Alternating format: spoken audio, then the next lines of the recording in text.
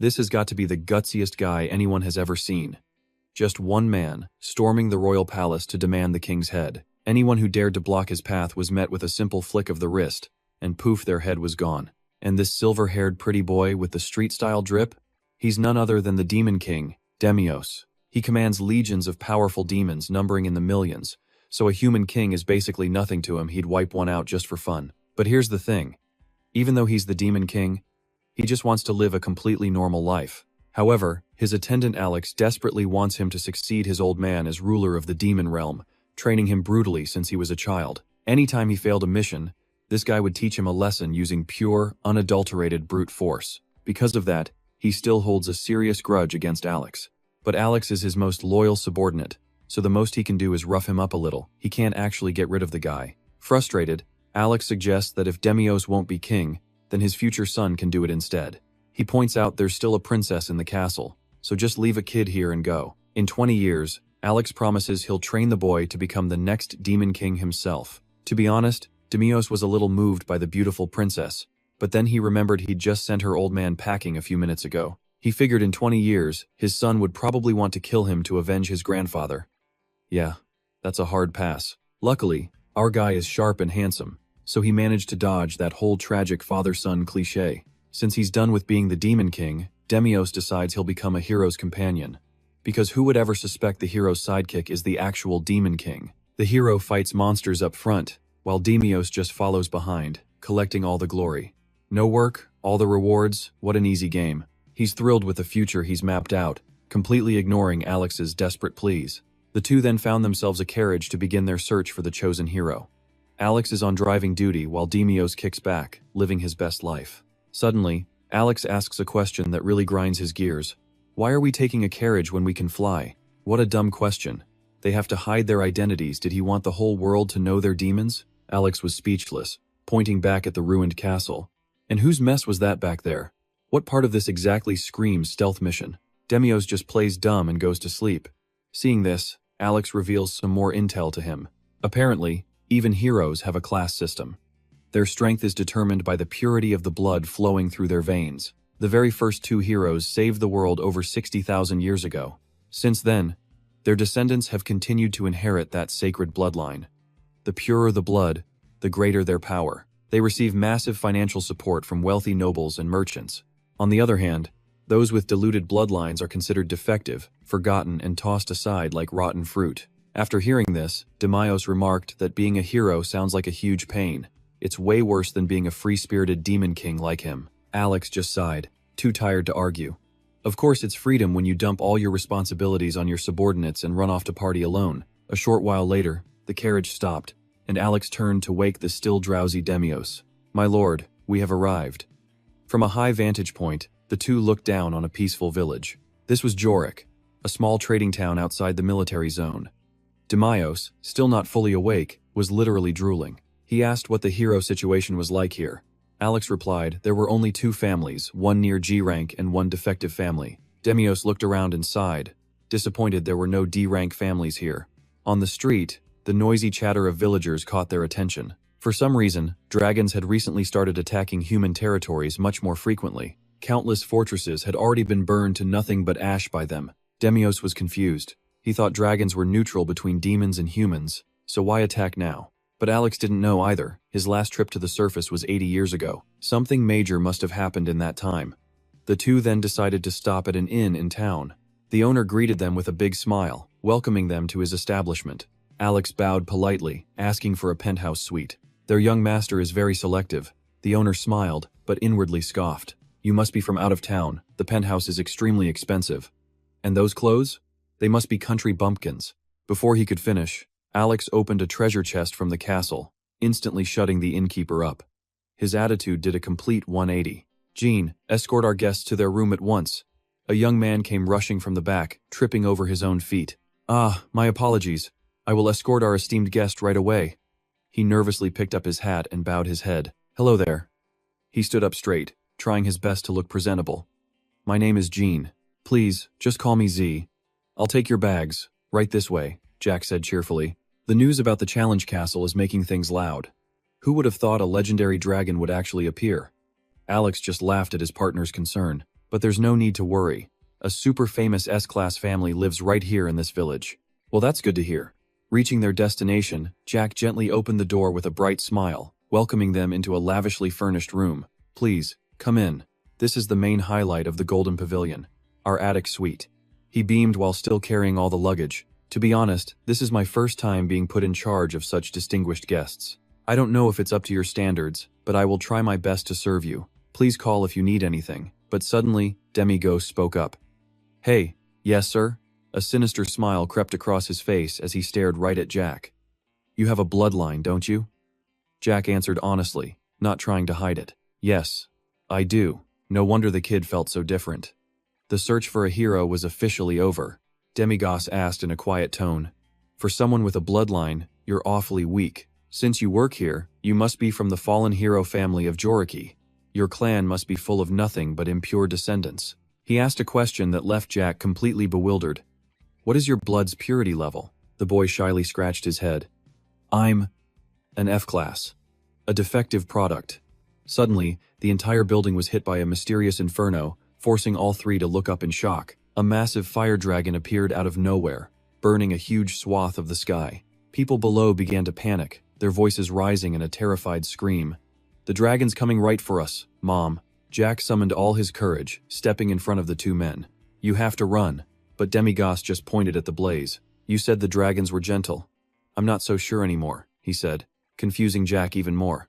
Don't worry. His eyes glowed red again, that same eerie smile on his face.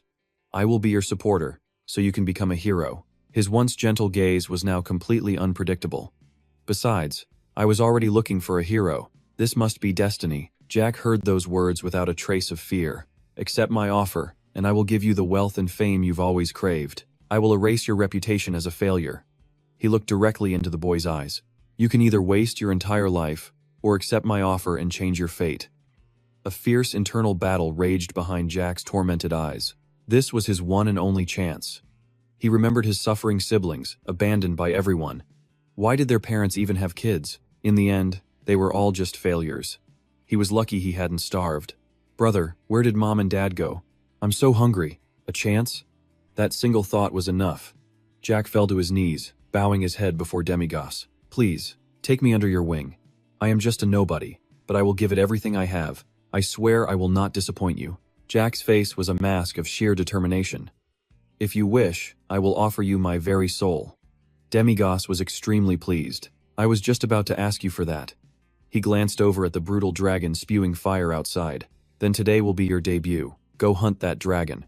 Shouldn't he start with a goblin or something? As Jack bowed, Demighost raised his hand and conjured a magical contract. Then let's make a deal. It appeared instantly, filled with 5 ridiculously unfair conditions. Jack hesitated, a feeling of deep unease washing over him. This contract was completely one-sided. Demighost narrowed his eyes. Sign it. If you accept, the contract is sealed. Jack's mind was racing, but his eyes kept landing on 2 words. Fame and fortune. Tears streamed down his face as he made his choice, shouting his name for all to hear. Jack Holy Big. Immediately, his name burned itself onto the contract. The plan was in motion. Demighost was still smiling, satisfied, as he pointed to the giant dragon that terrified Jack. Now for your debut performance. Go kill that dragon. What? Alex finally decided to speak up. Master, a human can't possibly destroy a dragon. Demighost raised a finger, a smug look on his face. I know that. He only needs to pretend to kill it. I'll be the one who does the real work. He laid out his seemingly simple plan. First, Alex would approach the dragon, then drop it right in front of the defective product. At that moment, the reject will swing his sword at the falling dragon. Finally, the crowd will go wild as Jack stands with one foot on the dragon. After he presented his plan, the other two were speechless. So, the defective product just shows up and kills the attacking dragon? Alex calmly stated the hole in the plan. But everyone will get suspicious if an F-ranker like him suddenly kills a dragon. And besides, wouldn't a D-rank hero partner make you too famous to live a quiet life?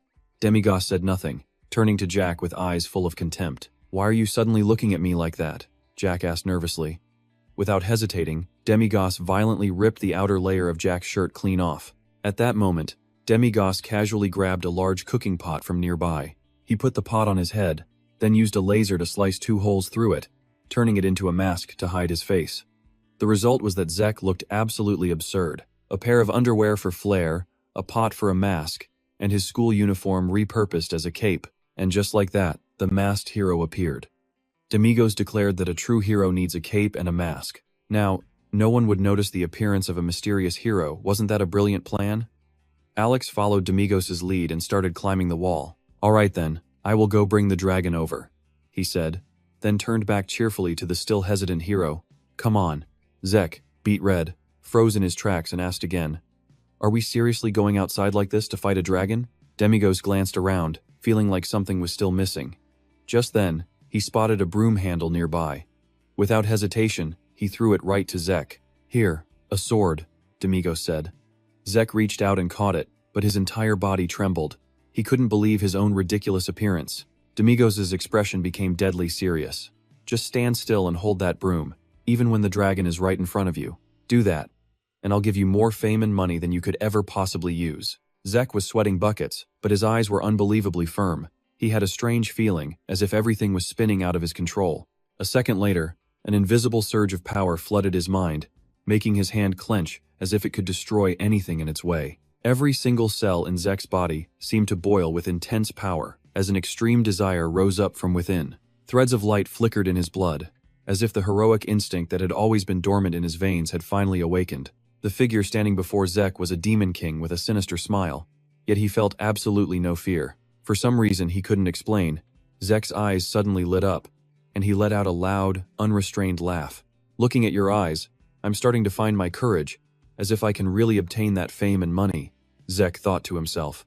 Demigos was just as resolute, pointing like a war god and ordering, Go forth, my subordinate. Yes, sir. Outside, a fire dragon was rampaging, causing the people to suffer and cry out for help from any saint who could hear them. Save me. Desperate screams echoed from everywhere. The giant dragon didn't stop, continuing to spew fire and burn the village to the ground. Almost the entire village was engulfed in a sea of flames, and the sky itself was stained a fiery red as the destruction spread. The dragon beat its wings, flying everywhere and breathing fire from above. Alex stepped out of a barrier, standing firm on a crucifix, his eyes tracking the dragon. Even though he didn't want to get involved in this mess, he was forced to act. Without a moment's hesitation, Alex threw off his cloak, revealing dozens of thorny arms sprouting from his back. With a terrifying calm, he held his hat down and shot straight toward the dragon. In the blink of an eye, Alex landed securely on its back. His gentle expression vanished, replaced by one of pure, brutal determination. Alex's thorny arms rose high before plunging straight down, piercing the dragon's hard scales and digging deep inside, slowly approaching its heart. The magic arms wrapped tightly around the dragon's heart, but the beast seemed completely calm. I have grasped your heart. You cannot resist my commands. I will ask you this first. Why did you appear in this place? Is there not a pact between dragons and humankind? Suddenly, Alex's calm expression turned to one of pure shock. On the dragon's body, a strange purple substance began to emerge, confusing even Alex. What is this? This dragon is definitely not normal, he muttered to himself. The dragon began making bizarre noises, speaking in a language Alex had never heard before. His expression grew more grim than ever before. How can a dragon like you possibly know that filthy language? What are you, really? Something isn't right here. In the sky, flames swirled violently as the dragon began to thrash about wildly. Down on the ground, Zek was still standing there, watching patiently. He gripped the broomstick, his face dazed as if he couldn't believe his eyes. Suddenly, whispers started up from behind him. What is that? Two kids poked their heads out of a house to look. Who is that? Why isn't he running away? More and more eyes fixed on Zek, causing him to break out in a nervous sweat. Is he going to fight the dragon alone? Is he a hero? The whispers made Zek flustered.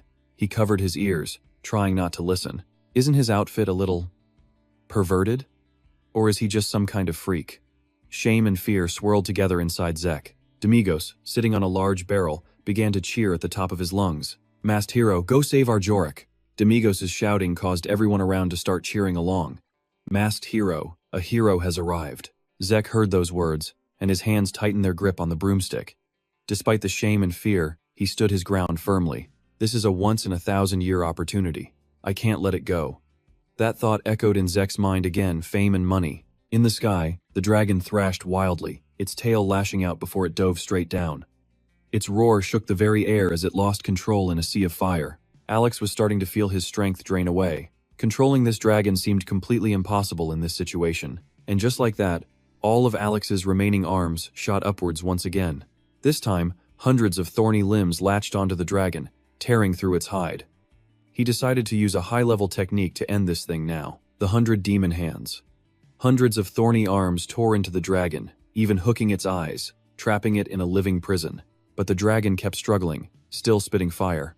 Alex lowered his head, his face grim. He knew this had to be the final blow. His thorny arms drove deep into its body, plunging straight for its heart. The dragon roared in agony, trapped within its own sea of flames. But then, Alex stopped. He realized something was terribly wrong. Purple tendrils spread from the dragon's body onto his arm, as more eyes appeared on its face.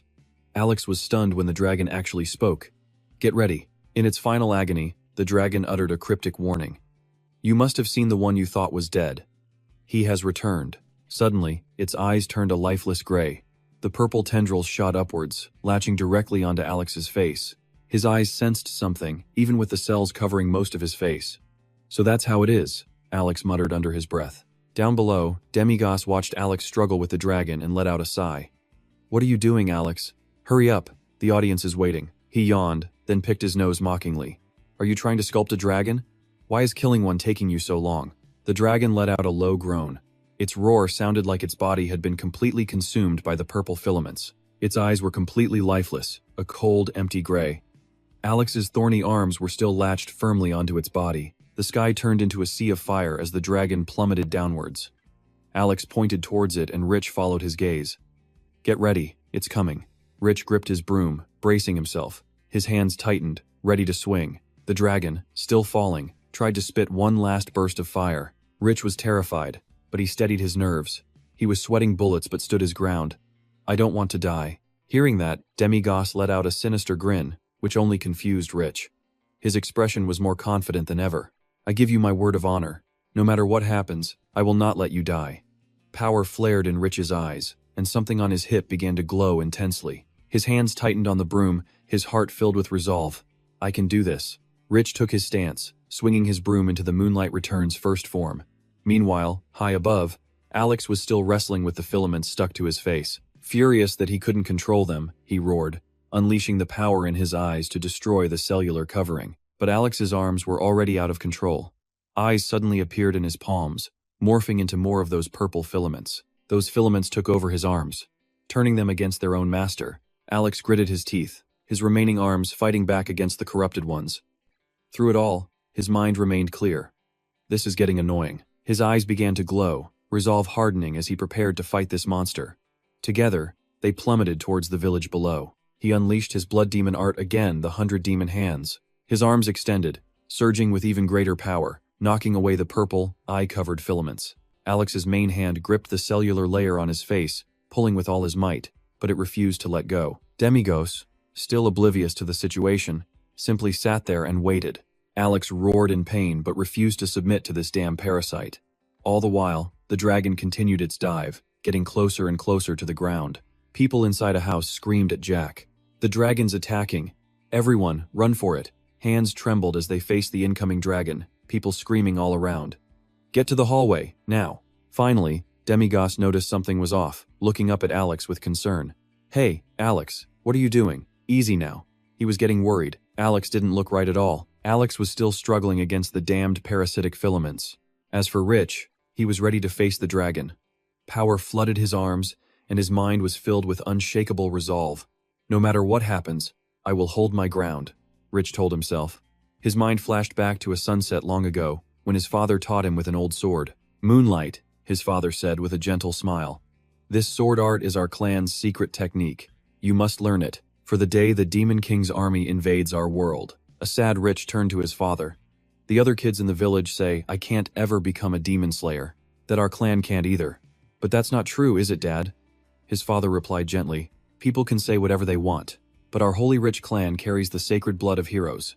I am certain you will become a demon-slaying hero." Even though he was gravely ill, his father did his best to pass on his faith.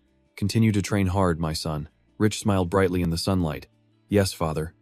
Now, he was facing an incredible danger. He gritted his teeth and swung the broom with all his might, unleashing a strange light. "Moonlight, return, first form." Just at that moment, Alex finally tore the cellular layer from his face. Demigos was also ready for action. He used his destructive eye power to lock onto his target. From the village below, a beam of light flashed upwards, shooting straight at the dragon. Seizing his chance, Zik launched a ferocious slash backed by sheer determination. His broom slammed into the dragon, and a chunk of its body simply exploded. As the colossal dragon crashed down, everything around it was obliterated, walls crumbling under its immense weight. Zik had squeezed his eyes shut for the killing blow. He slowly opened them, stunned to find himself alive, and a wave of embarrassment washed over him. He turned around in a daze, unable to believe the giant dragon corpse lying behind him while he stood in a pool of its blood. That's when the cheers started. "It's a hero!" Villagers peered out from their homes, shouting in unison, "He's our savior, a true hero. The gods must have sent him to us. Long live the hero!" Zik was stunned, his head spinning. Behind him, Demugos faked a few coughs to get his attention. He quietly reminded him, "Aren't you going to change and run? The mysterious hero, remember?" Flustered, Zik bolted and disappeared from sight. Alex, however, understood it all, watching from atop a cross as the destroyed half of his face slowly began to regenerate. He looked down at the scene below, a deep sense of unease washing over him. The dragon's head was still there, but it was definitely dead. But what truly worried Alex was that purple fungus. The dragon's corpse was now being consumed by its own fire. The one thought to be dead had returned. The next morning, the sky was clear and cool as Demugos woke up, stretching to enjoy the fresh air. "Man, I slept well," he thought. Alex placed a cup of coffee on the table, asking gently, "You're awake, sir? Please, have some coffee." Demugos just froze on the spot, completely dumbfounded, which made Alex chuckle. "They say humans start their mornings with a cup of coffee," Alex explained. Demugos let out a surprised little "oh." Just then, someone rushed in to report, "Sir Patia, there's a problem." That name made Demugos whip his head around, his face suddenly lit with excitement. The entire village is out searching for the mysterious hero. They want to make him the official hero of the village. Demugos looked at Zik's filthy clothes, unable to hold back his question. "What on earth happened to you?" Zik scratched his head, explaining with a weak smile. "The village was a mess after yesterday, so I was helping clean up. Manual labor pays okay." Demugos calmly brought the coffee to his lips, saying nonchalantly, "It's fine. Everything is still going according to my plan." The sunlight streamed in, making him squint as he looked towards the sun. Demugos couldn't help but let out a sigh of satisfaction. Waking up to sunlight and good coffee. Mornings in the mortal world really are something else. All this, while the room around him was completely destroyed by the dragon. Alex, ever respectful, added, "The coffee is brewed from the dragon's tongue and left eyeball. I'm glad it's to your liking." Outside, the villagers were hauling debris from the wreckage, shouting at one another, "Let's move it! Can someone help over here?"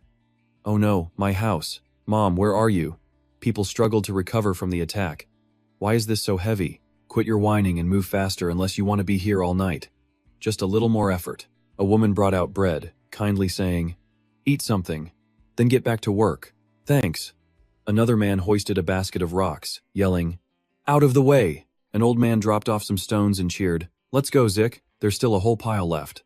Zik, carrying a heavy load, still managed a cheerful reply. "Yes, sir." Demugos watched the villagers bustling about and noted, "They're trying to rebuild this shabby little village." Resting his chin in his hand, he said to Alex, "That useless bum is working hard." Alex stood beside him and simply agreed, "Yes, sir." Alex then told Demugos what he had learned. "I spoke with him yesterday. Apparently Zik has been doing all sorts of jobs since he was a kid. He came from a poor family. Laundry, cleaning, plumbing, grave digging. There are very few things he hasn't done. He even worked at a tavern once." This information sent Demugos deep into thought. After a moment of silence, Demugos suddenly spoke up. "Then it's decided." Alex had no idea what he meant and looked back at him. Demugos lazily announced, "We've found our hero. It's too much trouble to move, so let's just start from this village. It's small and boring, but it's starting to grow on me." He declared happily, "This is my starting point." Alex suddenly froze, his face filled with shock at what he was seeing. Demugos had stood up and was now walking and singing cheerfully. "Shall we get going?" Demugos said, "Just leave the rest of the work to Zik." Alex, confused, had to ask, "Go where?" Pure joy was written all over Demugos' face. "To sell the dragon hide, of course. Isn't dragon skin incredibly expensive because it's used for gear? Our goal is to be in the top 2%, Alex said, pointing up to the sky. The Hero Bureau already collected it all last night. This made Demugos roar in absolute fury. They did what? Alex quickly explained. The dragon corpses are too heavy for normal people to move. Then what was the point of killing it? Demugos trembled, pointing forward. Let's go. Alex began to tremble too. Yes, sir. Where are we going now? Demugos' eyes burned with killer intent, his voice a low growl from hell. We're going to tear apart those grunts at the Hero Bureau. Alex quickly tried to stop him. Wait, Master. Alex was shaking in his boots, thinking, oh no, the Hero Bureau is the main headquarters for all heroes, no matter how strong the Master is. Fighting them alone was far too risky, and if they found out the Demon King was gone, it was all over. Alex quickly forced a smile. My lord, you did say you would side with the heroes. So what? Alex scrambled to explain. In the human world, you have to register with the Heroes Bureau to even be a hero. If the Bureau vanishes, who's going to recognize you as a hero? Hearing this, Demilgost just blanked out, completely speechless. He then turned back around, hand on his chin. Really? Alex was sweating bullets, thinking, did I just stop a demonic apocalypse? After a moment of thought, Demilgost had an idea. Then let's go there. Alex couldn't believe it. Again? Demilgost flashed a demonic grin, his long tongue out. We'll just conquer the neighboring country instead. Alex was floored.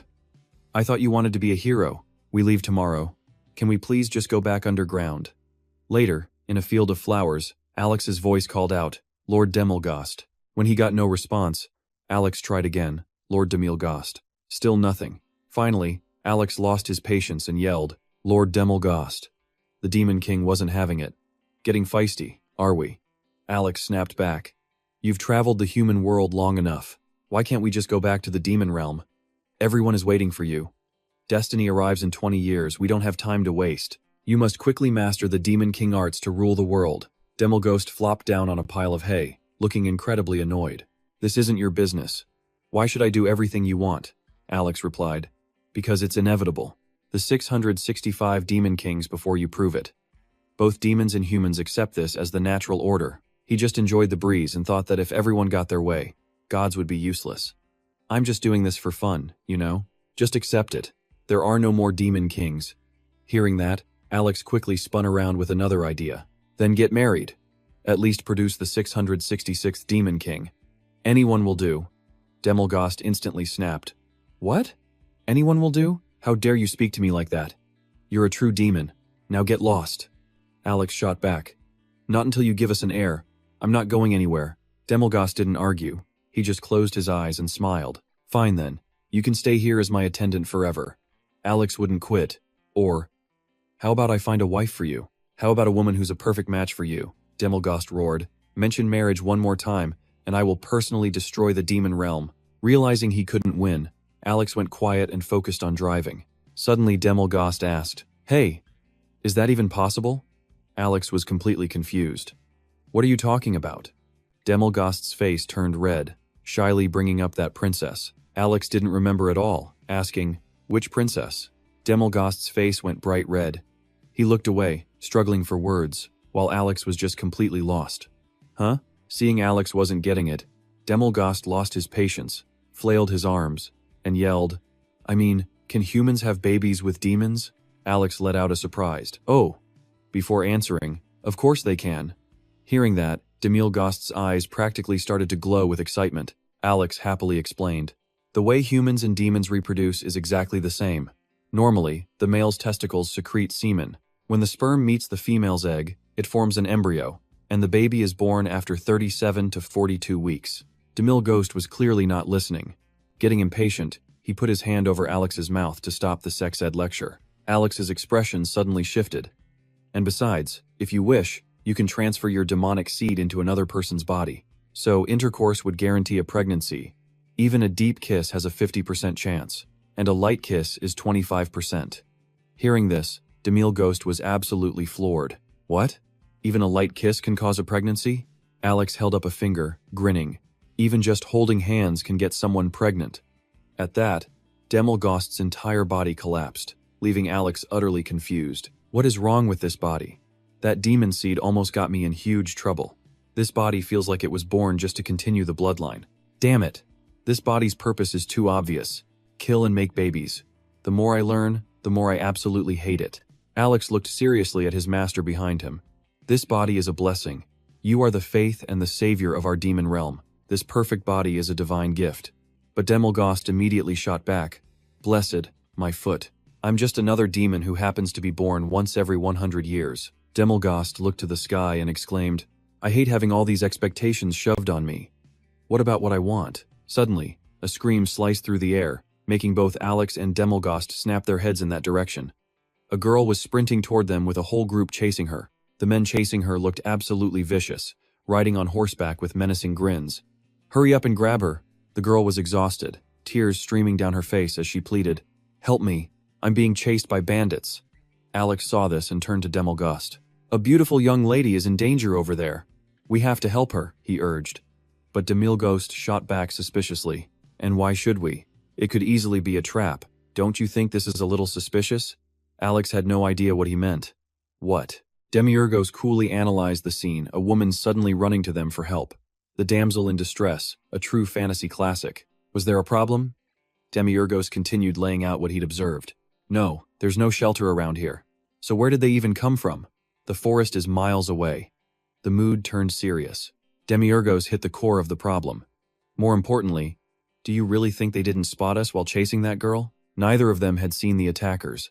Demiurgos squinted at Alex suspiciously. You set this whole thing up, didn't you? Using that girl to force him to produce an heir. Alex just turned and sneered. What kind of person do you take me for? I am Alex, the greatest strategist in the entire demon world. I'd never stoop to a plan this awful. The girl who was being chased ran right up to their carriage, giving Demiurgos a momentary jolt. She clutched the cart's railing, her face a mess of tears.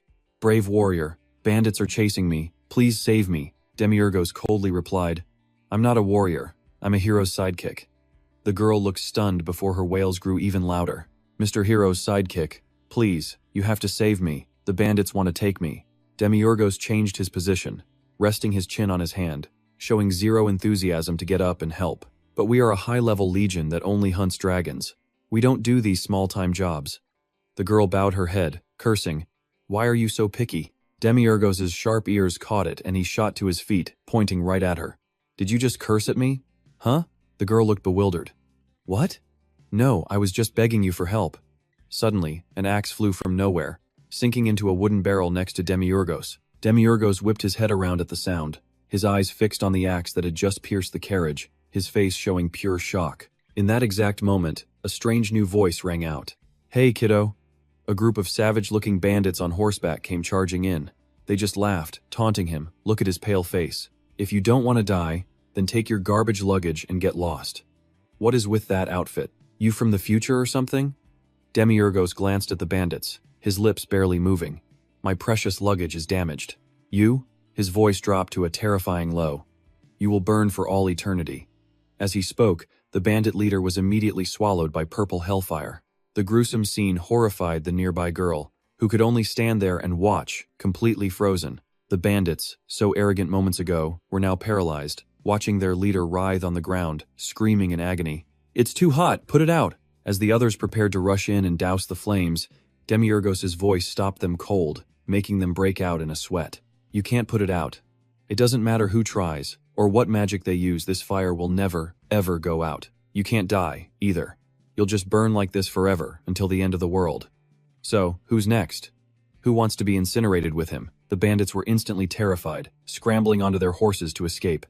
I'm sorry, please spare me. He's a demon. Run for it. Seeing the bandits vanish, the girl couldn't suppress an amused smile. Demiurgos shot her a look, annoyed. All right, you can go now. The girl quickly stopped him. Wait, Mr. Sidekick. Those bandits have taken over our temple. All the priestesses have been enslaved, and our holy relic is gone. Please, eliminate them and save our sacred shrine. In response to her pleas, Demiurgos just picked his nose and flatly refused. No, I don't do chores. The girl got so angry she crushed the carriage railing. Losing patience, Demiurgos turned to his subordinate. Let's go, Alex. Yes, master. As they prepared to leave, the girl rushed to stop them again. Hold on. She was sweating, trying desperately to keep them there. You mentioned a dragon, right? Could you possibly be with that hero in the loincloth? The temple seized by the bandits is the temple of the dragon god, the supreme golden dragon. If you drive them out, we will reward you with the helm of the golden dragon. Hearing that, Demiurgos stopped in his tracks, a flicker of interest finally in his eyes. What are you doing? Why are you still standing here? Elsewhere, heavy footsteps climbed endless stairs, ragged breaths echoing in the air. Master, Alex panted out. Demiurgos, standing calmly on Alex's back, simply replied, What? Alex was exhausted, barely breathing. Can't we just fly there? Come on, how could we? I'm not the Demon King, Alex screamed in desperation. At least let me carry you normally. My legs are about to snap. The debate between master and servant echoed through the mountains. Hey, I am the pride of the demon world, Alex reminded him. I thought you said you weren't the Demon King. Sweat was pouring down Alex's face, his expression full of doubt. But his suspicion wasn't without reason. He looked up at the girl, still running effortlessly without even breaking a sweat, which made Alex wonder. She'd been running non-stop for 30 minutes, up a mountain this steep. How could any normal human run like that while humming a song? But before Alex could finish his thought, Demiurgos, still standing on his back with hands in his pockets, spoke up. It doesn't matter who she is. I have no idea what she wants, but if she dares tell a single lie, I will personally skin her alive. Demiurgos paused, looking to Alex with a question. Was the true golden dragon also a dragon who worshipped a god? Alex frowned, catching his breath. Not exactly, he said, but it was close, like how Demiurgos was worshipped in the demon world. The true golden dragon was the divine dragon, ruler of all other dragons. But for nobles, the dragon clan, and humanity, there was only one true god. That was the creator god, the one who birthed this entire world. Hearing this, Demiurgos just looked up silently, the harsh sun beating down on him. After a moment, Demiurgos mused that the god must really favor humans.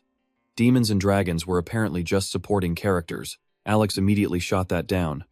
One should never doubt the gods. They are the only truth. They are perfect love. If they were bathed in the god's light, they too would receive that special favor.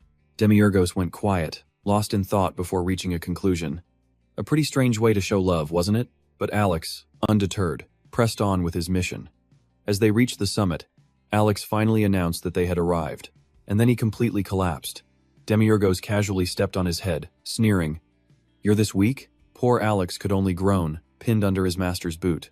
Demiurgos then looked forward to see an ancient, imposing temple. Demiurgos calmly walked inside, tossing a comment back to Alex, who was still on the ground. On the way down, you're the one carrying me.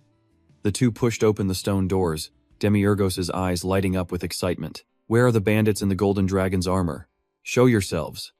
But Alex warned, Master, be careful. Something feels off. Just as Alex predicted, the stone doors slammed shut behind them, plunging them into total darkness. Out of the gloom, a pair of glowing red eyes appeared.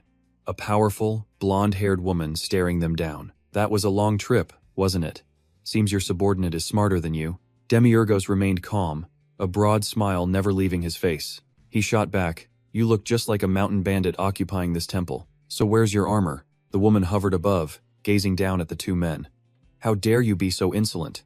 Do you not understand your situation? Kneel. The one before you is the divine dragon, the ruler of the dragon clan, the mother of all dragons, the one and only true golden dragon. At this, Demiurgos' calm expression shattered into pure shock, eyes wide, jaw dropped. Behind him, Alex was just as stunned, stammering, The divine dragon, the true golden dragon, our lord, we're in serious trouble. The divine dragon just laughed, her voice filled with amusement. Are you surprised because this turn of events exceeded your pathetic little expectations? You foolish mortal. Her eyes gleamed with excitement. If you know what's good for you, then beg. I'm not an unreasonable person. Demiurgos just rubbed his chin, looking thoughtful. A divine dragon, huh? Interesting.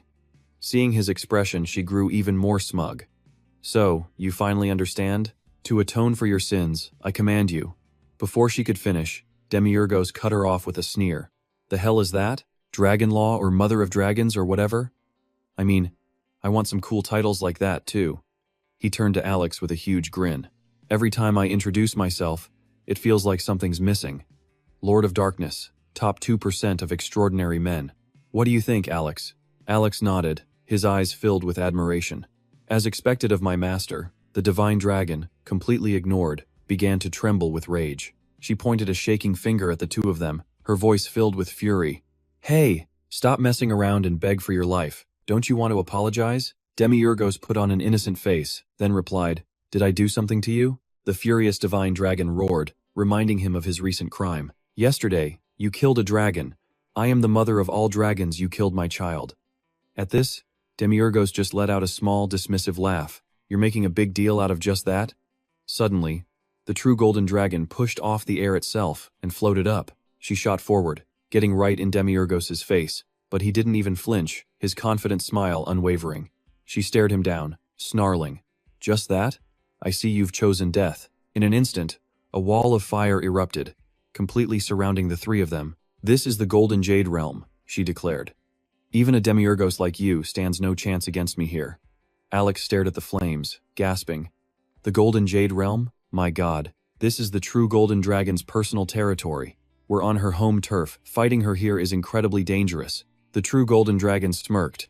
Your subordinate knows a lot. Now kneel. You. Number 66. But a sudden comment from Demiurgos left her completely baffled. You know who I am, and you're still doing this?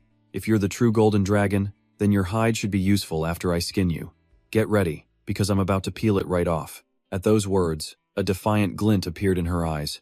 You dare. Demiurgos simply raised a finger to her lips and spoke. But first, don't you want to apologize for disappointing me?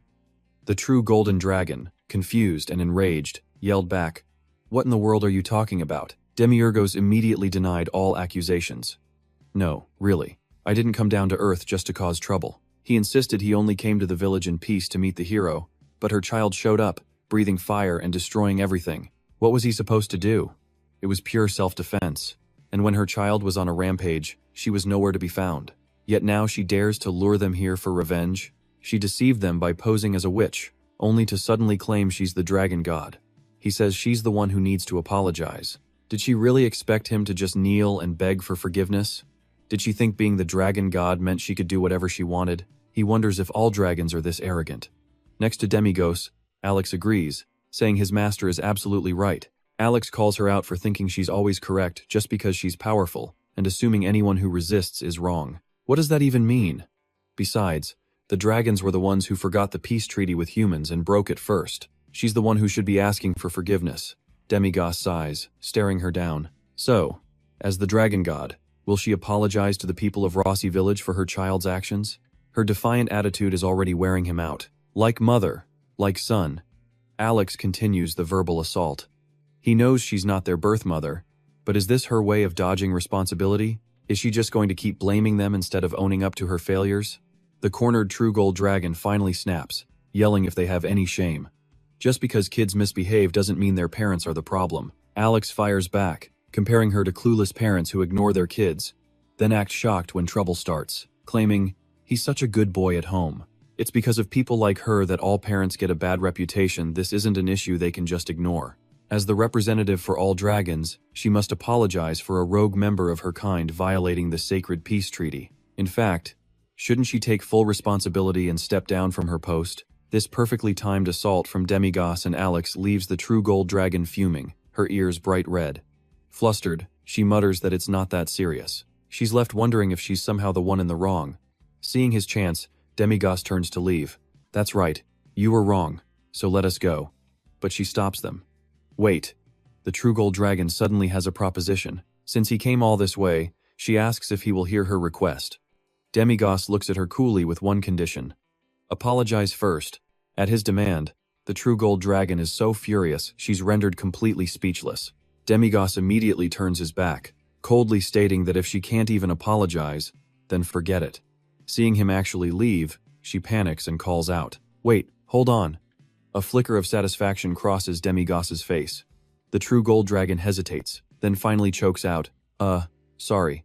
Out of nowhere, Demiurgos reaches out and pats her on the head, leaving the dragon god completely baffled by the gesture. Demiurgos smirks, playing the bigger person. Well, I don't like it much, but since you apologized, I'll accept. The true gold dragon's face twitches as she starts to sweat, muttering that this is weird, but she'll let it slide because she's just that generous. Satisfied, Demiurgos smiles and finally asks, So, what is it that you want? The dragon god's expression turns deadly serious as she makes her request. She wants Demiurgos to hunt dragons. After a moment of silence, he scoffs in disbelief. The golden dragon, the god, the law, their mother is asking him, the demon king, to hunt her own kind? Did she really think he was stupid enough to fall for such obvious nonsense? This had to be a trap. She'd lost her mind. This foolish dragon. Alex speaks up from the side. Is this because of those purple parasites? Alex remembers seeing something parasitic clinging to the other dragon's body during their fight. Maybe that's what's driving them all insane. The true gold dragon doesn't deny it. That's right, she confirms. Something is terribly wrong. A faction known as the Headliners has rejected peace, and the dragon from yesterday was one of their victims. Her gaze drifts off, lost in a painful memory. The Headliners, she explains, are dragons who were deeply scarred by humanity, losing mates and children. While some conflict was unavoidable, these dragons are now completely blinded by pure rage. They're trying to reignite the war by infecting peaceful young dragons with a strange, powerful magic she's never seen, turning them into living weapons. She looks at them with deadly seriousness. That's why they must capture the infected before any more innocent young dragons are forced to die as miserable tools of war. Hearing this, a sinister smile spreads across Demigos's face. He finally understands what she needs. A hunt. So the Headliners are manipulating peaceful dragons, driving them berserk, and forcing them to attack humans against their will. And she wants him to capture them before they're all killed by humanity. The true gold dragon doesn't deny it. Demigos replies without missing a beat. So, what are you going to give me? His eyes flash with cold intent, even as a smile plays on his lips. Where's my fee? There has to be one, right? The true gold dragon frowns, her tone suspicious. What do you want? And just like that, Demigos held up 5 fingers, making his terms crystal clear. 5 dragon scales. He explained that the most powerful weapons have always been forged from dragons. For everyone he captures, he takes 5 scales. And that's not all. He also needed dragon-forged weapons and armor worth more than 100 gold. His final offer, the dragon mother went pale. After a moment of stunned silence, she broke out in a sweat, blurting, "What? Are you some kind of swindler?" With a snap of his fingers, Demigos's voice turned to ice. "Think whatever you want." Instantly, a contract materialized between them. The terms were simple. Demigos would capture the dragons harassing the human cities and castles, then bring them to the Golden Dragon. The agreed-upon price was 5 dragon scales and weapons worth 100 gold for every single dragon he brought in. Payment would be made the morning after the job was complete, but if the contract was broken, she would become his slave. Demigos smirked, his eyes flashing with a wicked challenge. He explained she only needed to speak her name to seal the deal, a deal with a devil, with her very soul on the line. The Golden Dragon just sneered, her voice firm with resolve. "I'm aware." She then spoke her name, the Divine Golden Dragon. As the words left her lips, the contract dissolved into purple smoke, sealing the pact. Seeing it was done, Demigos grinned with satisfaction, looking right at her and declaring, "The contract is signed." He and Alex turned to leave. "Open the gate," Demigos ordered. "I'll sort this out in a few days." But suddenly, the Golden Dragon called out, "Devil!" Demigos stopped in his tracks, turning back to wait for her to continue. Her eyes pleaded with him, "Please, capture them alive. Don't cause any more deaths." He looked at her, a brilliant smile spreading across his face as he replied, "Of course, my dear client." A moment later they were outside, Alex trailing behind him with a worried look. "Things didn't go quite as planned, did they?" Alex asked. "Nope," Demigos replied, just before a sudden realization hit him. "Oh, that's right." He bolted back towards the temple, shouting for the Divine Dragon. But the gate had already sealed itself shut, leaving him stunned. Demigos roared in pure frustration. "She still hasn't given me the Golden Dragon's helmet." Alex paled, reminding him, "We're not dragons, we can't get back into that realm now." That dragon tricked him again. A furious scream echoed through the mountains. "One of these days," Demigos yelled, "I will rip that smug look right off your face." Later, inside a derelict castle, an angry shout rang out. "You're selling weapons now?" Demigos just gave an awkward laugh, clasping his hands together. "That's right." Alex looked at him, totally confused. "Why?" Rich just stood there, completely lost. Alex finally lost it, grabbing Demigos and screaming, "Why in the world are you selling weapons again? You abandoned all of us," he yelled. "Just to come down to the human world and sell some weapons?" Demigos shot right back at him. "Hey, when humans hunt dragons and forge weapons, what does that feel like to you? This is business, you brainless fool. A monopoly on dragon scales is the ultimate weapon the Golden Dragon just gave me." His eyes lit up. "Oh man, how much am I going to make from this? I knew it all along. Well, at least the first 2% of it." He explained she promised him a pile of weapons if he just caught a few dragons. It was basically free money. The more he talked, the more excited he became, almost drooling. War breaks out every 100 years. Selling arms is the most profitable business. It never fails, right? Hearing this, Rich could only scratch his head, wondering to himself, catching dragons is considered a freebie? Demigos whirled around to face Alex. And you idiot, have you still not figured out who I am? A cunning, dangerous smile spread across his face. Selling weapons is just startup capital for my real plan, he revealed. I don't plan on being a merchant for my whole life. Have you forgotten? He asked. One watches from the shadows, while the other holds all the weapons in the world. Hearing this, Alex's expression completely changed. His face lit up, his eyes filled with nothing but admiration. I knew it, Alex said. So that's what this is about. You haven't forgotten, hell, Demigos then commanded. Then hurry up, take that useless kid and find us a good storefront. Go. Without a moment's hesitation, Alex cheerfully scooped up Jack and hurried away. Alex and Rich leaped down from the castle and vanished. Demigos watched them go, finally letting his true thoughts surface. Why was he even bothering with all this? The ultimate goal, of course, was to become a landlord, the owner of the best building in this whole fantasy world. I'm so glad you're an idiot, Alex, he thought to himself. A little while later, Demigos was stretched out comfortably on a bed, swinging his legs with a quiet, scheming smile on his face. Outside, the sun was high in the sky, beating down on the earth. Demigos just laid there peacefully, staring at the sky and letting out a small laugh. His mind drifted back to the first time he met Jack. The kid's apology still echoed in his head. I'm sorry, my rank is only F. I'm just a worthless piece of junk. Then, the image of their battle against that dragon replayed in his memory, every moment in slow motion. He recalled the image of the golden dragon begging him, pleading to capture them alive to prevent more bloodshed. Remembering this, Demigos smiled silently, his eyes half closed in thought. Under the blazing sun atop a ruined building, Demigos mused he'd created a stable income source and saved that foolish hero. So it was done, he could get rich without even moving. But what was this hollow feeling? Was it a craving for blood and slaughter? Would he feel better if he killed everyone in this town?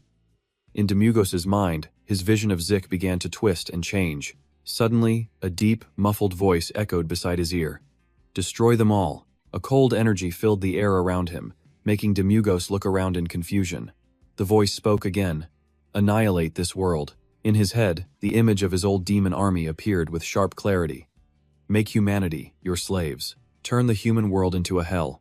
Only then can you end this cycle of death and rebirth. Deep underground, where the sun hadn't shone for 100 years, Demigos stood, staring blankly into the void. He then closed his eyes and coldly declared, Be silent and disappear. As evening fell, a blood-red sunset covered the sky. A footstep stopped, and a voice rang out. Here it is, a new weapon shop. Its owner had died during the dragon invasion, so the shop was bought up for cheap. Demigos stretched and let out a yawn. Not too bad. You found it pretty quick. I haven't even had a chance to sleep yet. Alex covered his face, speaking shyly. Once I heard the real plan, I was too excited to sit still, you know? Let's work hard together for it. Alex looked at the storefront, calculating. If we get Zik to help out, this place could become a really nice shop. Can Zik even fix houses? Demigos nodded. That's right, he used to be a carpenter. Alex couldn't believe it. Really? So young and already so skilled. He's incredible. But isn't the bloodline level passed down through generations? I mean, even if pureblood parents have a child, that kid could still be pressured class, right?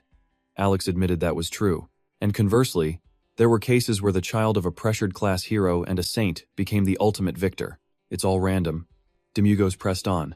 So is there any hope for those seen as failures? Just because a family is pressured class, is the child automatically branded the same? Alex shook his head. It's a bit vague.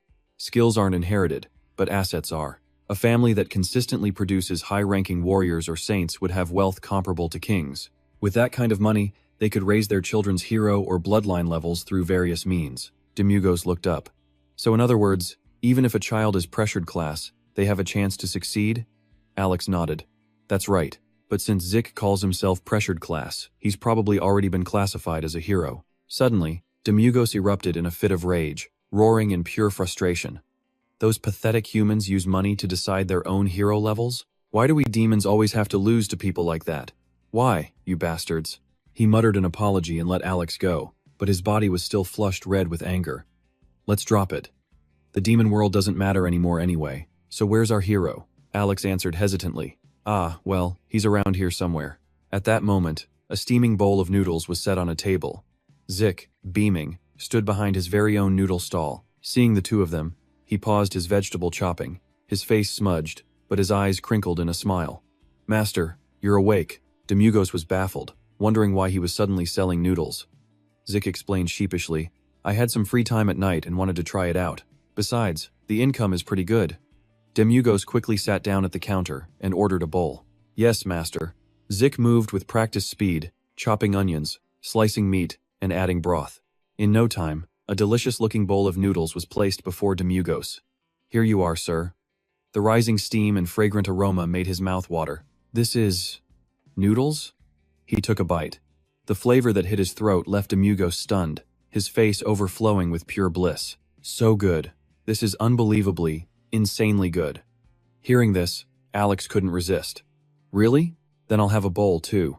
The moment the flavor touched his tongue, Alex froze, his eyes wide. He immediately shouted, "This is amazing." Zik quipped, "Forget being a hero, you should switch to this line of work. I'll take that as a compliment." Watching the two eat with such gusto, Zik's heart swelled, unable to hide the happiness on his face. Demugos, mid-slurp, paused as Zik spoke up.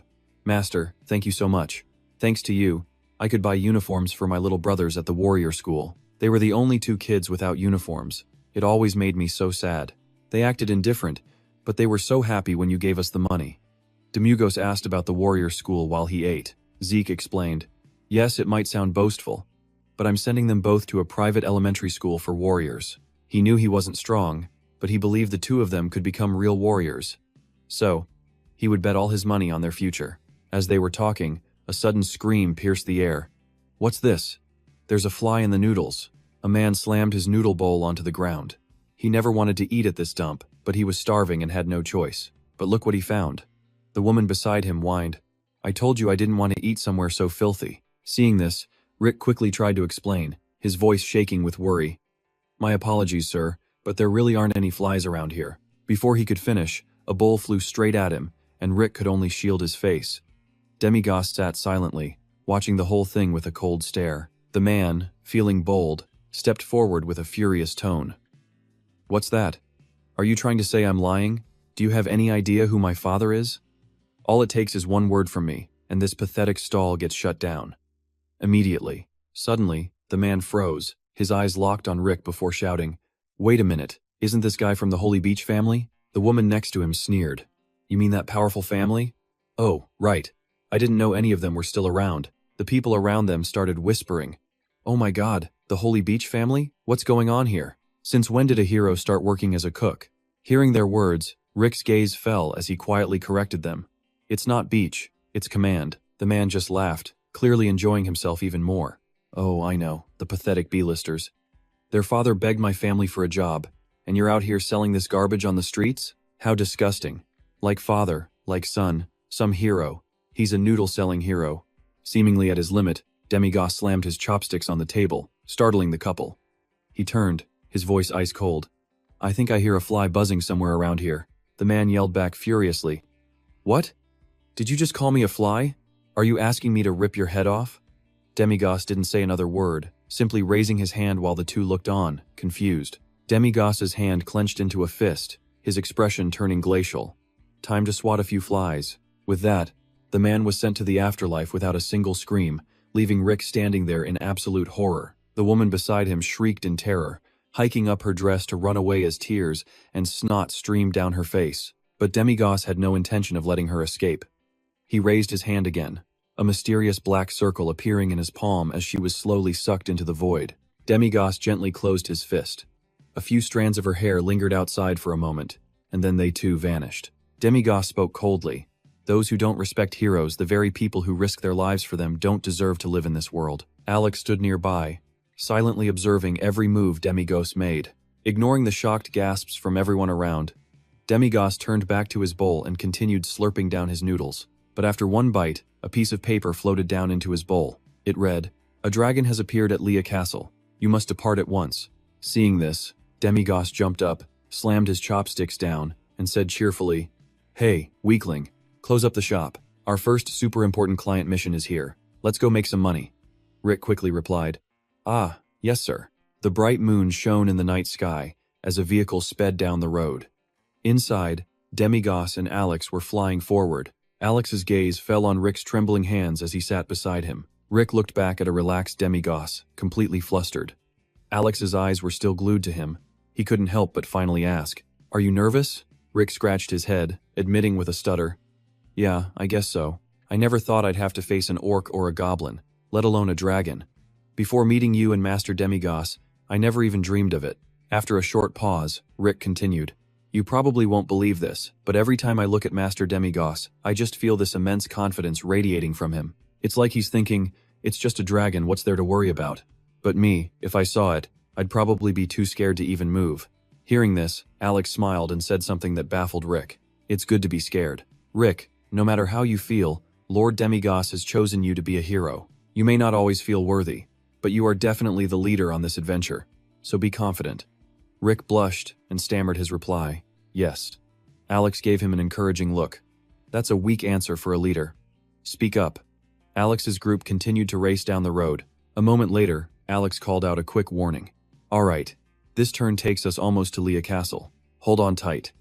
The vehicle took the corner at full speed, forcing Rick to squeeze his eyes shut and grip the reins for dear life. When he slowly opened his eyes, a massive castle stood before him, encircled by a colossal white dragon. The beast was being swarmed by headliners, roaring in pure agony. Rick leaned forward, utterly shocked by the scene. Did the dragon already destroy the castle? What about everyone inside? From behind, Demigos pointed casually, his voice calm. "Relax, they've all gathered on the other side." Alex, standing nearby, figured a castle this massive had to have a few G-rank heroes inside. They probably helped everyone escape safely, so just relax. Demiurgos yawned, his tone a lazy command. "The stage is set, the audience is here. It's showtime, get ready." The weakling just sweats, not daring to talk back. In front of the castle, it's total chaos, full of screams and curses. Damn it, where did that dragon come from? Is this the apocalypse? The townspeople are freezing on the cliffs, their faces flushed with emotion. "Get warm blankets to the injured, now. It's so cold, I feel like I'm going to die." Amidst the chaos, an overweight man starts praying desperately. "Oh Lord, please make this storm stop. Have you truly forsaken us?" From the distance, another voice cuts through the noise. "Even the king left us to fend for ourselves, so why wouldn't God?" In another corner, someone else complains, "It's so hot, like being stuck in a sauna." The king sits comfortably on his throne, while mages from the Holy Land use magic to ward off the extreme cold. The king scratches his face in annoyance. "Hey, where are those heroes who went for the savior? God, it's burning up. We have to get back to the castle." An elderly priest steps forward to report. "They've likely been killed by the dragon. I can't reach any of them." The king explodes. "What? Then you handle it yourself. If this keeps up, I'm going to die from this heat." Suddenly, a shout rings out. "Make way! Make way!" The king freezes, completely startled, and there's Wretch, making a grand entrance on a chariot driven by Alex. The crowd roars. A hero has arrived. The king just leans back, stunned. With a glint in his eye, Wreck's chariot flies right over the king's head. The king is just stunned, muttering, "A hero? Seriously? You're just a weirdo in underwear holding a broom," he screams in rage. "They're getting away, catch them." The protective barrier breaks, letting in a blast of freezing wind. "Hey, it's freezing. Recast the spell, hurry," the king yells. The old priest kneels, too weak to argue. The king's face is purple with fury. "How dare they fly over my head? I hope the dragon eats them alive." Outside, a young boy held tightly by his mother points into the distance. "Mom, look over there." His mother looks, confused. "What is it?" Right before them, the chariot hurtles toward the dragon and the castle. The boy asks, "Is that guy really fighting the dragon in just his underwear?" Everyone around them just stares, jaws on the floor. "You've got to be kidding me. Don't tell me that's the hero who's supposed to beat the dragon and save us." Up on the chariot, Wreck is shivering, rubbing his legs together for warmth. He turns to his companions, whining, "It's so cold, and so embarrassing." The shame is making it even colder. Wretch grits his teeth as he sees the people below, frozen solid. He thinks to himself that too many people were caught, they couldn't escape, they're all gone. But then Resh looks up and notices something huge. Their group is closing in, just a short distance now from the massive dragon. Just then, Demiurgos speaks up. "Alex, weakling, get ready." He's lounging on the chariot, totally calm. The plan hasn't changed. "Weakling, you're going to stand right where everyone can see you. Alex, you'll capture that hero Lanlin and drop it right in front of the weakling." Then, he'll finish it with one sweep of his broom. Got it? Rek is so cold his nose is running. He thinks to himself, I knew it. This plan sounds way too familiar. Demiurgos, still lounging lazily, turns to Alex. And you, Alex. Don't screw around like last time and force my hand again. Alex replies respectfully, You can count on me, my lord. He then waves a hand, creating a purple spatial rift as he slowly rises. He reveals his true demonic form, standing tall on the chariot and declaring his intent. Last time, this humble servant struggled a bit because I misjudged their state, but I will not make that same mistake again. But Demiurgos' voice cuts in, stopping Alex cold. Don't kill it, he orders coolly. I want it captured alive. A murderous look crosses Alex's face as he replies, Understood. In that case, I'll just beat it within an inch of its life. Alex then turns to Resh, who's still shivering in the corner. He takes off his hat. That dragon is massive, so things are about to get a little messy. Make sure you plant your feet and don't move. And with that, Alex steps into the portal, leaving with a simple, well, see you. Resh can only stammer, a little messy. Plant my feet. Demiurgos now turns to Resh. Stop the chariot, weakling. He gives a lazy wave. I'm gonna take a nap. Go deal with that dragon, and make it quick. Rek hesitates. But, Sir Demiurgos. A distant roar from the dragon sends a chill down his spine. He hugs himself tightly, timidly asking, Could you maybe come with me? I feel like I'm about to pee my pants. Deep down, he knew it. He was going to be scared to death facing that thing. High up on the castle, creatures called headliners cling to the dragon's body. Hearing the commotion, all of them turn their heads towards the sound. Alex emerges from a rift, suspended in midair. His gaze is locked, slowly closing in on the dragon as the headliners sense the approaching danger. Instantly, they harden into sharp spikes, launching themselves straight toward Alex. But with incredible agility, Alex weaves from one spot to another, effortlessly dodging every single one. If any managed to touch his face or body, they were instantly disintegrated by his power. After a few exchanges, the dragon finally drops the castle and crashes to the ground. A massive cloud of snow erupts. Standing nearby, Zek watches the beast fall, his hands trembling. In the freezing wind, he grips his broomstick, jaw clenched and speechless, but his heart is absolutely pounding with pure excitement. This was incredible. But the thick smoke blocks his view, and Zek starts to wonder, has it even begun? He quickly turns, calculating his next move. He needs to find a spot where Sir Alex can easily see him. Suddenly, Demios calls out, Runt! At the same time, Zek grabs his wooden shield. Before he can react, Demios explains from the cart. Don't you always carry that thing around? A hero should at least have a shield, you know. Isn't this your father's? Demios points at the shield, and a purple energy suddenly envelops it. Zek just stares at the shield, now wrapped in Demios' magic, completely and utterly confused. Demios explains, It's a protective magic barrier, strong enough to block the Dragon Clan. Hearing this, Zek is moved to tears, about to voice his gratitude. But before he can get a word out, he realizes Demios is already fast asleep. Zek quickly pushes off from the cart, not forgetting to wish him, sleep well. Sir Demios, I'll definitely do well this time. He needs to hurry to the designated spot so Sir Alex won't be kept waiting. He scans the area, searching for somewhere obvious high up and right in the center. He quickly spots the perfect place that fits his requirements.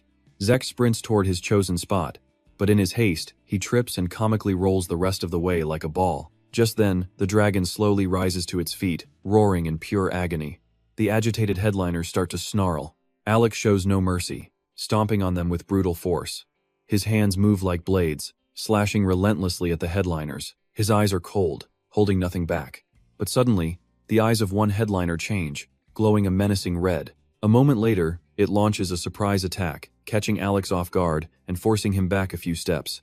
At that moment, all the headliners on the dragon's body completely vanish. It roars, shooting straight into the sky, kicking up a blizzard of snow. Suddenly, a massive hand materializes from the swirling smoke. It immediately clamps down on the flying dragon's mouth. Alex appears in a flash, leaping into the air. He flies straight for the dragon, his eyes filled with resolve and a glint of killing intent. As he gets closer, he unleashes his magic, and countless purple arms manifest behind him. The demonic look in Alex's eyes becomes even more pronounced. Alex decisively strikes, leaving the dragon no room to resist. It plummets from the sky, causing a series of shockwaves as it whimpers in agony from the immense impact. With one of his arms now deformed, Alex slowly approaches the beast. You recover fast, he mutters. Is it because of your size? The dragon just roars again as if trying to answer. Without hesitation, Alex raises his hand. Time to end this, he decides. From a distance, Zek watches Alex take down the dragon, completely stunned. Absolutely incredible, Zek whispers from his perch on the cliff. It's terrifying. Sir Alex is handling that dragon all by himself. Suddenly, Zek's eyes fly open. He glances behind him, where the townspeople are cheering wildly for him. A hero. The hero has saved us. Zek is baffled. Are they winning? We're saved. Go, hero. God has answered our prayers. All the townspeople are shouting, moved to tears of relief. Our hero. Hearing the cheers, Zek is completely shocked. He realizes they're cheering for him. The shouts grow louder. You can do it. Go. But to Zek, Alex is the only real hero. Not him, who's just standing here, trembling in fear. He thinks to himself, I'm so jealous. I want to be a hero just like him, to save people and bring them hope. As he's lost in thought, a cry for help. Please save me, snaps him back. He quickly looks toward the sound. A person is nearly frozen solid, only half their face visible as they beg. Please save me, Sir Hero. Elsewhere, the dragon's tail whips out, forcing Alex to fly back to dodge. It slams into an iceberg, shattering it to pieces. Zek hears the crash and whips his head back toward the fight. Huge chunks of ice rain down on Alex, forcing him to keep dodging. Alex looks annoyed and mutters something under his breath as the dragon's foot slams the ground. Snow billows up as it lets out a world-shaking roar, speaking in some untranslatable tongue. Alex stares intently at the dragon. So, you can recover indefinitely, as long as the host isn't dead. Is it a parasite? Alex assesses coolly. You're basically just a zombie dragon at this point. The dragon's massive foot touches down as it changes direction, screaming in pain. And all over its body, the headliners begin to reappear. Alex realized they could multiply endlessly unless torn from their host. A true zombie dragon. But the dragon stood tall against every attack Alex threw at it. A cold glint appeared in his eyes. If he couldn't kill it, there was only one other way. He'd just have to chop off all its limbs. The dragon slammed its feet into the ground and shot into the sky with a deafening roar. Its mouth gaped wide, diving straight for the cliff where Alex stood. Without a moment's hesitation, Alex unleashed his 100 hands technique. Countless arms erupted from his back, coiling together just before the dragon could connect. The smaller arms merged into one gigantic hand, clenching into a fist before swinging hard at the dragon. The punch carried devastating power, smashing the dragon straight into the ground below. Not done yet, Alex activated his 100 demon hands. Giant arms relentlessly pummeled the downed dragon before merging into one, grabbing its neck and hoisting it high into the air. Suddenly, a surge of white power began to gather inside the dragon's mouth. Alex didn't seem to care, staying completely focused on his own technique.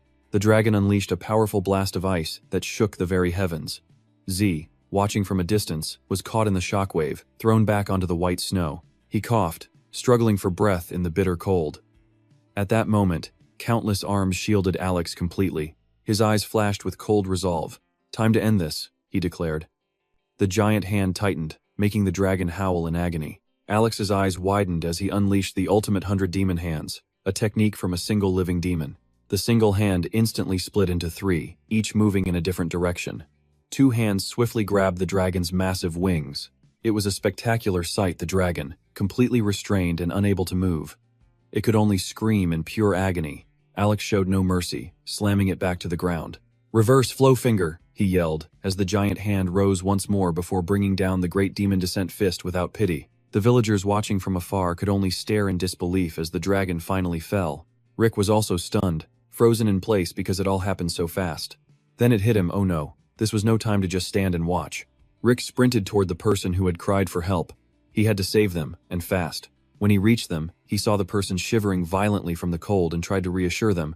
Don't worry, I'll get you two out of here right now.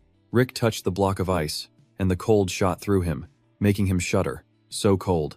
He sighed, then noticed a young man who was no longer alive. He had died while trying to save the girl. The other survivor spoke weakly, holding up a red-faced, crying baby, pleading for him to save the child. Hearing the baby's cries, Rick quickly used a broom handle to smash the ice. His strength shattered the ice into tiny pieces. He tried to calm them. Hang on just a little longer. I'll get you out right away, he said. But in his heart, he knew the grim truth. He'd have to leave the father to save the mother and child. Elsewhere, Alex and the dragon were still locked in battle. Z calculated, Lord Alex will be here soon. I need to save them and get back to my post. A white light started to glow from the dragon. Recognizing it, the villagers screamed in terror. That light! Get away, Sir Hero. That's the same light that destroyed our castle. The light suddenly intensified, blasting out a shockwave that was rapidly approaching him. He quickly raised the enchanted shield from Demi-Ugos to block it, but it didn't last long. The shield shattered, sending him flying back several meters. From a distance, the villagers could only watch as the light wave approached. As it crashed down, all they could do was scream. Even the king felt the chilling air, crying out, "It's so cold." Chunks of ice began forming around the dragon, causing it to cry out in pain. But Alex stood firm, his voice as steady as before. "It's a bit difficult to maintain this skin I've preserved for a battle 20,000 years from now. How annoying." Meanwhile, Rick, buried in snow, let out a few groans. He slowly opened his eyes, realizing he was still alive, probably thanks to Lord Demi-Ugos' magic shield. He shivered. So cold. Suddenly, Rick's eyes shot open. He remembered the child.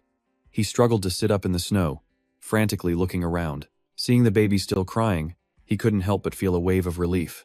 The child is still alive. Looking at the mother, mangled but still clutching her baby, he cursed under his breath. "Damn it! Ma'am, hang on, I'm coming." But as he tried to stand, he realized something was terribly wrong. He looked back and saw that both his legs were shattered and frozen, and one of his arms was broken too. The ice on the dragon began to crack and move. The villagers saw it and stumbled back in fear. "It's coming back!" Someone screamed. "Sir Hero, run!" But over here, Rick clenched his fists, determined to save the child. He was a hero. He might be useless, but he would save that child. The villagers' desperate voices echoed. "Sir Hero, watch out! Sir Hero, this way!" Rick forced himself to crawl closer to the child, his heart filled with resolve.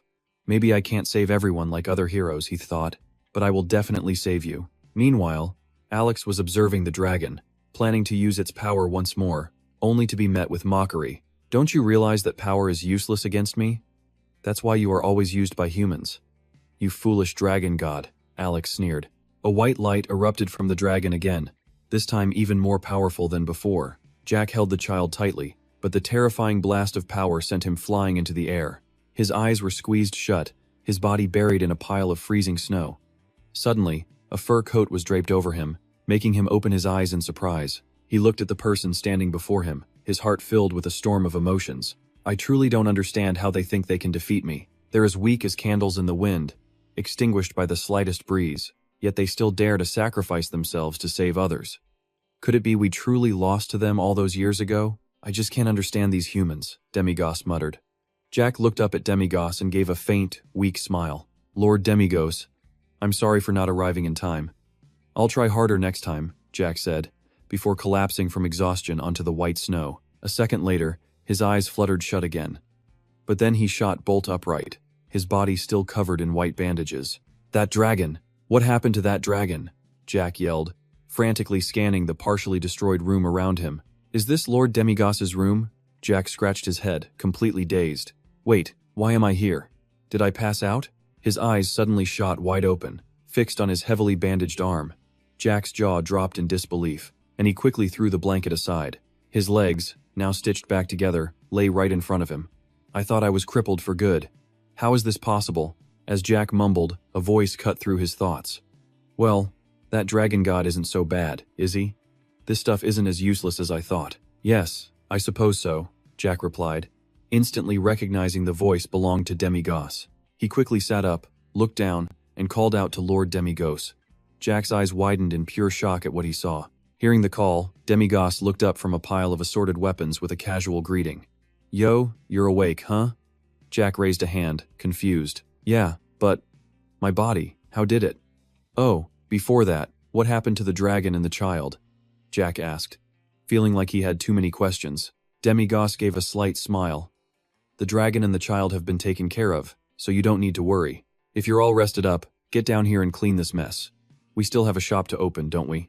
You useless bum." Hearing those words, Jack's face went completely blank for a moment. A second later, a happy smile spread across his face. Just seeing his master's face made all his worries disappear. From then on, they continued their missions from the dragon god. Jack stood firm on their familiar vehicle, ready to fight the vicious dragons while citizens screamed in panic all around them. "Run! Someone save me!" Demigos simply stood by, pointed, and calmly gave the order. "Useless bum, attack!" Jack immediately yelled towards Alex, "Sir Alex, I'm ready!" From a purple magic circle, Alex dove from the sky, attacking the dragon before him. With lightning speed, Alex took down the dragon with a single, decisive blow. Every time they killed a dragon, a mysterious person would appear to take its body away, though no one ever knew how they managed it. From the ground below, Jack looked up at the room and called out. Master Demigos, who had just woken up, rubbed his eyes and looked down quizzically. While he was picking his nose, a sword fell from the sky in front of him, followed by a whole barrage of weapons that made Demigos look up. He then noticed Jack cheerfully carrying in the new equipment. The morning after slaying a dragon, a mountain of weapons had appeared. Seeing Jack's actions, Demigos gave him a satisfied thumbs up in approval, and just like that, they continued their journey. A brightly colored dragon appeared right in front of Jack. Already used to situations like this, Jack stood his ground, found the right spot and shouted, "Sir Alex!" Alex heard the call and leaped into the air, sending the dragon back to the earth with a single hit. All the while, Demigos was blissfully asleep, ignoring everything. More weapons continued to appear, and the horse-drawn carriage kept rolling down the road. During one snow dragon hunt, Demigos casually dropped a flash bomb, easily obliterating the creature. And so things continued. A dragon was killed, weapons appeared. The cart sped on, and Demigos remained lazily asleep, ignoring the world. More weapons appeared in front of the house the next day. One afternoon, under a fiery sunset, Jack was still busy selling noodles to the locals. In front of the stall, Demigos and Alex were busy devouring bowl after bowl of noodles. Seeing that scene, Jack couldn't help but smile. Just as Demigos was focused on his meal, a piece of paper landed in his bowl. It read, "Sun Castle has just appeared." With his mouth still full of noodles, Demigos stood and shouted, "Let's go." They immediately got on the carriage and headed for the new dragon. Just like every other time, Demigos was comfortably asleep, paying no attention to his surroundings. Suddenly, his eyes shot wide open and he commanded, "Attack!" In a dramatic battle, Jack faced a ferocious dragon covered in monsters, its jaws wide open to swallow him whole. And the fight wasn't over, not by a long shot. Next up, a terrifying fire dragon. With blinding speed and incredible skill, Zik launched himself high into the air, unleashing his Demon King technique. He landed a devastating blow before the dragon could even react, letting out one last scream as it fell. One by one, the dragons were defeated by his hand, completely unable to fight back against the relentless assault. After the brutal battle, Zik collected tons of priceless weapons. Still bandaged and covered in blood, he walked off the battlefield. Behind him, a dragon's corpse lay still. Suddenly, a voice from a cheering crowd made Zik turn his head. "It's the dragon hunter. God must have sent him. He saved Doria Castle, and now our village. He's amazing." Meanwhile, Demiurgo stood off to the side, watching Zik approach before offering a few words of his own. "You did great, for a weakling." Zik high-fived Demiurgos with a huge smile. Soon, their team's reputation spread, making them the most famous crew in the region. The three of them, Alex, Demiurgos, and Zik, all stared off in the same direction. Alex spoke up, "Is it finally done?" This was the first branch of the demon's weapon shop. And with that, they were officially open for business. Inside, the space was breathtaking, with thousands of glittering weapons displayed on racks. Zeke was stunned.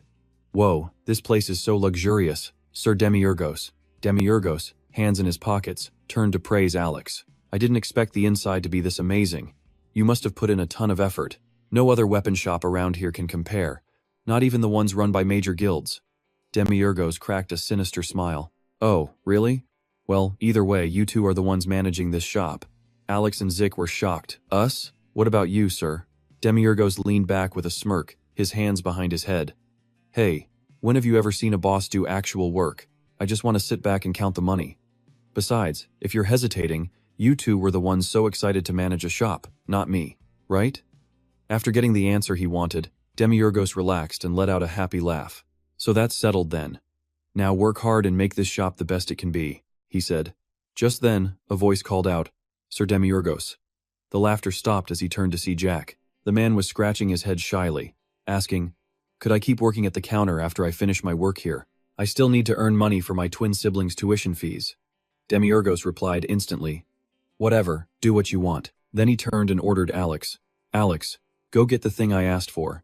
That afternoon at the shop, the sunset painted the sky red. The three of them gathered around to look at the item that had just arrived. Zik couldn't hide his awe, whispering, "Whoa." The item on the tray pulsed with a dark purple aura. "Looks incredible." Demiurgos stepped up and lifted the shield. As his hand made contact, purple sparks flew. He held the shield up and turned to Alex. "Read." Alex began to describe it in a flat monotone. "Doomslagan. Forged from dragon scales acquired as a hunting reward, combined with emeralds, rubies, and unparalleled craftsmanship. This is an SS-class shield, an item that only true heroes are worthy to wield. It was crafted by Hammett, the #1 blacksmith of the entire underworld." Alex continued, saying the shield could withstand 3 to 4 attacks from a demon king, and could even block their ultimate attacks. So the rumors were, true dwarves really are master craftsmen. But the underworld Alex mentioned was actually the demon realm, a fact Zik completely misunderstood. Zik struggled to catch the shield as Demiurgos tossed it to him. "Hey, weakling, hold it steady," Demiurgos said. Suddenly, a flash of purple light exploded in front of Zik, forcing him to squint his eyes shut. When his vision returned, Zik was horrified to find himself in a dark, endless void. "Where am I?" he panicked, sweat beading on his forehead as he called out. "Sir Demiurgos," a gloomy voice echoed back. "A human? You are the one who has summoned me." Zik spun around in terror. Behind him was a colossal, bloodshot eye looking exactly like the one on the shield. The eye spoke slowly. "My name is Doomslagan. I will accept you as my master, until the very flame of my life turns to ash." Zik's jaw dropped, unable to believe what he was hearing. "Master?" Before he could recover, the eye shot out blinding lightning, making Zik cover his face. When he opened them again, he was back in the shop, looking around in utter confusion. "Where is Sir Demiurgos?" The question went unanswered. Instead, he heard only Demiurgos's cold warning. "It's coming, block it." But Zik just stood there, his face a total mess of confusion. Before he could figure out what was happening, Demiurgos casually waved his hand, sending a massive blast of energy straight at him. Zik's face went pale as he instinctively threw the shield up to defend himself. Instantly, the eye on the shield began to glow brightly, blocking the attack completely. But the force was so insane it sent Zik flying backward, smashing straight through a brick wall. All Alex could do was scream. What kind of boss demolishes his own brand new shop? Demigos just shrugged, completely unbothered. "Just a little test," he says. And from the pile of rubble, Jack's hand slowly rises. He climbs out clutching a shield with a huge grin, waving his hand. "Sir Demigos, this shield is absolutely incredible. It's so amazing that even A-rank heroes, heck, even G-rank, would kill for it." Demigos nodded, looking satisfied. "Even at 1% of its real size, I bet it could stop my spear of annihilation." Then he coldly calls out, "Worthless." Jack just cheerfully replies, "Yes, sir." Then Demigos drops an announcement that leaves Jack's jaw on the floor. "From now on, it's yours. We need you to use stronger gear, because you are pathetically weak. We'll add things one by one, starting with this." Jack, completely moved, asks, "For real?" At that exact moment, a single tear falls onto the shield, leaving Demigos and Alex absolutely stunned. Jack clutches the shield tight, tears streaming down his face. "Giving an amazing shield like this to a useless, low-level guy like me. Are you sure that's okay?" Demigos watches him, silent for a long moment, before softly confirming, "Yeah." That one word makes Jack even more emotional, and the tears just keep flowing. He hugs the shield like it's a priceless treasure, a complete mess of snot and tears, caressing it lovingly. "Even if I lived for another 1,000,000 years, I would never dare to dream of holding a shield this incredible. This is the greatest shield in the entire world." Hearing this, Demigos just coldly remarks, "You idiot, I'm not even hitting you, so why are you crying?" Oma Castle may lie in ruins, but inside, a crowd is feasting and partying, their laughter echoing like madmen. Their leader raises a hand dripping with gold, admiring it with a smirk. "Man, wearing all this is heavy. He sure collected a lot, didn't he? Who knew he was hoarding so much? It's not like you can take it with you when you die." The old man had zero conscience. Then he glances down at Princess Apro, kneeling motionless on the floor, his voice dripping with scorn. "Am I right, Princess Apro?" With that, he plops onto the throne, laughing triumphantly. But as the crowd parties on, a strange foot appears, bringing everything to a halt. Looking up, they see a fully cloaked figure emerge from the doorway. He says nothing, just walks straight from the entrance toward the stairs. This bizarre entrance silences the entire hall. Every single eye is locked on him. He moves with surprising speed, sniffing the air, peering into every corner, before continuing up to the second floor. He mutters to himself, "Not this place." Returning to the main hall, his steps are so swift that even the drunks stop to watch his strange behavior. The man weaves his way through the bodies sprawled all over the floor. Then he stops in the middle of the hall, kneels down, and places a hand on the floor as if sensing something. From the main gate to here, there is not a single trace of a fight. The leader on the throne looks down, his voice arrogant. "Who are you?" The man's face is finally revealed as he smiles and replies, "Oh, don't mind me. Please, continue what you were doing." The second he finishes speaking, he crouches and launches himself into the air, landing right in front of the leader, who's too shocked to even close his mouth. He crouches down, touching the floor again as his eyes flash with a green light. "Right here," he says, with a single explosion. Suddenly, he springs to his feet, staring straight at the leader. The mountains outside look as if they've been sliced in two, making the leader wonder if a mere human could do that. Terrified, the leader grits his teeth, about to say something, but just ends up screaming, "Get this bastard out of here!" The soldiers all shout in unison. The man turns back, waving a hand. "Don't move. It's dangerous, and your lives are still valuable, you know." But the soldiers charge forward anyway. He just raises a hand, wagging his index finger. Creations of God shouldn't be doing this, should they? In an instant, a flash of light sweeps through, severing the legs of every soldier before they can even react. He points to the remaining crowd. "All of you, stay put, unless you want to end up like them." The leader points a trembling finger at him. "Magic. What in the world is going on? Who are you?" The mysterious man maintains his radiant smile. "My superiors are quite concerned about the recent events here. Something terrible has occurred, so I was dispatched to investigate. I'm hoping you'll cooperate." The leader asks, "Superiors?" The man just nods. "That's right. I am a representative of God, a savior." The leader, who everyone considered the one true savior, can only stare in stunned silence. The visitor steps closer, his smile turning menacing. "If you already understand, then there's no need for me to elaborate. So why don't you just come clean? What happened on that day? Who did it? What was it? And why?" The barrage of questions fills the leader's eyes with pure terror. He can't even get a single word out. The visitor doesn't wait for a response and just keeps talking. "To destroy Aoma Castle, one of the largest fortresses, in an instant, then vanishing without a trace. Truly impressive." The leader grits his teeth, trembling, barely able to speak. I don't know anything.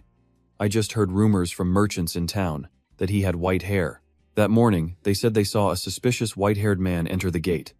Shortly after, they heard screams, and then the castle just exploded." At those words, the mysterious man's eyes flashed a chilling blue, sending a fresh wave of terror through the bandit leader. He stammered, "That's all I know, I swear.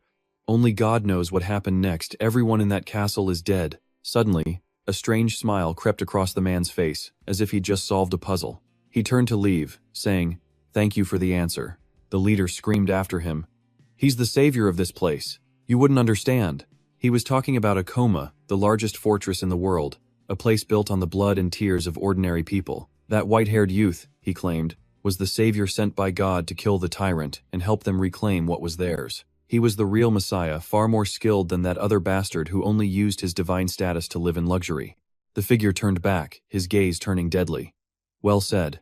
However, we'll see if he was truly sent by God, or by a much darker power." He raised a hand glittering with rings and continued, "One more thing."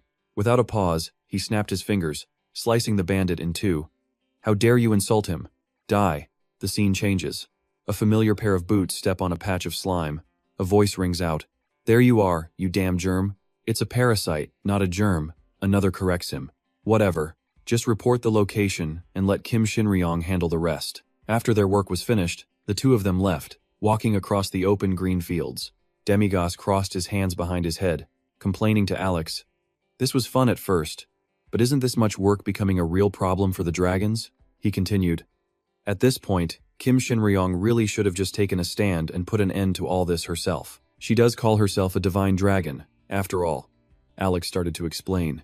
He figured the reason she couldn't take care of it herself was because she was currently stuck in a mortal human body. He wasn't entirely certain, but he believed she was connected to the records kept in the Time-Space Library. That place holds the world's official history, an account that was recognized by the gods themselves a long, long time ago. While memories and normal texts can easily be altered by magic, once a record is entered into the Time-Space Library, it can never be changed. It becomes absolute, undeniable proof. Hearing this, Demigos finally began to understand why Kim Shinryong was acting this way. She was afraid of those records. Her appearance here was likely a secret that could never see the light of day. Demigos wondered aloud, "Why? How is a normal person like me supposed to get the personal drama of the divine dragons? Is this some kind of adult thing?" As they neared the carriage, Demigos saw Z leaning against it with his eyes closed and sneered. Is this useless bum asleep again? Alex just smiled gently. Maybe he's just tired. But when Demigos saw Z was covered in blood, Alex explained it away as if it were nothing. But he had faced a dragon that even an S-rank hero would have had a tough time dealing with. Perhaps only Z could have done it. He had learned to defend himself and fight that beast. Suddenly, Demigos noticed something and exclaimed, "Look at the shield next to him. Why is it all wrapped up in cloth like that?" As the wind blew, Alex's voice answered calmly. He says he treasures that shield because it's important. He's going to give it to his younger brother when he becomes a hero. Demigos apparently keeps telling him to just use it already and buy his brother a new one. Demigos just walked ahead nonchalantly and urged them on. Let's go. Just throw him in the carriage and let him sleep. With the moon high in the sky, they continued their journey. Demigos suddenly broke the silence. It hasn't come undone, has it? He looked back at Z, sleeping soundly. The wrappings on his arms and legs were still intact, and he clutched the shield tightly. Alex remarked, I thought those doctors did a half-hearted job, but it seems they were actually quite dedicated. If you're going to chop things off, you'd better know how to reattach them. I bet they've had a lot of practice. Demigos just smirked. He then asked a surprising question. Do you think if he'd had a better start, he could have become a great hero? His sense of duty is incredibly high. If he had the chance, he definitely could. But Alex just laughed loudly. Don't say such absurd things. If that were true, within just 20 years, the two of you would have become bitter enemies. Demigos pointed to himself, confused. Why would I do that to the idiot? Because you must follow the path of the Demon King. What are you talking about? Just one look should tell you I'm more like a hero's loyal companion than some Demon King's follower. But then another question came to Demigos. But if that's true, could Rich become the hero of humanity? Alex's response was instant. That's impossible. He's not from Generation O. His gaze sharpened. That is the natural law of this world. The final hero, he explained, must be born into the 5th generation. A normal person has a child at 20, their child has one at 20, and the cycle continues on and on. When the child of the 5th generation turns 20, a full century will have passed, which is when the Demon King descends. That child will declare war on them. Then the O generation cycle will repeat. In that generation, only one person has the potential to become the hero. A 4th generation child like Zik could never become a hero, only his son might stand a chance. Hearing this, Demios burst out laughing, leaving Alex completely bewildered. He looks up at the darkening sky, lost in thought. Every century, when the Demon King plans to invade, a hero is born. That's just the law of this world. As the moon rises higher, Demios' laughter grows clearer, filled with pure mockery. How ridiculous. This game? Alex couldn't utter a word, sitting there in stunned silence. After a moment, he speaks up. Sir, can you now tell me why you left and refused to become the Demon King? Demios avoids Alex's gaze, feigning innocence. Didn't I tell you? Not yet. He brings a hand to his mouth, pretending to think. Seriously? I was wondering why I hadn't said anything. How would I know? Then Demios glances away and says, Well, it's nothing special. I didn't want to become the Demon King because... Before he can finish, something explodes in the sky above, streaking past their heads and illuminating the whole area. Demios looks toward the light and realizes something. Isn't that an airship? Looking like that, it must belong to the royal nobility, right? Alex spots a red dragon circling the ship and quickly reports, It's being attacked by a dragon. Demios is surprised. Another dragon? Are they really this common in this world? Suddenly, Alex's face darkens as he exclaims, How can this be? Flames were burning away the symbol printed on the ship, but Alex's sharp eyes could still make it out. That emblem is the holy fir tree, the symbol of the pure-blooded line. They're a legendary family, one that has produced hundreds of heroes with the noblest of bloodlines. He still couldn't understand why two species, allies for thousands of years, would now be at each other's throats. Everything lately has been so hard to explain. Suddenly, Demios calls out, Hey, Alex. Startled, he turns around. What is it? Demios points towards the mountain where the airship just crashed and says excitedly, Let's go check out the drama. The ship, hanging precariously on the cliffside, suddenly explodes. Below, a team of dozens of men is struggling to pull a giant cart. Hey, be careful not to catch fire. Hurry up, damn it. Why is this thing so heavy? A man yells out. 1, 2. The soldiers simultaneously hoist their shields onto their shoulders, pulling the rope with all their might. Suddenly, a loud snap echoes as the ropes tear apart, sending rocks flying everywhere. The bandit leader turns around, his face beet red with fury. Hey, you idiots, I told you to be careful and not to damage that thing. The soldiers fall to the ground, not daring to argue back. Yes, sir. The bandit leader doesn't stop, his anger boiling over. His face is scrunched up in rage, teeth grinding loudly. You absolute morons. The squad scrambles to their feet, immediately lifting the cargo. The leader mutters, "Do they have any idea how much this thing is worth? Lift it. If there's a single scratch on it, I'll have all of your heads." Before he can finish, a massive explosion erupts from behind him. His face goes pale as he turns to see a red-eyed dragon circling in the sky. The fire rages fiercely, painting the whole area red. The bandit leader grows anxious. We've been discovered. The dragon gets closer and closer, fire already spewing from its mouth and ears. It's coming this way. The leader's face darkens as he yells out a signal to his troops. That creature is after this cargo. We have to stop it at all costs. Archers, mages, get ready. After a unified, "Yes, sir," the entire squad gets into position. Archers draw their bows, arrows at the ready. The mages focus their power, their gazes as sharp as the arrowheads. Watching the dragon get closer and the flames grow larger, the bandit leader roars, "Fire!" The archers release, sending a volley of arrows flying toward the dragon. The mages unleash their spells, dark energy erupting as bolts of lightning shoot out. However, none of it even mattered. On the other side, the dragon opens its massive jaws, breathing fire right back at the army. The flames erupt violently, directly hitting the bandits and sending their leader flying through the air. All he can do is duck and cover his head, terrified of falling debris. After its rampage, the dragon spreads its wings and flies away, leaving the fat leader standing there screaming curses. Damn it! After cursing his lungs out, the fat man snaps back to his senses and asks his subordinates, "Where is it? Is it still safe?" An archer quickly replies, "Yes, sir, no problem at all." Despite a few men groaning in pain, the fat leader looks at the item on the cart and sighs in relief. Thank heavens! But then he looks up, and his expression suddenly changes, his mouth dropping open. The dragon that just torched the sky was turning back around. The fat leader trembles and yells, "It's coming back!" They hadn't even had a few minutes of peace before the dragon had him sweating bullets. "That thing's still a juvenile. Make sure you hit it this time." The archer squad quickly gets into position, joining the mages to aim their weapons directly at the dragon. The dragon shows no fear against their numbers, it just opens its mouth wider and charges.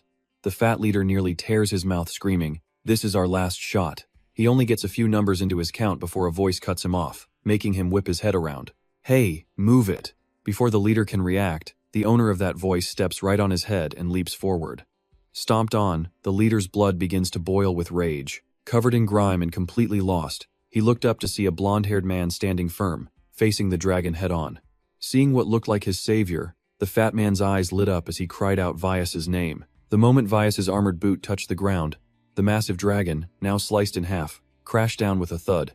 Vyas stood there, leaning on his gleaming sword, his voice ice-cold. "Looking for a death wish? You'd be dead if you couldn't dodge that, idiot." The fat man scurried over, fawning all the way. "Ah, Lord Vyas, we can handle it. No problem. Even if the dragon was just a juvenile. You are truly magnificent." Vyas just glanced up, his brow furrowed. A dragon is a dragon. Why add that it was a juvenile? Forget it, and clean my sword. Now, hearing a sickly sweet "Yes, sir," Vyas gave another command. Also, clean up this area and call for reinforcements. The man nodded furiously, but his smile froze when Vyas shot him a sidelong glare. "If that thing gets exposed, for any reason whatsoever, your head will no longer be attached to your neck." A trembling yes escaped him as the fat man bowed low. "You can be 100% assured of that. Haha." Vyas suddenly stopped dead, his deep voice rumbling. "Is this the thing you were talking about?" Down below, Demiurgos and Alex made their grand entrance. A fierce blaze erupted behind them, stunning the archers. The fat man strained his voice to yell, "Who are you?" Demiurgos strode forward, his long leg kicking a tarp away. His eyes glowed crimson as he peered inside. "What is this? You said it was an item? So it's another dragon?" Its low growl made him flinch, but he stared right back into its eyes. "So there are still normal dragons, not infected by parasites?" He turned, looking at Alex who stood right behind him. "Ah, so that's why the little dragon was chasing us, to save its mother." Alex nodded. "I believe so." Demiurgos sighed, his eyes flaring red. "Aren't you all supposed to be fighting dragons? You're part of the hero clan, after all. Why do I smell a conspiracy?" Vyas glared up at Demiurgos with pure hatred. "Looks like I'll have to clean up a few more bodies." His open contempt only intrigued Demiurgos. Alex asked curiously, "My lord, why are you provoking him like that?" Demiurgos chuckled softly. Aren't you curious about the skills of a direct descendant? Vyas turned away, ordering, "Take care of them." The command left the fat man speechless, but a moment later, he snapped out of it, his arrogance returning in full force. "I don't know who you are, but you've seen something you shouldn't have. Men, take them down." At his command, his army readied their assault. Demiurgos watched Vyas just walk away, completely disappointed. "He's just leaving? That's it? I had such high hopes for a direct hero descendant. How boring. Alex, kill them all." But after a moment of silence, Alex said something that left Demiurgos confused. "But Sir Demiurgos, aren't we supposed to be playing the part of the hero's allies?" Demiurgos scoffed. "What's that got to do with anything?" Alex pressed on. "Wouldn't it be bad to fight a direct descendant while we're allies of the hero?" Demiurgos nodded slowly. "Now that you mention it, come to think of it, is he one of those Holly types?" Alex watched Vyas's retreating form. "Yes, the hero clan always uses holly, plus the name of a plant to show they've been blessed." Demiurgos was baffled. Was the first hero a tree? What's with the obsession with plant names? Alex patiently tried to explain. They use the name of a tree commonly grown in their territory, but Demiurgos was still lost. What kind of gimmick is that? It's not like it's Arbor Day. So ridiculous. Seeing the two of them just chatting, the fat man's rage boiled over. "Those bastards are looking down on us. What are you waiting for? Kill them." The mages instantly cast their spells as archers took aim at Demiurgos. 3 massive streams of power merged into one. But before the attack even hit, the soldiers and mages looked behind themselves in absolute shock. Demiurgos, however, was still talking casually. "Oh, are they attacking us right now? Let's deal with them quickly. They might wake the dragon." The fat man and his soldiers yelled in unison. "What? When did they get back there?" Meanwhile, Alex was still trying to explain the situation.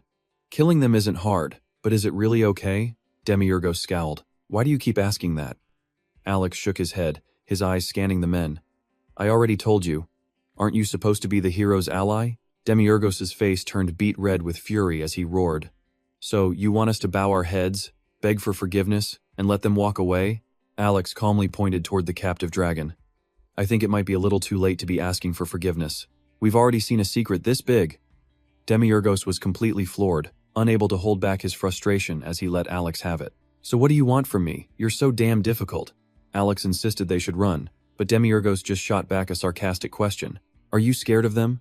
Turning back to the fat man, who saw they were still joking, the rage caused veins to pop on his face. He looked like a giant fuming tomato. "You bastards.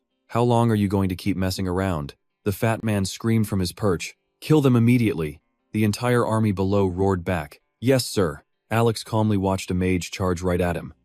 "I really didn't want to get involved with the hero clan, but it seems I have no choice." From Alex's razor-sharp eyes, a colossal beam of light shot forward. On the other side of the mountain, the scene was epic, a crimson sky filled with deafening explosions, but the horses didn't even flinch. Z was somehow still sound asleep. Alex and Demio stood defiant, completely unfazed as they faced down the entire hostile army. The clatter of footsteps echoed, followed by the dramatic entrance of a mage who landed with a flourish. He pointed at Demios and screamed, "Fire fist!" Immediately, Alex snapped his blood-red gaze towards him. One soldier disintegrated into black fragments, and in the next instant, another clueless grunt charged straight forward. Alex just needed to use that piercing glare again. These soldiers were like mosquitoes trying to bite a god.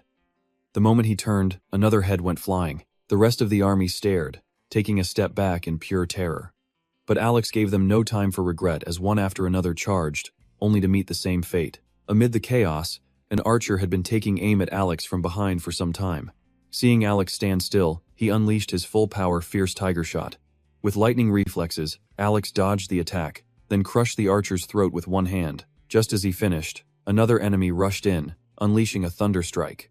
Alex clearly wasn't interested in playing their games. He framed his hands like a camera, muttered a word, and 2 dark circles of pure shadow instantly appeared before him. The mage's thunderstrike was sucked into the black hole and fired right back at him, forcing him to endure his own power. A massive explosion erupted, accompanied by blinding flashes of lightning. Alex calmly licked a splash of blood from his hand. Noticing a still yawning Demios approaching from behind, Alex licked his hand again with a smug grin, his red eyes radiating a chilling aura. His terrifying voice echoed out, "Killing people is still the most enjoyable thing." The fat soldier still held Vyas's sword, trembling as he watched his army get annihilated. Just who were these monsters? He wondered. Before he could finish the thought, A foot slammed down on his head, launching off of him. It was Vyas. Without a word, he unleashed his shadowless splitting kick. After the devastating strike, he leaped high into the air, leaving a crater of shattered earth below. The expensive boots on his feet clearly displayed Vyas's authority. He stood tall in the smoke, a powerful silhouette against the blazing sky. Suddenly a voice cut through the dust. Vyas's sharp eyes scanned the area, finally landing on the high ledge where Alex and Demios stood. "Who are you? To so easily kill my clan's soldiers, and even dodge my blade. Are you a blood soldier of the Dark Clan?" Vyas asked. Demios simply replied, "Wrong. Does everyone who's strong have to be a blood soldier? Try using your brain." Vyas narrowed his eyes. "Then are you dragons?" He shifted his foot back to brace himself, adding, "Whatever, it doesn't matter." A gleaming jade sword materialized in his hand. Vyas was confident. "I just need to eliminate the witnesses." Demios could only smirk, another fool eager to meet his ancestors. "You'll kill me?" Demios's expression shifted, his power surging. His eyes glowed red as he growled, "That is absolutely impossible. You fool." The moment Vyas saw that smile on Demios's face, something inside him exploded.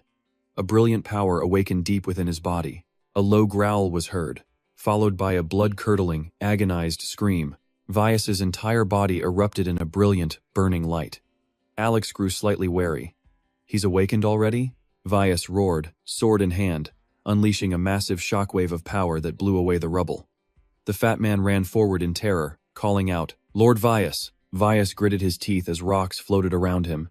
He had fully awakened, his face twisted in a ferocious snarl, his eyes shining like headlights. His dazzling aura made him look like the main character, but the real protagonist in this scene seemed less than impressed. "So, what are you going to show me now?" With no reply, Vyas slammed his foot down and launched himself forward. His speed was so incredible it startled both Alex and Demios. His eyes glowed with a deep, endless light, his face now marked with strange patterns. A low growl escaped, but Demios was still in control. "Looks like he's changed a little bit, huh?" Vyas grit his teeth harder, his face distorting from the sheer velocity. He shot between the two of them, but Alex was faster. He had already dodged before the attack even landed. Vyas's blade only managed to slice through a few lifeless rocks. High above, a foot landed gently on the cliff edge. Demios calmly watched the fire and smoke below.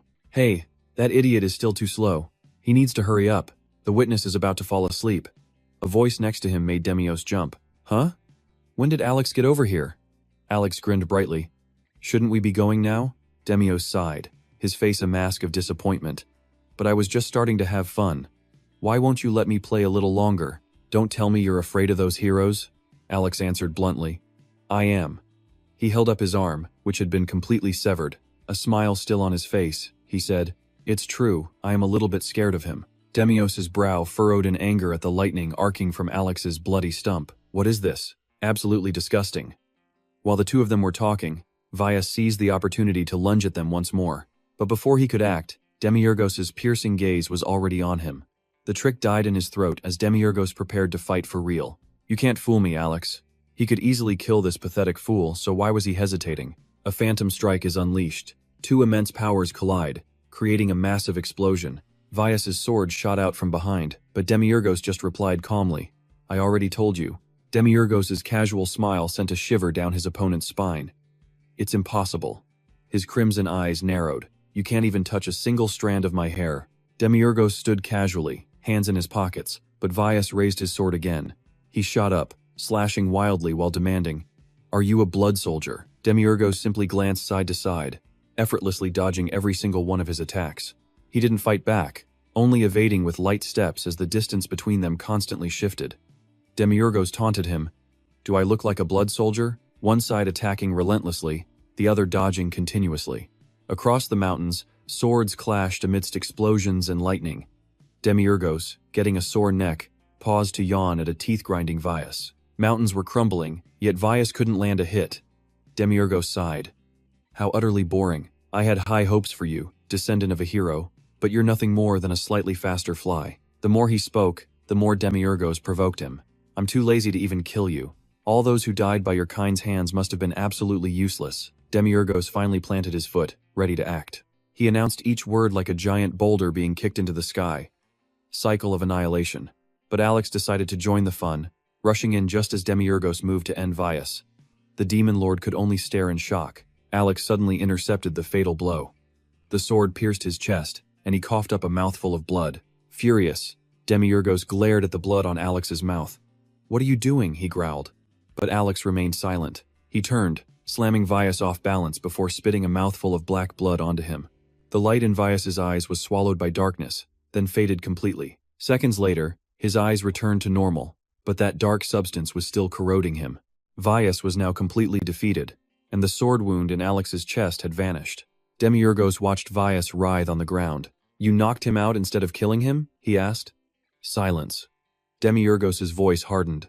"Why?" Alex let the blood flow, listening silently to Demiurgos's accusations. "You avoid him, claim you fear him, and now you stand in my way to save him?" Demiurgos stared into Alex's eyes, demanding, "Explain yourself. Right now." Alex turned, coughed once, and spoke, leaving Demiurgos completely stunned. "My apologies, my lord. My fear wasn't for this young hero." Alex's gaze hardened.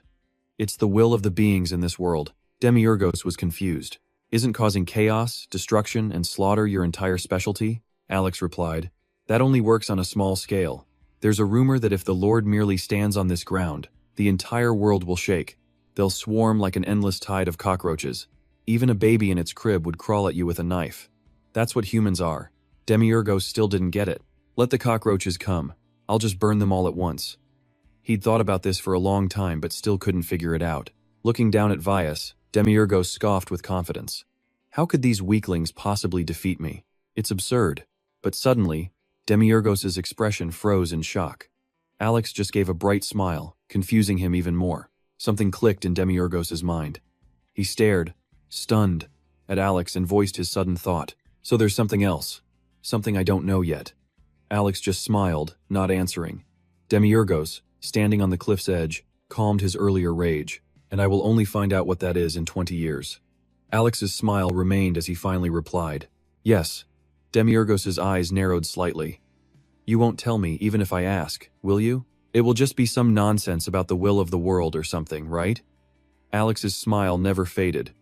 "You guessed correctly, sir." Demiurgos nodded. "Then let's head back." But a horrifying laugh suddenly echoed out. His body began to contort as dark claws emerged. "If I kill this bastard right here, right now, what happens?"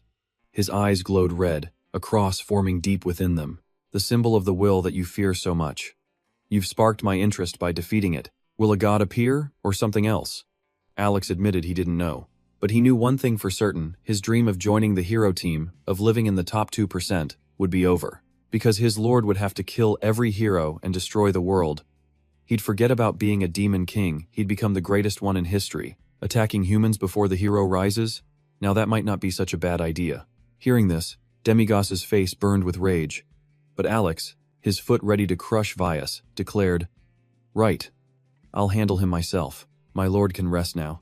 But Demigos shrieked, "No," and rushed forward, grabbing Alex's shoulders. "Brother." "Alex? Don't say that, I was just joking. This whole demon lord and war business, it has nothing to do with me anymore." Alex still wouldn't budge. "So we just leave him? All I need to do is finish this." "Ah, that's right. Quick, open the gate." A dark portal materialized. Demigos stepped to the edge and looked back. "You're not coming?" Alex replied. "I'll follow after I clean up our traces. You go ahead and rest, my lord." Demigos tried to check Alex's hand, but Alex quickly shoved him away. "These wounds will heal the moment I'm back in the underworld. Don't worry, just go." Hearing that, Demigos felt reassured Alex was unbelievably strong, after all. He leaped through the portal, his voice echoing back. "Seriously, hurry up." Alex bowed. "Safe travels." The portal snapped shut, leaving a silence so absolute you could hear the wind itself. Alex's form shifted, his calm expression melting into a demonic fury as his teeth began to grind. He leaned in close to Vias, whispering, "You pathetic little brat. You dare strike me? One of the 7 demon earls, with that filthy light?" From his eyes, strange tentacles began to emerge. "With my own hands, in 20 years, I will slaughter your descendants and end the Holy Asia family line for good." Suddenly, a shadow fell over them, blocking the light. Demigos had returned. He looked down at the man sleeping soundly, a hint of satisfaction on his face. He must have been completely exhausted. He fell into a field of green grass, the air biting cold. Light shone down, making the whole area glitter while smoke rose in the distance. Demigos smirked to himself, wondering what exactly was supposed to happen in 20 years. These rules are just annoying. Just you wait. That 20 years later day is never going to come. His eyes darted around, curious. But why are those dragons always such a mess? That stupid dragon. Does she even have a clue what's happening to her own children? Demigos hadn't noticed the dragon god hovering high above him. That stupid dragon you mentioned. It wouldn't happen to be me, would it? Demigos turned to see a stunning beauty with impossibly long legs, her figure made even more magnificent by the moonlight. Yeah, that would be you. Demigos looked back at the dragon god, his curious gaze locked on her.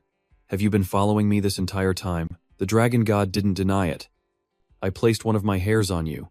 Demigos gave her a blank stare. You mean a scale? He pointed off to the side. If you want to file a report, I can be your witness. The dragon god scoffed. You? She let out a mocking laugh. You're actually making me laugh. A demon lord like you as a witness? Hello, I'm the demon lord. I stopped a hero who was trying to break the peace treaty by attacking dragons. As if the humans would ever believe a word he said. Demigos sighed. Why does everyone have such a bad opinion of demons? The dragon god shook her head. If that's not the case, then why do you all try to destroy the world once every 100 years? Demigos actually thought about it. You're right. Why do we destroy the world? Why don't they just live quietly in the demon realm? The dragon god's hand clenched in fury. Huh? What kind of moronic question is that? And it's coming from a demon lord, of all people. Deeply embarrassed, Demigos quickly turned away, scratching his nose as he glanced back at her. You really shouldn't talk so much, you simple-minded creature. Here you are, just standing around casually chatting with me, while your children are being slaughtered. As he spoke, Demigos's expression brightened, showing off his top-tier handsome face. They're calling those children merchandise, you know? This definitely isn't the first time. Why else do you think they hunt dragons if not to craft equipment? Your bodies are incredibly valuable. They even slaughter the innocent little ones. The corner of his mouth curled up. Isn't that right? It's a blatant violation of the treaty. The dragon god hesitated for a moment. Then, can you do something for me? Demigos was intrigued. What is it? The beauty's voice, now laced with cunning, rang out. Can you help me get revenge on the filthy race that is slaughtering my children? Demigos looked up, thought for a second, then let out a bored sigh. Why should I do that for you? You can handle it yourself. He spoke plainly. The dragon god still hesitated. I can't. She was now in the weaker position, forced to rely on him. If a dragon leaves its own territory and enters the human world, humans have the right to kill it. It's just like your war every century. It's the law of this world. So no matter how many of my children die, as long as humans exist, I can't do a thing. Demigos suddenly spoke out. What kind of messed up rule is that? What kind of idiot came up with it? Suddenly, a flash of light sent both the dragon god and Demigos staggering. Debris slammed into Demigos from out of nowhere, knocking him flat. Seeing the red blood trickling from his nose, Demigos shivered. I'm bleeding? What was this terrifying pressure? As a cross formed in Demigos's blood-red eyes, the dragon explained that these were the rules of the underworld. Demigos knelt in the golden dragon's shadow, illuminated by the moon. She continued, explaining it was the binding law of the plane where they both existed. He slowly rose to his feet. First, she sets these ridiculous rules, then punishes him the moment he questions them. The dragon's eyes flashed with power, but Demigos stood his ground, pushing back against the overwhelming aura. That's enough, you damn monster. If you feel so righteous and superior, then go make your own rules in your own world and live there by yourself. Why do you get to make laws in our world and force us to obey them without question? The dragon let out a huge laugh, thoroughly amused. Ha ha, well said. Enduring my punishment with a mortal body? You look a little dumb, but you're a demon king, after all. Demigos smirked right back at her. You should watch your mouth, you pint-sized lizard. Suddenly, the dragon got curious. Hey, why don't you want to be the demon king? Her wide, round eyes were locked onto him. You have no idea how exciting this is. You're the first person to refuse the throne in over 666 centuries. I bet the heavenly path is having a major headache over you defying its laws. But Demigos couldn't understand why she looked so happy. He regained his cool demeanor, straightening his back and stuffing his hands in his pockets. You've wanted to get rid of these laws for a long time too, haven't you? The dragon was startled. What are you talking about, idiot? I'm just curious because you're the first one to stir up this much trouble. Right. In any case, be wary of the heavenly path. You might be safe for now, but in about 20 years, that day will come. They'll want to eliminate you. Demigos was skeptical. They want to erase me? You think I'm scared of their pathetic little tricks? If they want to fight, I'll be ready for them any time. The dragon hesitated. then pressed on, her face glowing with excitement. So, where's my answer? Why don't you want to become the Demon King? What reason could you possibly have for breaking a 665-century cycle by giving up the throne? I'm just so curious about the motive. Demigos kept his hands in his pockets, calmly looking away. Why? It's really not that big of a deal. A familiar portal suddenly appeared, and Alex stepped out. Let's go, he said. Master, I've already cleaned up that mess. It was only then that he looked up and noticed the massive creature above them. Sir, have you been with the Golden Dragon this entire time? The dragon roared in frustration. Why couldn't you have come earlier or later? Why did you have to show up at the most important part? Alex stammered, trying to avoid the question. Are you well, esteemed Golden Dragon?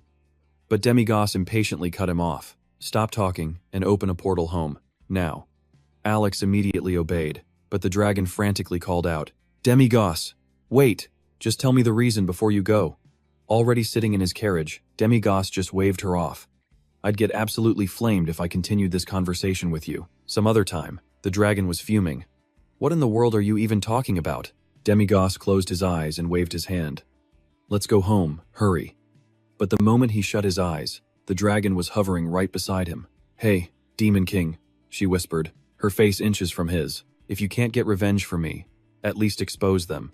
Let everyone know how many heroes were involved in this incident, how many innocent children were brutally murdered. Even in the human world, if they continue like this, they'll be violating the treaty. And soon, other races who despise humans will step up to deal with them personally. Demigos held up 3 fingers. Triple. The dragon was completely lost. What? A smirk crossed his face. Since your case is particularly difficult, I'll have to charge 3 times my normal rate. The dragon was shocked. What did you say? You truly are a cunning bastard. Demigos closed his eyes and leaned back against Z. Well, I am a demon. You can always choose not to hire me, and just let those children live in fear of being kidnapped every day. With no other choice, the dragon reluctantly gave in. All right, fine. I'll pay triple. Happy now? Demigos's entire attitude shifted in an instant. Ah, thank you, my dearest client. The dragon held up a glowing finger. Take this. Startled, Demigos sat up as his entire body began to glow. What is this aura? It's a spell, the dragon explained, that can help you hide your demonic energy.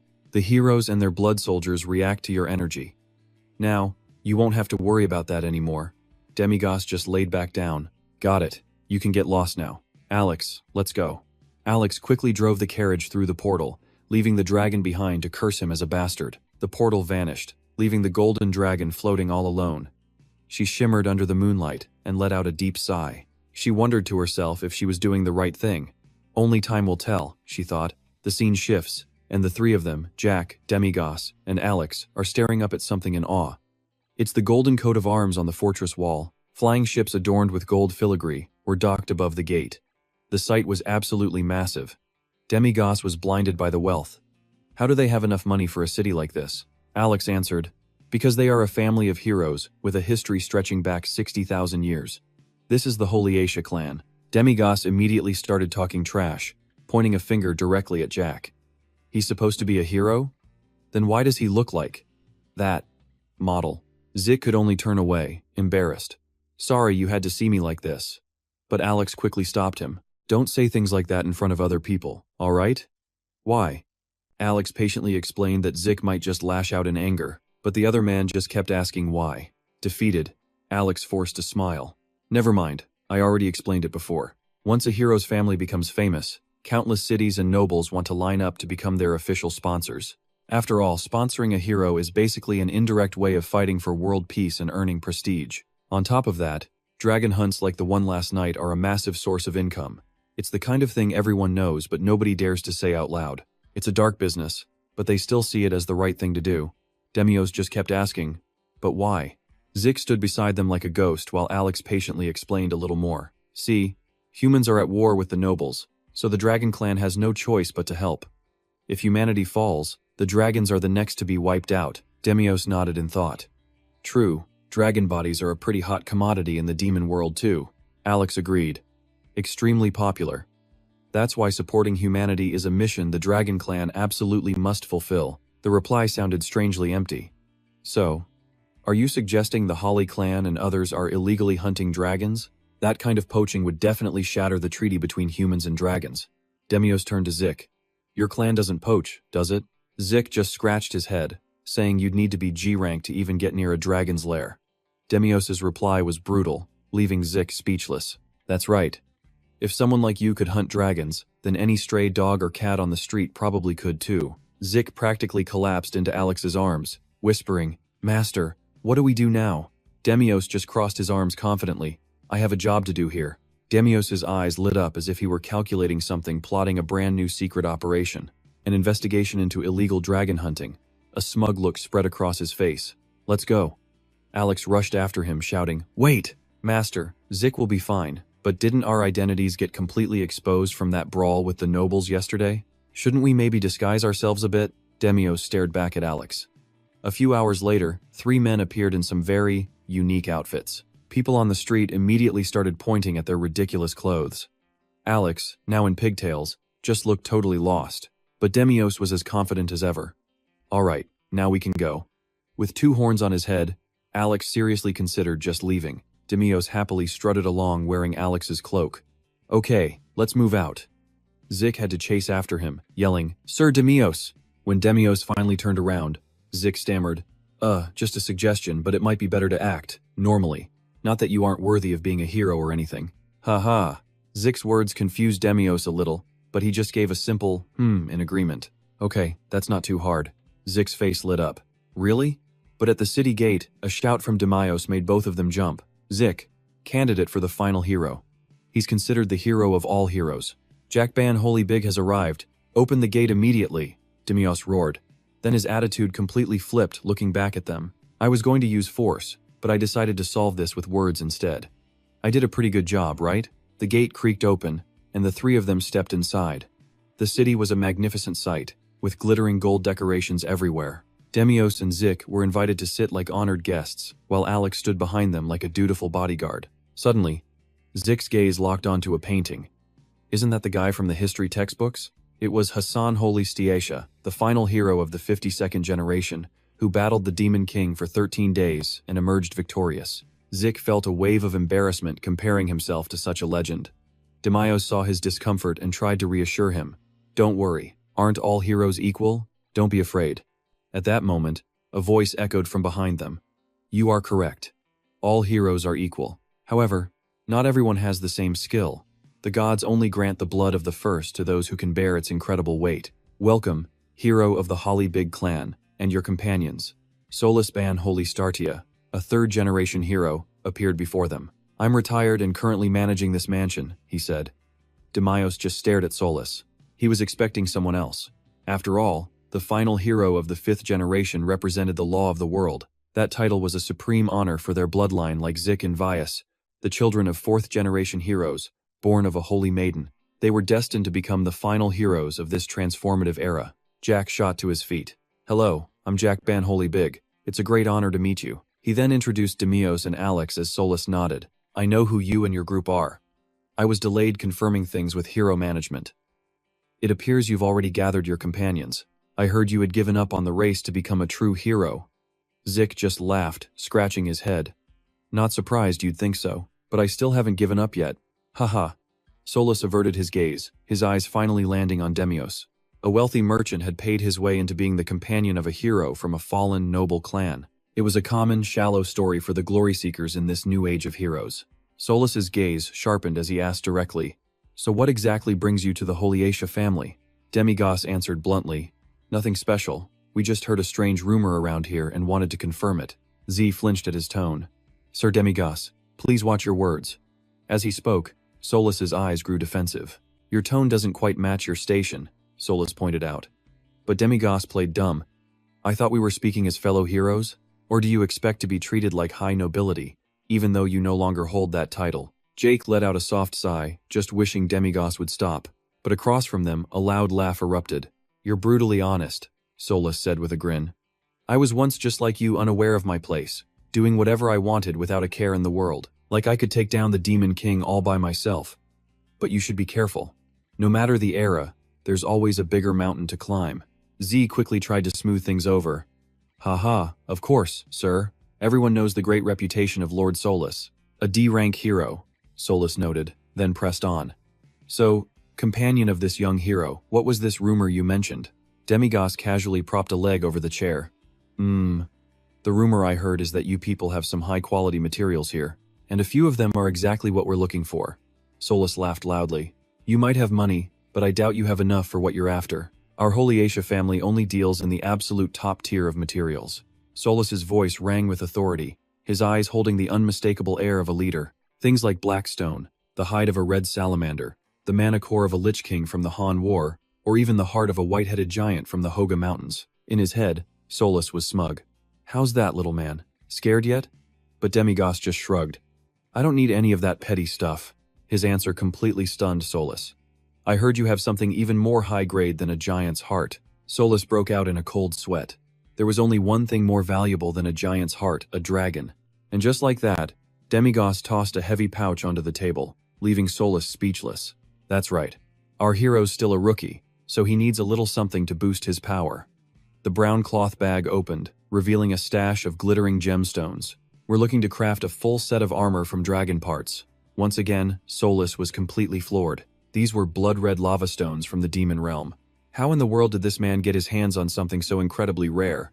Blood-red lava stones are common rocks found in the volcanic region of the demon realm, Solus said, his voice now tinged with caution. You know why, don't you? At the question, Demigos looked up, his own eyes turning wary.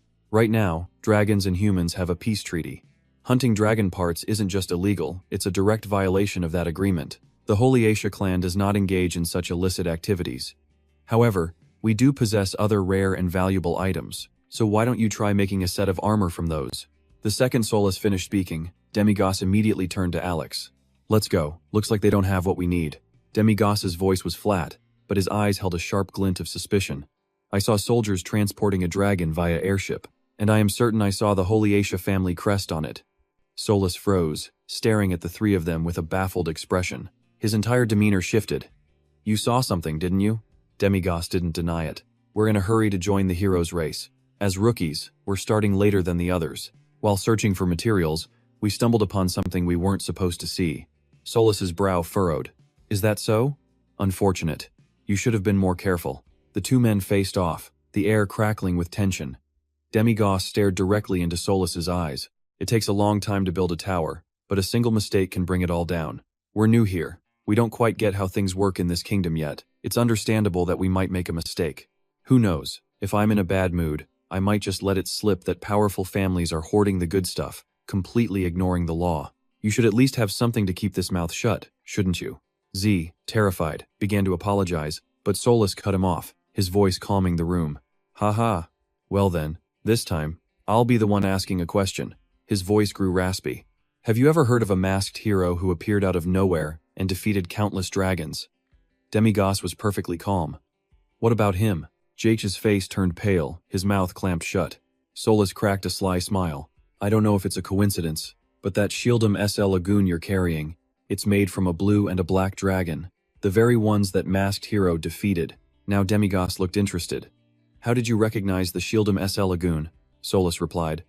I know every rare item, from its color to its shape. He had never seen a shield like that in any of the continent's treasure registries.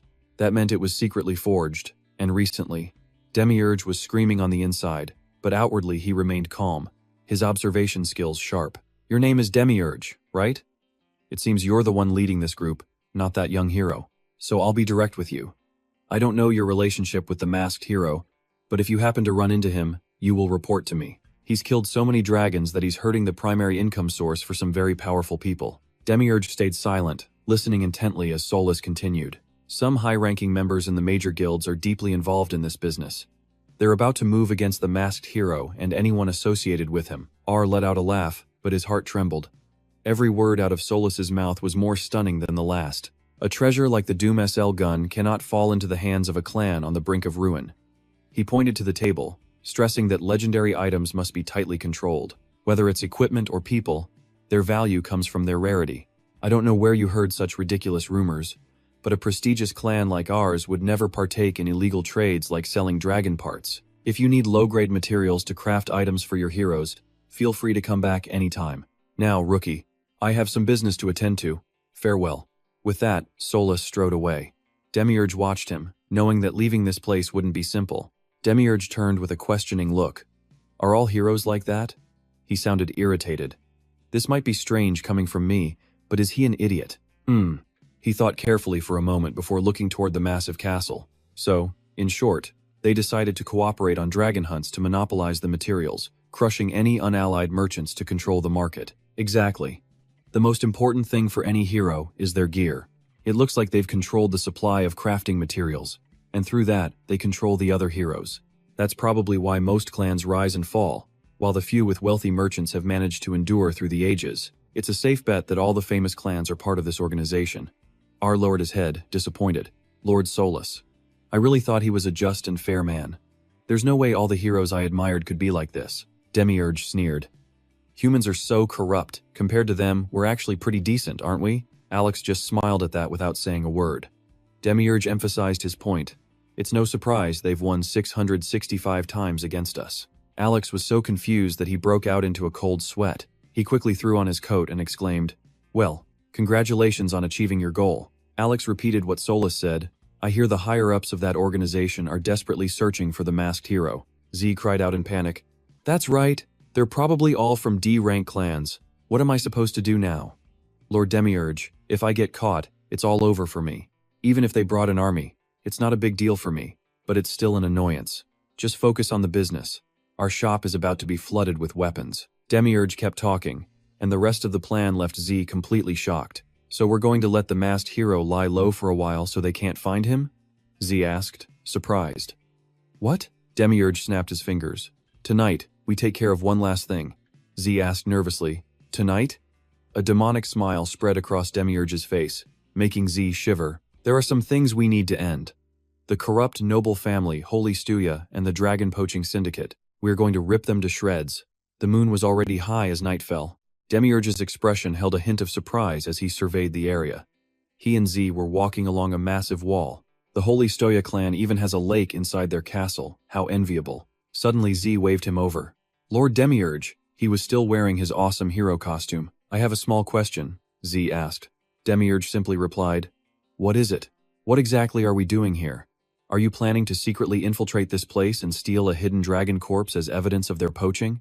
Demiurge answered with pride. Exactly. Very clever. Z raised his hand again. One more thing. The two of them were somehow standing in the middle of the clan's grand courtyard. Given that we're supposed to be sneaking in, aren't we just casually walking right through the center of the castle? Z flinched when he saw guards on patrol approaching. Two armored sentinels walked toward them, step by step, but they remained silent. Z was terrified, his eyes darting around wildly. Lord Demiurge, we need to hide before we get caught. The two guards wore grim expressions as sweat poured down Z's face. What do we do, Lord Demiurge? But when they reached their spot, the guards didn't stop. They walked right past as Z hid fearfully behind him. Once the guards were gone, Z breathed a sigh of relief. So you had already used an invisibility spell. That's right. Jack smiled, feeling completely at ease following Demiurgos. He then hurried to keep up, calling out, Hey, wait for me. As they ventured deeper, Jack was mesmerized by a dizzying amount of gold-plated everything. Even the building's exterior was dripping with lavish, expensive things. The very chairs in the courtyard were made of high-end materials. While Demiurgos walked silently, Jack, distracted by the sights, had to rush to catch up, panting. Sir Demiurgos, it seems they don't dare cross the river. What should we do now? Demiurgos just looked at Jack, his voice low. Is that so? We'll just keep going. It just hit me, where's Alex? I haven't seen him at all. Jack quickly answered. He's already gone ahead to handle things. Demiurgos nodded. Ah, I see. Suddenly, Demiurgos' tone turned serious. He stared at the gaudy riches around them and asked, You piece of trash, has your family ever lived this well? Jack scratched his head in embarrassment. That's an old story, practically a legend by now. Definitely never like this. From what my grandfather told me, we've always been poor. A light breeze blew past as Demiurgos commented, It seems your family hasn't worked hard enough. But Jack showed no anger, only innocence. I guess so. Both my grandfather and my father were low-ranking heroes. The two continued their conversation under the night sky. Demiurgos asked, Are your ranks determined by a test or something? Jack confirmed it was a test, but the first step was graduating from the Hero Academy. Demiurgos nodded. So you're all Academy students? Jack affirmed it. Yes, and I'm determined to get my younger siblings in there too. Demiurgos sighed. That must be expensive. The people running the hero administration are shrewd businessmen, selling people's futures and making you dependent on them. Abruptly, Demiurgos stopped walking. His voice was contemplative. What we're doing right now is a far cry from being a true hero. Sneaking into a hero family's home to steal information and expose them. Are you really okay with this? Even though you're a hero too? Jack's expression turned serious. He looked down at the water, which glittered with reflected lights. I know it's a crime, but after meeting Sir Solus, I realized a few things. A smile touched Jack's lips. You are truly a righteous person, Sir Demiurgos.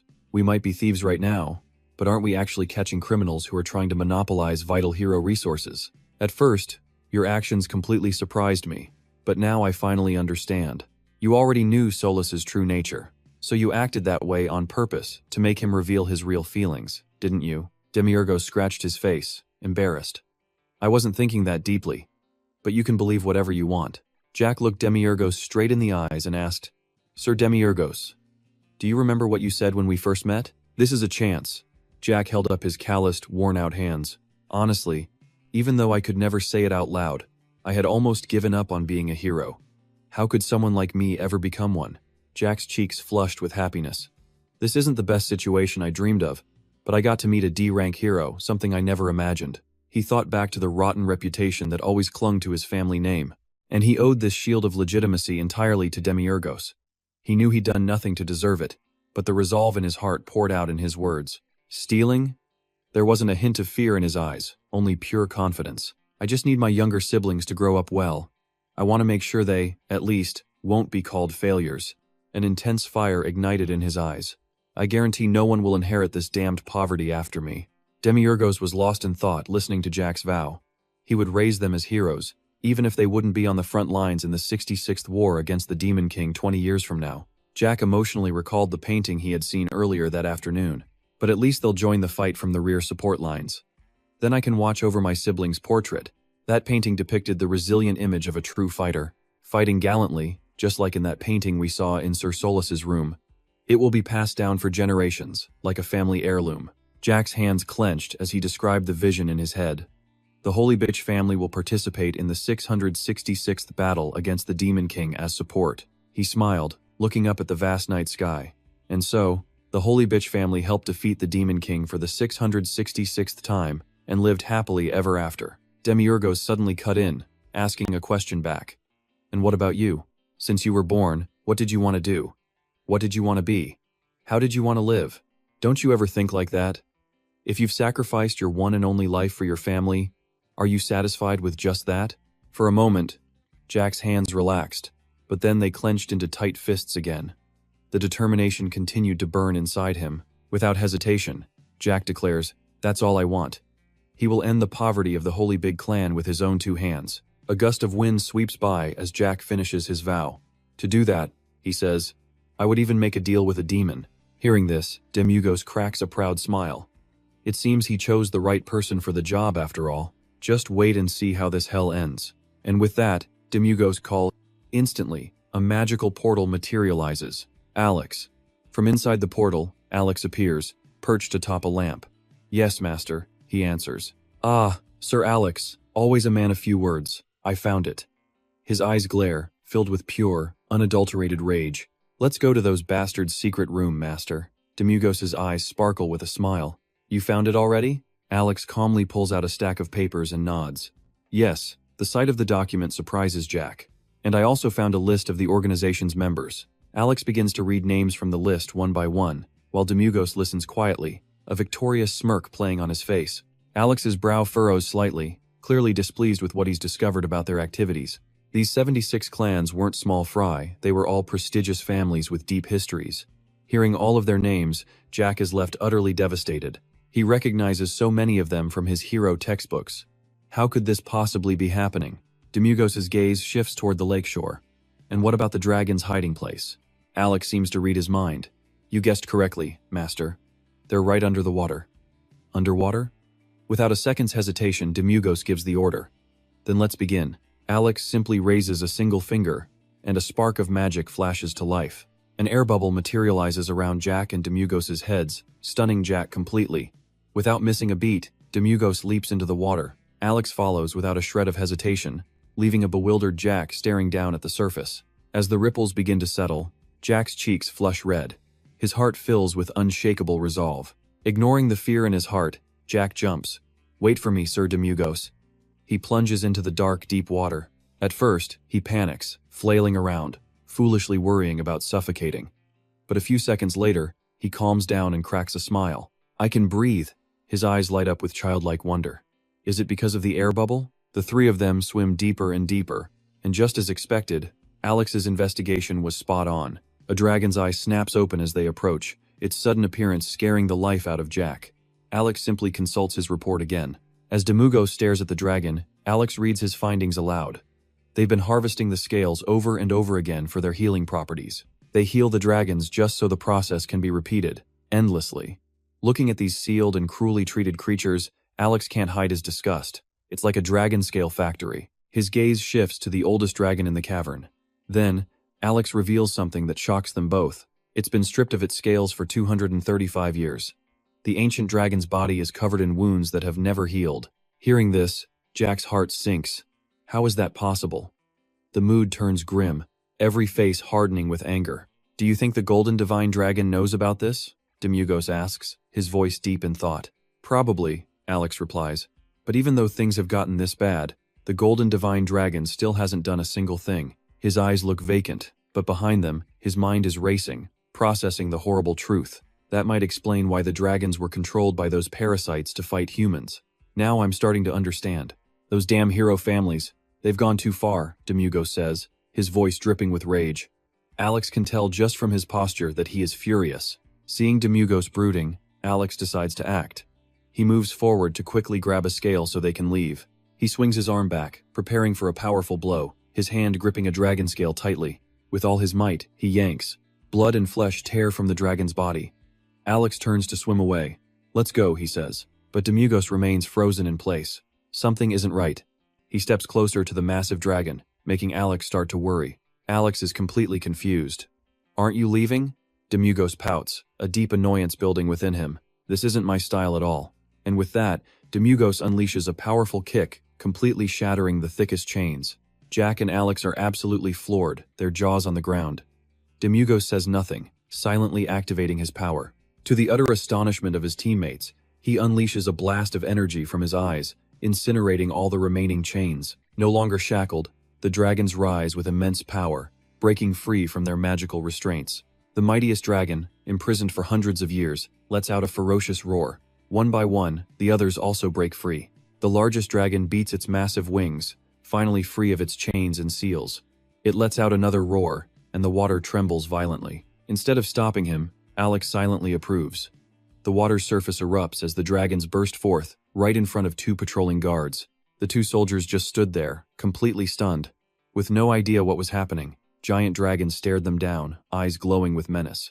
A second later, the soldiers snapped out of it, screaming, "The dragons are loose!" One of the dragons was clearly intelligent and absolutely furious. It had been wanting to breathe fire for a long, long time, and now, it let out a single breath that engulfed the entire castle in a sea of flames. Another dragon unleashed its rage, firing off a magical beam that vaporized huge structures and luxury buildings in a flash. Even the main mansion couldn't escape being torched. Then, an ice dragon swooped down on the treasury, crushing the whole building flat. Jack climbed ashore, gasping for breath, completely shell-shocked by the chaos. Demugos and Alex followed, setting foot back on solid ground. Alex was fuming. "Why in the world would you release those dragons?" Demugos just shrugged and replied, "Because that idiot, Solas's stupid face popped into my head and pissed me off." While the two of them argued, Jack just turned to look at the absolute devastation behind them. "Didn't we say we'd just grab the scale and leave?" "Whatever, who cares? It's not like I touched any of his blood soldiers. You made this mess, now you better take responsibility for it." Suddenly, the scene around them froze, as if time itself had stopped. He was certain Sir Demigos had promised to handle the investigation quietly, but now, they were so busy arguing they didn't even notice someone watching them from a cliff in the distance. Word of the dragons would soon spread everywhere, and he wondered just how Demugos was planning to handle this. Just let them escape and destroy this place. "It's fine," Demugos said coldly. "Why did we even need to be sneaky in the first place?" Watching this exchange, Solas's son clenched his teeth in pure fury. "You bastards," he snarled. His eyes suddenly locked onto Demugos, noticing his white hair. White hair? How is that? Solus himself emerged from the ashes, his face a mask of shock. He's here too? Standing amidst the ruins of his own fortune, Solus was too enraged to even speak. His voice trembled, his eyes looking like they wanted to crush the three of them. My castle. Solus was stunned when he saw Jack, the masked hero, and let out a roar that made the boy jump. Meanwhile, the other two remained terrifyingly calm. Chow stood on a rooftop, holding two enormous blades. Sir Demugos cracked a small smile, his hellish eyes glowing with a terrifying light. Well, hello there. Don't touch me this time, or I'll kill you. Solus's son glared and yelled, You bastard. Solus also got ready to fight, gripping his own blade tightly. Masked hero, I've been waiting for you. When Jack heard that, he grabbed the pot on his head and cried out, Spare me! Solus's son leaped down from above, bringing with him a wave of pure rage. He swung the legendary dragon-slaying blade of his clan, his eyes full of confidence in his own power. Solus also charged in, swinging wildly, but suddenly a massive dragon swooped down, its sharp teeth crushing them both in an instant. Down below, before the trio could even react, Demugos casually waved goodbye to Solus and his son, then turned to Alex. See? I didn't lay a single finger on them. Alex, always the calmest of the group, suggested. Then let's use this chaos to make a run for it. All three agreed, and calmly walked through the courtyard, while people trapped in the castle screamed, Run! Somebody save me! Soon enough, the entire castle had completely collapsed. Through the large window of a luxurious room, the morning sun began to shine. Jack woke up with a start, scratching his head. It's already morning. Remember what I said. From today, we focus on the shop. He hurriedly got everything ready, trying to open up before Sir Demugos arrived. When Jack opened the main door, he froze. A long line of people from all over was already waiting. Is this the weapon shop with gear forged by Dragon's Breath? I told you, the best places are always out in the countryside. Hey, no pushing. Don't you dare cut in line. What's your hero rank anyway? Someone asked. Oh, it's opening. The impatient customers immediately started complaining. What took you so long? It's open, let's go.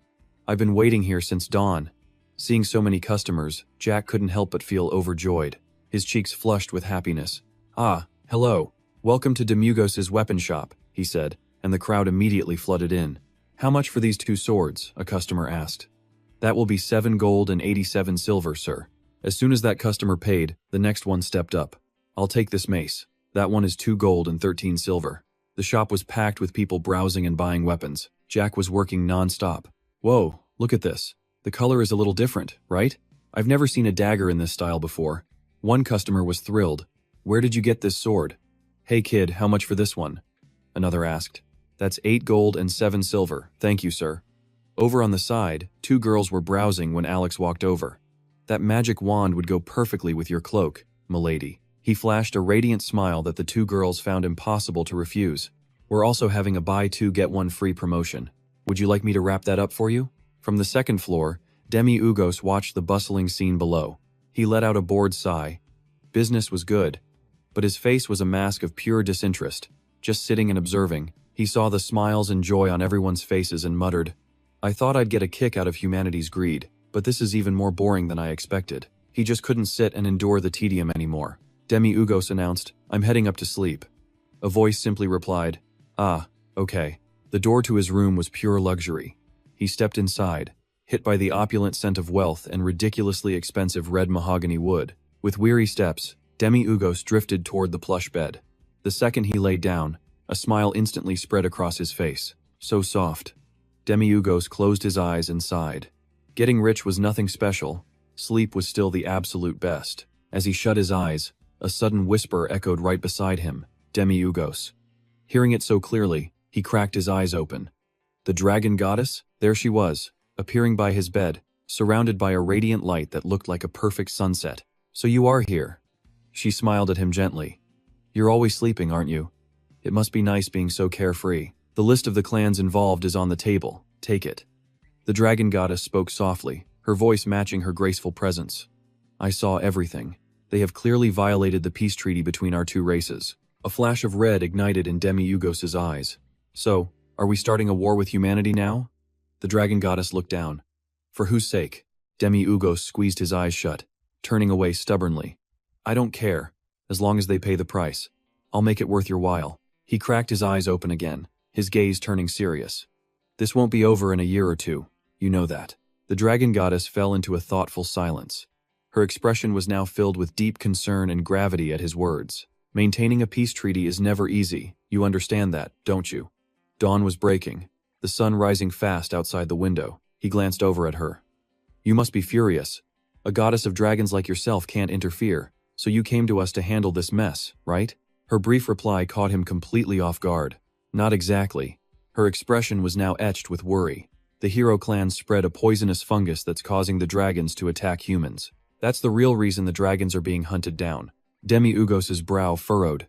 He was seething on the inside but kept his cool. And how will the dragons retaliate? We have our pride. Instead of stooping to their level, we will attack until the very last one of them is forced to submit. Would we use our own loved ones to get revenge for those we've lost? Raw anger finally flashed in the dragon goddess's eyes. But thinking back, their actions just didn't add up. The image of the strange mycelium with its hundreds of eyes flashed in her mind. Demi-Ugos listened in silence as the dragon goddess laid it all out, her fury now impossible to hide. "Just as I suspected, this fungus is extremely bizarre. There's no way humans could have created a curse so twisted and powerful. Who put such a disgusting weapon into the hero clan's hands?" A literal spark of fire ignited in her gaze. "Someone is using the anger of both my children and the hero clans for their own gain." That was it. Demi-Ugos snapped, shooting up to grab her by the collar and yelling, "Hey! Everybody knows your young dragons love to go out and cause chaos. Besides their parents, who in their right mind would believe they were framed? Are you guys only good for causing trouble on this continent?" Demi-Ugos got right in her face, making her break out in a helpless sweat. "Why don't you just call them all home, give each one a beating, and save everyone else the trouble?" The dragon goddess finally managed to speak, but Demi-Ugos just cut her off. "Oh, forget it. I'm going back to bed. Why do you people always have to make simple things so complicated? Is it some kind of sickness?" Demi-Ugos flopped back onto the bed, still grumbling. "Don't you ever get a headache from living by all those rules? Just break the rules and live in peace already. Look at me. I live completely free, and nobody can do a thing about it." The dragon goddess didn't respond, but suddenly let out a laugh, making Demi-Ugos turn back in confusion. "Heh." She closed her eyes, a bright smile playing on her lips behind her veil. "A demon king advising me to live a peaceful life? You really are something else." Seeing her bright, teasing smile, Demi-Ugos actually blushed. He turned away, flustered, managing only to raise a single finger in a half-hearted gesture. "Just shut up." "Heh."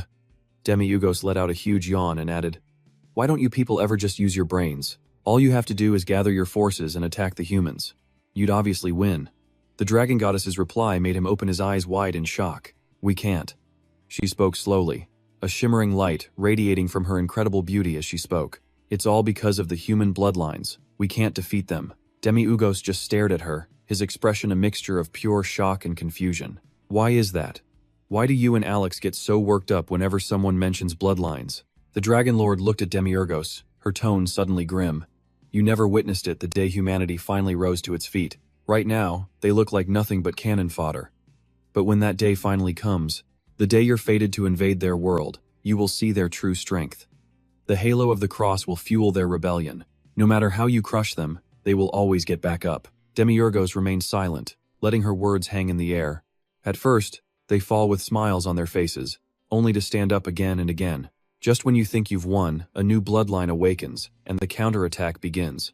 Like moths drawn to a raging inferno, they hurl themselves into the fire called the Demon King, followed by hundreds more. The real problem is, those moths are endless. You'll learn to fear them, to fear their courage. Demi-Ugos, still lounging in bed, just watched her silently.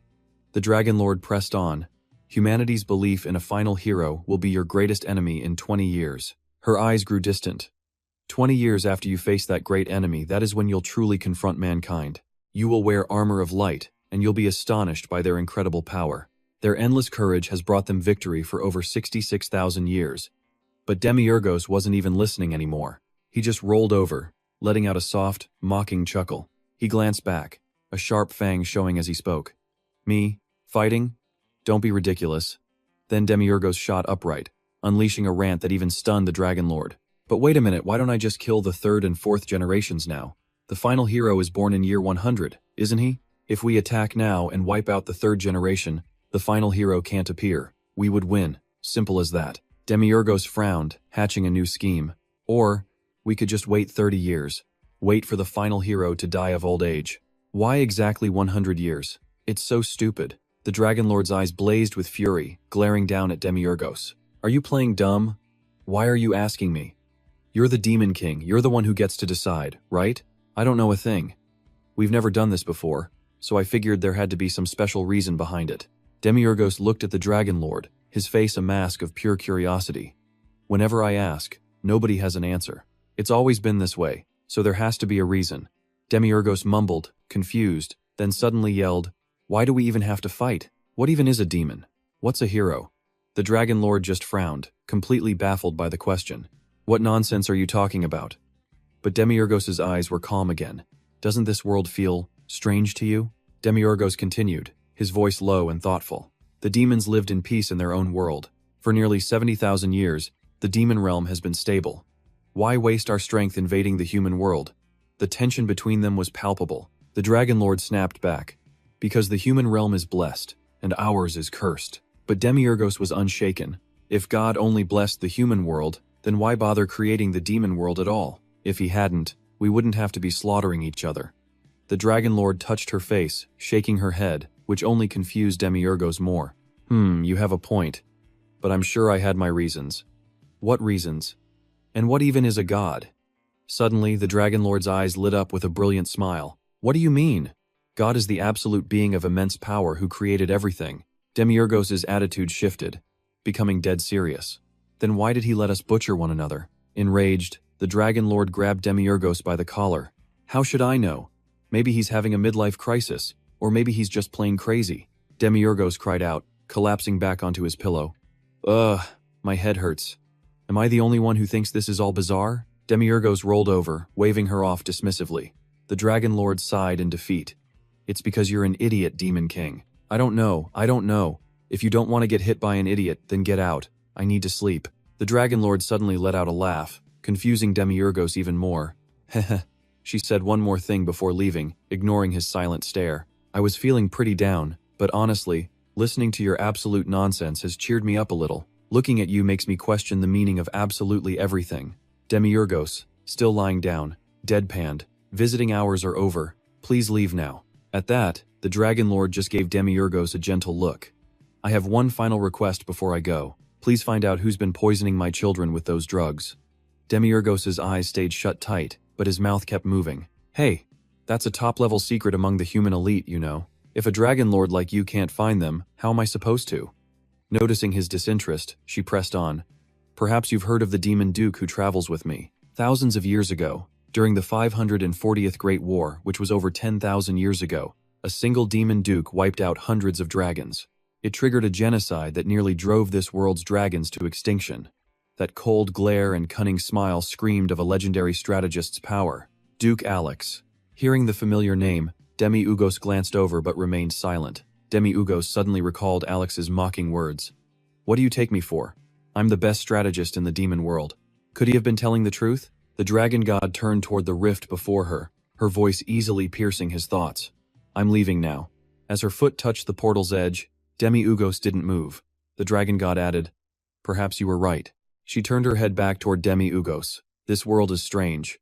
Then, her entire body vanished along with the rift. Suddenly, a frantic Alex appeared at the door, startling Demiurgos into a shout. Master, we're in big trouble. Damn it. I was just about to get some sleep. Alex then pulled out a small vial, holding it up for Demiurgos to see. Look at this. Inside was a bizarre purple object. This is called a hell scarecrow mushroom. I found this after analyzing the mium in the dragon's bodies. Demiurgos could barely contain his fury, as his eyes turned fierce. This thing's mind control effect has been amplified 100 times. As Alex finished, something clicked horribly into place for Demiurgos. It's a type of fungus that only grows in our demon world, Alex continued, his expression grim. And there's only one person who can manipulate it so freely.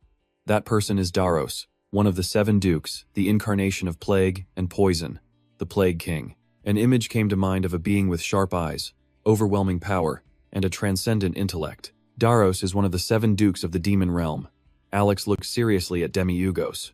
Should we cover this up? Demiurgos, who had been sitting stunned on the bed, suddenly lunged at Alex, yelling, Do you honestly think you can handle that? That's the 100-year-old dragon that caused all this chaos, Alex calmly replied. More precisely, it's a dragon over 66,580 years old. Demi-Ugos quickly dropped his angry act, scratching his head in defeat, which made Alex sigh in exasperation. Damn it. So in the end, the culprit was one of us. There's no evidence proving we're hardliners. You have to understand, the Mium led the dragons to Daros. He didn't spread it. Demi-Ugos nodded. Of course it was the demons. Who else profits from war? Another civil war between humans and dragons breaks out? The moment he said it, Demi-Ugos froze and repeated the words. Civil war? His entire attitude shifted as he pointed a finger at a confused Alex. Hey, do you realize you're the one who would start this civil war? I hear you're an expert at causing internal conflict. Alex quickly regained his composure, presenting himself with a dignified air. I have a high-class style. I use elegant psychology, not some damp, sticky mushroom or crude schemes like this. Besides, if it were me, wouldn't I have told you already? Demi-Ugos went back to the bed to think it over, letting Alex breathe a small sigh of relief. He had a point. Once calm, Demi-Ugos glanced at Alex and asked, "But why did you do it?" The question caught Alex off guard, and he broke into a cold sweat. Huh? Seeing Alex was confused, Demi-Ugos explained further. Using Mium to make the humans attack. Why? Not wanting to dive into details, Alex gave a vague reply. Didn't you already say why? To make humans and dragons fight each other? Demi-Ugos sat quietly on the bed, listening as Alex continued. No, if you wanted them to attack each other, you should use poisons or curses humans typically use. A little digging would immediately prove this was the work of demons. Demi-Ugos stared at Alex, pressing him. You know Daros, the golden dragon god. You recognized him instantly when we first met, didn't you? Alex's eyes grew cold as he nodded. Of course.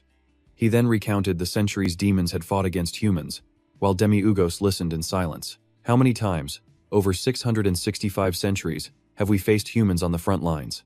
Alex stood before Demi-Ugos, who was still on the bed, lost deep in thought. Is something not right here? There's definitely a piece missing. Demi-Ugos couldn't stay serious for long, his mood shifting again as he angrily cracked his knuckles. Standing behind him, Alex could only sigh in resignation. Fine. Just call Daros. It's time to use the Demon King's torture techniques we learned as kids. Alex spoke up, seeing the situation escalating, which surprised Demi-Ugos.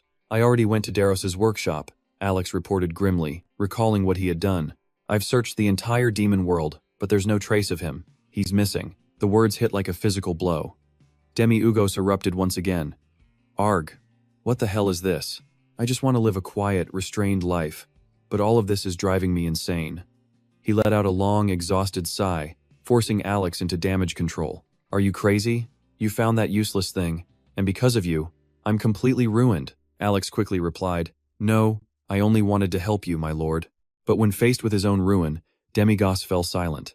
Alex just stood there, his crimson eyes fixed on Demigos, wondering what about the Grand Duke? The only one who could sway Daros, one of the 7 great dukes, was him. Alex's brow furrowed as a realization seemed to dawn on him. He looked at Demigos's despairing form, and a terrifying thought crossed his mind. Could it be that the Lord is the one behind all of this? A sweat broke out on Alex's brow, revealing his sharp fangs. He recalled how his lord had stirred up the dragon hunting guilds just yesterday, shaking even veteran Tier 1 heroes. He had also given a list of those guilds to the Golden Divine Dragon, all to shatter the peace treaty. Alex pictured the book in the Divine Dragon's hands and the slaughter of the dragon race that would surely follow. Once she had proof of humans hunting dragons, even if the treaty held, the hardliner faction would never sit still. A sudden sense of desolation washed over Alex. He knew that the fragile balance between demons, humanity, and dragons was about to collapse. An image formed in his mind with perfect clarity. An empire fractured by 3 warring powers. For the first time in history, a 3-way war was about to erupt. Alex shot up, stunned by the sheer, magnificent scale of the plan. He stared at Demigos's vacant expression, his own heart trembling with fear. This was a plan so grand it was completely overwhelming. Alex was too shocked to even make a sound, realizing that even if they were captured now, they could never reveal the Lord's involvement. He then imagined a future where his name goes down in the history books, while the Lord and Demigos are remembered as heroes who stopped the war. A look of profound understanding washed over Alex's face. He finally got it. His suddenly contemplative expression only served to confuse Demigos. Could he have truly calculated everything? Why else would he abandon his throne? Alex recalled Demigos's innocence, looking up at the sky and finding happiness. What was that flying flower petal? He wondered. The former demon king would never have cared about such things. It was wonderful living on the surface, but it was all just a dream. Demigos had sacrificed his innocence to become the demon king, and yet, he yearned for the surface more than any king before him. Alex remembered the moment Demigos decided to let it all go, shedding the fierce demeanor of a ruler. Why are you abandoning us? Didn't I tell you? Haha, for no reason at all. Demigos was always vague about why he gave up the throne, leaving Alex completely baffled. He suddenly dropped to his knees before Demigos with a reverent voice. My one true lord, this Alex has been a fool. The sudden seriousness on his face threw Demigos for a loop. My lord, you say? Alex covered one eye with his hat, revealing a look of pure devotion. I, Alex, have been truly blind. Only now do I see the magnificent picture you have painted. Having a fool like me under your command must be why you kept it a secret. Alex bowed his head low, his abrupt actions startling Demigos, who was still sitting on the bed. Demigos's face went completely blank. Did he take the wrong medicine? Why is he suddenly spouting nonsense? But Alex continued. Though it's late, if you would still trust me, I will do my best to cover this up. Demigos, still stunned, decided to just play along. I don't know what you're talking about, but let's go with it.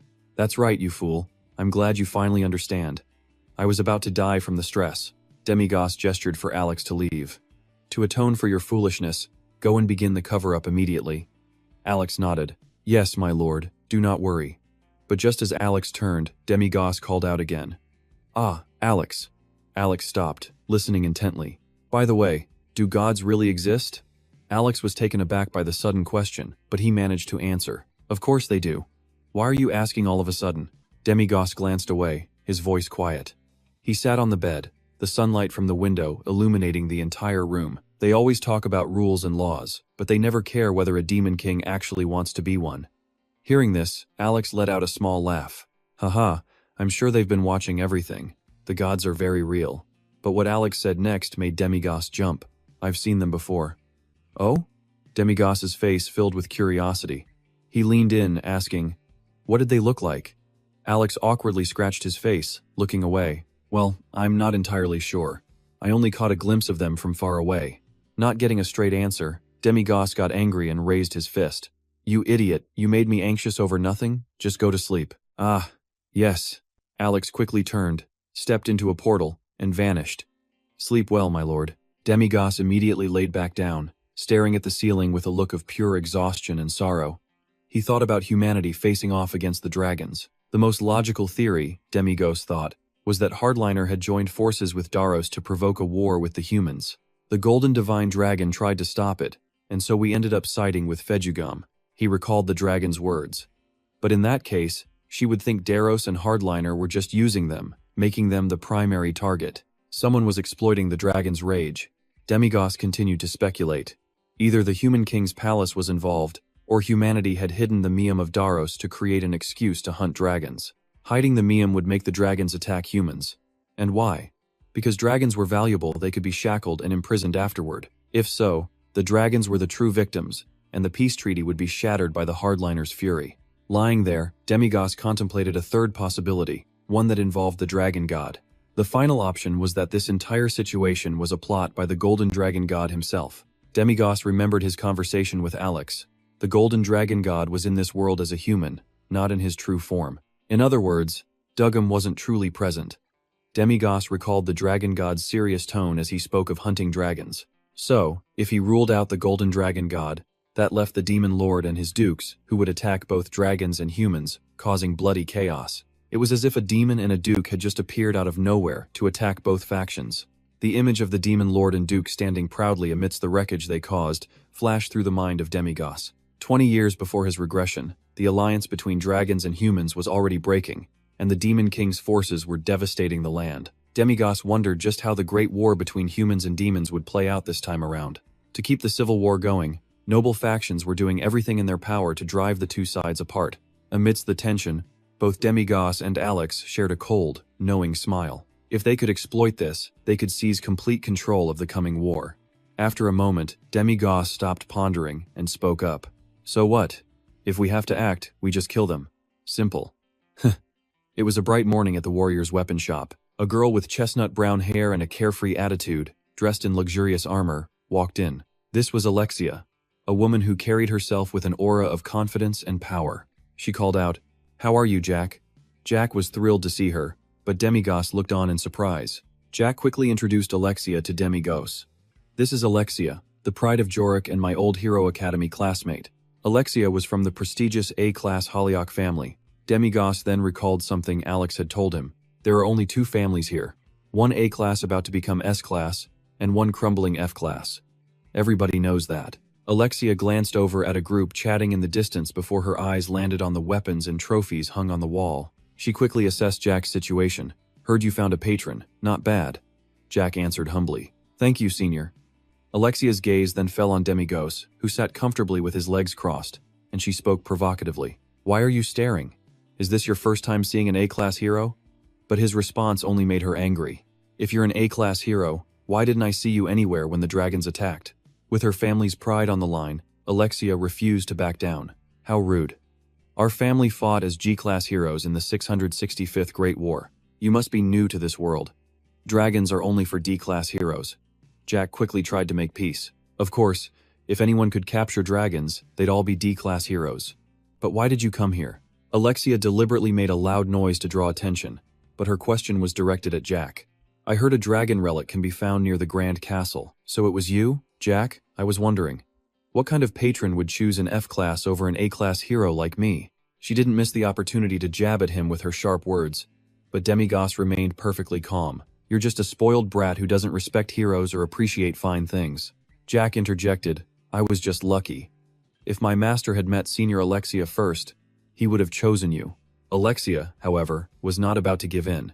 One must learn some manners before they can be chosen. Who would sponsor a hero family that doesn't even show up when dragons attack? Utterly humiliated, Alexia flew into a rage, ready to challenge Demigos on the spot. Fortunately, Jack managed to stop her by physically forcing her back. To the Demon Lord, they were probably just flies, but something was different here. "Stop bothering me," he sighed. "Get lost." That was the last straw. Alexia was so provoked that she turned to leave. "Good thing I didn't get such a strange patron," she said to Jack. "Next time, don't come here unless you're buying something." But things were not over just yet. Before leaving, Alexia gave Jack one last piece of advice. "Now that you have a patron, you should at least get your bloodline level tested. You're still unranked." Hearing this, Demigos shot up from his seat, completely shocked. He was stunned that the person he was sponsoring didn't even have an official rank. "Didn't you say you were F-class? You haven't even been tested?" Jack just gave a weak laugh as Alexia insisted he go. It was way too expensive, and he knew he was probably just an F rank anyway. Still, he had to try. You never know. Demigos nearly collapsed hearing that. Even a simple check cost money? What kind of hellish place was this? He realized basic hero classes were free, but nothing else here came easy. The basics alone weren't enough to keep up, so everyone enrolled in hero academies and got private tutors. Alexia explained all this, but that wasn't the whole story. She spoke of true geniuses with a pride as if she were talking about herself. Those prodigies passed every subject and succeeded without ever needing extra lessons. They become the top-class heroes, A rank or higher. Demigos realized the hidden meaning in her words. Was she talking about natural selection? Alexia continued, spelling out the harsh truth of the hero world. Equal opportunity, she claimed, only holds back real talent. Only the top 5% of heroes actually protect this world, while the lower ranks have to give up everything. Demigos started to see the deep flaws in the ranking system. Based on what she said, family background was everything. It made sense even the bloodline test cost a fortune, but Alexia thought Demigos was missing the point entirely. "Sir, there's no way an exceptional hero can't make money. Heroes are always needed." Then a different question popped into his head. What about the ones who can't earn anything? Turns out this world isn't completely cruel to those without a strong background. That would never happen, she stated. Alexia confirmed that the Hero Support Division would help them. Demigos used this as a chance to ask more about the ranking evaluation. Zik just scratched his head awkwardly, not daring to answer himself and instead looking to Alexia. He wouldn't even bother to test his own limits. He'd just make his brothers do it for him. If all three were like that, they'd have to accept graduating as B rankers. He finally got it. But the guy didn't seem worried, just avoiding failure. An attitude like that was bound to lead to ruin. If he got an F rank, would that poverty be passed down from one generation to the next? Exactly. Like I said, true talent can't be hidden, it always rises to the top. Demigos slumped, realizing he also needed an evaluation, and dejectedly asked, "How old? 17? 18? He figured they must have had it pretty rough. He waved his hand, dismissing them before giving out an order. "That's enough. Go home. Announce that the shop is closed. Zik, we're leaving." Zik had no clue what his guardian was planning to do next. "Where are we going?" Demigos was determined to get a bloodline test, and he told Alexia to come along, startling them both. "Where else?" "To get the bloodline test, of course." "Let's go, Alexia." "Yes, sir." They finally arrived at the bloodline testing center. The trio's appearance immediately caught the staff's attention, likely due to their flashy outfits and arrogant demeanor. "We're here to register for the hero bloodline level test." The employee responded in a slow, tired voice. "Take a number and wait." But Demigos just wanted to get this over with. "Do it now." The man said nothing, just pointing to his left. It turned out there was a reminder sign already placed on the table. "Someone's always looking out for you, it seems. Don't behave like a brute and please follow the staff's instructions." He read the sign and wanted to throw a punch, but Zik and Alexia stopped him from making a scene. Their ticket number was 45, so it looked like they were in for a long wait. Zik was actually excited, while the other two were less than thrilled. Suddenly, the arrival of another person drew Demigos's full attention. This man was tall, with a huge weapon on his back. But the strangest part was the staff's complete change in attitude. "Welcome. We'll begin right away." Demigos was confused. Why did the guy who came in later get to go first? But Zik seemed to know exactly who he was. How does he get to cut in line? "That's the top dog around here. Mingan, the strongest warrior near Joris." He wasn't just a hero, his power had reached S rank. The man was famous for his incredible talent. In theory, since Alexia's father is an A rank hero, she's guaranteed to get that title upon graduation. But that doesn't mean she's A rank yet. Everyone expects Alexia to surpass her own father, maybe even hitting S rank someday. While she isn't exactly graceful, her skills are absolutely exceptional. At last, the staff called Zik's number for his bloodline test. Now serving number 45. The employee at the counter read his name one more time. Zik of the Holy Big Clan. The man stared down at Zik's information sheet, carefully confirming every detail before starting. 17 years old. Elementary school graduate. Correct. He kept reading other details. No previous ability tests. Bloodline purity unknown. Through it all, Zik just kept smiling, proud to be from the Holy Big family. With just that short bit of information, the staffer made a decision that forced Demigos to intervene immediately. "Alright, that's an F rank. Go ahead and stamp it." Demigos was furious at the blatant injustice of the evaluation. "Don't you determine rank with a blood sample and an ability test? This ranking will decide this kid's entire life. So what's the big rush?" But the employee honestly thought that what he was doing was helping them out. "Their family has always been F rank and they seem to be struggling, so I just want to save you two some money. If you have the cash, then go ahead and test." Demigos roared at the man's complete lack of respect. "How much?" 5 gold coins. He slammed all 5 gold coins down on the table. Wary of a scam, Demigos demanded. "Fine. Do the test." The staffer simply stared back without another word. Seeing this, the man relented and agreed to bring the equipment. But Jack didn't want Demigos to cause trouble or waste his energy on him. "You don't have to do this, master," he said. Demigos couldn't believe Jack was so ready to give up on his own life. "You'd throw away your only chance to change your future. For 5 gold coins?" The more he learned about this world, the more it pissed him off. The device they brought out was a glowing red stone, resting on a strange pedestal. "What is this?" The staffer calmly explained. "This is a tool for testing blood purity. It may look simple, but it's the pinnacle of magic science." Demigos and Alex eyed the device with curiosity, but Jack was just plain terrified. "It's easy. You just have to place your hand on this sphere." His tone held zero respect. "Are you ready? Go on, put your hand on it." Jack was frozen with fear that his purity level would be pathetic. All three of them watched anxiously as Jack reached out. He slowly touched the sphere, which was as red as human blood. The moment his hand made contact, the orb reacted instantly, startling Jack. The tongue-like part of the base retracted, spitting out the final result. Blood purity, 10.825%. Everyone in the room focused on Jack's result, absolutely stunned. The bloodline examiner was shocked by this potential. Jack, feeling the heavy atmosphere, just laughed nervously to break the tension. "What is it?" 10.825. "That's so low." Demigos immediately grilled the staffer about the results. "Only 10%. What's his rank? E rank? F rank? Give me the results. Now." The staffer didn't answer right away, hesitating for a moment. "Well, it appears there's been a slight malfunction. He claimed the tool must be broken, and if they wanted a retest, it'd cost another 5 gold. Not wanting to bother Demugos any further, Jack decided to just let it go. He felt spending 10 gold on this was a total waste, since the outcome would be the same. Jack figured he should just be ranked F, but Demugos wasn't having it. He refused to accept the staffer's sudden, shameless change of heart, and immediately called him out. "Hey old man, I already paid you, so do your job right. Why are you trying to weasel your way out of this?" The result was 10.825, so give me a rank that matches it. 5 gold coins is not a small sum, so this evaluation had better be fair. The man started to look worried, even a little scared. He was quickly realizing that this guy wasn't going to be easily pushed around. He tried to explain why he thought the sphere was faulty, but his reasons were nothing more than flimsy excuses. "You're from the 4th generation of heroes, aren't you?" he asked. Jack had absolutely no idea what the man was implying. "It's your generation that makes me doubt this result," he continued. "Even 5th generation heroes only hit 9%. No one in history has ever reached 10. A number like that, it only exists in dreams."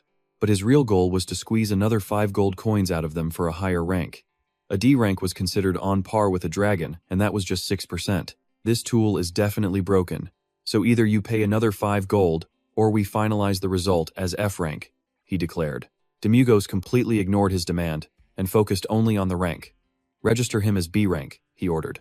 However, the staffer was persistent, still trying to convince Demugos that the equipment was faulty. "B rank is way too high. You can't get that just because you want it. A 10% reading is absurd. This tool is definitely broken." Hearing this, Demugos slammed his hand on the table, a clear warning. "Fine, test him again. But if the result is still 10%, you owe us 5 gold. So what do you say?" The man suddenly switched topics, acting as if he had them all figured out. "I'm well aware of the relationship between you two. You must be the type who goes around looking for heroes in the countryside, treating them like lottery tickets. If you don't get a good result, you just kick them to the curb and find someone new. And if the next one is the same, you just dump them too." With that, he continued, completely convinced his own wild guess was correct. "Sure, you're helping poor heroes, but forcing your wishes on me and making me give an unsuitable rank is just fraud. A person's rank determines their missions, you know." His words silenced the entire room. "Are you finished talking?" Demugos asked, his voice dripping with menace. "Because now it's my turn to make you afraid. Why are you running your mouth so much? I refuse to let Jack become an F rank. Do you want to try again and bet 5 gold with me? Or will you accept B rank for him?" Demugos stated his demands bluntly, making no effort to hide his absolute disgust. The man broke out in a cold sweat, trembling at the threat. He suddenly began to doubt himself, remembering just how often these machines actually did malfunction. What if Jack hit 10% again? Impossible. A 10% reading was just too rare. But what if it was even just 1%? He glanced at the man protecting Jack. For someone like Demugos, 5 gold was nothing. But for him, it was 3 months' salary. He figured this guy was just a useless brat without his wealthy family's protection. He stared at the 3 people before him, and made his choice: give Jack a C rank just to get them off his back and avoid losing money. "Fine.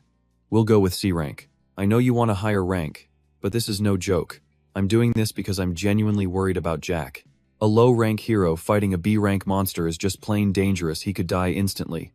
The man was so agitated he was scaring Jack and the other staff members. "Final decision. C rank. Now stamp it before you change your mind." And just like that, the official seal was slammed down. This was real. He held up the paper and shouted Jack's name for all to hear. Jack of the Holy Big was officially a C-rank hero. Jack couldn't believe it. By the time the Hero Management Council finished up, the afternoon was already fading. Demugos and Alex were walking ahead, looking pretty pleased with themselves. "That old man tried to squeeze 10 gold coins out of me, but folded the second I demanded 5 back. What a complete coward." Jack trailed behind them, feeling on top of the world for helping to scare the man so badly. How did that guy even have the guts to try and scam Demugos? Jack looked down at the official papers, his eyes starting to well up. The decision was clear. C-rank hero. Jack remembered the cruel words from his past. "So, your bloodline is just that weak, huh? Instead of wasting everyone's time, why don't you just quit? I'm only saying this for your own good. A bloodline like that is useless. So the entire Holy Big family are just outsiders? No different from commoners." Jack squeezed his eyes shut, remembering those days of poverty, then snapped them open, staring straight ahead. To him, Demugos was practically glowing with the aura of an angel. "Lord Demugos, if only you knew." Jack watched him laughing with Alex, his eyes filled with nothing but admiration. You're the first person who ever reached out a hand to help me. Jack looked up at the sky, which was slowly changing color as dusk fell. This is the first time I've ever felt this kind of warmth. Jack's admiration for Demi-Ugos was absolute. He looked at the acceptance letter in his hand and made a vow. I've made my decision. You've given me a new life, so I will dedicate myself to repaying you. I will offer my entire life to you, my lord. Jack was overjoyed, never imagining he could reach C rank. Now I get it. Our meeting wasn't an accident, Lord Demi-Ugos. You must be the angel that God sent for me. Jack clutched the paper and started running forward. He sprinted towards the man who had saved him from his fate. Let's go, Lord Demi-Ugos, hurry up. The fool. From now on, his mission was clear. Protect Demi-Ugos no matter what. About a month after Jack was certified as a C-rank hero, the sky suddenly and bizarrely went dark. A strange beam of light, nothing like ordinary lightning, shot down from above, slamming into the ground without a care for who might get hurt. It turns out Demi-Ugos was also there, witnessing this strange phenomenon. The light seemed to be radiating from Jack himself. I have no idea what the right move is here, he thought to himself. What are we supposed to do now? Against a long, coiling monster, even his giant sword seemed to inflict absolutely no damage at all. He stared straight at the glowing being before him, one of the four guardian gods, the destroyer of the old world. Red Phoenix, are you here to burn this world down instead of the Demon King? Back in the present, Demi-Ugos' team stared at the quest board, which was plastered with notices. Jack couldn't help but feel confused. Why are we looking at the quest board, he asked. Demi-Ugos simply gave him a kind smile. Because you're an official hero now, he said. It's time you took on an official mission. Oh, right. A scary-looking guy in their group laughed out loud. Take down a lich and his followers trying to revive him in the southeastern Mad Cemetery? Now that's a proper A-rank quest. Odin will take this one, he declared. Demi-Ugos let out a sigh. Seriously, what's there to brag about? We should just pick a C-rank mission. Let's see now. Yeah, I guess so. Alex read the quests one by one. Bring back 3 bags of wild wolf crystals, put out the eternal flame on the western snow mountain, or find 7 child spirits that appear behind the mountain every night. Suddenly, Alex froze in his tracks. He was staring at a quest to defeat merfolk who were harming the local villagers. Merfolk? Demi-Ugos asked, looking completely baffled. What in the world are merfolk? A fierce tribe, half human and half fish, that grows up to 2 meters tall. They usually attack nearby fishing villages when the sun isn't too strong. The second Alex finished speaking, Demi-Ugos snatched the quest paper from the board, his eyes burning with excitement. All right, team, get ready for a swim. It's time to play in the water. Demi-Ugos' team arrived at the mission location.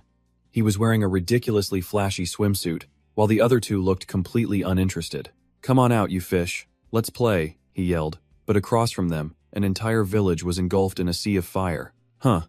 I was expecting a sea of water, not a sea of fire. Shouldn't fish be near water? In the village, countless items were piled up and burning. The villagers were in a complete panic, clutching flaming torches in their hands. The fires roared, children screamed, and another torch was tossed onto the blaze. The rising flames made one man tremble, veins popping on his neck as he roared. The merfolk are terrified of fire. They can't get close to us. Light more fires, hurry! His wife scrambled towards him, yelling, More fire, now, hurry! But as she ran, a foul, sticky drop of liquid fell onto her cheek. The woman froze, her eyes locking onto the merman monster with its trident, slithering down from the roof above. She let out a piercing scream, completely overwhelmed by the sheer terror of the moment. But in a flash, the creature vanished from sight. Out of nowhere, it lunged down to attack with vicious force, but her husband dove in, tackling her away from the monster's path. They lost their balance, tumbling backward onto the ground as the merman monster stood towering over them. But it wasn't just one. Now 3 of the massive creatures were there, baring their hideous, jagged teeth in a gruesome greeting. Their appearance alone was enough to terrify a person to death, let alone their incredible power. The man held his wife tight, gritting his teeth at them. They were completely helpless, looking up at a sky turned red with fire. When would a hero finally get here? Elsewhere, Alex was explaining the situation. Contrary to what most people think, these mermen aren't weak to fire, which is why so many who fight them die in the flames. The look on Demios' face was not exactly one of comfort. So how strong are they? Alex just shrugged. I'm not really sure. Why can't I get enough data to calculate it? Demios turned his gaze back toward the burning village. Is this really just a C-rank mission? Not bad, he remarked, taking in the scene. Looks like Z can't handle this himself, huh? Alex then asked. Should we go down for a closer look? Demios' reply was blunt. No. Hearing that, Z was stunned. You go, Z? He stammered. Me? Fight all of them by myself? Demios shot him a sideways glance, emphasizing his point. Of course. You're the only hero here. In case you've forgotten, I'm just a merchant, and Alex is merely a butler. Z's voice was filled with doubt. But can I really handle them? His eyes were firm. Didn't I already apologize for calling you an F rank the first day we met? Z's face was a mask of anxiety, as Demios continued seriously. Weren't you the one who said you were an F rank? It wasn't someone else, was it? In the fading light, Demios's eyes seemed to glow an even deeper red. You are the hero, the leader of this party. You're also the one who fought back then, even though Alex got all the praise for it. Hearing those words, Z's cheeks flushed. You haven't forgotten that you're a hero, have you? Demios pointed directly at him. From this day forward, you are an official C-rank hero, recognized by the state. Those words struck a chord, igniting the last embers of determination deep inside of Z. And right now, helpless, ordinary people are about to die right in front of you. They're waiting for a hero. Demios's expression was dead serious. This is your mission. They are waiting for you. Now go, save them. Hero Ban Holly Bick. Z's expression grew more and more inspired. After a long pause, his voice finally broke the silence, filled with a newfound resolve. You're right. I was an idiot, a total failure, a complete screw-up. I used to be a coward, but you reminded me. A powerful will shone in his eyes. I, Ban Holly Bick, died yesterday, and I have been reborn as a C-rank hero. I swear on my family's honor that I will defeat them and save everyone. With that, Z shot off like a rocket while Demios cheered him on. All right now, go get him, hero. Alex stood frozen behind them, at a total loss for words. You were a complete fool before, but now, go and fight. The second Z was out of earshot. A satisfied smirk crept across Demios's face. He let out a dark chuckle, leaving Alex stunned by his master's manipulation. I was hoping for some fun underwater, but this sea of flames is just a nuisance. I wasn't sure that trick would even work. Luckily for us, he's a complete moron. Alex could only think to himself. Truly, the work of a demon king. Back in the village, panicked footsteps scattered in every direction. A young boy glanced over his shoulder as he ran. Unfortunately, his foot caught on a stone. The boy tumbled to the ground right in front of his two companions. The two of them rushed to his side, but his leg was clearly injured. Are you okay? Get up, quickly! Suddenly, a merman's trident flew past and impaled the man standing beside them. The other two froze in absolute horror. The attack was so powerful it sent the man flying backward, the weapon still buried in his chest. The woman sat there, too paralyzed with shock to even scream. The monster charged them with its mouth gaping, brandishing a massive sword. It let out a triumphant laugh, its red eyes burning with malice. At that very moment, Z appeared, landing in front of the two villagers to shield them. The lightning power crackling from his shield blasted the monster backward. The villagers stared in disbelief, their eyes slowly regaining focus. Z stood his ground, facing down an entire horde of ferocious merman creatures. The fiery determination in his eyes gave the two villagers a surge of hope. A hero? They whispered. Z felt a knot of fear in his stomach, but he clenched his teeth, forcing it down. I am Ban Holly Bick, from the Hero Management Department. I'm here to save you. Relief and joy washed over everyone present. A hero arrived, thank God. But an old woman hobbled forward from the crowd, her face filled with worry, not relief. You're too young. Where are your teammates? Isn't there an older hero, or maybe a mage? An old man behind her chimed in. He doesn't even have a sword or armor. The old man was both terrified and furious. We wait for a hero, and all we get is a kid? Mid-sentence, the old man stopped dead as Z awkwardly scratched his head. Behind him, a fishman monster had crept up way too close. Sorry, I just got here, Z said. The old man's eyes went wide in panic. Hey, behind you! Z turned around, confused. What? The monster swung its massive trident right at him, but Z quickly brought his shield up to block. But the sheer force of the monster's blow was too much, sending him flying high into the air. Z crashed down hard in front of everyone. The monsters charged forward, their red eyes throwing the villagers back into a state of total panic. Run! A man screamed, a trident already piercing his chest. Helpless, everyone grabbed their torches and scattered in terror, but Z was already pushing himself back up, which seemed to confuse the injured man. Z then leaped straight up to face the monster horde. What are you doing? Z charged them without hesitation. I'm buying time, everyone get out of here. The man couldn't say another word before another powerful attack from the monsters was unleashed. Z blocked hit after hit, but their power was just overwhelming.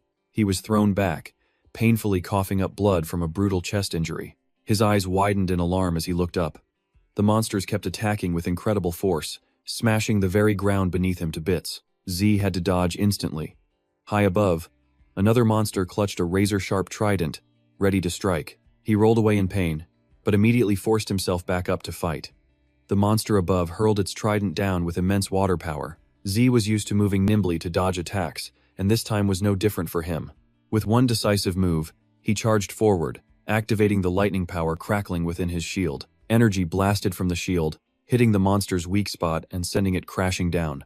A flicker of absolute determination ignited in Z's eyes. He swung his shield back, preparing another lightning strike as a different monster lunged at him. Suddenly, another one grabbed his ankle and yanked hard. Z was completely stunned, letting out a startled cry as he was thrown into the air and slammed down. Luckily, Z managed to get his shield in front of his chest and face. He gritted his teeth, enduring the pain while being completely pinned down. Before he could even catch his breath, he was lifted up and slammed down again like a rag doll. Seeing an opening, Z smashed his shield into the monster's hand, breaking free. The creature was sent flying by the shield's power and Z's fury. He jumped up, teeth clenched, and threw the shield in a wide arc, sending another monster careening into a pile of wreckage. With that powerful shield in hand, Z's fighting prowess was becoming more and more terrifying. Despite his serious injuries, he ignored the pain, determined to fight to the bitter end. Z alone against a horde, the blood of a hero flared in his eyes. The fishmen stood their ground, but Z charged in, wanting to tear them all apart. All of a sudden, a creature appeared behind him, preparing a fatal blow. A second later, a brutal punch connected, making Z roar in pain. It grabbed his head and threw him into a pile of fiery debris. The villagers watched from a distance, completely helpless, unable to believe what was happening. They just wanted to survive. Elsewhere, Alex and Demugos were sitting comfortably under a cool tree. Demugos wore sunglasses, looking like a guy just kicking back and relaxing, while Alex just sighed. Alex then spoke up. About Z. Don't you think he's not so bad after all? I mean, he seems to have matured a little, right? Demugos was silent for a moment before answering. Is that so? Meanwhile, Z was sent flying into a wall by the fishmen, creating a huge crater. Just when you'd think he was beaten, Z burst out from the hole in the wall, determined to shred them to pieces. I am a hero. The fishmen surrounded him again, but Z still found an opening to land a blow on one. His movements grew faster, sharper, blocking countless fatal attacks. But as he faced a monster's furious punch, Z's own strength was fading. His legs had to brace with everything they had as the monster delivered another earth-shattering blow. Its power was immense. Z cried out, struggling against the vicious creatures. But the unyielding will inside his body refused to be extinguished. He threw one monster off, and then sliced off its arm with his Lowena shield. I am a hero. 4 monsters behind him grabbed their tridents and charged straight for Z. They leaped into the air, weapons in hand, their eyes filled with madness. The fierce battle raged on under the crimson light of the setting sun. Z, with the Lowena shield in hand, faced a relentless barrage of attacks from the fishmen. Every strike was savage and brutal, but Z didn't flinch. He moved with agility, dodging and countering with precise slashes, pushing the enemy back one step at a time. He completely shattered their tridents. But suddenly, another one appeared behind him, arms open, easily overpowering him and putting him on the defensive. Its arm tightened around him, but then suddenly began to tremble uncontrollably. Turns out Jack was pouring every last bit of his strength into the shield to break free. He gritted his teeth and pushed with all his might. His hand gripped the shield's handle, and just like that, the monster's arm was severed. But another one was still standing, blocking his path completely. It furiously slammed its fist down, sending debris flying everywhere, but he managed to flip away just in time. The moment he landed, he shot forward, channeling all his power into the shield and shoving both monsters back. Next, he unleashed a massive blow that sent them flying in opposite directions. The fight was so intense that Jack was completely drained. He dropped to his knees, hands on the ground, gasping for air. The nearby villagers saw the silence and thought, did he do it? His hair was soaked with sweat and dirt as he struggled to look up, only to see the monsters stirring, then standing up, to his utter shock. They turned towards the terrified villagers. Every single monster was injured, but none of them were dead. They rose in unison, their eyes filled with killing intent, all fixed on him. Jack gasped, helplessly realizing he was out of strength. The sun began to set, painting the entire landscape in a deep, bloody red. From a distance, Demigos and Alex sat in silence, just taking in the view of the village. An indescribable unease welled up inside Alex. We should quietly step in and help, Alex thought.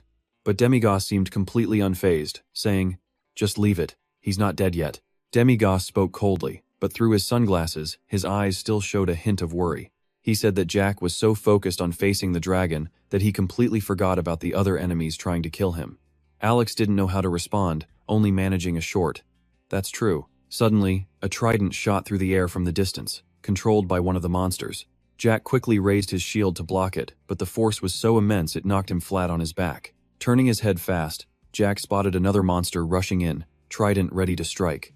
But thanks to his quick reflexes, Jack lifted his shield and slammed it down, completely shattering the weapon. He spun around, landing a fatal blow right on the monster's head, but they just kept coming, taking turns. Another one charged, and Jack strained to slice the trident right out of its hands. He threw himself backward, shield in hand, and attacked with all his remaining power. But he never expected a whole mob of them to gather, ready to strike his small frame. Jack curled up behind his Lowena shield, but the monster's power was still overwhelming. The shield suddenly felt wrong, agitated. Jack was in agony but forced himself to hold on, thinking, "Please, save me." He prayed in silence as the mob of monsters relentlessly pummeled him. The nearby villagers could only watch, their hearts filled with pure terror. The young woman holding the little boy suddenly realized something was happening. The boy with the injured leg bolted from her arms, running straight ahead. The others saw this, their anxiety spiking. "Noah, where are you going? It's dangerous, stop!" they all screamed. But Noah just ran closer to the monsters and stood his ground. Tears streamed down his face from fear, but his will never wavered. "The hero is in danger too. He helped us when we were in trouble. Now we have to help him," Noah declared, then started running again, stunning everyone. The villagers' expressions slowly shifted from terror to steely resolve. Together, they all charged forward, following Noah. "Hero, hero, we're coming! Just hold on a little longer," they shouted. Demigos watched from the side, a thoughtful look on his face. The villagers swarmed the monster, some grabbing its arms, some its head, others its legs. "Hero, get up! Get away from it! Hold it tight! Don't let go!" they roared. Jack, lying on the ground, witnessed the whole thing in absolute disbelief. One brave villager yelled out, "Hero, we've got it pinned! Finish it off, quickly!" Jack was stunned for a second, then answered with a surge of excitement, "Okay, I'm counting on all of you." He pushed himself off the ground, gathering his power to deliver a final, deadly strike on the restrained monster. But suddenly, the monster violently threw the villagers off and unleashed a massive claw attack, destroying everything around it. Jack cried out as he swung, knocking all the monsters away. He glanced back to check the situation and saw a monster had grabbed an old man by the neck, lifting him up and squeezing tighter. Jack panicked, thinking, "No, he's too far away." But just then, the eye on his shield began to glow, releasing an incredible surge of power. Jack used the shield to launch a powerful attack at the monster to save the man. His single blow lit up the blood-red sky. The monsters were still standing, but then a scream echoed out. "Everyone, get back 10 meters. Jack immediately unleashed an attack that knocked them all down, but from behind, another monster appeared, trident aimed to strike. At that moment, the shield was no longer in his hand. He panicked, throwing his arms up to defend himself. "Oh, my shield!" Suddenly, the shield came rocketing back, appearing right in front of him to block the trident's tip, leaving Jack completely stunned. The monster wouldn't give up. Baring its teeth, it thrust the trident downward, attacking Jack with all three of its arms. But the shield split into three, perfectly blocking the monster's assault. It then shot forward, slashing the beast and knocking it flat on its back. It glowed brightly in the sky before blasting a beam of light straight up. Jack shielded his eyes, then looked around in confusion. Instead of a monster, there was just a pile of something scattered on the ground. A triumphant scream echoed inside his head. He did it. The shield suddenly attached itself to his arm, much to his surprise. That central eye still radiated a strangely bewitching aura. Jack hugged it happily, exclaiming, "Whoa, Doom Lowena, you are so cool. I knew it from the first moment I saw you," he thought. Lowena really is the #1 shield in the world. The villagers rushed over, overjoyed, and threw their arms around Jack. "The hero did it. You're the best. I thought I was a goner, thank you so much." Suddenly, their gazes shifted to the edge of town. A man yelled out, "There are still mermen behind the village. The people back there are in danger." Without hesitating, Jack sprinted toward the back of the village. As he ran, he was surprised to see a pair of feet running right alongside him, then another, and another. All the villagers were running with him. "We're coming with you," they yelled. "We'll hold them back. We'll use the same strategy as before. Don't go alone, we'll go together." Jack smiled, truly happy, and replied softly, "Okay, then I'm counting on everyone's help." Meanwhile, Demigos observed the village engulfed in flames. Well, look at that, he said. The atmosphere's completely changed. The same people who were scared out of their wits, he mused, are now hunting mermen?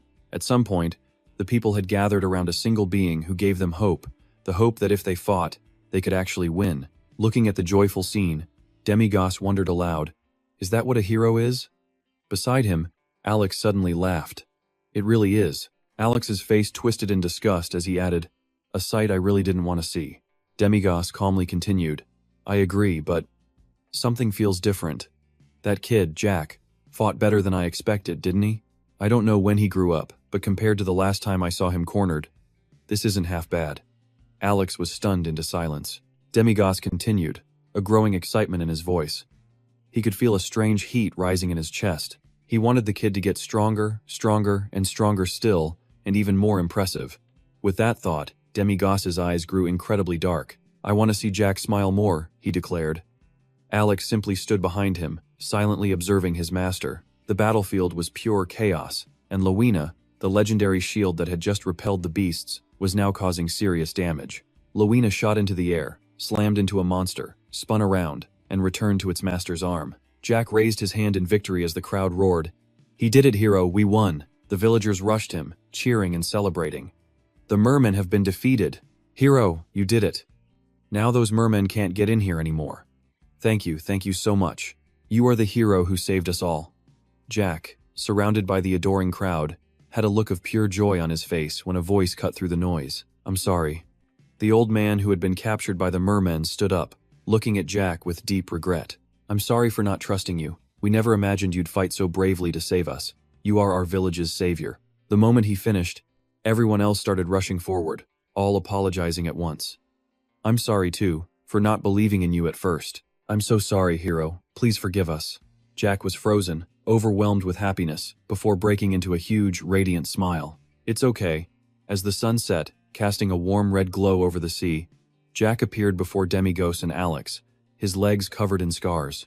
Demigos smiled and asked, a happy ending, was it? Jack looked back at him with a gentle expression. I've returned. Demigos casually clapped him on the back of the head. So you're back? Good. How did it feel fighting with all your strength from start to finish? Jack answered honestly. At first, I thought I had to save the villagers, but once they brought out the shield, I just wanted to go all out. You might not believe me, but I really sent them flying. You're probably thinking, oh, that was easier than I thought. But they just got back up again, completely unharmed, while I was already exhausted. Alex stood by, listening intently. Jack continued. In the end, I was getting pummeled by the mermen. Just when I thought, is this it? The villagers suddenly charged in to save me. They shouted, hero, destroy them! And in that moment, I felt this incredible surge of power. Then Doom Lowena appeared like a god, and I felt even stronger. From that point on, everything was like a blur. Jack's mood was more exhilarated than ever. He went on. Doom Lowena flew past me, blocking every single merman. Any attack that came my way, it blocked automatically. It was unbelievably fast. Demigos listened to the whole story, then shouted with absolute delight, that's so freaking cool. He stood up decisively, shoved his hands in his pockets, and started to walk away. Good work. A happy ending then. I'm hungry. Go make some noodles. Jack was taken aback but quickly complied. Yes, sir. But then he suddenly called out, Sir Demigos, wait a second. Hearing him, Demigos stopped and turned around, pulling a piece of paper from his coat. This is the commission certificate. They said if you submit this to the management office, you'll get a reward of 3 silver coins. Demigos goes silent, then turns to leave, calling back, so what's the guy who hired me supposed to do? Jack chimes in, that's easy, because you're the master. But before he could finish, Demigos shot him down. I didn't lift a finger. You did all the work, so you get the fee. Now stop spacing out, you idiot, and go make me some noodles. Jack and Alex just stare, completely stunned. Alex grabs his shoulder. Come on, let's go. On the way, Alex brings something up. Remember what you told the master yesterday, during the hero inspection? Jack seems completely lost, asking, what happened yesterday? Alex reminds him, you were talking about your siblings' school trip. How you didn't have the money and didn't know how to tell them. Alex's gaze gets serious. 3 silver is nothing to him, but he wanted you to pay for their trip with money you earned yourself. He was trying to give him a sense of pride. Jack's eyes go wide. And just then, a voice calls out. Because you're our hero. Both of them turn towards the sound. Jack thinks to himself, his angel. Jack shouts to the distant demigos, "Thank you, master." Without even turning, demigos just raises a hand, as if to say, "Don't mention it." Night falls over the village, a bright moon hanging high in the sky. The whole town is packed into Jack's noodle shop, absolutely devouring it. Demigos is slurping loudly, soup all over his face, his eyes wide as he shouts, "This is it! This is the flavor!" He points right at Jack and declares, "Kid, you should be doing this. Forget being a hero, become a chef." Jack just scratches his head, confused. Is that supposed to be a compliment? But then, a voice from behind cuts in. "I'll have a bowl of that." Startled, Demigos whips around to see a graceful woman standing there. The entire village just stops and stares, whispering, "Who is that? Look at her. Let's see if it's really good enough to make a hero scream," she says, walking over and sitting right next to Demigos. Mid-slurp, he glances over. "What do you want?" Annoyed, she replies, "Side A has a duty to monitor if Side B is doing its job properly. But where's that long-haired guy who's always attached to your hip? I don't see him." Demigos just grins, flashing his fangs. "Are you nuts? Side B has a private life, you know." His mind flashes back to a conversation with Alex. "Master, please allow me to go finish some unfinished business." Demigos just sat on the bed, watching blankly as Alex prepared to step through a portal. "Unfinished business?" he'd asked. Alex's expression had turned dead serious. "I need to find Daros and investigate that thing before the Golden Law finds out. For all we know, it could impact the 66th Great War. Besides, I'm already drowning in work without you bringing home these ridiculous hero quests." Smoke practically poured off Demigos as he roared, "What did you just say?" But Alex was already stepping through the portal, laughing. "Nothing. I'm busy, see ya." Back in the present, Demigos gives the woman a suspicious look. He wonders if she actually knows something, or if she's just asking questions. This 66,580-year-old dragon. Impossible to read. But then Jack speaks up. "That thing? Hello, I'm the hero, Holly Big, from Lord Demigos's party. It's a real pleasure to meet you. This is my first time meeting one of the master's acquaintances." He offers a friendly smile, and she returns it. "Likewise, I've heard of you. I am a mage of the Golden Law." Then, her smile turns into a sneer. "It must be rough, following this moron around. You're covered in injuries, and he's still making you run a shop? Is he insane?" Demigos starts fuming all over again. Jack quickly waves his hands, trying to clear things up. "Oh no, opening the shop was my idea to earn money, not Master Demigos." Golden Law just smiles, amused. "So you two really are friends. You even act the same." The two of them just exchange a silent look that says it all. "He called us friends." "Yeah, right." Just then, Jack places a bowl of noodles in front of her. "Here are the noodles you ordered. Enjoy." She takes a few quick bites, and her eyes widen in shock. "What is this? It's actually incredible." "Jack, you need to quit following this guy and open a real restaurant." Jack asks shyly, "Are you for real?" Before Demigos chimes in. "He's right, it's amazing." While eating, the woman asks, "Hey, didn't you have your hero test today? What rank did you get, Jack?" He answers honestly, "I achieved C rank." Demigos can't help but add, "And his pure blood level is 10.82%. The woman slams the table, excited. "Over 10%? Jack quickly waves his hands. No, Master Demigos is just teasing. The machine was broken." Demigos just keeps eating, muttering, "We don't actually know if it was broken or not." The woman adds that 10% is an impossible number, but if it's true, Jack could become the final hero, the one to end the war with the demon world. Demigos just scoffs, completely shutting her down. "Are you an idiot? Even the very first hero couldn't end the war. What makes you think a 10%er can? You know perfectly well the fourth generation can't produce the final hero, so what are you even talking about? Cut the crap. You're just picking a fourth-gen hero to make a fifth one. They're nothing but toys for the beings up there." She snapped back angrily, insisting she was just remarking on his incredible stats. Why so serious? Besides, with it comes fortune and fame. The two started bickering again, arguing that those things should be earned, not just handed over. After all, her own achievements didn't come easy. She complained about being imprisoned for 80 years. But him, a heartless hell messenger whose only job was sleeping, had no right to talk about suffering. Did he think sleeping for 80 years was easy? Watching them, Rich couldn't help but chuckle, thinking how similar the two really were. Demugos yelled in frustration, saying she'd ruined his meal. If she had no other business, she should just get lost. The girl, pulling something out from her clothes, suddenly remembered. Ah, right. His rambling almost made her forget. She was there to give him this. She pulled out a bizarre longsword, announcing it was a commemorative gift for Rich becoming the official hero, the sword, Dumbloin. As the hero, he needed a proper sword to go with the title. So she brought him an item from the same Doom series as his shield. Staring at the powerful sword, Rich was stunned. Wait, she was really giving it to him? Demugos, green with envy, snatched the sword away, wanting to get a closer look. She furiously yelled at him to give it back. It was a gift for Rich. But Demugos paused. That sour smell, that familiar scent of darkness. She smiled proudly, explaining that it was a sword forged from a demon. When it came to weapons, the demon realm made the best. This particular blade was forged from the black horn of a Dorino and the tentacle oil of a beholder, a sword teeming with poison, capable of piercing through any shield. As Demugos inspected it, the sword grimaced, revealing a set of human-like teeth. Demugos asked her, did she feel this way every time she saw a weapon made from a dragon? The girl just smiled and said she didn't know. The bickering pair started going at it again. Why would she give a demon's sword to his hero? He just couldn't understand that 60,000-year-old snake. But to her, it was just another item in the Doom series. What was the big deal? Was she kidding? Fed up, Demugos tossed the sword to Rich, telling him to just take it. Here, Rich, your gift. A confused Rich caught the sword. Yes, thank you. Suddenly, a strange light blinded him.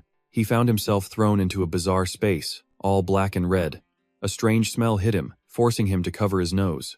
The unmistakable, nasty stench of sulfur. Everything as far as he could see was on fire, this place. It was the demon realm. From beneath the Crimson River, a powerful growl echoed, immediately grabbing Rich's attention. The strange sword manifested and let out a wicked laugh, introducing itself as Dumbloin, the embodiment of all his pent-up hatred. It told him that in this noisy world, his cries of hatred were nothing. But if he accepted the blade, it would protect him, destroying every enemy in his path. Just then, a powerful gust of wind slammed into Rich, jolting him back to his senses. Back in reality, Rich was gripping the sword tightly, his face covered in sweat. Demugos asked if he liked it. Rich could only nod. Maybe it was the demonic power within. But this blade felt totally different from his shield, the Dumbloina. For the first time, he'd heard a dark whisper. It was incredibly strong. A voice cut in, suggesting they go test out the new sword. Rich's face lit up with excitement. Really? But the girl pointed angrily at Demugos. Hey, his hero would die at this rate. Give the kid a break. Demugos shot back, telling her to shut it. Trouble was already on its way, so the three of them set off in a carriage to test the sword. Demugos suddenly spoke up, asking why she was tagging along. While knitting, she replied that she was just conveniently along for the ride. Rich just laughed and innocently asked where they were headed. Demugos held up a quest scroll. Miners who went to Mount CA 5 days ago hadn't returned. Every hero sent to investigate had also lost contact. The mission was to discover the secret of the mining mountain. It was a monster hunting quest. Demugos calmly added that he found it interesting while dealing with the mermen, so he grabbed it. He was certain some stupid goblins had taken over. And testing a new sword was the perfect excuse to give it a little bloodbath, right? Rich gave a nervous laugh. Ah, yes. After a moment of silence, he asked a question.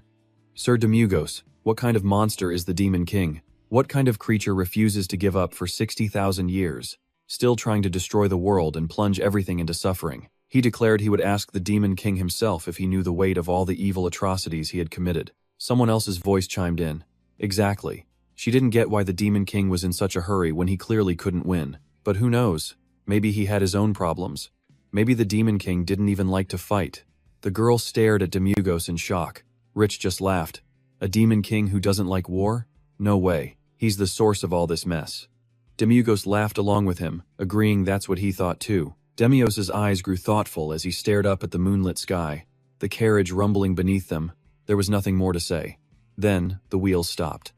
Everyone turned to look where Demios was pointing. Over there, that's the mineral mountain. You get it, right? I'm sleeping here, so go handle it and come back. Jack immediately took off running. Yes, sir. I'll be right back. But the girl on the carriage called out, Hey, wait! Holding his two treasures, Jack paused, suddenly buzzing with energy. Power. I'm overflowing with power, he exclaimed. She watched him go, completely helpless. What an idiot, she sighed.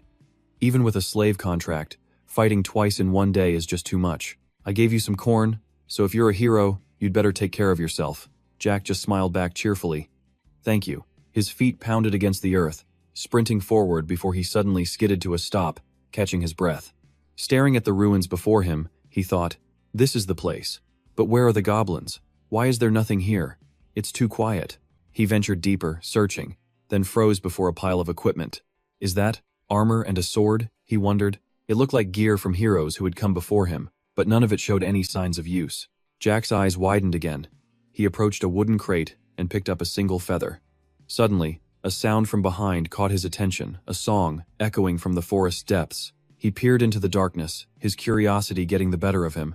His legs started moving, picking up speed. It was a girl's voice, singing not too far away. His expression grew urgent, filled with worry. That song could draw the goblins here at any second. This was dangerous. He had to hurry. The melody continued, pulling him closer. A question popped into his head. But why would a woman be this deep in the forest in the middle of the night? His feet suddenly stopped. His eyes locked on the scene ahead, completely stunned by what he saw. Dozens of men were kneeling in a massive pile, surrounding a girl who was humming a beautiful song. But their faces weren't normal. Their minds were completely controlled by her voice. The singing girl saw him and began to weave her spell on him too. The sharp teeth inside her mouth became visible. Jack stood frozen, unable to look away from her. Her neck suddenly stretched, sprouting countless feathers. It turned out those men were worshipping a monster bird. His own eyes began to glaze over, just like the other mesmerized men around him. Behind him, a whole flock of monster birds descended. He was completely lost, a dazed smile on his face. So beautiful. The dragon god, watching from above, spoke up. "It's a harpy." Demios glanced over. "Huh?" I said. "It's a harpy, birds that wear human masks and lure people with their songs." "That's your kind of creature, demon race." Demios's face remained blank. "Lure them and do what?" "Play with them until they're bored, then eat them, obviously." The dragon god looked down at Jack's trance-like state. "You're not going to help him?" "That guy looks pretty useless right now." Demios just propped his chin on his hand. Let's just watch for a bit." The white-eyed men heard the noise and turned around. They beckoned with creepy, salesman-like voices. "You should come over here. Come and stay with us forever." "That's right, come here. It's so warm, so very warm and happy." The bird's song continued its haunting melody. Jack's hands went limp, his sword and shield clattering to the ground. Utterly controlled, he began to stumble forward. "Sir Demios, Lord Golden Law, you have to see this." The flock song grew more and more horrific, but Jack was still melting in bliss. "There's something amazing here. Everyone, come look." He spread his arms wide, ready to embrace the love of that filthy, ugly bird. "Sir Demios, get over here now." Suddenly his sword began to vibrate violently, then unleashed a terrifying bolt of lightning. "You idiot!" The main harpy controlling the men was struck by the bolt. Its head sliced clean off its neck. The enchanting song vanished. As everyone's mind slowly returned, the sword flew from the dead bird and shot straight towards Jack. The blade seemed to be overflowing with pure rage, and Jack finally realized what was happening. Loin, pulsing with terrifying power, launched itself directly at him. While Jack was still completely dazed, Loin returned to his hand, the sword's fury weighing him down. "You dare wield me, yet you allow yourself to be charmed by low-class demons? Kill them, cut their throats." The ugly birds shrieked in anger and charged, their sharp-toothed mouths opening to unleash a horrific song meant to control Loin. But the sword was not so easily defeated. It blasted out a wave of power that shattered their terrible music. Jack struggled to hold the blade, enduring its immense power while the birds stared in shock at the energy Loin was creating. "You think a sword made from Reno and Beholder can be controlled by cheap tricks like that? Let me show you the difference between a high-class and a low-class demon." Power gathered at the tip of the sword, exploding with a sound 1,000 times more terrifying than the bird's screams. Loin's power swept through the flock of birds like they were nothing, leaving them helpless against the onslaught. The shield flew back to Jack, protecting him from the full force of Loin's devastating attack. At the same time, it synchronized with the sword, creating a ferocious combo that soaked the area in blood. A few moments later, the assault ended, leaving Jack standing there gasping for air. He looked around. The monstrous birds had vanished without a trace. The aftershock of the sword's power still hung in the air. Jack stared at Loin in his hands, unable to believe his own eyes. As his senses returned, his face was still a mask of pure shock and horror. The other men remained on the ground, subdued. Seconds later, they snapped out of it, staring at their own hands. "What? I can move again." Then they saw Jack, holding the sword high. That's the hero." Filled with gratitude, they rushed over, surrounding him with endless praise. "Thank you so much. I honestly thought I was going to die." Thank you. Watching the scene unfold, Shenlong couldn't help but crack a smile. Well now, she mused, these demon-forged swords aren't half bad. Maybe I should equip all my people with them. Her gaze softened for a moment. Under the moonlight, a happy smile spread across her face as she looked toward Jack. A warning came from Demigos. Be careful. She seemed confused, so he added, I'm talking about you. And your blood. Demigos scoffed. Let me tell you, you seriously underestimate the Demon King. Someone at your level wouldn't stand a chance. She looked at Demigos with worry, but her expression only made things worse. He warned her again. Don't make that face in front of him. Why not? She asked. After a long silence, he sighed. You might catch feelings. Demigos turned away with a goofy grin, leaving Shenlong helpless. Catch feelings? She snapped. Forget it. What's the point of talking to an absolute madman? Now help me with that issue from before. Demigos played dumb. The issue from before? You mean when you quit your post as Demon King? Why did you quit? Were your underlings misbehaving? Or did you just need a break? There had to be a reason, so what was it? Demigos answered nonchalantly. I already told you back then. The woman looked so annoyed, she seemed ready to punch him. What did you say? You said you'd tell me next time and then disappeared. He knew she was getting furious, which only made him tease her more. Ugh, this is so annoying.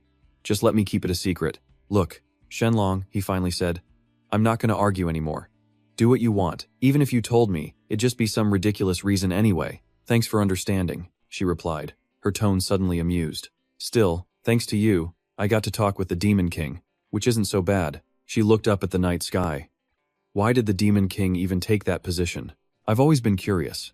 Her eyes sparkled with thought as she stared at the countless stars under the ethereal full moon. Even though we're enemies, our positions were equal.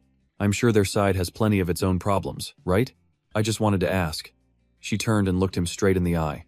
The Demon King before you, the 665th one. Was he anything like you? Demigos didn't answer right away. After a moment of thought, he spoke with a tired voice. I don't know. I rarely ever talk to them. 80 years ago, I was just a weak-spirited kid in the slums of An. But no, he probably wasn't like me at all. I remember him being pretty old-fashioned. Shenlong burst into laughter. That makes sense. One personality like yours is more than enough.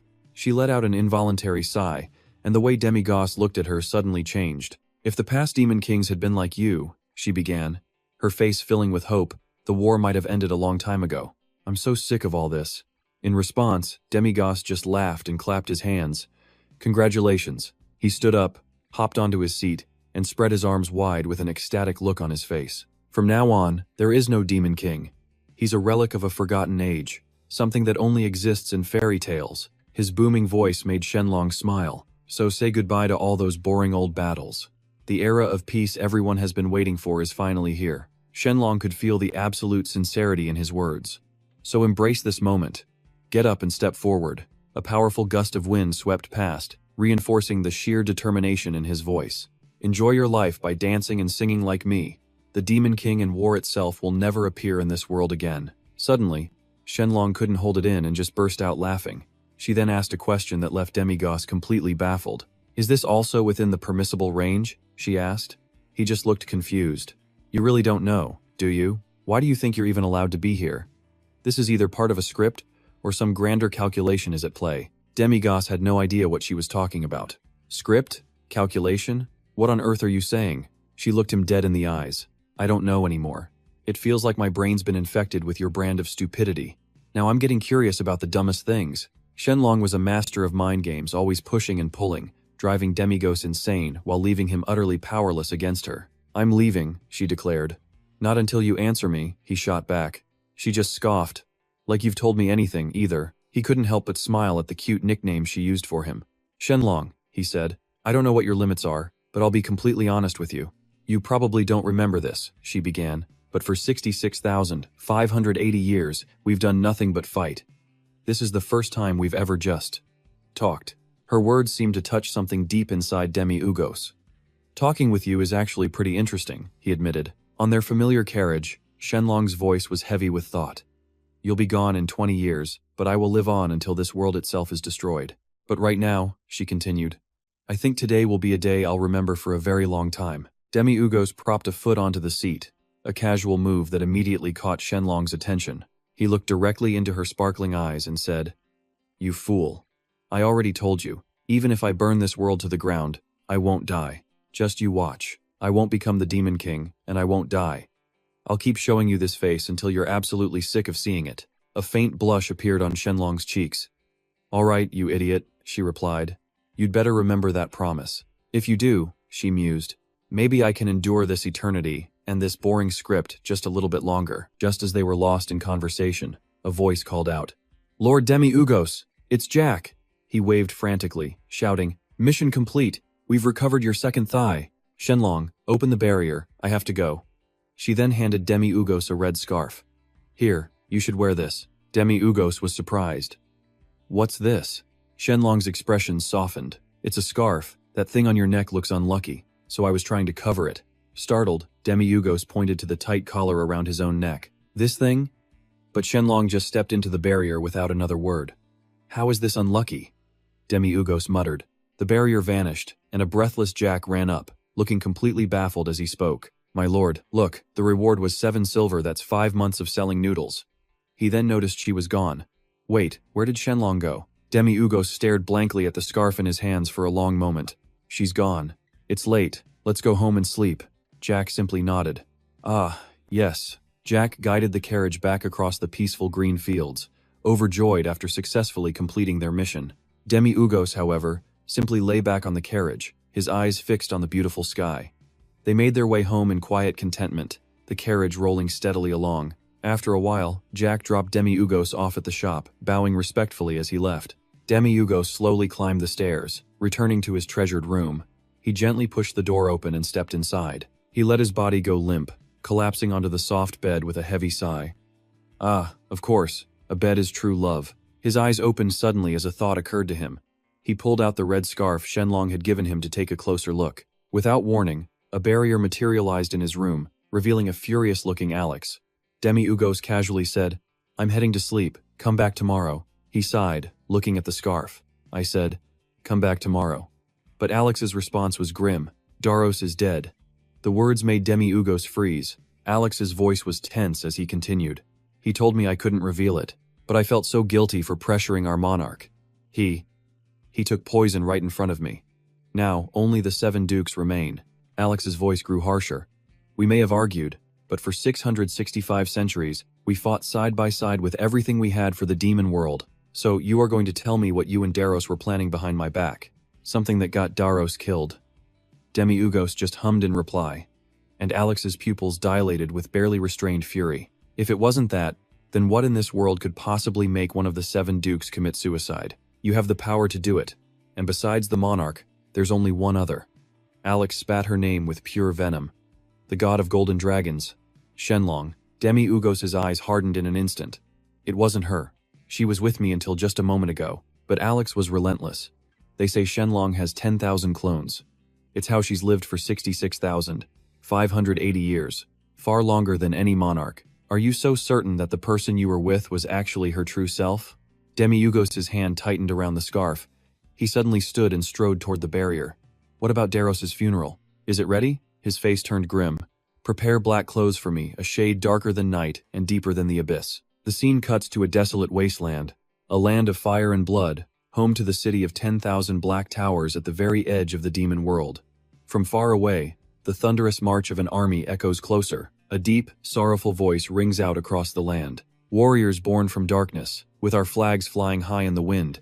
We are simply returning to the place we were born, so do not be afraid.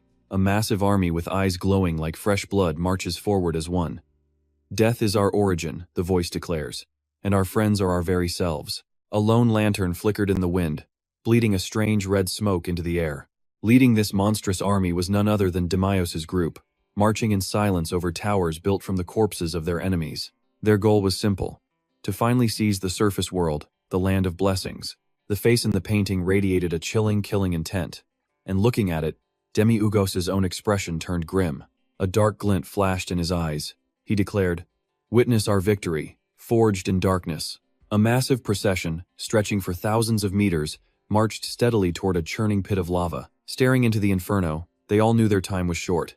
Soon, death would claim them all. Clutching at the sunlight like a final medal, frail arms hoisted a coffin high into the air before letting it go. As their final prayers ended, the coffin plunged into the molten rock below, a voice echoing, "I will descend to where you live." The boiling lava showed no mercy, slowly devouring the coffin and swallowing it without a second thought.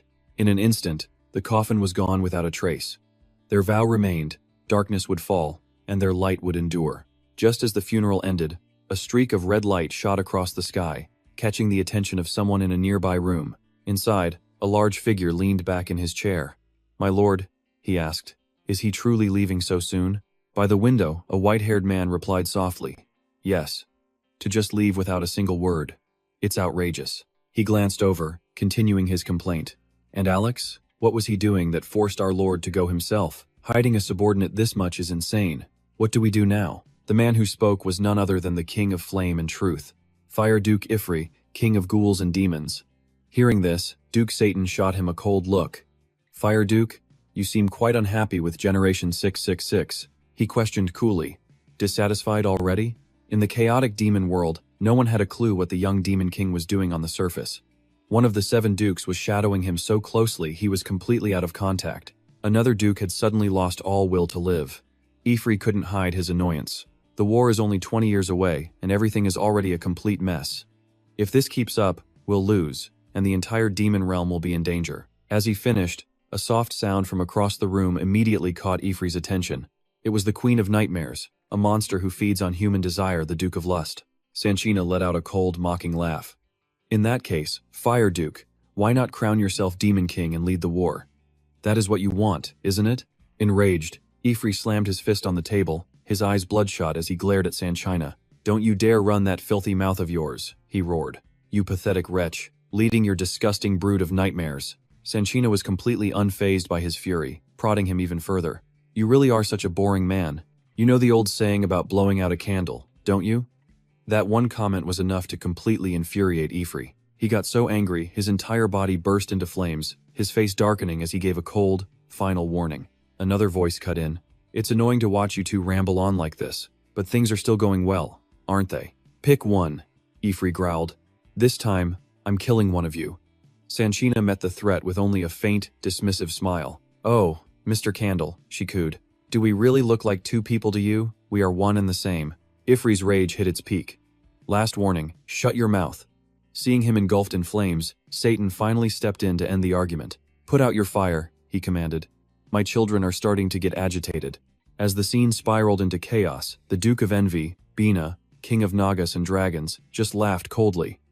"Please, just kill each other quickly," he just muttered nonsense under his breath. "Haha, idiots, candy, fur, tails." At that moment, a figure beside Bina slammed a bowl on the table, his eyes flashing with a cold, metallic red. This fierce man was the Duke of Greed, Ozzy's King of Beastmen and the animal-headed races. He let out a sigh of pure bliss, leaning back in his chair. "Wow, the hangover soup here is amazing." Ozzy's crude interruption instantly grabbed everyone's attention, and the fight that was about to break out was suddenly over. On a quiet field, under a silent night sky, a young man named Rich lay fast asleep on a rough straw bed. A shadow suddenly fell across his face, stirring him from his deep slumber. He cracked his eyes open to see the gentle face of Demi-Ugos. Surprised to see him, Rich couldn't help but let out a small, gentle smile. "Heh, what brings you to this remote place?" But as he tried to sit up, Demi-Ugos gently pushed him back down. "Just lie down," Demi-Ugos said with a smile. Rich, though surprised, did as he was told, not resisting as the blanket was pulled carefully over him. Zik blushed faintly and replied, "Yes." But then his gaze fell on the mourning band wrapped around Demiurgos' arm. Did someone pass away, sir?" he asked cautiously. Demiurgos gave a slight, humorless smile, his eyes lost in the distance, remembering a man who always sat alone, playing strange games. He said the man barely spoke but was trustworthy in his own way. As Demiurgos talked, his voice took on a rare softness. "Millions of people wanted him dead," he explained, "but not a single one ever succeeded. He wasn't an easy man to face, but now he was dead for nothing." Seeing the pain on Demiurgos' face, Zik tried to offer some comfort. "That's a real shame." Suddenly, Demiurgos' expression went dark, his eyes flashing with a grim light as his voice turned to ice. "There may be a few people who could have killed him," he hissed, "but someone who could corner him, force him to take his own life. No matter how I look at it, there's only one person." An image surfaced in his mind, and his killing intent became palpable. His voice dripped with pure hatred. "All the evidence points directly to that damned monster. I should have known it from the moment she appeared." giving us those impossible jobs. Seeing Demiurgos's fury escalating, Zik gently tried to help. Let's talk about it. That's what my father always used to say. The kind words only made Demiurgos sneer. He turned away, laughing coldly. We're past that point. The dead don't come back. I never knew it before, but maybe. I have a strong sense of family. A cold light flickered in Demiurgos's eyes, his low voice full of menace. They touched my family. His tone softened instantly as he called out, Zik! Zik, lying on his bed, jumped in surprise. Yes? Demiurgos stared into the distance. I'll be gone for a few days. You'll be in charge of the shop while I'm away. Zik obediently replied, Yes, sir. But what Demiurgos said next left him speechless. Demiurgos stared him down, his eyes glowing blood red. If I don't come back, the shop is yours. And with that, he turned and walked out. The baffling words sent Zik scrambling from his bed, rushing to follow him. Sir, what on earth do you mean by that? He called out. But before he could say more, his eyes widened in shock. Demiurgos just smirked, raising a hand to silence him before striding quickly out into the night. Zik gave chase, but it was no use. All he could do was helplessly shout his master's name as Demiurgos vanished into the darkness, radiating pure murder. Taking in the scene before him, Demiurgos let a cold, chilling smile spread across his face. Memories flashed through his mind of the dragon god, of innocent children turned into weapons of war, only to die horribly. Then, an image of a beautiful girl in a flowing dress, her face lit with a bright smile. That was just the law of this world. Do you know how much I've waited for this? She had said. You're the first in 665 centuries to renounce the Demon King's throne.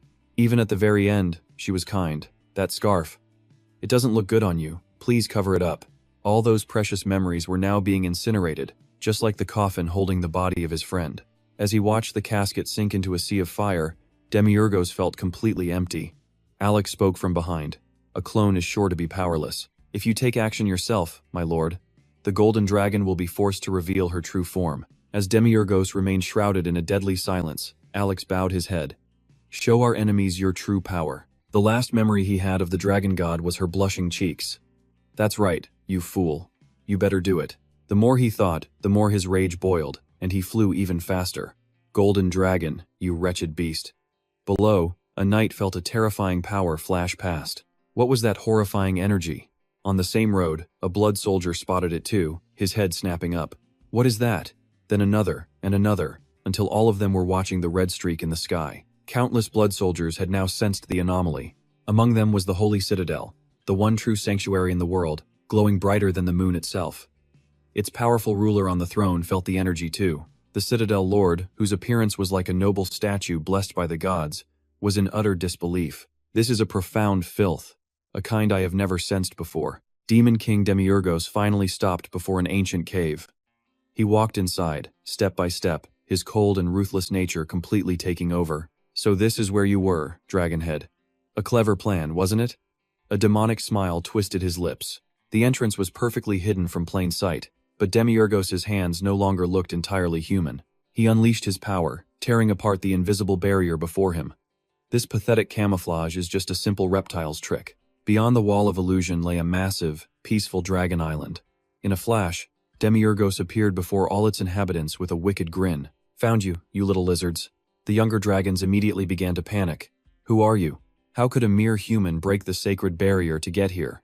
His eyes were ice cold, utterly devoid of humanity. Bring out your mother. This is a matter for the adults. One arrogant young dragon glared right back at him. Who are you to give orders? It spat out a blast of freezing breath. Die. The smoke from the attack slowly began to fade. The dragon stared wide-eyed, shocked to see his silhouette still standing. His body was half corroded, but his vicious will had only intensified. This human vessel was, as he expected, completely useless. The look on Demiurgos's face now was pure terror. Perhaps here I can finally reveal my true self. This was a different dimension entirely. Demiurgos raised his remaining arm, and his true power began to activate. I will show you what real power is, he declared it coldly. His Demon King energy erupted, a light so intense it bleached the world. The dragons were stunned once again. What is this? It feels like my eyes are on fire. So hot. What is this light? In the dragon's eyes, a wave of power from Demiurgos was washing over them all. Demiurgos's tail and hair grew dramatically long. The marks of hell itself appeared all over his body. His arm was now covered in sharp, pointed scales, A completely different form had emerged. A cruel demon king had awakened. Now, you will kneel. Demugos sneered, his features twisting into something straight from the abyss. I am the king of death. Anyone who witnesses this form is not meant to survive. The dragon that had attacked couldn't believe its eyes. It unleashed another blast of ice. Die. Demugos casually deflected the attack with one of his wings. Effortless. He then raised his spined arm, a demonic grin spreading across his face. You useless things. He spoke with chilling calm, then snapped his fingers a nightmarish sound. Now, become nothing. The dragon's body simply disintegrated into dust.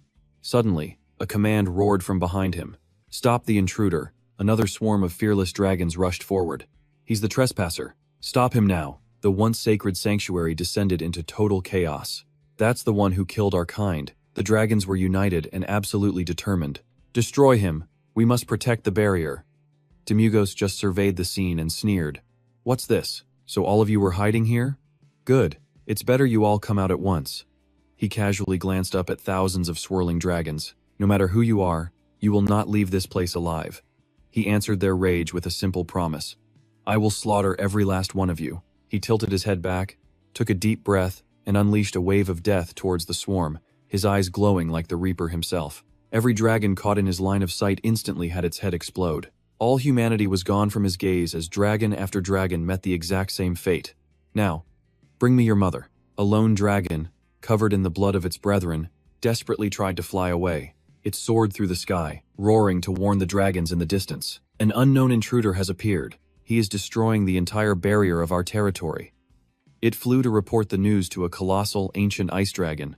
Noble dragon elder, please use your glory to defeat this enemy for the pride of our clan. The elder's magnificent wings spread wide, a declaration of war against any who dared to trespass. Our sacred barrier is being shattered by some nobody? Unacceptable. His feet left the throne, but that pride wasn't going to last much longer. The ice dragons of the Thon-Not Kin clan, led by their elder, advanced with grim resolve. Not a single one turned back. They were ready to fight to protect their border and let no enemy pass. A fire dragon, drenched in its comrade's blood, raced toward the elder dragon's refuge, unable to ignore the chaos. A similar scene called to their ice-type brethren, the fierce warriors of the Hakanjak Kin clan.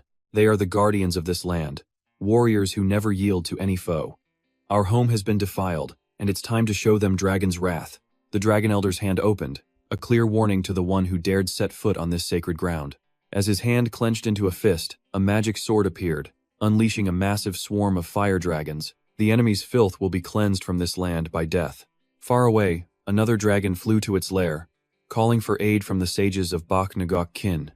A noble dragon opened its eyes, ready for war. The intruder with the jeweled feet had reached far, but he would not escape his punishment. It took flight with fury, calling for a mana unlock to increase its power. After all that slaughter, Demugos remained perfectly still. Behind him, a disrespectful threat echoed. The dragon elder and thousands of others advanced, unable to accept this invasion of their sanctuary. These dragons, hailed as divine guardians, would not let an enemy bring blood and death into their hallowed home. Demiurgos let out a contemptuous sneer, but his little display of defiance was short-lived. His eyes locked onto the dragons, practically daring them to make a move. The enraged elder dragon lunged, swallowing Demiurgos whole. It then slammed its head into the cliffside, intent on crushing the demon king completely. Pure, unadulterated rage burned in its eyes.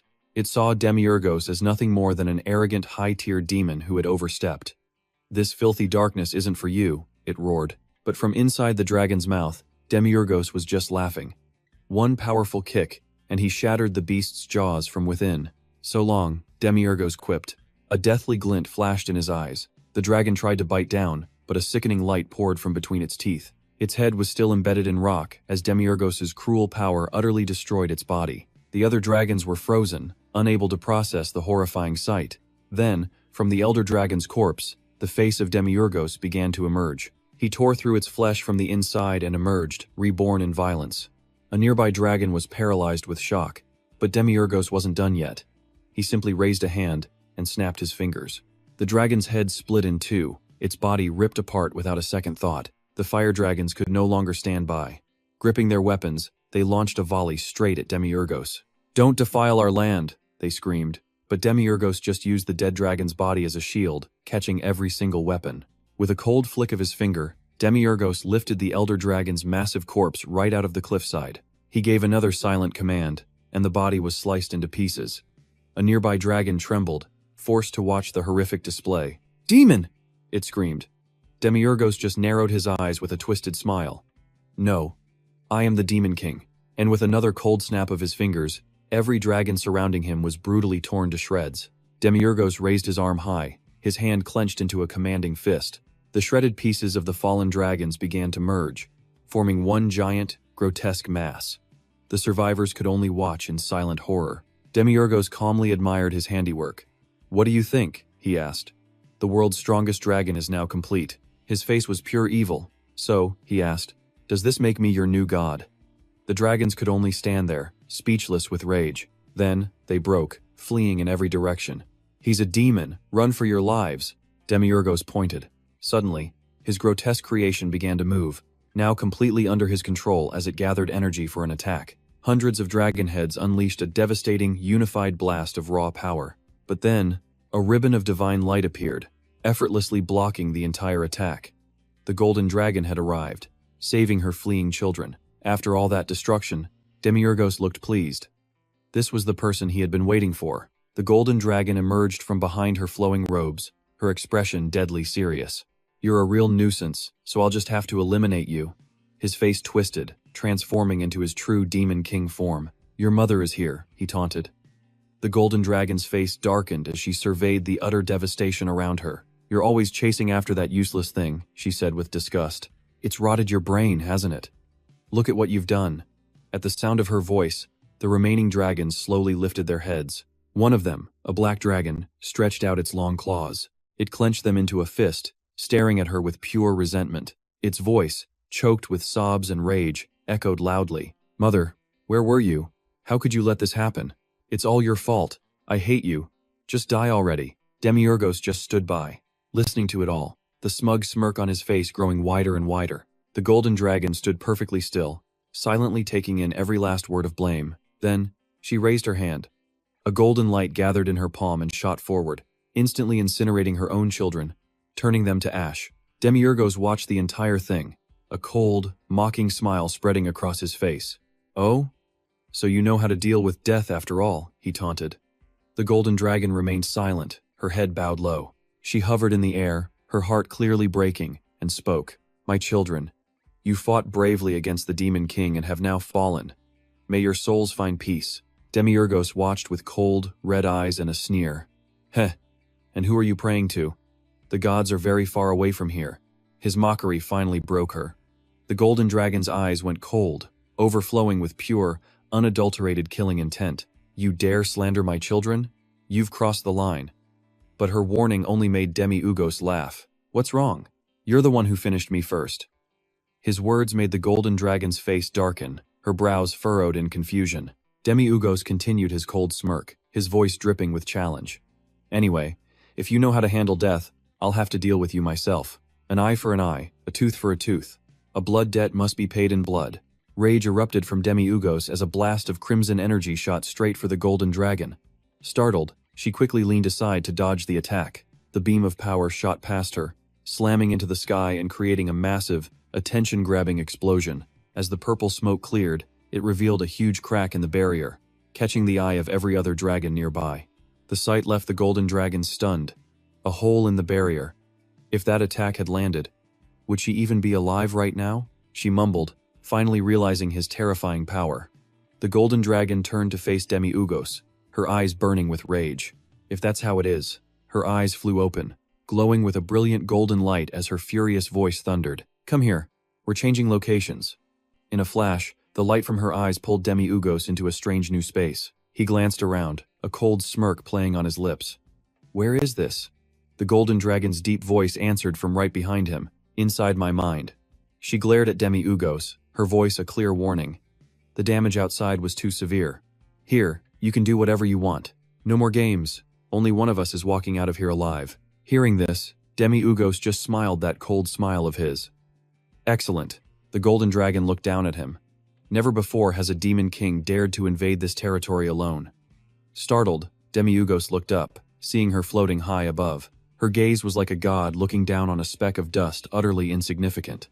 Her deep voice echoed through the space. I admit, I was careless. I really thought we had grown a little closer. She then raised an eyebrow, her gaze turning to self-mockery. I thought I'd lived long enough. But maybe I'm still just a child, unworthy of being a god. Her words were met with a dry, contemptuous laugh from Demi-Ugos. Nonsense. He shot a cold glare at the golden dragon's phony expression. Stop playing the victim with that fake face. Who will you be next? Alex Moon? The golden dragon stared at him coldly, her voice laced with suspicion. What have you been talking about this whole time? Her question only sent Demi-Ugos into a fit of insane laughter. He raised a hand, preparing to strike the golden dragon. Haha, I knew you wouldn't admit it. You can't fool me with that old trick again. His eyes went cold, killing intent flaring as he unleashed his attack on her. Dog Vortex. Seeing the chilling attack hurtling towards her, the golden dragon ducked to avoid it. After all, demons and dragons were ancient enemies. After dodging the blow, she glared and charged straight for Demi-Ugos with a furious shout. Let's test the power of the 666th generation, shall we? A strip of golden cloth shot towards Demi-Ugos. He simply raised a hand. His armored hand, glowing with a blood-red light, sliced cleanly through the fabric, cutting the massive strip in two. The moment he cut it, 1,000 more strips rushed in, wrapping around his body and trapping him inside a giant cocoon. The golden dragon raised her hand, a single point of light gathering at her fingertip. She roared coldly, "Golden Rupture Jade!" A massive fire immediately ignited the cocoon from within. The large cocoon twitched in the intense heat before Demi-Ugos burst free. He couldn't contain his rage, roaring, "Damn it! This is so irritating!" Seeing Demi-Ugos' frenzied state, the golden dragon's face darkened as she frowned and began to think. A madman. He was actually able to break that technique of hers. Demi-Ugos' face was grim as he glared at her, his eyes glowing red. This is annoying. I'll end this in one shot. With a massive roar, a powerful aura exploded from his body. His soul-suppressing dark form warped space itself as the attack shot towards her. The golden dragon dodged again, using the momentum to charge forward with her eyes blazing. She roared back, "Golden Rain!" A brilliant golden light erupted, clashing with the cold purple energy from Demi-Ugos. The two powers collided, one gold, one dark, mixed with black light. For a moment, they were evenly matched. But soon, her golden light was completely swallowed by Demi-Ugos' storm of darkness. Caught in the middle of that massive storm, she couldn't escape without injury. A sharp pain shot through the wound on her leg. This was a truly terrifying storm of dark energy. Her fists clenched tightly. Even her golden jade realm was shaking from that blast. Her eyes blazed as she glared at Demi-Ugos, furious. Generation 666 is truly on another level. Standing in the heart of a dark storm, she fights to stay upright, pushing toward Demi-Ugos. But they're closing the distance. The golden dragon's entire body begins to radiate a brilliant light. She charges straight for him, her eyes blazing with raw power. Just remember, light is always stronger than darkness. She focuses all her power into one fingertip, raising her hand to aim it directly at Demi-Ugos. Seeing the brilliant light on the golden dragon's finger, Demi-Ugos can't help but let out a cold laugh, his entire body shaking with amusement. Try to dodge every single one of the 100 million blades hidden deep in the shadows, because a single touch is enough to make your soul rot and end your life. Watching her finger creep closer, he thinks to himself, so she really could get this close. The god dragon wasn't lying after all. Getting this far, you must really think you have a chance to defeat me. But just then, his eyes flash crimson with killing intent. He glares at her, his voice dropping to a terrifying low. "I will show you true darkness, the kind that swallows even the light." With that, he unleashes a vortex of dark, soul-crushing power. The attack, filled with 10,000 skulls, rushes right for the golden dragon. The sudden assault catches her completely by surprise, her eyes widening in pure shock. Far away, high in the sky, a massive, unexpected explosion rocks the heavens, sending the nearby dragons reeling in terror. They let out aggressive growls, staring as the smoke slowly clears, revealing a single cold foot.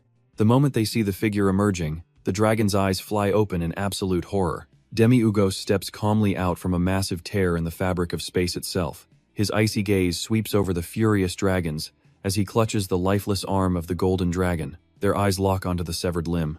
Seeing it, the dragons let out a collective roar of pure, absolute despair. "Golden God Dragon!" Demi-Ugos glances at them, his voice like ice. "No one is allowed to touch my family." And with that, he coldly tosses the golden dragon's arm to the ground below. The dragons immediately dive down, reverently lifting the cold arm. Golden God Dragon. Demi-Ugos completely ignores their grief and their cries of fury. He just casually waves a hand, and instantly, a portal home rips open in the air. But just as he's about to step through, the dragon's enraged shouts stop him. He throws them one last, cold glance. "You're no demon king," they roar. "You're just a cursed thing." Their furious eyes are locked on Demi-Ugos, their voices dripping venom. The Dragon Clan will never forget this day. Not in 10,000 years. Not in a billion. Not until the Creator reclaims this world. We will pass this shame down to our descendants through story, scripture, and spells. You will be cursed for all eternity. Demi-Ugos sees the fury in their eyes, but he couldn't care less. "Go ahead," he replies coldly, before vanishing into the portal, leaving the dragons with a rage that has nowhere to go. The moment Demi-Ugos steps onto familiar ground, a coat is gently draped over him. Alex had appeared from behind, bowing respectfully. "You have returned, my lord." Demi-Ugos' expression darkens, his brow furrowing. "I have finished avenging Daros." Alex keeps his head bowed, his voice low. "I thought you had abandoned the demon world." "I have," Demi-Ugos replies, stunning Alex. He looks up to see his master's back, staring coldly at the distant moon. "I abandoned the demon world, and I threw away the destiny this world gave to me. I just want to live a simple, free life." With that, he looks up at the sky, a cold glint in his eye. He shouts it to the world and to himself. "I am Demi-Ugos." Hearing this, Alex grits his teeth, crying out, "My lord!" Demi-Ugos glances back at Alex. "Daros was my family. I was only avenging my family, that is all." With that, he coldly turns away. "Let's go back." To the castle. Watching him leave, Alex desperately pleads, "My lord, please, you cannot return to that place." Alex steps closer, his voice urgent and low. "By making an enemy of the dragons, you've started a war they'll wage just to destroy you. The Dragon Clan will do everything in its power to exterminate us demons." Demi-Ugos waves a hand dismissively. "What does that have to do with me? I'm not the Demon King anymore. Generation 666, whatever, you all can handle it." He begins to walk away, leaving Alex stunned. But Alex isn't giving up, rushing forward to make one last point. "Family. Didn't you say you'd never let anyone who harms your family get away with it?" Demi-Ugos stopped, pointing right at Alex with a voice full of annoyance. "You idiot. A family is living peacefully, and suddenly someone runs in to kill them. Is trying to find out who killed your family the same as charging into a war you know you can't win? Do you really think those two are the same? Would any of you even try to stop me from throwing my own life away?" Alex tried to explain. "Sir, calling it throwing your life away might be a bit of an exaggeration, don't you think?" But he pressed on. "After all, it's a war that has been the demon realm's dream for ages." Demi-Ugos couldn't hold back his fury, growling. "It's a disease, a damn sickness, like being possessed. Every 100 years, it crawls back onto the surface of the world. Millions of people die meaningless deaths because of it."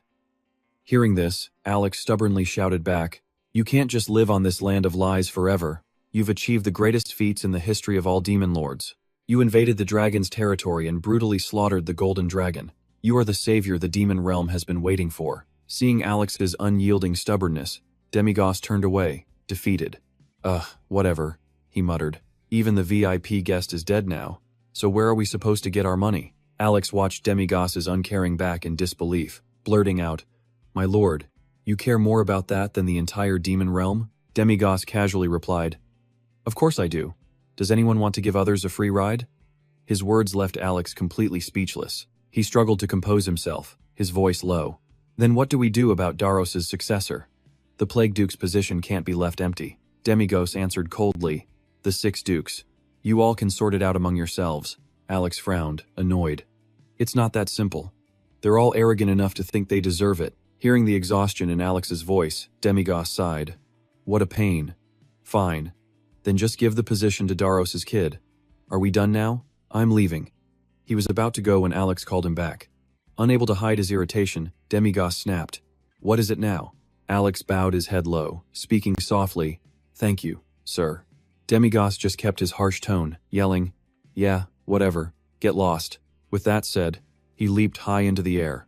The moon shone as brightly as ever in the quiet night sky, but down below, a silent undercurrent was beginning to shift direction. Gliding over the quiet mountain range, Demi-Ugos landed smoothly on his familiar roof and sank into his soft bed. His face darkened as he recalled the recent events, his brows knitting together as his eyes flashed with hateful frustration. He muttered, "Couldn't you just keep it simple?" A crack of pale golden light split the air behind him. A familiar voice echoed out. Haha, so you found me out? As the voice faded, a pristine white foot began to materialize from the light. The golden dragon slowly emerged from the glowing rift, raising an arrogant eyebrow at Demigos. And here I thought it was the perfect plan, she said. I guess a demon lord is still a demon lord. The second he saw her, Demigos moved. In a flash of motion, Demigos slammed the golden dragon hard against the cold wall behind her. His eyes burned with killing intent and pure rage, locking onto her proud, defiant face. The golden dragon met his furious gaze with a cold smirk.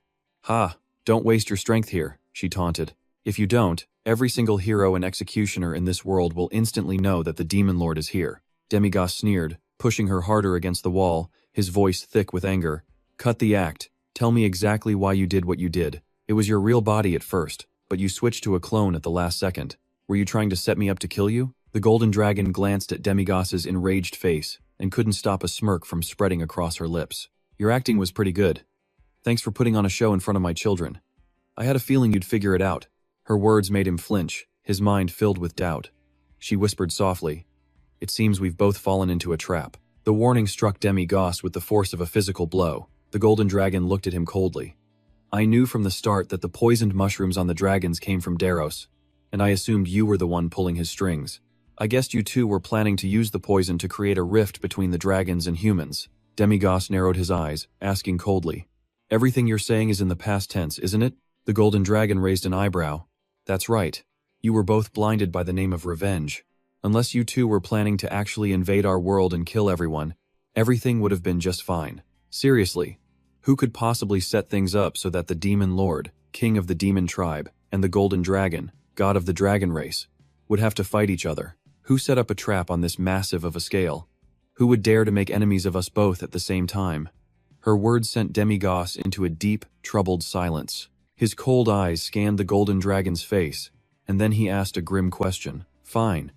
Then tell me, why did you have to fake your own death? Model, because of a variable, she answered grimly. Whoever orchestrated this, they never wanted the Demon King to actually kill the golden dragon. This whole situation has gotten way too big. By now, they're definitely scrambling. And with this unexpected turn, their entire plot is about to unravel. Their fatal flaw, Demigos growled, his brow furrowed. The golden dragon simply smirked, her gaze locking onto him with absolute confidence. The final outcome won't change, she stated, her voice pure ice. If their goal was my death from the start, then they're about to get a whole lot more aggressive. Because their little plan only succeeds if I'm truly gone. Her eyes flashed with excitement, as if she was waiting for something huge. Let's just see who benefits the most from my death. Demigos stared intently into her eyes, his voice deep. You still suspect the warmongering dragon faction, don't you? Could they have allied with the demon realm right under our noses? A faint glimmer appeared in the golden dragon's eyes as she nodded slightly. Everything including that. Then, she let out a soft laugh, her gaze never leaving Demigos as the arm pinning her down finally loosened its grip. Demigos dropped his hand, a faint smirk on his face. Damn it. I seriously feel like my head's about to explode. To be honest, I want no part in this. But if I back out alone, you'll be the one taking all the blame. The golden dragon leaned back against the wall, a small smile playing on her lips. Of course, we're in the same boat now. Out of the 3 races that run this world, you, the axis of the demon realm, shattered the other axis by killing me. So here we are, 2 natural enemies, forced to team up. Let's find the bastard behind this and deal with him for good. Demigos let out a cold laugh, his eyes fixed on her. And what about the Kyung? Were the children completely destroyed? She chuckled softly, her voice low. Right now, I have no idea. All I want at this moment is to tear you to pieces to avenge my children. The golden dragon's eyes scanned the room as she paused to think. In any case, you lost one of the 7 dukes, the ones who stood by the Demon King for 665 centuries. We will make the person behind all this pay for everything. Demigos just smirked, his expression cold as ice. 665 centuries or not, I don't have any memories of it. In my eyes, they were just a bunch of incompetent losers. The golden dragon looked at Demigos sternly. Well, I remember everything. You were the ones who created that hellscape. She pointed a finger directly at him. Either way, starting tomorrow, I'm joining your squad as a mage. The proposal left Demigos stunned. What? She just smiled faintly and explained, I'll be living as a human for a while. If we're investigating, it's more convenient to go together, right? But her inner thought was clear, it's also convenient for keeping an eye on you, my #1 suspect. Hearing her excuse, Demugos shot forward with a cold laugh, shouting, "You absolute fool. Alex has known you forever. You think faking your death for one day is enough to hide?" The golden dragon just laughed, completely unbothered by his warning. "Oh please, who do you take me for? His magic is nothing compared to my power. No one can recognize me, not a single person in this entire world." Seeing her smug confidence, Demugos sneered to himself. "So, her plan is to monitor me 24/7. That crafty snake." With that thought, Demugos glanced at the woman and said coolly, "Fine. You and I are the main suspects anyway." The golden dragon was startled by his words for a moment, then met his gaze. "Fine." It seemed Demugos had already thought it through. "Go on then, take the leap."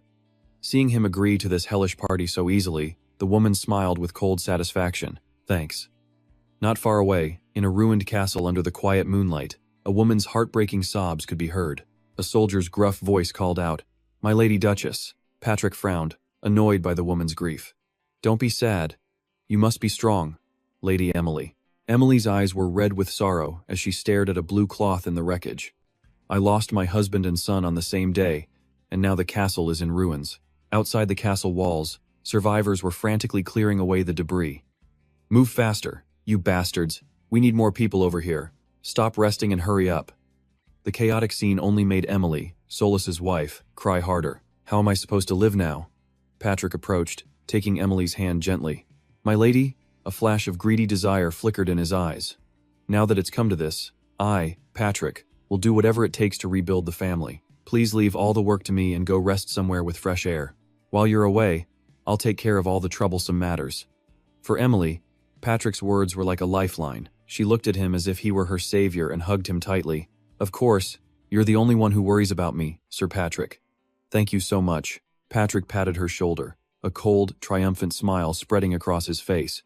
Hey, I understand," he said, his voice dripping with mockery. Just as the two were lost in each other's arms, as if no one else existed, a strange voice suddenly shattered the air. "Hey now." From behind a nearby table, a deep voice echoed out, immediately grabbing their attention. "Who's there?" Patrick snapped, his face darkening as he shouted toward the table. "Who is it?" A figure in a black cloak slowly appeared, making them both tremble. The man let out a chilling laugh, saying coldly, "Ah ha ha, so I've been found.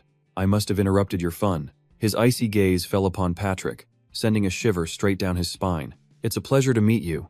I am Kadinia, an investigator from the Holy See." Patrick stammered, unable to form words, just staring at Kadinia. "If you're an investigator," he trembled, "does that mean you are one of the 12 holy weapons of the Emperor?" Only 12 people in the entire world hold the title Blood of Blood from the S+ rank organization, Zodiac. A cold glint flashed in Kadinia's eyes, sending Patrick crashing to his knees, desperately bowing his head. It's a true honor, Weapon of Light. Why would you be here?" Patrick's sudden display left Emily completely stunned and confused. "What? Sir Patrick? You're of a higher rank than I am." Kadinia saw Patrick's obedient attitude and gave a satisfied smile. "Since you already know, this conversation should be much easier, shouldn't it?" Cold sweat poured down Patrick's face, but he didn't dare lift his head to look at Kadinia. Meanwhile, Kadinia continued speaking calmly, which only made Patrick's dread worse. "Let me explain it a bit more clearly for you." Kadinia's voice suddenly dropped, becoming so cold it could make a person shiver to the bone. "You must know of Akoma Castle, a massive fortress that collapsed in an instant from some unknown power. What a coincidence. Since then, strange rumors began spreading through the villages about a perverted, masked dragon hunter. Dragons have been appearing everywhere lately, but only one hunter has managed to wipe them all out. It's hard to believe, yet no matter how hard they searched, the hunter's identity remains a mystery.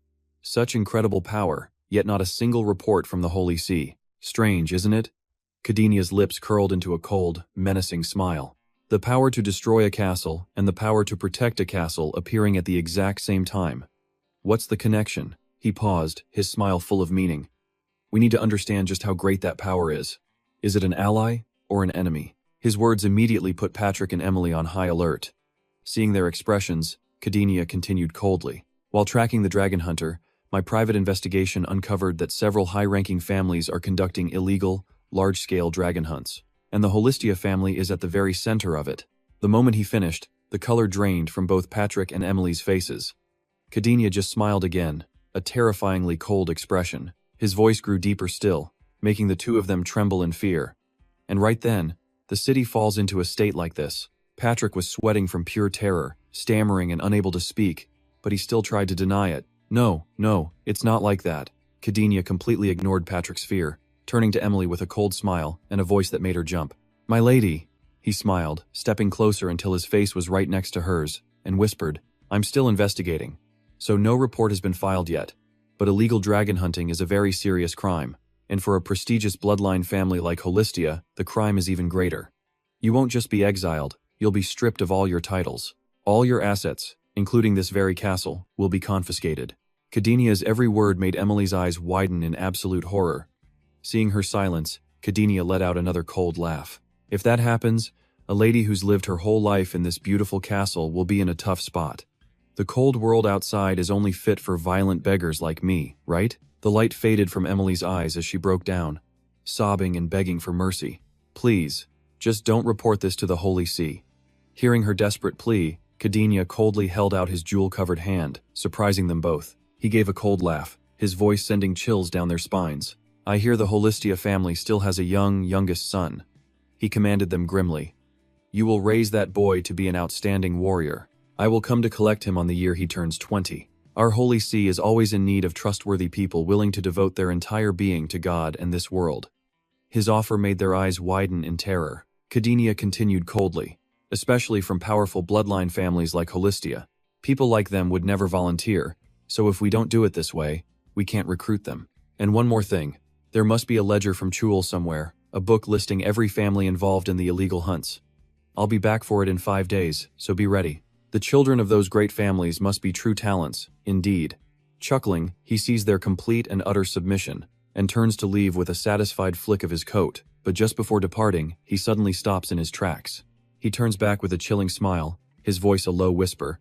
"You two should live a comfortable and happy life from now on. I've heard," he adds, "that a parent's happiness is vital for their child's mental health." With that final, veiled threat, he walks away, leaving 2 terrified figures kneeling on the cold ground, too stunned to even move as they watch him disappear. The next morning, at Demigos's small house, the sweet voice of the Golden Dragon rings out. "Hello there," she says with a bright, welcoming smile. "It's so nice to meet you. I'm the new member of the team and the new employee at the weapon shop. My name is Junjum, a mage." Faced with the Golden Dragon's sudden appearance, Alex seems completely oblivious to the true identity of the smiling girl in front of him. He just says, "I never expected someone so beautiful to have such a close relationship with the master. I had no idea at all." Then, Alex politely introduces himself. "It's an honor to serve you. I'm Alex." Demigos stands in the back, carefully watching Alex's expression. Seeing that he's acting normally, Demigos turns his attention to Jack. Jack, however, remains perfectly calm at the Golden Dragon's sudden arrival, even greeting her with a warm and cheerful welcome. Jack introduces himself. "Hello, I'm the warrior of the team. I also handle cleaning, laundry, accounting, inventory, cooking, and running errands. My name is Van Holybee." Hearing this, the Golden Dragon looks intrigued. "What's your blood warrior rank?" Jack smiles and replies, "Oh, I'm C rank." Her voice immediately fills with admiration. "C rank already, and you're not even an adult." Seeing that both Alex and Jack seem to have accepted the Golden Dragon's presence without any resistance, Demigos thinks to himself, "Well, that's good. This shouldn't cause any problems." With that thought, he turns to leave, tossing a final, cold remark over his shoulder. "All right then, teach the rookie the ropes of the shop. I'm going to bed." But she quickly calls out, "Hey, teammate." Hearing her voice, Demigos stops and gives her a surprised glance. The Golden Dragon smiles warmly and steps in front of him. "Could you maybe show me around the village? It would give us a chance to get to know each other a little better." The 2 guys in the back hear this, and their eyes instantly light up, staring holes into Demigos and the Golden Dragon. In their eyes, you could practically see the fantasies of a romantic date playing out between the 2 of them. Generation 667. Under a peaceful, clear blue sky, Demigos frowns with suspicion, his eyes fixed on the scene before him. The Golden Dragon sits cross-legged on the ground. As Demigos stands beside her, she looks toward a small dragon resting peacefully in a cave. A soft growl is heard as she says, "This must be your first time seeing it, right? It's a baby dragon."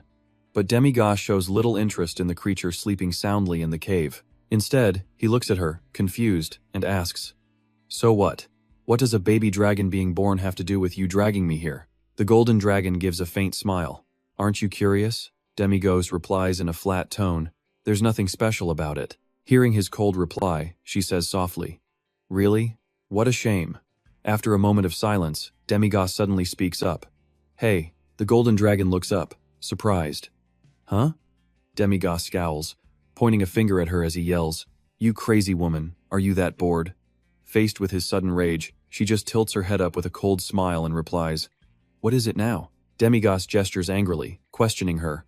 All you have to do is use your power to gather the warriors and extremists, deal with them, and clean up the mess. Why do you keep dragging me to useless places like this? Hearing him, she scowls and shouts back, Have you forgotten? The peace treaty. If a dragon god makes a move personally, wouldn't that be a declaration of war on the human race? Being called a fool only enrages Demigos more. No, just go in your current form. As a human, it'll be fine. If even Alex couldn't recognize you, then no one will. You idiot. But the golden dragon furiously retorts, I can't do that. Her attitude only confuses and angers Demigos more. He yells, Why not? The golden dragon looks at him, her voice low. Because I cannot become a singularity in this world. Her words make Demigos question her again. A singularity? She nods in confirmation. Yes, just as you said. Right now, I am human. No matter how strong, it's impossible for a lone mage to wipe out entire clans of D and G rank blood warriors. Doing so would attract the attention of the transcendent ones. Demigos's eyes narrow. The transcendent ones. Do you mean angels or gods? She confirms in a serious tone. That's right. A sudden downpour or a flood, those are not singularities. But if the rain were to suddenly fly back up and become clouds again, that would become a singularity. If I were to do something that reckless, even someone like me would be detected by the transcendent ones. Demigos listens to her explanation, the pieces starting to click into place. He asked in a low voice, So we can't break this world's principles, right? She nodded. That's right. Demigos scoffed, annoyed. More talk about principles? She sounded just as tired of it all. Yeah, what else would it be? Demigos crossed his arms, a smirk playing on his lips that startled her. His eyes flashed with a dangerous kind of excitement. I wonder if they've figured me out yet. After all, as a human, I've destroyed cities and killed dragons everywhere. Hearing this, she gave a cold laugh. I'm dying of curiosity myself. Suddenly, a massive explosion erupted from the lake below, shocking them both. Ah, it's been born, she yelled, jumping to her feet. Quick, let's hide. Below, from the vast lake's surface, a vicious blue dragon burst from the water, letting out a deep, threatening roar. The woman quickly pulled her friend behind a nearby bush. Her eyes followed the dragon, unable to hide her excitement as it let out another thunderous roar. The golden dragon standing next to her smiled, completely satisfied. What do you think? The raw power of nature is just incredible. Demigos, standing nearby, suddenly grew serious, his brow furrowed. Something feels very wrong about this. If I attacked right now, one hit would probably finish it. The golden dragon's voice turned grave. That's exactly why I'm here. Her words stunned Demigos. He turned to her, his eyes wide with utter shock. Just then, the shadow of a black dragon appeared overhead. They both snapped their heads up as the woman's voice turned sharp. They're here. The black dragon soared past. A cold, thrilled smile spread across her face. An extremist! The black jade dragon, Juno. The black jade dragon roared, its body glowing with a purple light before transforming, landing gently before them as a woman. She slowly raised her head, revealing a beautiful but dangerously sharp face that left them both speechless. Demigos just let it out. Oh, that's the face of a true villain. Beside him, the golden dragon sighed in exasperation. As the black jade dragon walked toward the hatchling, Demigos seemed to realize something, his voice dropping low. So it's not the gods. You target them at their weakest moment, right after birth, to infect them with poison, don't you? He continued sarcastically. I heard that those of you in the combat faction gather at birth to form a massive squadron. You choose those ones to infect? Is that it? His face suddenly darkened, a cold glint in his eyes as he let out a chilling laugh. Hahaha, you're really no different from humans, are you?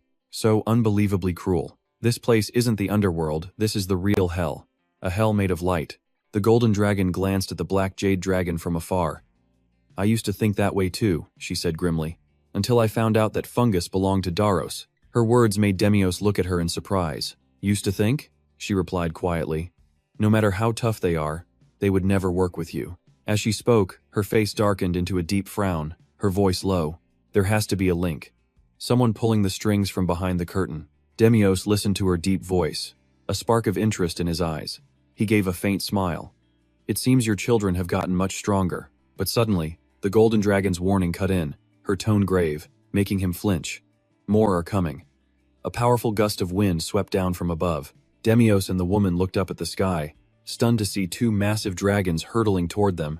They quickly shifted into human form, one in blue, one in red, and landed softly in front of the black jade dragon. Both touched down with a calm demeanor, their serious eyes fixed on the small dragon standing behind Juno. Juno saw them and smirked. "You're here, Owen and Julia?" She then asked dryly. "What about the tail?" Julia just laughed. "There isn't one, because the golden dragon no longer exists in this world. The moderate faction is a snake without a head. This world is finally ours." "Juno." Julia's arrogant words made Juno thoughtful. "No, we are too. Until the Lord decides on a new soul, there can only be chaos. If humanity realizes that, it's all over." Ojin, who had been silent, let out a soft laugh. "Why don't you try for that position, Juno?" At his words, Juno's expression immediately soured. She replied gravely, "Don't talk about that. Everything will be as the Lord wills. We are merely creations, with no right to question his work." As the three talked, Demios stood silently in thought, a dark glint in his eyes as he watched them. Suddenly, the little dragon's fierce growl cut through their conversation. Ojin smirked, stepping towards it. "That's right," he said coldly. "We must do what we can." Looking at the screaming little dragon, he gave a cruel chuckle, his voice calculating. "No matter how pitiful you are, even if you go mad, just take comfort that no more families will have to suffer." He then pulled out a vial with a strange creature inside, his voice righteous. "This is all for our race." Standing nearby, the golden dragon's face fell, and she stammered, Why would they go this far?" Next to her, Demios let out a cold laugh, pure killing intent in his eyes as he growled, "Capture them on sight." His sudden change in attitude leaves Huang Qimlong completely baffled and stunned. He gives her a playful wink, asking if he should just kill all three of them. Seeing he's dead serious, Huang Qimlong desperately tries to stop him. "Hold on." Her voice is low, her cold gaze fixed on the trio. "We have to consider the consequences. Why did these kids resort to this, and what would it lead to?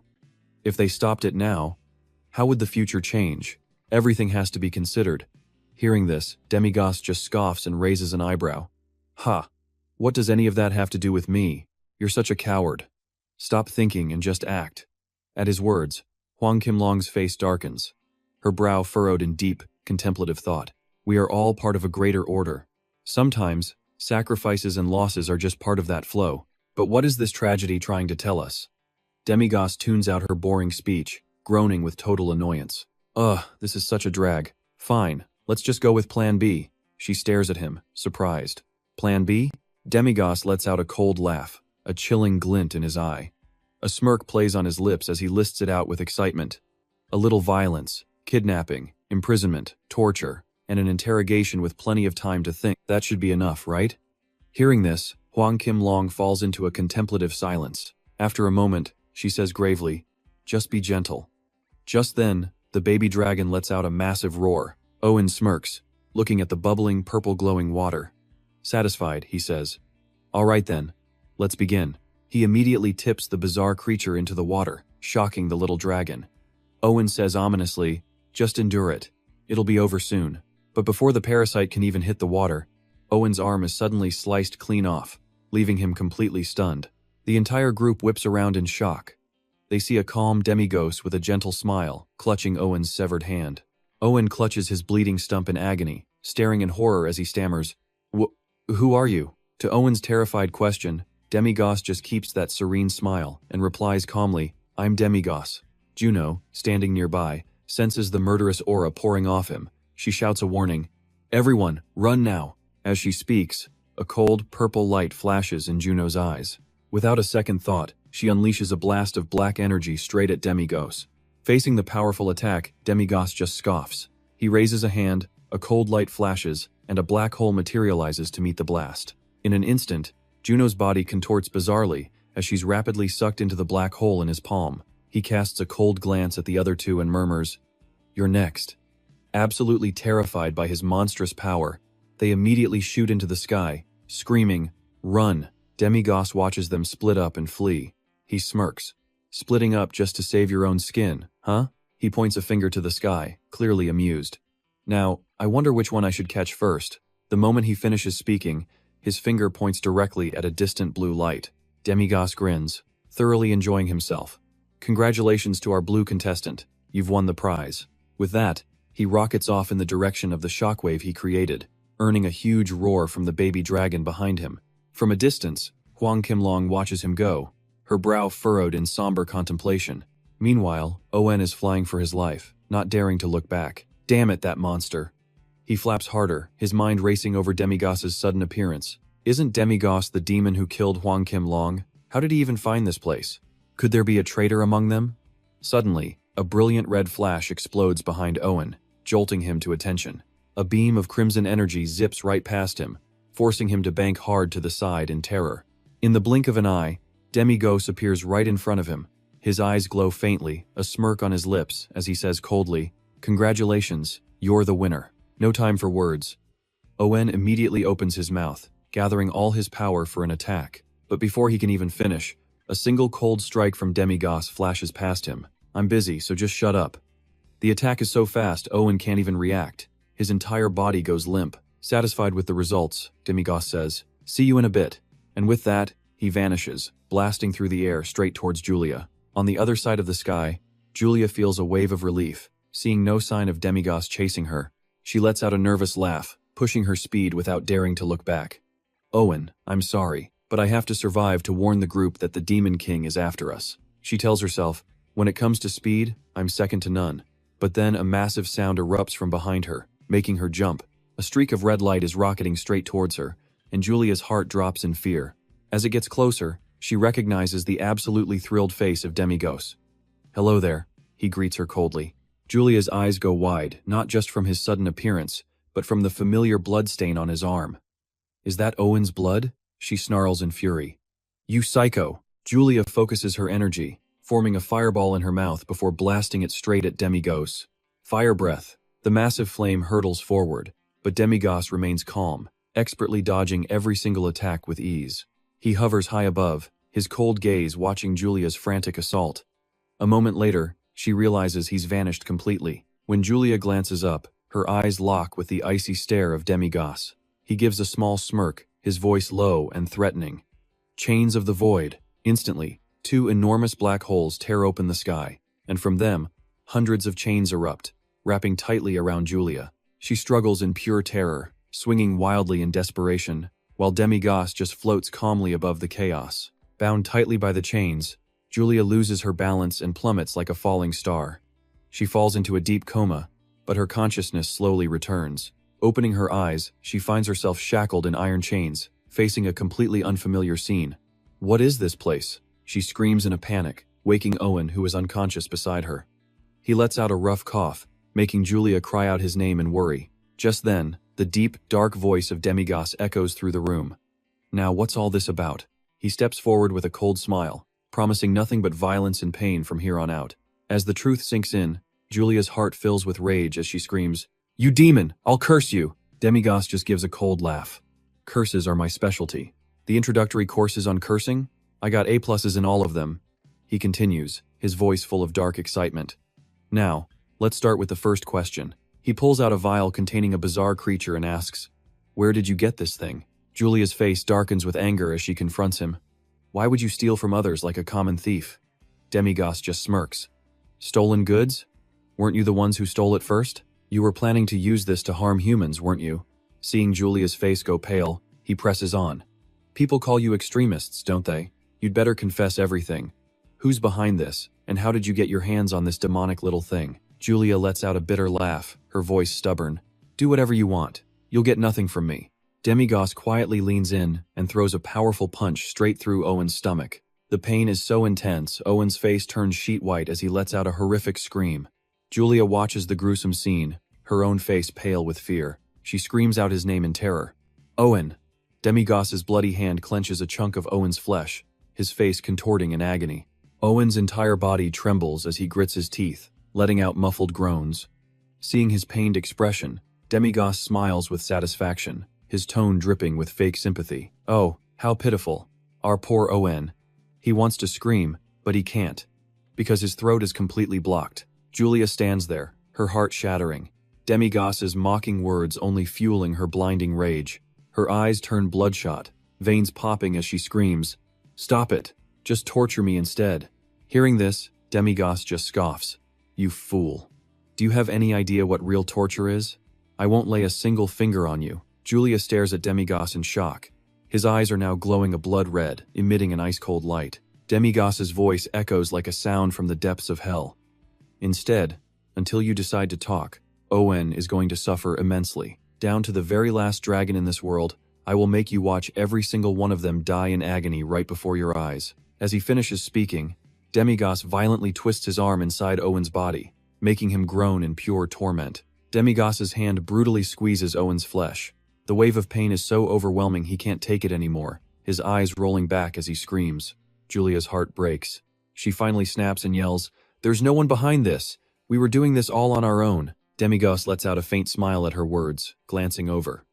"Considering how smart and well-prepared you all were, there's no way you didn't have a leader. So who is it? You must have had someone in charge, right?" Julia's face is pale as she stammers. "It's Juno." Demigos raises an eyebrow, intrigued. "Ah, is that the black sword I absorbed earlier? Well then, capturing your leader just got a whole lot easier. Now I just need to round up the remaining extremists and finish them all off." Julia quickly shouts, "We're different from the other extremists." Among the extremists, the most discontented members secretly form their own group. The others in the faction are innocent. They aren't extremists, they're just cowards. Demigos is surprised by this, his murderous gaze sweeping over Julia as he asks darkly, "So, which type are you?" After a long pause, Julia answers, "The Four Seasons Society." Demigos raises an eyebrow and scoffs. "The Four Seasons? Is this supposed to be the leadership group among the extremists? This isn't how normal dragons operate, so what about the rest of them? Who are they?" Demigos uses his hand to brutally torment Owen again, forcing pained groans out of him. Owen's cries send Julia deeper into a panic, and she hastily blurts out the names. "It's Jen, April, May, and Juno." Demigos immediately retorts, "September, October, November, December." Julia stares at him, stunned, her face pale and her voice trembling with fear. "Right. So how did you know that order was top secret?" Julia sputtered, but Demigos just scoffed. "You really are an idiot. The Four Seasons, is that a reference to the months, a codename for your group, or just some fated coincidence that brought you all together?" Julia trembled as she answered, "No, there are real names. We just thought the similar pronunciations were funny, so we named our group the Four Seasons." Demigos narrowed his eyes. "Who was the first one to suggest that name?" "It was your leader, Juno, wasn't it?" Julia was drenched in sweat, shaking. "If it wasn't Juno, then who was it? We just started calling ourselves that." At some point Demigos laughed with contempt.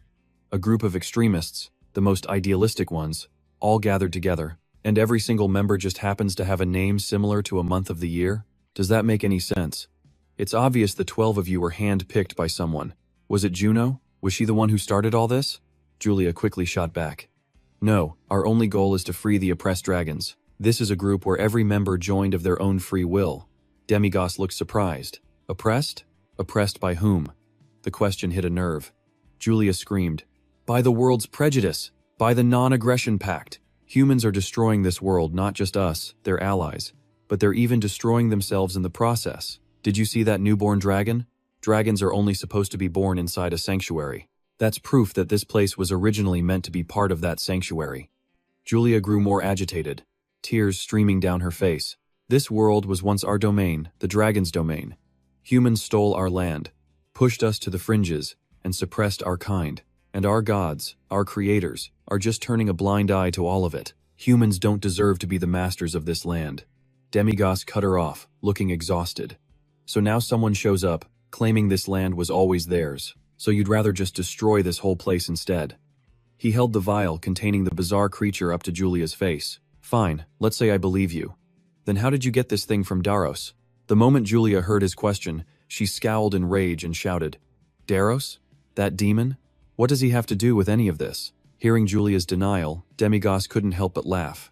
"Haha, I already know everything, so you might as well just come clean." As he finished his sentence, his eyes suddenly shot wide open. He glanced down at the vial with the strange creature inside. Staring at the container in his hand, Demigos fell deep into thought. What is this thing? And then, a memory flashed in his mind. Back then, Alex had shown him the final pathogen sample, carefully taking out an item and presenting it to Demigos. "This is the pathogen we found in the dragon's body's Hell's fungus, the thing that makes the puppets go berserk." Recalling the appearance of that parasite, Demigos was even more stunned. That thing was definitely purple. He looked suspiciously at the creature in his hand. But this is pink. This isn't Daros's pathogen. He shot a cold glare at Julia, his voice low. Where did you get this? Julia's brow furrowed, a war raging in her eyes as she began to speak. But before she could finish, the iron chains that bound her suddenly loosened, releasing her completely. Unprepared for the sudden shift, Julia stumbled and fell to the ground, asking in total shock. But before she could celebrate, a cold iron chain wrapped tightly around her neck. Demigos coldly flapped his wings, yanking the chain and pulling them to a strange new place that left them both stunned. Ugh, where is this place? Julia's eyes widened, her face pale with terror as she stared at the bloody scene below. Beneath her feet were thousands of demonic faces piled on top of each other, letting out horrifying screams as they stared up at her with hungry eyes. Demigos spoke softly, making Julia jump in fright. Allow me to introduce you. This is the deepest level of the demon realm. The absolute worst souls, the ones that can't even be classified in hell, are sent here. And they're all waiting for one thing, the live bait that falls down here once every few hundred years. Dragons reincarnate, don't they? But if you fall in here, there is no salvation. I promise you. This is a place that even the gods find disgusting and turn away from. Julia was horrified. His words filled her with a profound sense of dread. Do you remember my promise? Julia glanced at Demigos's demonic smile and began to tremble uncontrollably. He spoke in a low tone. Not a single hair on your head will be harmed. Before she could speak, he released the cold, black chain around Owen's neck, adding, the one who's going to suffer is this guy. And with that, Owen's entire body plummeted towards the starving demons below. Julia witnessed the horrifying scene unfold, letting out a blood-curdling scream she couldn't hold back. She sobbed hysterically, losing all composure and shouting her confession. I bought it from the dwarves of the Buri tribe in the south. The moment she spoke, the terrifying scene vanished in a flash. They both stumbled and fell onto the cold, hard ground. Just then, the golden dragon slowly approached, his voice as cold as ice. Julia, stop lying. Seeing the golden dragon standing beside Demigos completely unharmed, Julia stammered in horror. Golden dragon, you're still alive? The golden dragon gave her an icy stare, her voice booming. I am certain that you naive children are being used by someone else. So in the end, the ones betraying dragons are other dragons. Her eyes burned with fury and disappointment as she spoke. I can't believe you joined forces with a demon duke to harm your own kind. No matter how much you despise humans. As dragons, you've gone too far. Julia fell to her knees, her eyes bloodshot as she screamed out her accusation. Us, working with a demon duke? Do you even realize who you're standing next to while saying things like that? Aren't you the one who's actually shaking hands with a demon? Julia's bitter accusation finally made the golden dragon snap. Tell the truth now, she roared. This poison is from Daros, isn't it? Before Julia could even answer, Demigos swept his hand forward, a black hole in his palm sucking the two dragons in. As their figures vanished, the golden dragon turned on him. What are you doing? We needed more information. Demigos coldly produced a vial containing a strange organism. Daros's poison, he noted, is slightly different from this. The golden dragon gasped, taking the vial to inspect it. Looking closely, the color and shape of the eye inside were subtly different. She held the vial, her mind filled with doubt. Then who made this? Demigos answered grimly. The dragons bought it from the southern dwarves. The golden dragon couldn't believe it, her face flushing. That's wrong. The dwarves are masters of stonecraft, not chemicals. This kind of alchemy is absurd. Demigos nodded slightly in agreement. On that, I agree. She stared at the vial, deeply suspicious. This means another poison, different from Daros's, is making the rounds. Demigos frowned, his eyes locked on the vial. Impossible, he countered. No one in this world besides Daros could create a poison like this. His words gave the golden dragon a moment of pause. She found herself agreeing. She nodded slowly. Yes, I thought so too. But Daros is dead. If this isn't his, where did it come from? Could that child have been lying? Maybe she was desperate enough to make it up. But hearing that, Demigos immediately shot the idea down. You saw her yourself. Those were the words of someone who was completely cornered. That means it must be the truth. At his words, the golden dragon's face darkened. Her brows knitted together, her deep golden eyes staring into the vial in her hand. The reality she thought she knew had just been flipped on its head, leaving her lost in thought. Her voice trembled. Could there be a second Daros? Impossible. What in the world is actually happening? I don't know either. The golden dragon admitted after a long, heavy silence. Hey. Her soft call made Demigos look over, surprised. Her face was deadly serious, her sharp gaze fixed on him as she voiced her new theory. Do you think we might have gotten this wrong from the very beginning? Daros, are you absolutely sure he's really dead? A cold glint flashed in Demigos's eyes. He considered it for a second, then replied darkly, You think he faked his own death? She pressed on, her voice low. The world's greatest poison expert, dying by his own poison. Doesn't that strike you as odd? Hearing her logic, Demigos just shrugged and replied nonchalantly, Look, you can write the novels, but don't expect that story to move anyone. I was at his funeral in person. The golden dragon pointed a cold finger at the vial. Then what is all of this? Demigos simply shrugged again. I don't know. She grew quiet, seriously contemplating everything that had just happened, her brow slightly furrowed. She wondered aloud, the Four Seasons Guild and the Demon Realm. What common goal could they possibly have? Demigos's cold gaze met her somber face. The extinction of humanity. She shook her head. No. The enemy of my enemy is my friend. Right? You're right, this is bizarre. Recalling the recent turn of events, Demigos fell into a deep, calculating silence. That rarity is precisely its value. Perhaps if they endured a little longer, it would all be over soon. With that thought, he spoke again, his voice grim. The beneficiary, the perpetrator, and the victim are all different players. The golden dragon's eyelashes drooped as she heard his words, sinking back into silent contemplation. A moment later, a thought struck her, and she blurted it out. And now the dwarves are involved too. She grimly held up the vial, examining it once more. So who benefits from this? The extremists? People who want to forge weapons from dragons? Demigos tilted his head, adding his own theory. The demon race, too. The more humans and dragons hate each other, the better for us. She lowered her head, her voice a pained whisper. And the perpetrators are my own children. The Four Seasons Guild. The golden dragon's agonizing words hung in the air. Demigos just stood there, staring at the sky, his expression completely unreadable. His voice dropped, low and steady. At the very least, I've already captured their leader. He couldn't shake the feeling that he and the dragon were the only ones uninvolved. The golden dragon, hearing this, nodded in agreement. That's right, he replied softly. At that, Demigos stretched, looking weary as he said, All right then. From the guild's perspective, with 3 of their own missing, the rest of them would be too afraid to make a move just yet. This gives us a window, so we need to move fast. The golden dragon heard him, raising an eyebrow in surprise. Go where? Demigos pointed coldly at the sky, a sneer on his face. The pure aggression in his voice startled the golden dragon. Didn't you hear me? We're heading to the southern underground to get the dwarves' poison. Deep within a ravine, a grim sight awaited them, thousands of cold corpses piled high, casting a gloomy chill over the entire area. This was the prison of the southern berry dwarves, and there, before its gates, stood Demigos, the golden dragon, Alex, and Z. Their gazes were grim as they peered deep into the darkness. Alex carefully scanned their surroundings, whispering, This has always been dwarf territory. Demigos's reply was low and curt. I can tell. The 4 of them advanced cautiously into the prison's depths. Z took the lead, torch in hand, his eyes constantly scanning the shadows. The strange, unsettling silence made everyone tense up. Alex hadn't even had a chance to speak yet. A merchant, a butler, a warrior, and even a mage. Our party is pretty well-rounded now, huh? Z, who was leading, just laughed in agreement. You got that right. Demigos raised a skeptical eyebrow. Is that so? From the back, the golden dragon chuckled. Oh ho ho, that's obviously all thanks to me.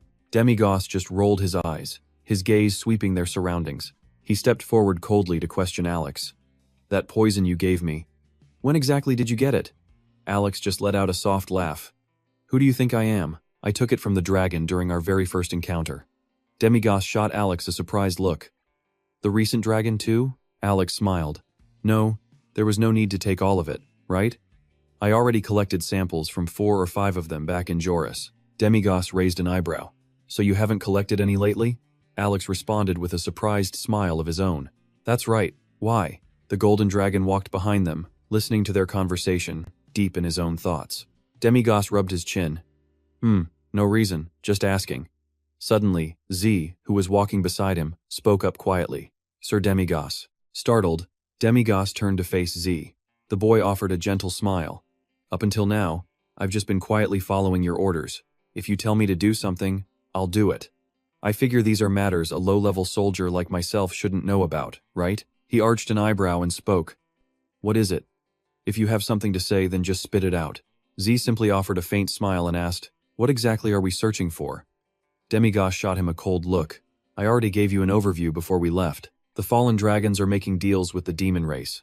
We're tracking everything connected to that." Z smiled and pressed on. "Is this related to the dragon that attacked the village when we first met?" Demigos gazed into the distance, giving a slow nod of confirmation. "Yes. That dragon was also infected with the demon tribe's poison."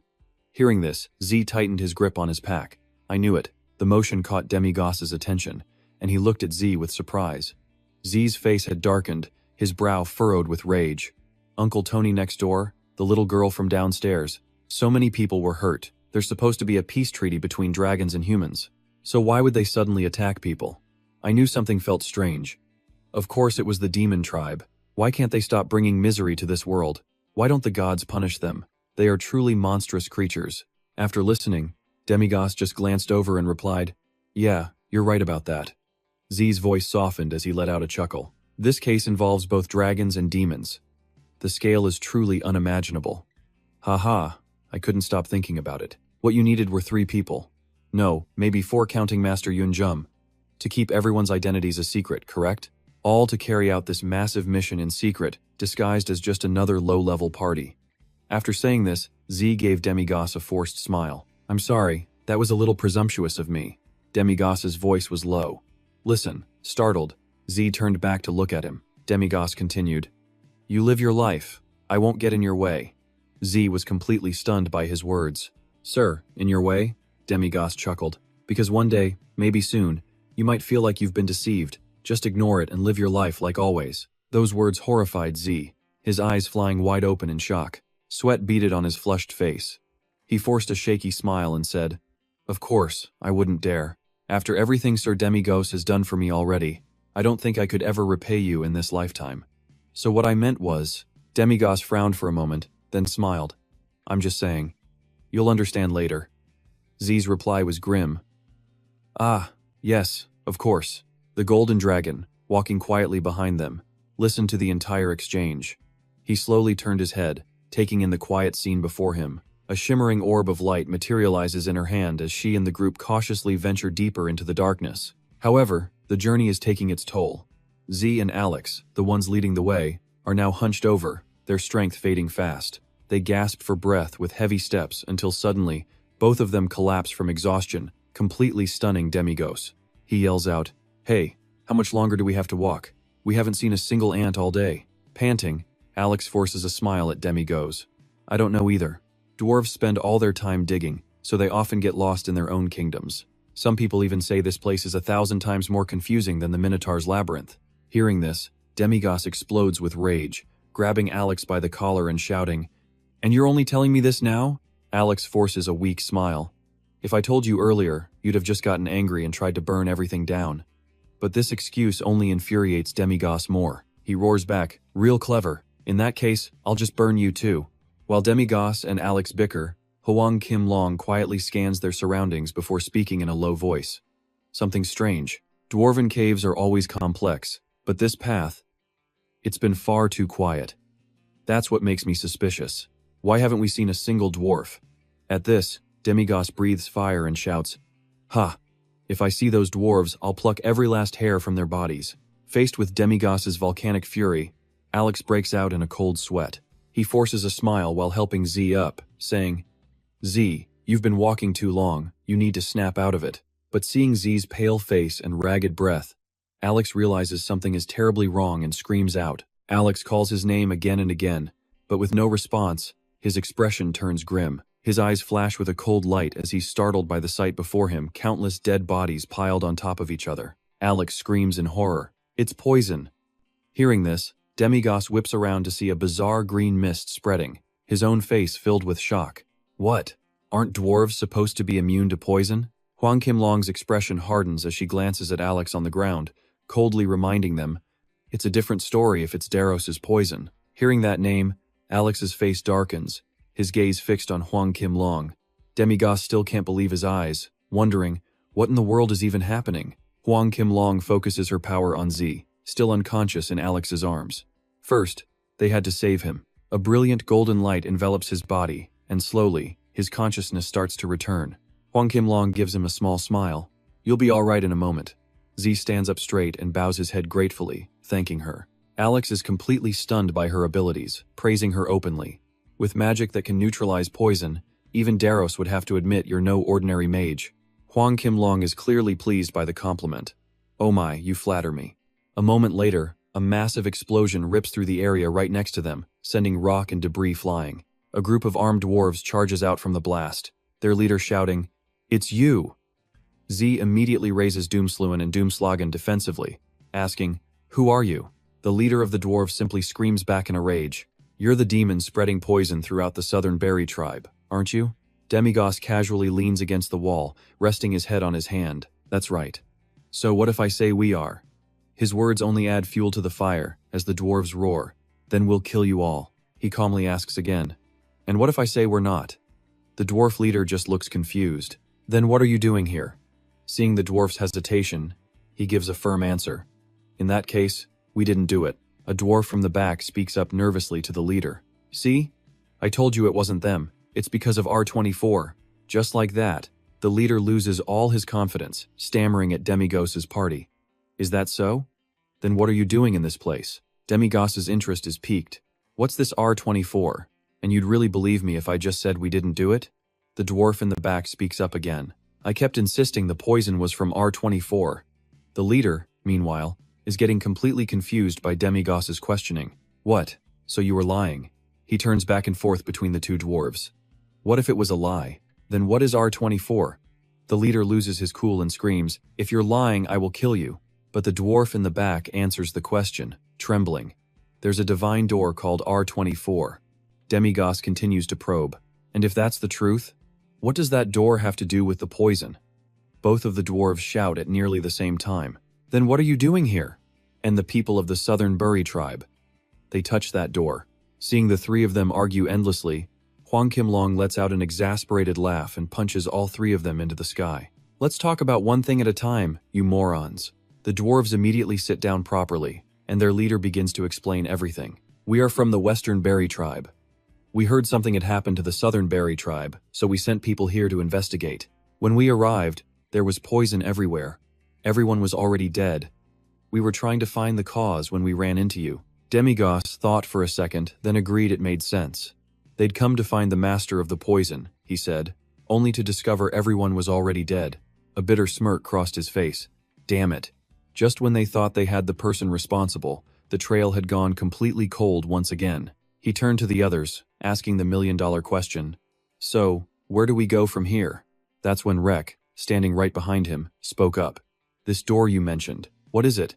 Does it have something to do with the poison? The man in the hat, clearly knowledgeable, began his tale.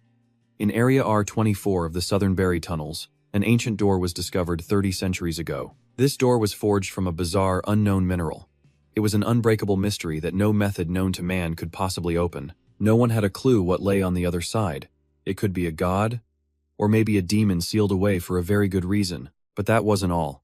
He then revealed another critical piece of the puzzle to Demigos's crew. He'd recently heard that the southern tribes had gotten reckless, using massive amounts of explosives trying to blast that very door wide open. The other tribes warned them to stop, but they refused to listen, and so, they were cursed, a terrible curse unleashed from that sacred door. As he spoke, his composure cracked, his voice rising with pure, unadulterated fear. The workers in Area R24 were dying constantly, he yelled. But they wouldn't stop, so the sacred door grew angry. It wiped out those fools from the southern Berry tribe with a poison that can even kill dwarves. But another one of the men scoffed at his story, retorting, "What is this nonsense? You actually believe that superstition?" he demanded. "It was the man in black wearing the jewel who spread this poison.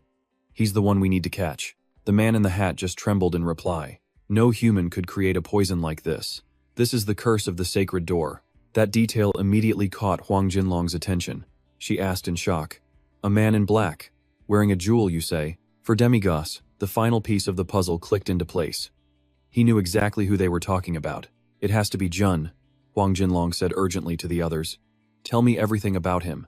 The man who mentioned him didn't hesitate to explain. He said rumors had started swirling about a man in black with a jewel, spotted recently near Area R24. That area was sacred ground, not a place for just anyone to wander. For a human to trespass there, he had to be the one who spread the poison. After hearing this, Demigos stepped forward, making a decision that left the entire berry tribe absolutely stunned. Let's go. He slid his hands into his pockets, a look of grim excitement on his face. Take us to Area R24. All the clues are pointing there. The tribe's leader refused to risk his people's lives. Instead, he simply handed over a map, wanting nothing more to do with this. The poison is strongest there, he warned them. Even our best gas masks are completely useless. Instead of our lives, I'll give you this map. Completely unfazed, Demigos and his 3 companions plunged deep into the toxic caverns in search of the door. To guide them through the poisonous gloom, Huang Jinlong summoned a small orb of pure light to lead the way. She noted with grim certainty that the closer they got to Area R24, the stronger the poison became. This concentration was insane, not even a poison dragon could withstand it. This was done on purpose, as if someone was desperately trying to keep something hidden. The fumes were just too much. Rex suddenly collapsed to his knees, gasping for air. His face was already a sickly pale blue. Huang Jinlong knelt beside him, gently telling him, "You need to fall back and rest." She instantly recognized this poison. It was Darius's handiwork. It seemed even her powerful magic couldn't completely block it, and if it affected her, a human body stood no chance. She gave Rek a reassuring smile. "You've pushed hard enough. We'll handle it from here. Rek, you need to head back to where the dwarves are," she instructed. "It's too dangerous for you to continue." Rek forced a weak, sweaty smile. "Sorry I couldn't be of more help," he gasped. Tier 2 missions were certainly no joke, even for a full party. Demigos looked over at him. "Do you know the way back?" he asked. Rek struggled, but nodded. Yes. After leaving Rek to recover, the remaining 3 pressed onward, descending even deeper into the toxic maze to find their destination. The poisonous gas grew impossibly thick, yet they pushed forward without hesitation. Then they saw it. Area R24. Even Demigos was stunned by the sight before him. "What is that?" It looked like some kind of massive machine, half buried in the earth. Huang Jinlong stared up at the colossal structure in awe. "Those dwarves," she said. "Hiding something this massive couldn't have been easy at all." Demigos asked what it was, but she just shook her head. "I have no idea." This only made him more curious. "Then why'd you say it was hard to hide?" "Because they don't know what it is," she answered calmly. A strange thought suddenly struck Demigos. Hold on, she didn't know? This door was discovered just 30 centuries ago. How could she, a being who'd lived over 665 centuries, not know about it? As he was processing this impossible fact, he glanced up and saw a shadowy figure lurking nearby. The moment it was spotted, the figure bolted. "He's getting away!" Demigos yelled, pointing. Then he roared the command, "Alex, get him!" A red glow flared in both of their eyes. "Right," Alex replied, already a blur. He launched himself from the ground, instantly closing the distance with the fleeing target. He turned to speak with Huang Jinlong, only to find her approaching the strange machine. Was that guy the one behind it all? Finally, the clues started to click into place. She gently placed a hand on it, using her unique sight to peer deep inside. Watching her, Demigos got curious. If someone who's lived for 665 centuries doesn't know, is it from a past era? He ventured a guess. Maybe the Silver Age? He remembered learning as a child that another world had existed long before this one. Huang Jinlong just smiled. No, it was from a time even before that world. His eyes shot open in pure disbelief. The Golden Age?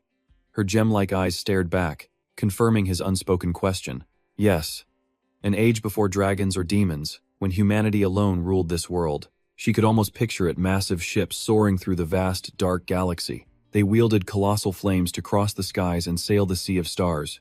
It was the first world to ever challenge the gods themselves. By touching the ship, she had witnessed its deepest past, the Golden Age. Huang Jinlong was piecing it all together now, and so, she began to tell the epic tale of the very first world. God created the heavens and the earth, then made humans to inhabit it.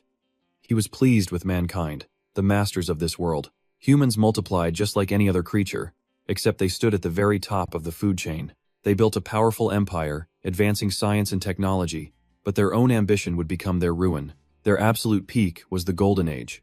Without any magic, they could still talk to each other across the entire globe. The towers of their achievement stretched up, seemingly without end. They touched the heavens, gaining the power to leave their world and cross the ocean of stars. But in the end, their own weapons brought total self-destruction. The world twisted into a living hell.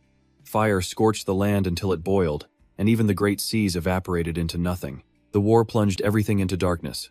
The oceans rose into the sky, falling as toxic rain for 1,000 straight days. Every living thing, humanity included, was completely annihilated in the catastrophe. The Supreme Being shed tears, watching the destruction of such a brilliant age, and with that, all life simply ended. God was heartbroken. Huang Jinlong recounted it all as if she had lived it herself. Demigos could only stare, completely stunned. She then continued the story of the world's rebirth. God created humans once more, but this time, he took away their science. He removed the very thing that had destroyed them, and in its place, he granted them magic. Wielding magic, humanity quickly built a dazzling new civilization. This was the Second World, the Silver Age. With just a small wand, they controlled water, fire, and earth, made objects fly, turned silver to gold, summoned storms, and even revived the dead. However, that beautiful civilization was not destined to last for very long. Driven by a greedy desire for ultimate power, humanity turned on itself once again. A 500-year war erupted over possession of the magic stone, the source of all power. It led to their extinction. And once again, God grieved. She paused for a moment, her voice steady. And finally, the present world, the age of chaos. This is the era where we, the demon and dragon races, were born. She searched her memories of this age's creation. God made the world again, but this time gave humans only the single continent of Hof. The world was split between three great races. Deep underground, the dwarves claimed their territory. Your demon race nested in purgatory. And on the other side, the borderland of eras, the place where she was born that is the domain of the dragons. Demigos looked at her and nodded. Yes, he'd learned all that as a child, long before being sealed in his egg. He barely paid attention back then, but hearing it now, the story seemed completely impossible. He gave a mocking smirk. The Golden Age, he'd heard, only survived 80 centuries before it fell, and the Silver Age was even shorter, collapsing after just 20 centuries. So, the current age of chaos, supposedly the most dangerous for mankind, has actually lasted the longest. His expression darkened. Huang Jinlong finished his thought for him that perhaps it was for the best they'd lost those incredible powers, because at their core, humans are foolish creatures. God had shed so many tears for them. Suddenly, Huang Jinlong said something strange, making Demigos stare at her in confusion. Star pottery? She glanced from the ship back to him with a slight smile. That is what this is. People called it star pottery. She tilted her head up, analyzing everything she could sense from the ancient relic. The metal encasing this thing is 3 times harder than any diamond. Just a few millimeters of this plating could block any physical or chemical attack imaginable. With this colossal ship, humanity abandoned their world, crossing an ocean of stars to conquer others. Her eyes were locked on the vessel, its light dancing in her pupils, revealing a storm of complex emotions. This was a relic, the absolute pinnacle of technology from humanity's glorious golden age. Now, only gods or angels could possibly handle this. For creatures like them, it was a forbidden, untouchable zone. The moment she finished speaking, Demi-Ugos charged from behind, winding up for a punch. He slammed his fist into the hull, the massive impact throwing the golden dragon back with a scream. She tumbled across the ground, moaning in pain and covered in scrapes. She shot up, furious, screaming right in Demi-Ugos' face. Hey, what was that for? The hull didn't have a single scratch. He turned to her, completely amazed. You're telling me this thing really won't break? So infuriating.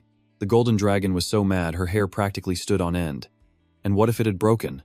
Then what? What an idiot. Her words made Demi-Ugos laugh in frustration. Stop annoying me. Can you just go stand in the corner? I'll get it open myself. Refusing to be sidelined, the golden dragon stood up and shoved him aside. If you don't know anything, then get out of the way. I'll open it. She peered closely at the ship's hull. Found it. Knew it would be here. Demi-Ugos, standing right beside her, was completely baffled. He couldn't see a thing. She pressed a finger to a specific spot on the hull, and a panel instantly slid open, revealing a small, active screen. Her fingers flew across the display as lines of data scrolled by. Demi-Ugos just stared, dumbfounded. He'd never seen anything like it, and couldn't hold back his curiosity. Images of light are appearing on the stone. Is that magic? What are you doing? Still focused on the task, the golden dragon answered coolly, restoring the program. Demi-Ugos, still completely lost, asked again. What program? She had no choice but to explain. This is technology from the Golden Age.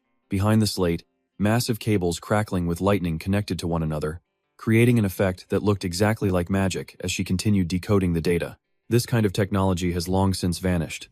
Seeing how skilled she was, he had to ask, "You know all about this?" The golden dragon replied, "I only know the basics. I don't get the principles, but I learned how to crack it." Hearing this, Demi-Ugos pressed her with suspicion. Learned it? From who?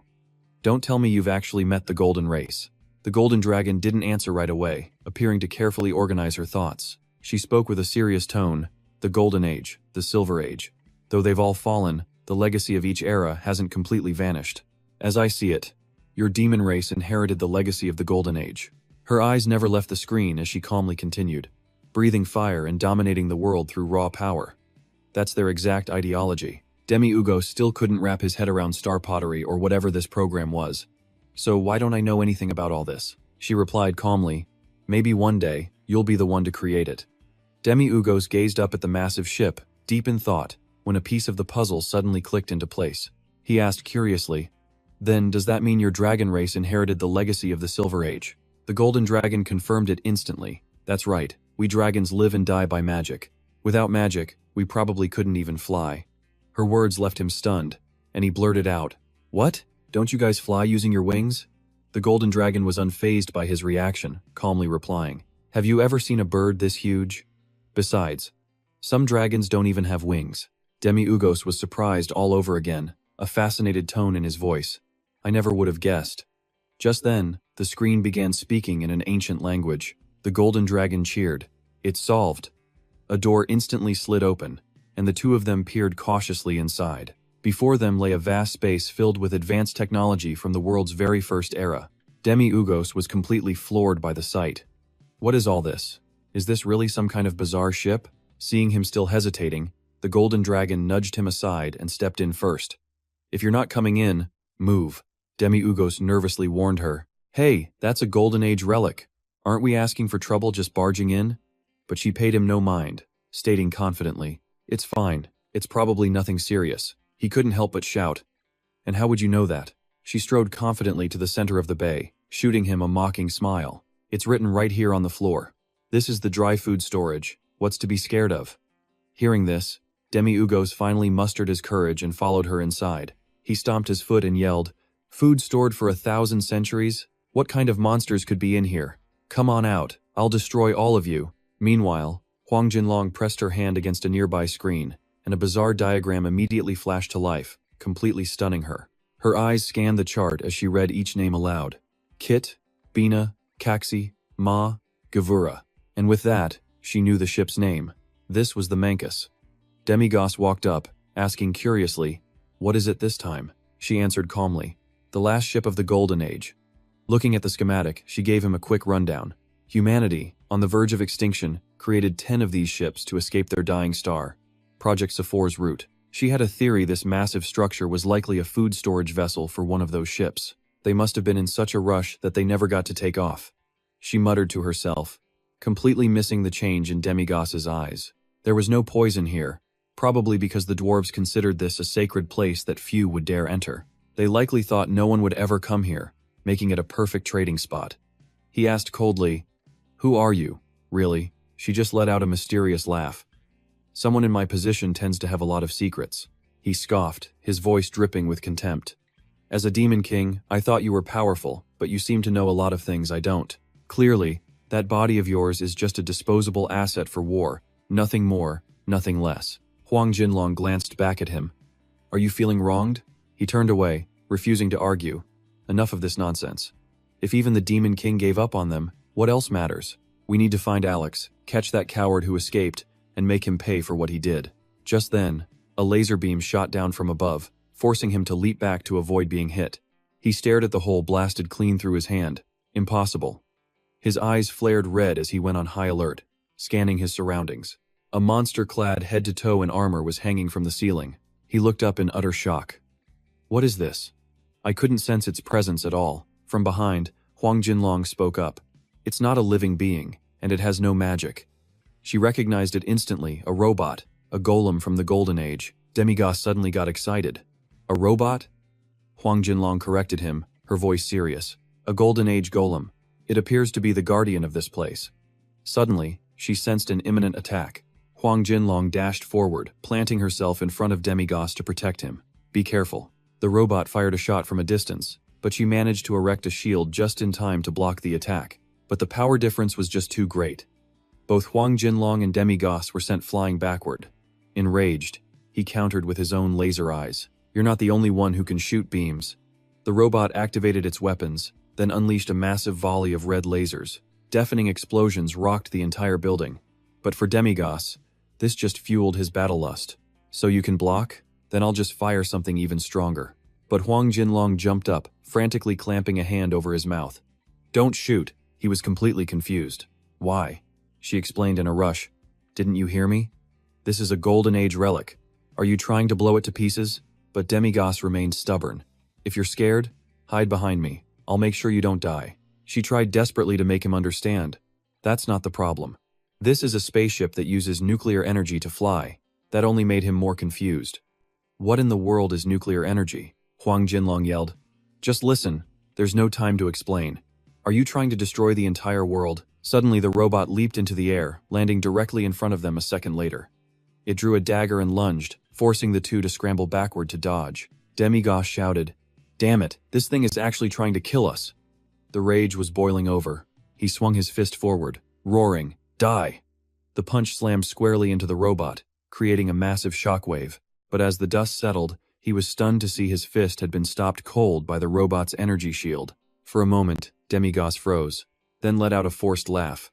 You're telling me it can block that? That spaceship, this robot, what are these things? A second later, it attacked again, and he barely managed to leap away in time. Next, Demigos unleashed his chains of the void power.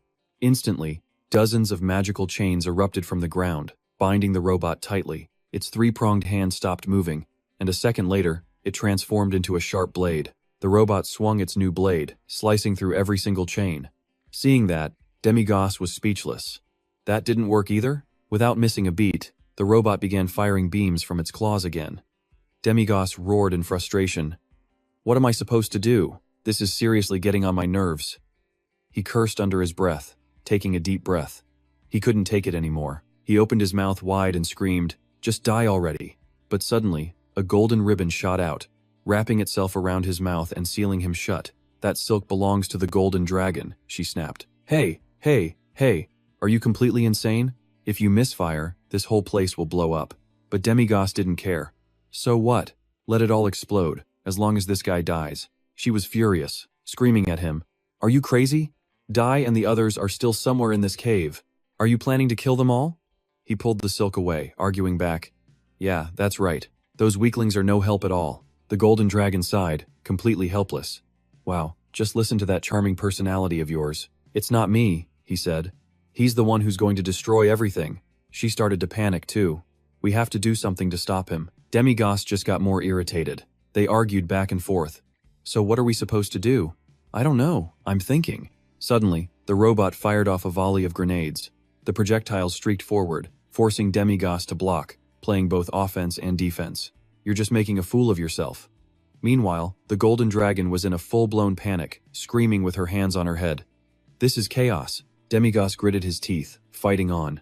Then, a memory from a past battle flashed through his mind, startling him. He quickly asked the golden dragon, Last time, you blocked all my combined magic with that cloth, didn't you?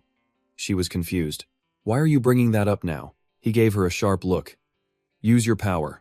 Envelop this entire area with that cloth. Create a barrier to protect everyone outside, and trap just us inside your own space. Completely separate us from this area. The plan finally clicked for her, and she replied with a simple, Okay. With that, she unleashed endless streams of fabric that flew in every direction. They slowly spread out, covering everything in sight. Suddenly, Demigos yelled a warning to the robot. Hey, tin can.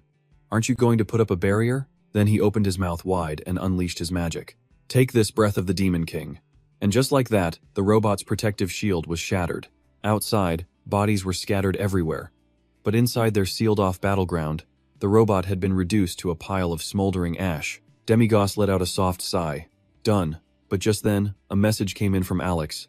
Master, I've captured him. He turned to inform the golden dragon. Alex got him. Let's go. But she just calmly replied. You go first. I'll interrogate him and follow. I think I need to clean this place up before I leave, and there are a few things I need to confirm. He looked at her in silence for a moment, before finally telling her, Hurry up and get over here. At that exact moment, on the other side, Alex was using his tendrils to restrain their target. Whoever you are, just give up. or you're going to die a very painful death." Suddenly, someone appeared. Alex spoke up. "Hello? So you've arrived?" Demigos struggled to walk through the mass of tendrils. "Geez." He stepped in front of the captive with a grin. "Finally, we're about to see the real face behind all this." With that, he reached out and grabbed the hood that was covering the person's face. The moment Viscount Kim Hong's face was revealed, he panicked and yelled out, "I'm sorry, Your Majesty." Demigos was suspicious. A shapeshifting mage, Viscount Kim Hong? What are you doing here instead of in the demon world? The man bowed his head and began to confess everything. Sir, I was only following the orders of Duke Thamdu. The Duke commanded me to keep this a secret from everyone." Demigos threatened him. "Orders? What kind of orders? Tell me everything, or I won't spare your life." Viscount Kim Hong then explained his role in corrupting the heroes, inciting a dragon rebellion, and shattering the alliance during the 66th War. This was all part of a much bigger plan. So, when I was carrying out my mission there, I transformed into a dwarf to trade Lord Daros's mycelium with some of the extremist dragons. But the dwarves discovered me, so I had to detonate the poison and hide, waiting for my next order. Demigos was shocked. Did I give an order like that? Could Daros have planned all this by himself? The man desperately explained. Because the Demon King had left the demon world, he said we had to do whatever you wanted by any means necessary. But for some reason, no matter how many telepathic messages I sent, he never responded. I've been waiting here indefinitely for new orders. Demigos then added a sentence that made the man's blood run cold. Of course he didn't. Daros is dead. A sudden suicide. Viscount Kim Hong was horrified. How can that be? Lord Daros would never do something like that. Your Majesty must have been deceived by someone. Demigos just sounded weary. That's why we came here to find out the truth. I thought you'd have the answers, but it seems you know even less than we do. Suddenly, the Viscount's voice trembled. If that's the case, then it can only be him. Besides Lord Daros, there was one other person involved in this plan. I always found him suspicious. The man screamed. The one who first proposed this plan was the only dragon who met Lord Daros face to face, the leader of the extremist faction. It has to be him. He must have done something shady behind the scenes. Demigos's face turned grim. If it's the leader of the extremists, then is it Run? That person has already been captured. Viscount Kim Hong quickly corrected him. No, not that person, Your Majesty. The true leader of the hardline faction has always lived in the shadows, so even they don't know who he is. It's the White Dragon. The man's voice was firm, insisting that those were the exact words the figure used. Back then, a trembling Viscount Crimson Gold had asked, "Are you the Viscount Crimson Gold?" The cloaked figure arrogantly answered, "A dragon dares to come and see me. What do you want? What scheme are you plotting?" The person, who appeared to be a woman, leaned in and whispered, "Listen closely. I have a brilliant idea for you. To destroy those despicable humans, let the dragons and the demon world join forces in this 66th war and wipe them from existence. So, let me meet Daros." Demigos pressed on. "And then what?" The Viscount reported every single detail. "I reported it to Lord Daros, and not long after, he secretly went to meet the White Dragon alone. I don't know what they talked about. When he returned, Lord Daros ordered me to disguise myself as a dwarf and deliver the mycelium poison to the Four Seasons Society members. He made it clear that besides the White Dragon, not even the Society could know the demon world was involved in this plan." After listening, Demigos suddenly asked, "Then what about the other mycelium poisons?" He drilled down on the issue. "I recently captured one of their members, and their poison is a little different from the one Daros provides. Where did that come from?" The man immediately became flustered. "That's impossible." He insisted that while they hadn't gotten any poison recently, a different kind just couldn't exist. Mycelium was the pinnacle of demon alchemy. It can't be imitated. Just then, the golden dragon appeared out of nowhere, stating, "So the conclusion is, you don't really know anything. The ultimate mastermind behind the Four Seasons Society was their hidden leader, a ghost even the extremists had trouble finding. So what about the remaining members? How could they find them?" As Demigos opened his mouth to speak, Viscount Crimson Gold stammered, "Who is this?" Demigos shot back, "Don't worry about it. She's with me." The man was stunned. "A member of your party, Your Majesty? My apologies." Then, he urgently added, "I know where their hideout is. In the beginning, they had trouble controlling the mycelium poison. I once visited their hideout to help them out. Agata Canyon, that's their base." Demigos immediately asked, "Agata Canyon? And where is that?" At this, the Golden Dragon spoke up. "It's the tomb of the early dragon clan, a sacred place for all dragons. Not just anyone is allowed in or out. Damn it, we fell right into their trap. It's on the other side." Hearing this, Demigos sharply turned around and casually announced, "All right then, let's head home for now." Surprised, she asked, "What about Agata Canyon?" Demigos just shrugged, looking completely untroubled as he replied, "It's on the way anyway. Let's go home. Rest up a bit, prepare properly, and then we'll set out. I'm grabbing a bowl of noodles before bed." Seeing his nonchalant attitude, the golden dragon snapped. "What do you mean, rest? Let's go right now." He turned back to remind her, "Did you already forget? We came here not even knowing about the poison and nearly died. Their main base is guaranteed to be way more dangerous. From this point on, there won't be any more low-level adventures. We need to let Rick get some rest." For a second, the golden dragon was speechless before blurting out, "What? Did Rick suddenly become your mother?" He shot back lightly, "Are you asking for it?" Just then, Alex called out, "Master, what about the Viscount Crimson Gold?" Demigos addressed him. "You've worked hard. You can return now. Go, and live your own life. From this moment on, you are a free man." 7 hours later in the village of Joris, the golden dragon slammed her empty beer mug down onto the table with a satisfied sigh. Her voice slurred with alcohol, she said, "It's been a tough day. Rick, get me another one." Rick advised, "That's enough. You're too drunk. Any more would be bad for you." She boasted, "I'm fine. Those brats just got on my last nerve. Rick, you just don't understand the feelings of a parent." Hearing this, he hesitated. "Oh, I didn't realize you had children." Realizing her words had created a misunderstanding, she stammered, That's not what I meant." Demigos, sitting next to her, glanced over and told Rick, "Just give it to her. What does it matter? It's her own body she's ruining. Plus, you get to sell more booze, right? If she gets completely plastered, just get a little creative with the bill." Rick just chuckled. "Oh, Sir Demigos, you're too much." Alex also leaned in close, covering his mouth to whisper, "Just do what he says. If you do it right, we might have a little Demigos by morning." Rick was shocked. "What?" Demigos immediately shot Alex a warning, using a bit of magic to slightly distort his body. "Stop talking nonsense." Alex quickly yelped for mercy. I'm sorry." Demigos changed the subject, asking Rick, "By the way, how was your siblings' field trip?" He replied, "Thanks to you, Sir Demigos. They were able to set off without a hitch." "Thank you." Demigos asked casually, "How old are they again?" Rick answered, "My sister is 15, and my brother is 9. Demigos hummed thoughtfully. 9 years old, and he's already living in a dormitory? Rick smiled and explained, "Yes, children from prominent families begin living in dorms and receiving specialized education from elementary school onwards." He gently told Wretch that if she ever felt that way again, she should just say so instead of holding it in. Wretch simply replied, "Okay." Listening in, the golden dragon couldn't help but burn with jealousy. How come Demugos only ever showed that kind of concern for Zik? Yet with him, he charged money for a single plate of food? The man's reply was blunt, "Because I want to." But then, the woman suddenly asked a bold question. "Hey, it's not like you're in love with Zik, are you?" Demugos got so flustered he was practically fuming. "Are you nuts? Stop spouting nonsense just because you're drunk." All of a sudden she slumped onto the table, miserably mumbling, "No, that can't happen. You two can't fall for each other. They could never be anything more than what they were now." Just then, a man approached their table. "Hello there." He introduced himself as an investigator from the Cadenia Holy Court. Zik was stunned. "The Holy Court?" He awkwardly managed a hello, and the investigator, Cadenia, simply smiled back. "I know you're Zik Holobik. I came here specifically to meet you. You recently achieved C rank, didn't you? I'm here because there are a few things I need to look into regarding that." Zik started to get nervous. "Is there a problem?" Cadenia calmly explained. "It's nothing huge, but it is a special case.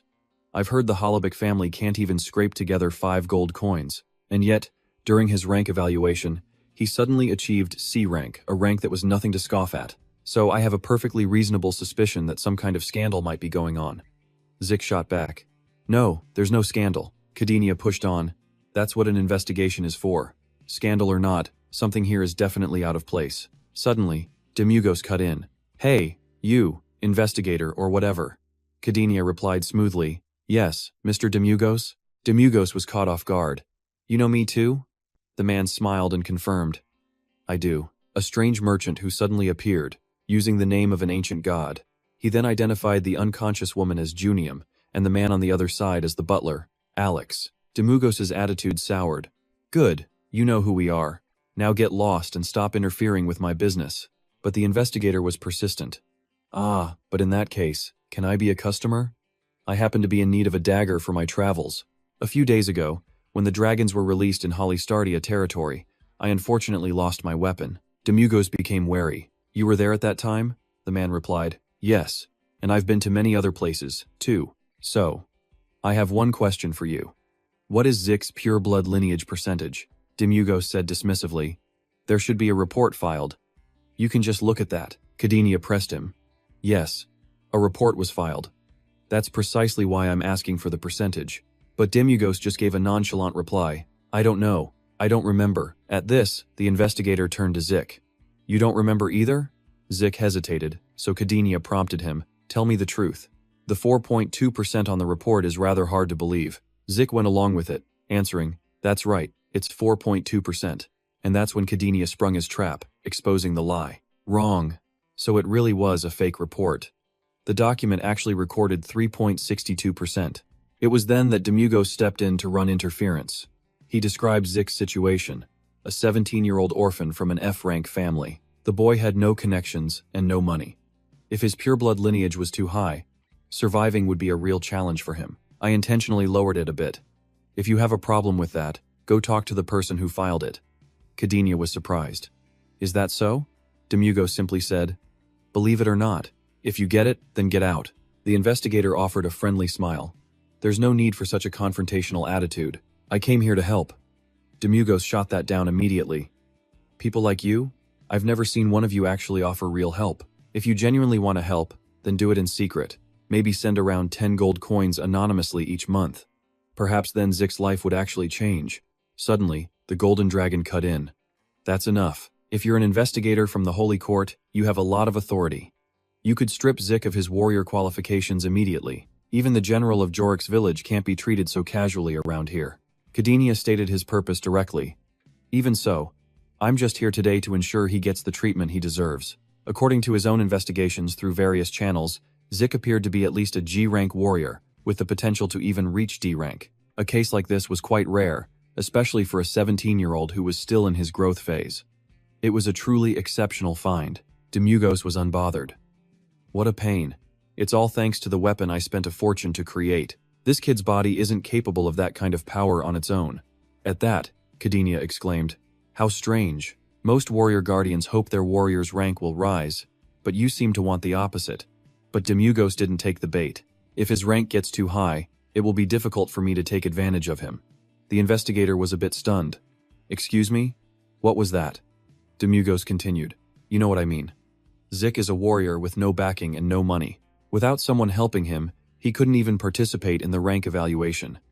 They get one free assessment upon high school graduation, right? But Zik couldn't finish high school, so he would have had to get evaluated privately and live his whole life as an F rank. Unlike others, he had money but zero status. The fastest way to climb the ranks? By becoming a warrior's partner. Someone with a bit of fame would be perfect. But if they got too famous, he'd be dragged into the spotlight too. He wasn't a fan of that idea. Hearing this, Kadinia called his thinking utterly selfish. Demigos fires back, saying Kadinia desperately needs money, while he needs the official status.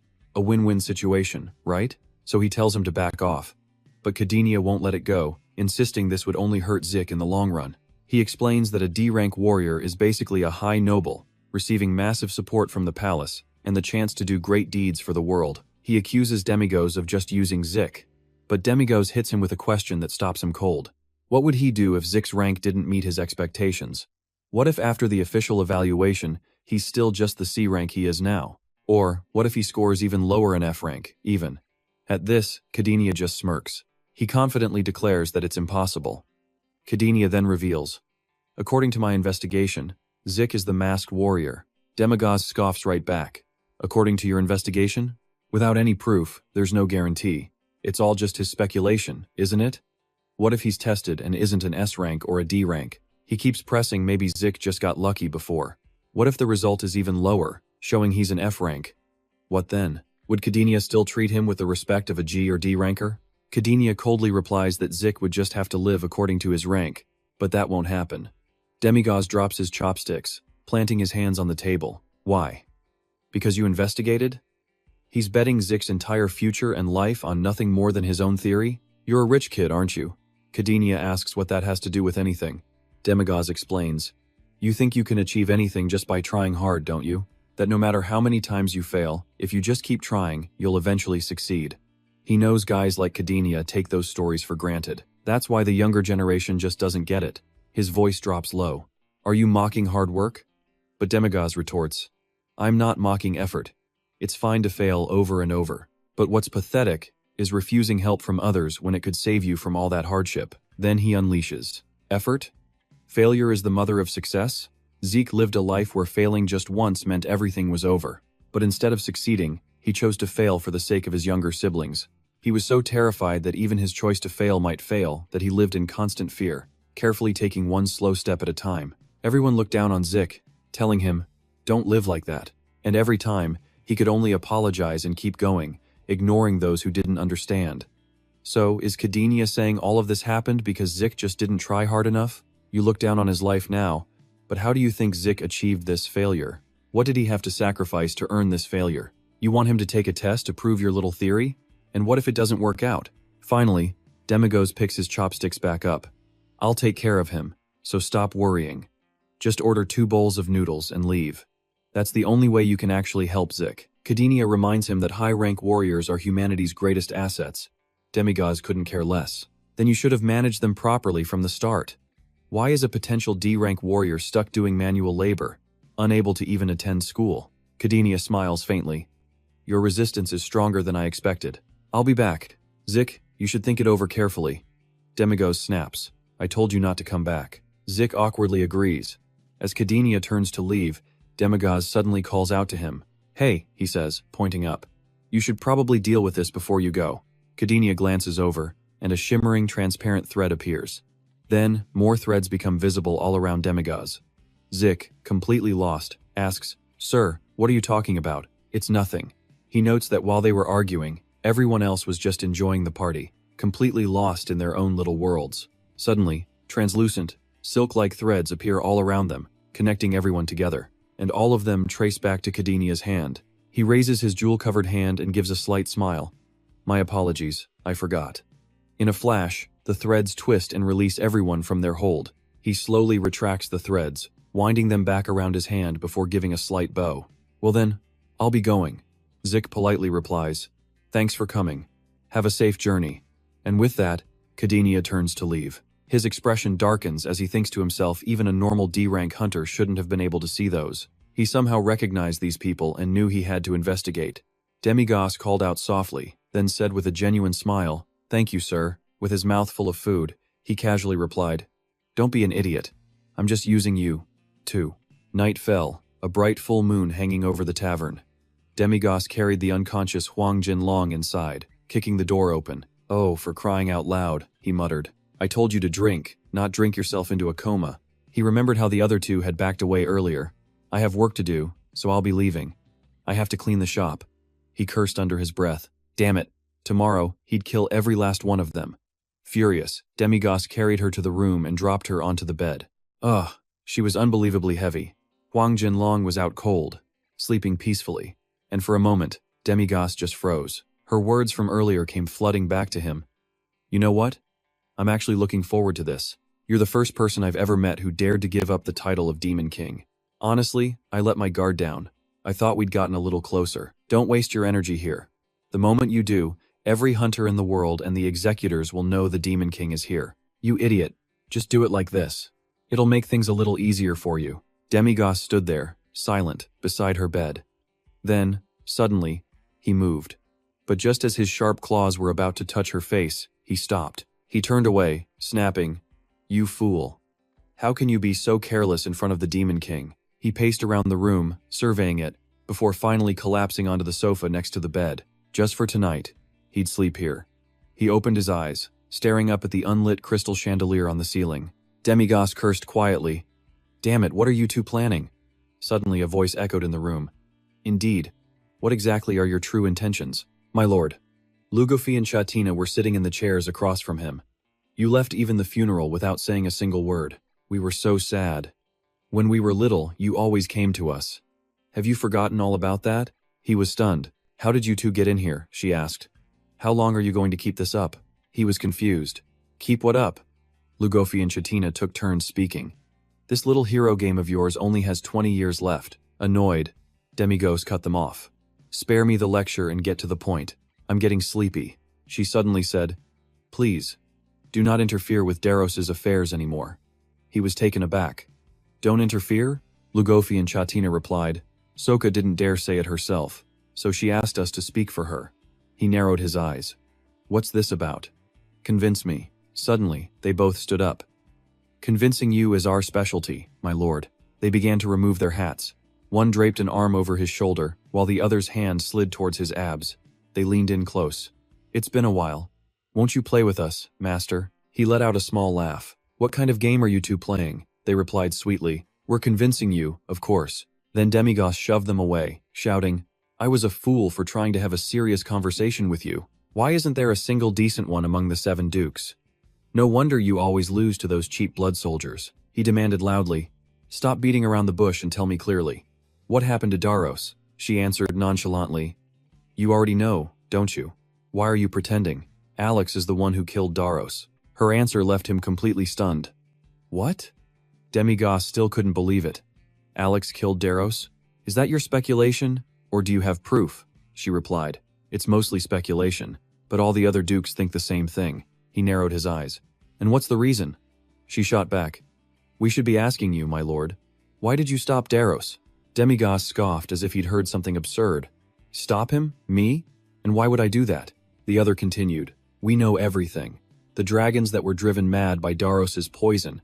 You and Alex took care of them. They both pressed him relentlessly. Why did you stop Daros from using the dragons to attack the humans? Why did you order Alex to kill Daros? Wasn't leaving the demon world enough for you? Now you've chosen to side with the humans. Demigos was at a loss for words. This situation was a complete mess. He turned back and forth, trying to explain. First, catching the dragons is too complicated to explain, so let's skip that. And on what basis are you saying I ordered Alex to kill Daros? Lugofi and Chatina were ready with a comeback, based on the fact that the last person to see Daros alive was Alex. To be precise, the moment Daros met Alex was the moment he was killed. The story about Daros's suicide is just Alex's word. Nobody knows how he really died. And right now, Alex is your closest servant. He shot back. Servant? Who's a servant? He's just following me on his own, he insisted. She asked. So that means it wasn't your order, right? He crossed his arms. Certain. Of course not. Suddenly, she gasped. This is trouble. Demigos's eyes darted between them, questioning. So you two have been following me and Alex this whole time? Lugofi replied. That's right. Model. To be honest, from what he's observed, it seems the Lord lives without any real purpose at all. His voice trembled as he spoke. You're right about that, Chatina said. I came here to find out if Alex really did all this by himself. He asked. So Alex betrayed the demon race? She just laughed and confirmed it. Hearing this, Demiurgos let out a calculating laugh. The 7 dukes get along so well, don't they? One of them dies, and the rest immediately start suspecting each other. She replied, because this is a rebellion of the Demon King. He pressed on. In that case, why not just close off the demon world? Abandon everything. The demon race could adapt and live among the humans. What do you think? But she didn't answer, instead turning the question on him. Is that what you truly want, my lord? Demiurgos feigned indifference. I was just rambling. It means nothing. But then, her tone turned dead serious. You need to come back. Stop fighting your destiny and just return to us. You are the master of our tens of billions of demonic creatures. But he shut her down cold. I'm sick of hearing that line from Alex. Now that you've said your piece, get out, go investigate, start a war, I don't care. Do whatever you want. She retrieved her hat from the floor, placing it back on her head. Lugofi and Chatina then retreated backward, passing through the wall as they bowed. Then I will return to see you again. They sank slowly into the wall, vanishing completely without a single trace. Demiurgos sat in silence for a moment, then shot to his feet with a curse. Damn it.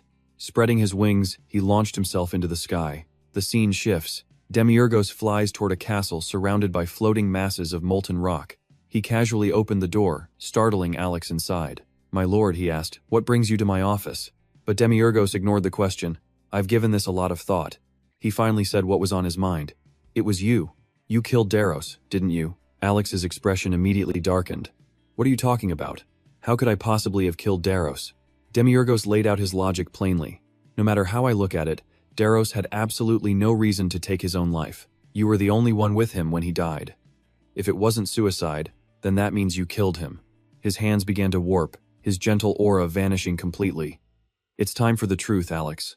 For the sake of our history, confess now, and I'll grant you a painless death. Suddenly, Alex dropped to his knees and declared his loyalty. I was born in the demon world, and I live only for the demon world.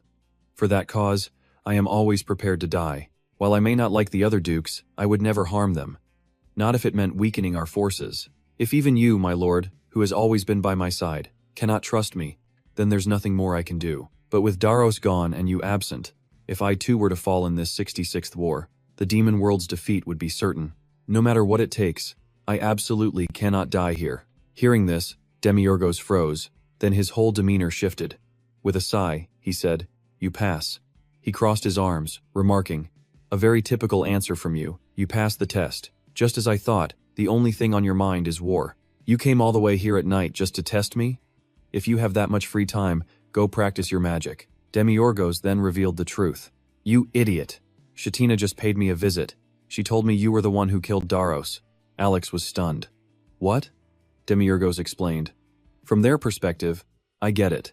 Given our past actions, it's easy to see why they'd suspect you. Anyway, once we catch the mastermind behind the Junium Four Seasons Society tomorrow, this whole misunderstanding will be cleared up." But Alex questioned him. "The mastermind? Didn't you already take care of the Golden Dragon yourself? Aren't you just catching the stragglers now?" That actually made sense to Demiurgos. "Ah, right." He started to trail off. "Maybe it was all just a mistake," he mused. Alex was baffled. "What?" Demiurgos simply said it was a minor error from a misunderstanding. "You killed a god," Alex shouted. "And you're just going to brush it off as a mistake and move on?" Demiurgos just mumbled dejectedly. "Well, what can you do?" He then gave a final warning. "Anyway, the other dukes are all suspicious of you. There's no telling what might happen. From now on, stay hidden until I summon you." After a moment of silence, Alex replied, "I understand." Demiurgos switched topics. "Have you checked that mycelium poison I gave you before? I gave you a different type of mycelium poison." Alex walked toward his desk. "I was just in the middle of researching that. I can confirm it's different from the one Daros had." Demiurgos' eyes narrowed. "So, someone else faked Daros' poison. Or, Alex theorized, perhaps Daros intentionally created a different version while he was still alive. I'm betting on the first theory. Based on my 665 centuries of observation, he wasn't the type to seek out major changes. When necessary, anything is possible, Demiurgos said. Even a demon king who's existed for 665 centuries can just disappear. "He hasn't disappeared yet, my lord," Alex replied. He reminded him, "Whoever planned this, that poison is from the demon world. This was planned by one of our own." He had no desire to investigate any further. In fact, the deeper he dug, the more complicated everything became. So it was best to stop here. Why not just restore everything to how it was? Demigos let out a soft laugh. "Restore it? Go back to being the demon lord? Follow the script you all prepared, learn the demon lord's tactics, invade the human world in 20 years, and fight the heroes? That is the demon lord's destiny," the figure replied. He narrowed his eyes and asked, "Even when the outcome of the battle is already decided?" Alex protested, "My lord, you're not like the last 665 times. This time, the demon world will definitely win. So please, prepare with us for the war 20 years from now." But he remained unmoved. "In your opinion, me wandering around like this is a terrible waste of time, isn't it?" "Listen, Alex." His tone finally softened. "Yes, my lord." Demigos reminded him, "It's time to stop this. One of you 6 dukes will become the new demon lord, or the entire demon race can just elect a new one. The choice is yours. Just leave me out of it." Alex immediately objected. "That's impossible. The demonic core of the previous demon lords is still inside your body." He asked, "Do you want me to give it back?" "Without it, my lord, you'll be just an ordinary demon," he said. "If that's the case, then I'll return it," he casually replied. Alex insisted, "My lord, you are the most powerful being in the world. Everyone fears your authority and strength. You are an existence that can have anything you desire. I truly don't understand. Why would you want to discard the power you hold?" he shouted. "Why would you put all your effort into falling from such a great height?" But Demigos clearly didn't care. He stretched his tired body and replied, "Just listening to that is boring and makes me sleepy. The demon lord is such a tedious existence." "My lord," Alex pleaded, but Demigos cut him off. "Everything you're saying is pointless. If you don't want the demonic core, then stop nagging. Compared to the story of a failing demon lord that hasn't changed in 100 years, This investigation is at least far more interesting. Seeing that resolute and stubborn attitude, Alex finally fell silent. Demigos turned to leave. Anyway, once we catch the entire Four Seasons Guild tomorrow, everything will become clear. I'm leaving. He also gave a serious warning. For the time being, make sure you hide well. From now on, you're the #1 suspect. After handling his business, Demigos returned to the Golden Dragon's room. He propped his feet up on the sofa. Demigos lay there, lost in thought. The Four Seasons Guild, the demons, the hero, the real leader behind it all. And it just ends like this? What is this? Is there still something more? Demigos pondered for a moment, then something clicked. He shot up, startled.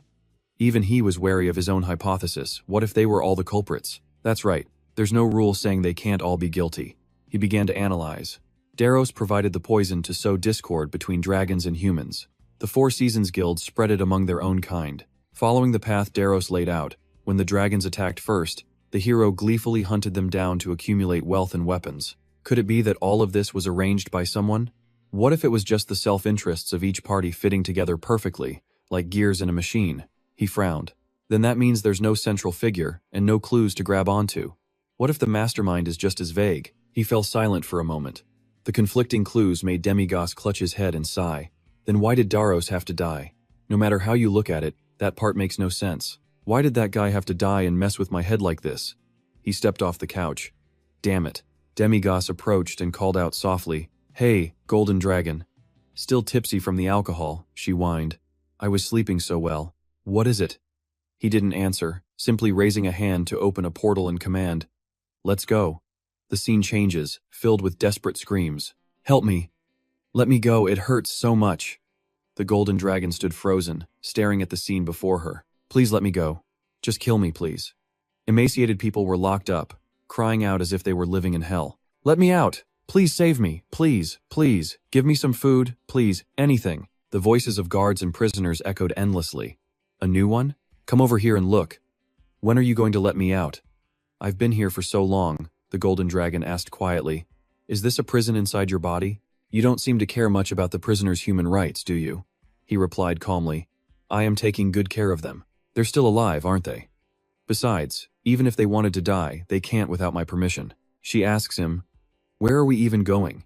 He just walks ahead and replies, "Just follow me, and you'll find out." Before the main assault on the Four Seasons Guild, there's one final thing to check. Demigos reaches for the closed door right in front of him. He had that person specially locked away in a private cell. So Huang Jinlong was confused. Who in the world could it be? Demigos swung the door open, smiling at her. "How are you? Still alive?" Huang Jinlong froze, his eyes wide. Before him was a woman completely bound in iron chains, with only hints of skin showing through. He heard Demigos call her by name Run. She trembled, her voice weak. "Just get it over with. Kill me." Suddenly, her eyes shot wide open. Demigos spoke casually, "I'd love to kill you right now, but things aren't over yet. Most importantly, the man beside me here is strongly against it." Run was stunned. "You're not dead, Huang Jinlong?" Then, her spirit seemed to shatter as she began to scream. "That's right, the Demon King knew what we were doing. Did you really just abandon us? How could you make us suffer by joining forces with the demon race? This is unbelievable." But Huang Jinlong shot back with just as much force. He reminded her that, driven by hatred, she had poisoned the children of their own kind before pushing them into the human city. For that act alone, she deserved to be destroyed. She was no longer a dragon. Run muttered, obsessed. "I did it all for the dragons, even if it meant staining my own hands." She screamed back that only a few centuries ago, humans had fought and died beside them against the demon race. They once thought they could become great allies. But what did that get them in the end? At every opportunity, humans slaughtered their parents, siblings, and children, wearing their remains like jewelry. "You are our mother and our god," she pleaded. "And you just told us we had to endure it? How much have we rotted from the inside?" Demigos interjected. "So you sacrificed your own kind to achieve your goals?" She screamed out her defense. "It wasn't just us, everyone wanted it. They just needed a reason to act. The first flame incident. We made it a reality. I did it.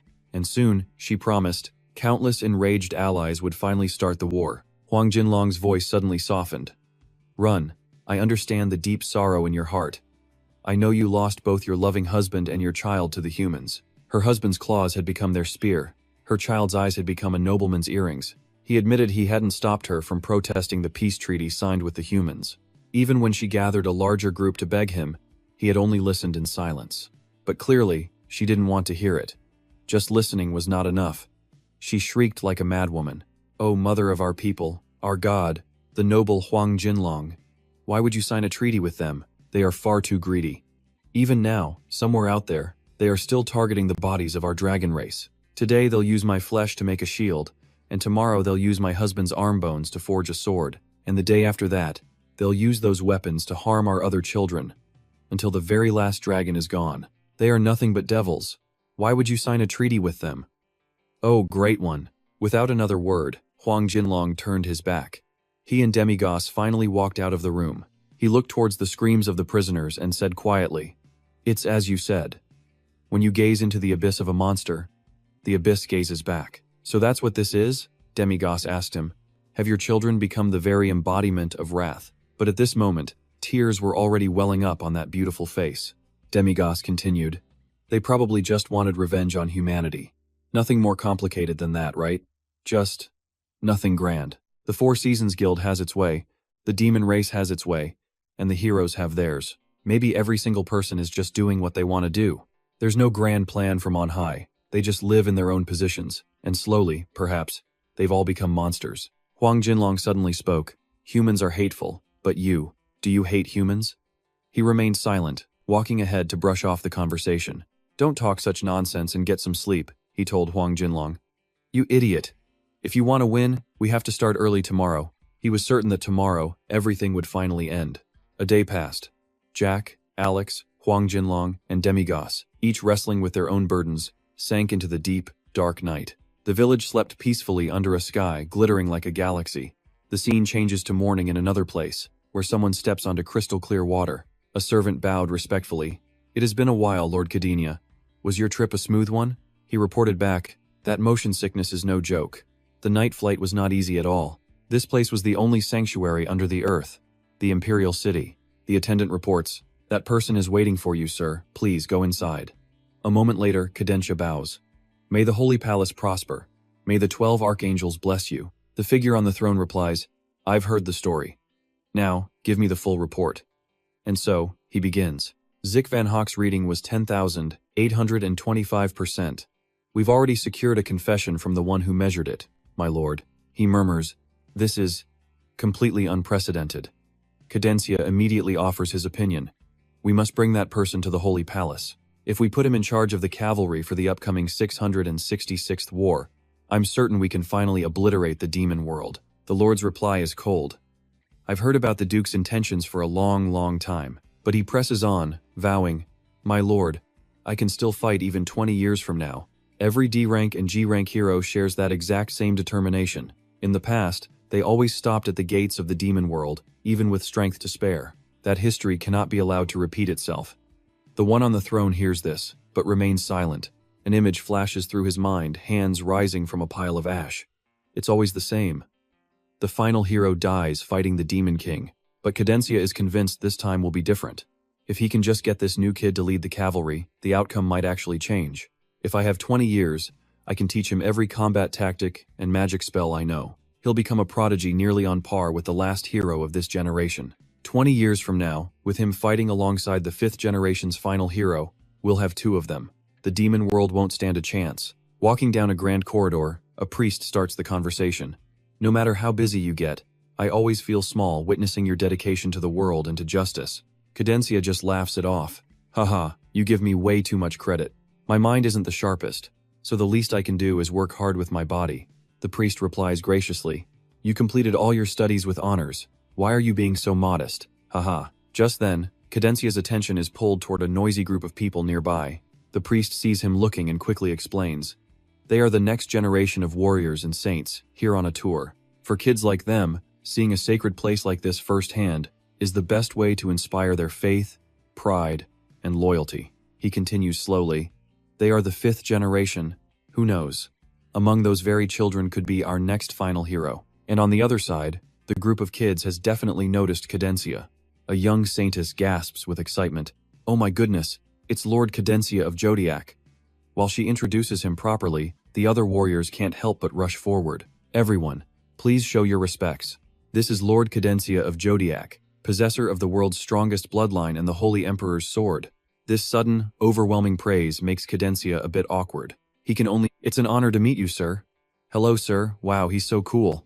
Then, one young warrior steps out from the crowd to introduce himself. Greetings, my lord.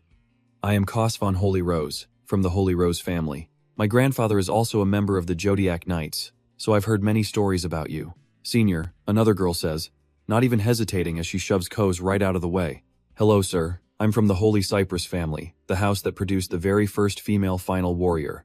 My name is Ilara van Holy Cypress. Cadencia smiles politely. Ah, hello. It's a pleasure. Immediately, a blonde boy yells out, my mom said our family produced 3 final saints. Cadencia starts sweating, clearly flustered. All he can say is, oh, is that so? That's truly amazing. And just like that, the kids all start arguing amongst themselves. The final hero is way cooler. A hero can't do anything without a saint by his side. If it weren't for our Holy Linden family, the world would have been destroyed by the 320th Demon King. Our ancestor was a final hero too. This whole scene has Cadencia completely at a loss for what to do. Wow, everyone here is so incredible. Suddenly, a brown-haired kid turns to 2 others. Hey, does your family have anything to be proud of? The 2 kids look clearly embarrassed by the question, and the others use it as a chance to laugh at them. The greatest family of this era is Lord Signy von Holly Beach. Oh, right, the Holly Beach family is here too? Ha ha. Hey, that's cruel. Asking when you already know the answer is nothing. Jack Sidney von Holy Beach's little sister forces a smile.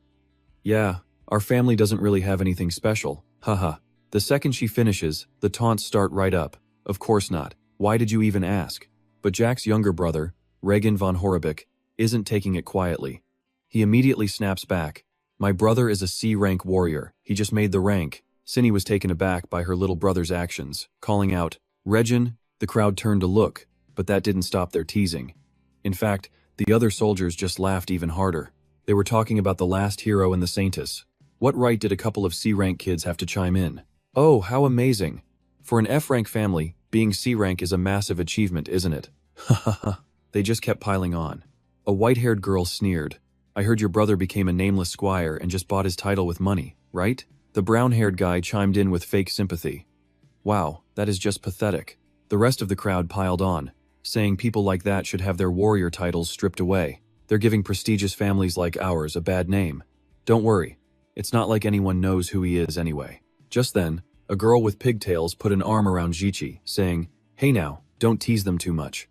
After all, whenever you're feeling down, just looking at Cinny and Regin is an instant mood booster. Really helps change your whole vibe. Someone else shouted in agreement, everything has its purpose. Yeah, ha ha ha. The little girl could only stammer in response. Oh, is that so? Well then, that's good. And just like that, Cadencia walks up to Cinny and her brother, leaving the entire crowd completely stunned. Are you 2 Zick's younger siblings? The girl, in disbelief, asked again, Sir, you know my brother? He gave a casual smile. Of course I do. Didn't your brother tell you we're close friends, Cinny and Regin, right? Cinny replied politely. Yes, sir. Cadencia smiled and continued. Zick has bragged to me about you 2 countless times. I'm a regular at his shop. Cinny blushed, completely flustered. Oh, so that's how you know him? I see. I'm just so surprised that someone as great as you would call my brother a friend, Regin added, his voice filled with pride. My brother is a business genius. He earned a lot of money and used it to send my sister and me to the dorms here. He's not just good at carrying heavy loads. He's great at washing dishes, driving carriages. There's nothing he can't do. And then, Cadencia dropped to one knee. He was making himself eye level with Regin. You must really admire your brother, huh? The boy replied without a moment's hesitation. Yes, sir. He's the best person in the entire world. Cadencia didn't hold back his own praise for Zick, stating his opinion with total conviction. Cinny, Regin, Zick is an incredibly strong warrior. So strong, in fact, that he'll become a major source of power for us at Zodiac. So you should always be incredibly proud of your brother. He narrowed his eyes, a slight smirk on his face. You never know. Cadencia's bold claim left everyone absolutely speechless. He might just become more famous than any of the noble families here. Sensing the rising tension, the Saintess stepped forward. Sir, perhaps you could offer a word of blessing for these children today. Cadencia rose to his feet, his voice ringing out loud and clear. The hero is not the protagonist. The true main characters are the ones who survived in the world after the Zero era. A warrior is merely a supporting role. nothing more than a stepping stone for those who will follow. A thought flashed through his mind. Cadencia knew exactly what he was saying. But that stepping stone, it was the noblest one in the world. He smiled brightly. You must remember that. The young soldiers listened, completely stunned into silence. Not a single one of them uttered a word. Cadencia scratched his head sheepishly. Did I make things a little too serious? Ha ha. All right then, goodbye everyone. As he departed, the priest said slowly, You've worked hard, sir. Thank you. Cadencia practically scurried away, eager to leave. Ha ha, that was a little embarrassing. Meanwhile, the saintess addressed the soldiers. As Sir Cadencia said, we must never forget the spirit of sacrifice. They listened intently and answered in perfect unison. Yes, ma'am.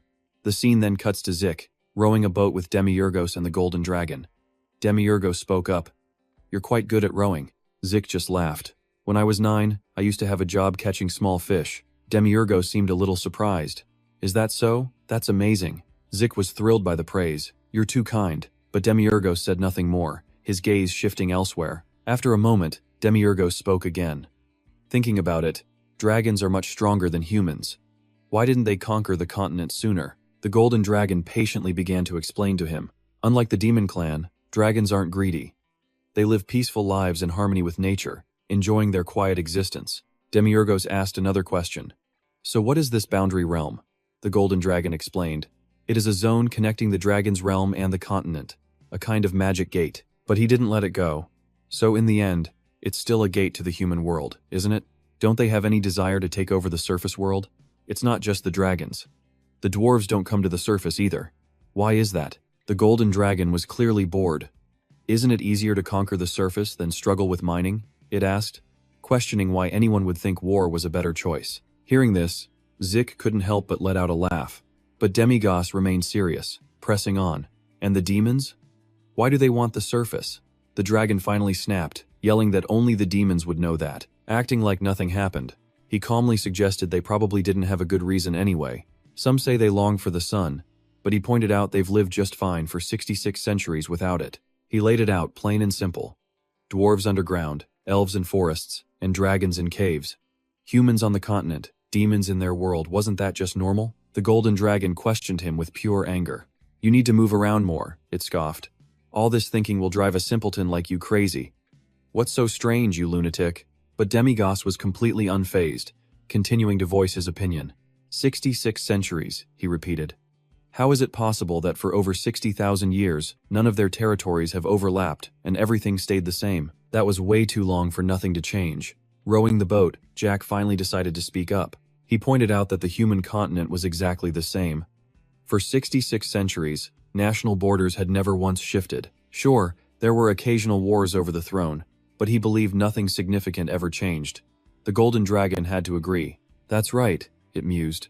Thinking about it, the mountains, rivers, and nature itself have hardly changed at all. Demigos heard this and cried out in surprise. Really? Jack added that those things rarely change much anyway. The dragon insisted that after 60,000 years, something should have changed, even if it didn't know what. And then, it had a revelation. Aha, perhaps this is proof that the balance God created for the world is absolutely perfect, right? Jack smiled back. Yeah, that's probably the most accurate answer. Demigos fell silent, mulling over their words. Perfect balance? The thought was interrupted when Jack suddenly remembered something. By the way, where did Mr. Demigos Alex go? The Golden Dragon realized it too. Yeah, where is that servant of yours? Demigos replied calmly. I killed him. Seeing the utter shock on their faces, he immediately took it back. Just kidding. He quickly explained the man had left for personal reasons. He then asked Jack to put up a flyer in front of the shop for a new butler when they got back. The Golden Dragon laughed suspiciously. How could that guy ever leave you? What kind of scheme are you two plotting now? Mind your own business, Demigos replied with contempt. But just then, to his complete surprise, Jack spoke up. I actually really hope he comes back, Jack admitted, scratching his head shyly. He explained that since it was his first team, he just assumed they'd be together forever, laughing that he was probably the only one who thought that. The Golden Dragon's eyes suddenly widened, as if it spotted something. The other two immediately looked in the same direction. It slowly closed its book. All right, let's stop the small talk here and start preparing. The Golden Dragon made the introduction. We've arrived. This is the safe zone, the tomb of the ancient dragon, Agata Gorge. The dragon began searching through its dimensional storage. Jack, take this. Jack was completely caught off guard by the sudden command. It pulled out a set of armor, explaining that it found some leftover titanium inside a star's shell and refined it with magic. You can't just enter a dragon's lair in normal clothes, can you? Hearing this, Demigos thought to himself, "Titanium? It's incredibly strong," the golden dragon said with confidence. Jack stared at the armor, stunned. Cosmic technology, he thought. In that very instant, everything around him completely changed. He was suddenly transported to a modern dimension filled with towering skyscrapers. Jack's mind raced, wondering where on earth he was. A flash of red light erupted in front of him. The armor materialized, along with a stream of strange numbers. It suddenly emitted an intense energy, and the feedback slammed into Jack, forcing him to cry out in pain. He was snapped back to reality, still reeling from the shock. That was energy from a whole other world. Demigos lost his patience, urging, "Hurry up and put it on." Jack scrambled to obey. Yes, of course. After equipping it, he turned to show off his new armor. "So, how does it look?" "The design is a little weird, but do you think it suits me?" The golden dragon replied enthusiastically. "It's absolutely beautiful." Demigos, however, was less than impressed, giving a curt, "It's acceptable." Jack was beaming with joy. Decked out in this armor, he felt like he could take on a dragon without fear. But as he laughed, the lake's surface began to shift strangely. Just then, something massive whipped its tail against the water, causing their boat to rock violently. A giant dragon slowly revealed itself, rising from the water right in front of the three of them. The black dragon's voice boomed with a clear warning. "This is not a place for humans. If you don't want to die, turn this boat around immediately." Demios pointed at the black dragon, stunning everyone. Then he spoke slowly. "Zik, attack." Called out so suddenly, the boy could only shout in surprise. "Huh?" But Demios just lay there calmly, giving directions. "Hero, go defeat him." All the color drained from Zik's face. "Ha, you can't be serious?" The golden dragon fumed beside him, shouting, "Hey, are you trying to get him killed?" He replied, completely unfazed. "He's seen it plenty of times. It's time he experienced it for himself." She snapped back in pure fury. "Do you really think dragons are the same as slimes? An entire army of heroes couldn't even capture one." Demios just scoffed, turning away. "An army? What a bunch of complete morons." "You're the moron," the golden dragon retorted.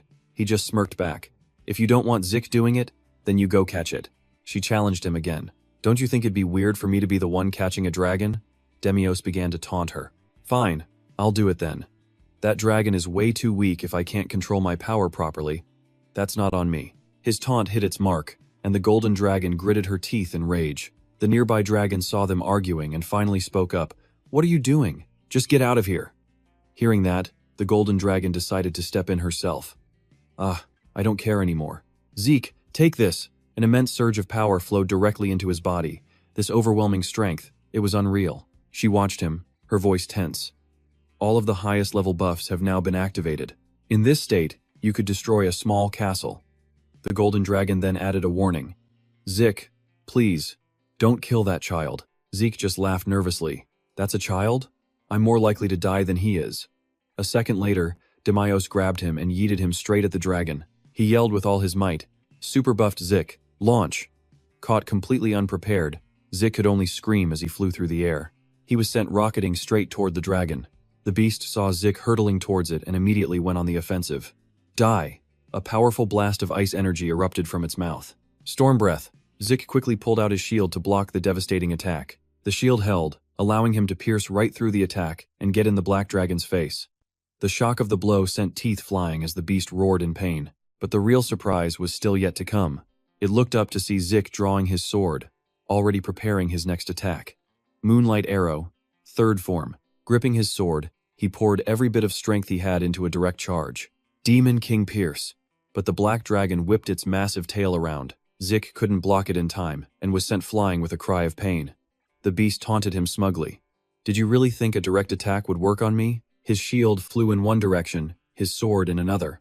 It seemed like it was over, but then, a set of grappling hooks shot through the air. They latched on tightly to the dragon's horns. The dragon whipped its head around to see its attacker. And of course, it was Zik. He was still fighting with everything he had. The black dragon's eyes blazed with absolute fury. It began to thrash wildly, trying to shake the hooks loose. The dragon slammed Zik into the nearby cliff walls over and over again. But despite the agony, he refused to let go. Zik glanced at his arm, now completely covered in his own blood. Wounded or not, he was absolutely determined to bring this dragon down. Lord Demios and Lord Alex had both fought with everything they had for everyone. I can't give up either. Zik began fumbling for a weapon, thinking to himself that he'd lost his sword, Akaluan.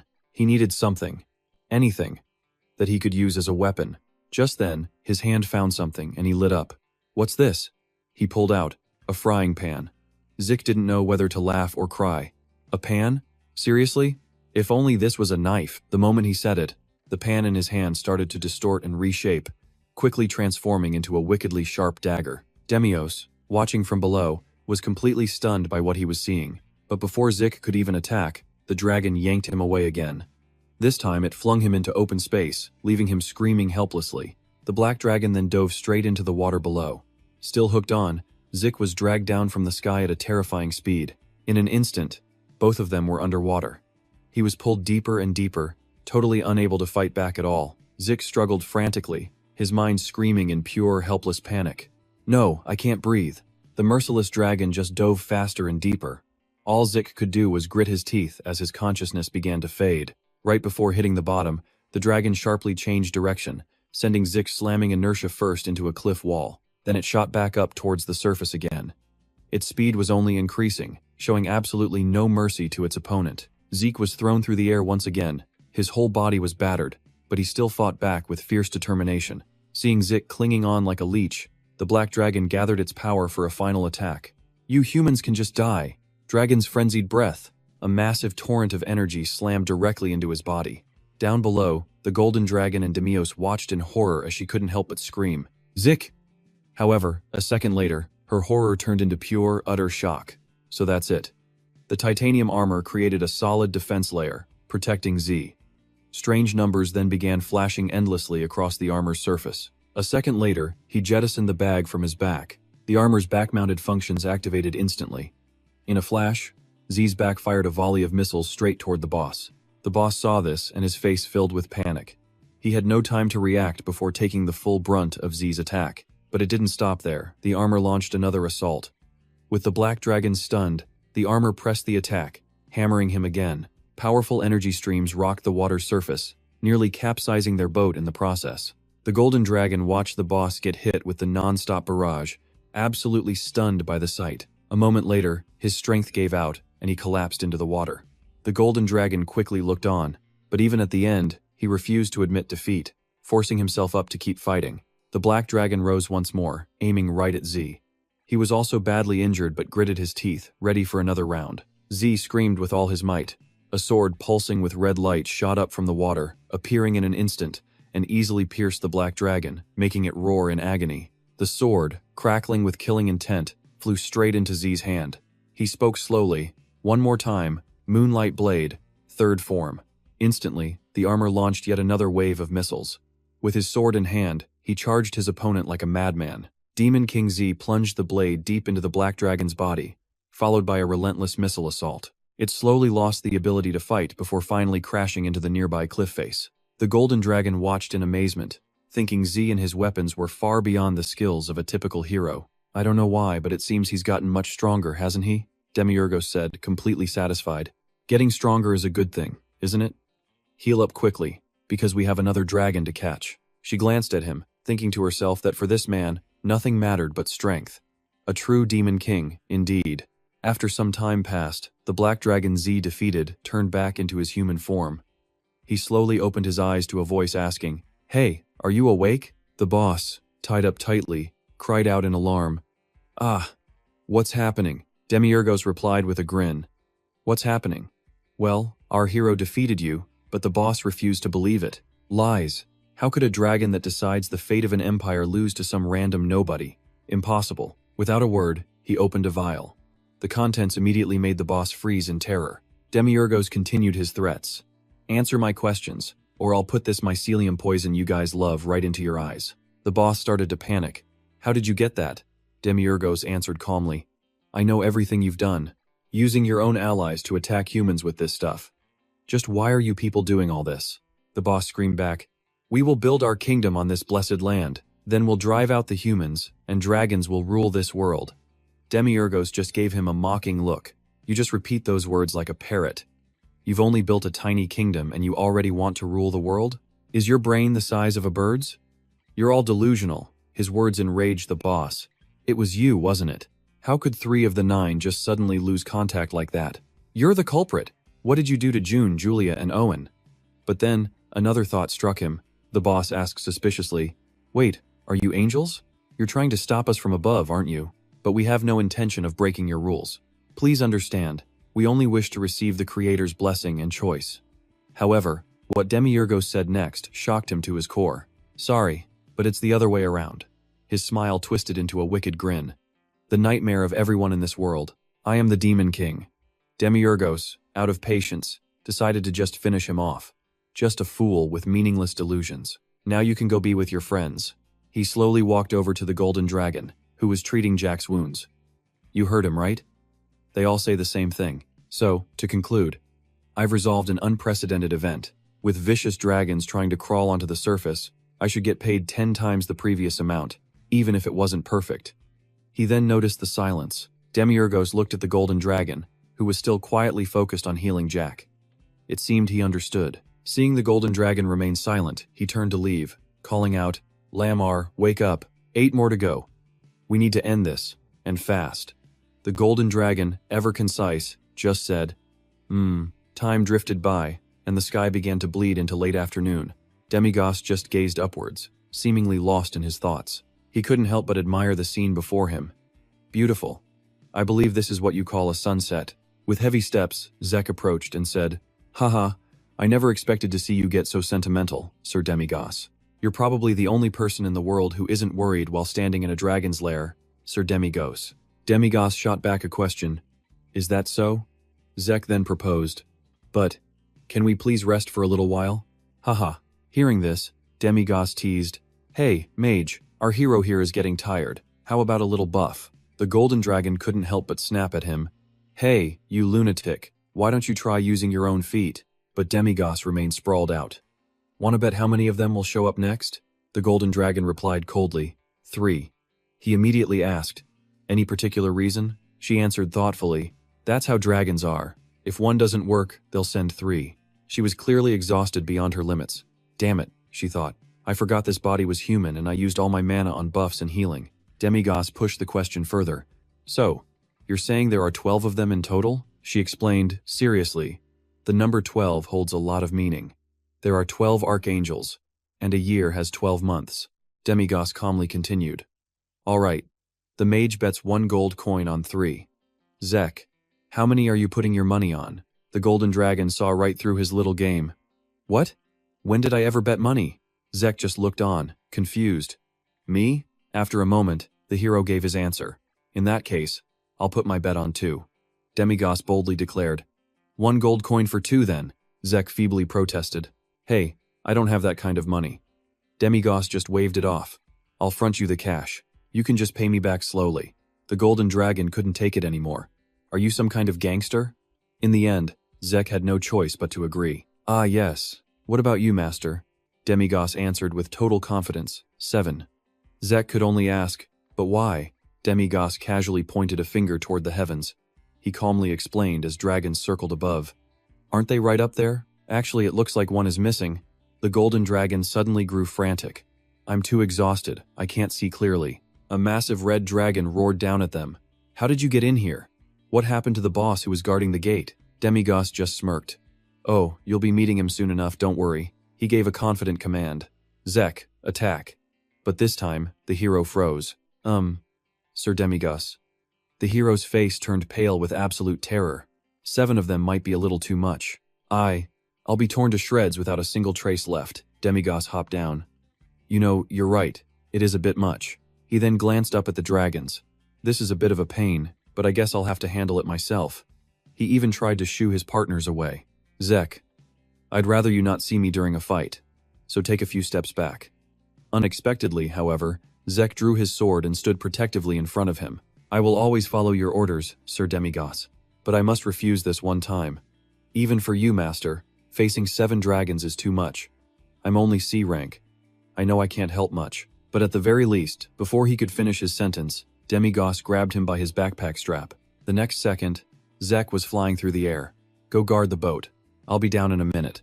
The golden dragon hurriedly opened a spatial gate. Damn it, she thought, with no mana left. Opening even a single gate like this means using my own life force. Before she left, she gave him a warning. I'm going to find the last remaining child. Don't go overboard, just do what's necessary. Demigos replied with a gentle smile. Don't worry, I wasn't planning on getting rough. I just want to show them the difference in our levels. His eyes narrowed into slits. I'm feeling a little irritated that someone would dare attempt what my own team failed to do 606 times. The golden dragon shook her head in exasperation as she stepped through. Tch, such an arrogant man. Demigos just smiled. Golden dragon, I'll be right behind you. He looked up at the dragons high above and threw down his challenge. Sorry to keep you waiting, shall we? Then let's get started. As the words left his mouth, he vanished. In a flash, he was right next to one of the dragons. Demigos launched himself forward, covering the distance in just 0.5 seconds. A flurry of strikes followed, and Six Eyes exploded instantly. Demigos calmly summoned his ultimate skill, Chains of the Void. Without the slightest bit of effort, he had already neutralized them. In the next 0.5 seconds, 4 more dragons found themselves completely bound. Demigos simply smiled and snapped his fingers. A barrage of swords materialized from thin air, piercing straight through the dragons' bodies. 0.8 seconds later, their forms were effortlessly destroyed. A blue dragon cried out, begging for mercy. I'll retreat quietly with my kind, so please, just stop this slaughter. Demigos sounded pleased. An immediate retreat? It seems at least one of you knows how to think. However, a dragon named Meili fiercely objected. No, you get back to the gate and bring the extremists here to kill this man. Our kingdom, our new world, is right before our eyes. But the furious green dragon had enough. That's it, Mei. We're stopping here. Even though we were forced to come this far, will God really forgive any of this? He relentlessly questioned Mei. June and April claimed they received orders from God. But if that was true, then why did they end up in this mess? Mei was too angry to even speak. Overhearing them, Demigos thought to himself, orders from God? But the green dragon wasn't finished. Among us, only Toonbun received the prophecy. If their story wasn't true, then what have we done? Suddenly, he froze, a look of absolute horror crossing his face. Mei's claws shot out, piercing right through the dragon's stomach. You dare doubt God's messenger? A traitor like you has to die. Demigos was furious at the sight. You absolute fool. You just threw away your only chance of survival. He fired a single shot, and Mei's head flew from his body. And just like that, the 2 massive dragons fell to the ground together. The green dragon coughed weakly. I heard. Someone was hunting dragons. A few days ago, he came alone and even took down the golden dragon. That must have been your doing, wasn't it? Are you the demon king, or a messenger from God? Neither, the dragon decided. Perhaps even God himself is angered by our sheer arrogance. Demigos remained silent, just listening. The green dragon continued. Humans destroy the world so casually, all because they think God chose them. They cut down forests for farmland, driving countless creatures into extinction in the process. But I never once heard them apologize to the squirrels that lived in those trees. Demigos asked, Are you trying to pass judgment on behalf of squirrels? The green dragon paid him no mind and kept speaking. Even today, I'm sure they're hunting my kin somewhere, torturing the green jade dragons for the bloody tears they cry. They say it's used for perfume. At this point, weapons hardly even matter anymore. Demigos calmly asked, And what about the peace treaty? He spoke grimly. The treaty is nothing but a worthless piece of paper. Who's going to enforce it? Who dares say you can kill a dragon that attacks a human? It's just a hollow rule. All they need to do is provoke my kind into attacking. And because of that, dozens of humans die every single year. Demigos pushed further. Is that what you're truly upset about? The green dragon roared back. Humans have to prepare for war with the Demon King. Weapons made from dragonkin bodies aren't a choice. They're a necessity. So we can lend them our flesh, but we can't just give up our bones. And then what happens when they demand our hearts, too? His eyes narrowed in a fit of pure rage. Do you want to kill someone who uses mycelium poison? I think that was the golden dragon's real plan all along. Demigos was completely stunned by his words. But the green dragon didn't stop there. It's a tribute from the humans, offered to win the war that comes every 100 years. Demigos replied confidently, I don't think she's that kind of person. The dragon pressed on. She is a god to the dragonkin and a co-creator of this world. She has undoubtedly witnessed far too much. So maybe she decided that this was the only path left to actually maintain the peace? Demigos was now filled with suspicion.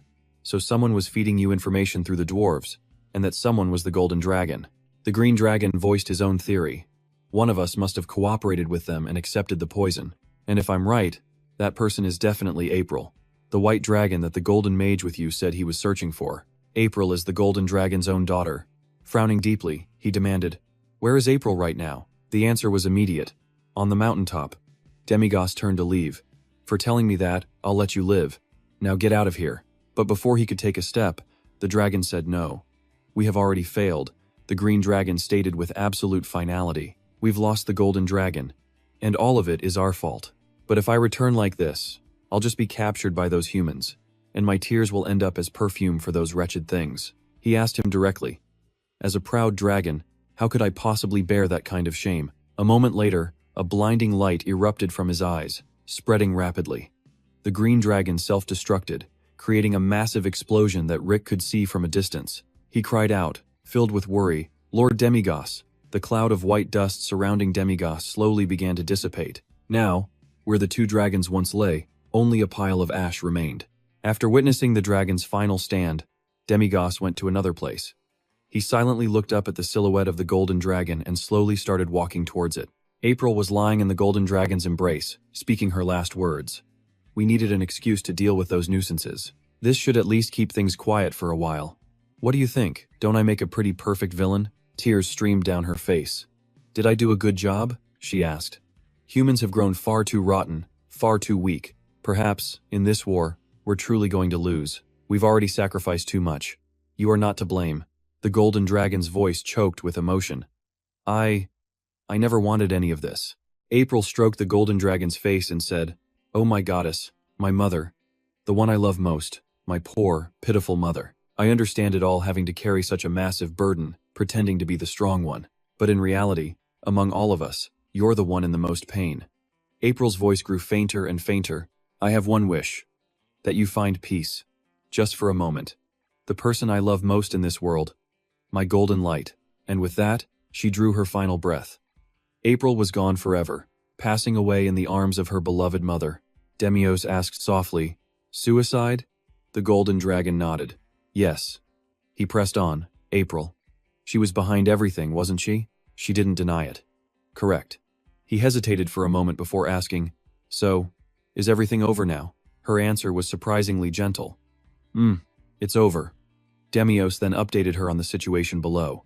The ones below took their own lives too. The golden dragon said slowly, "They chose their pride. Thank you for telling me." Demios replied in his usual way, "Just saying thanks isn't enough." She nodded, saying, "I know." He then asked for her decision. "How do you want to end this?" The golden dragon was silent for a moment.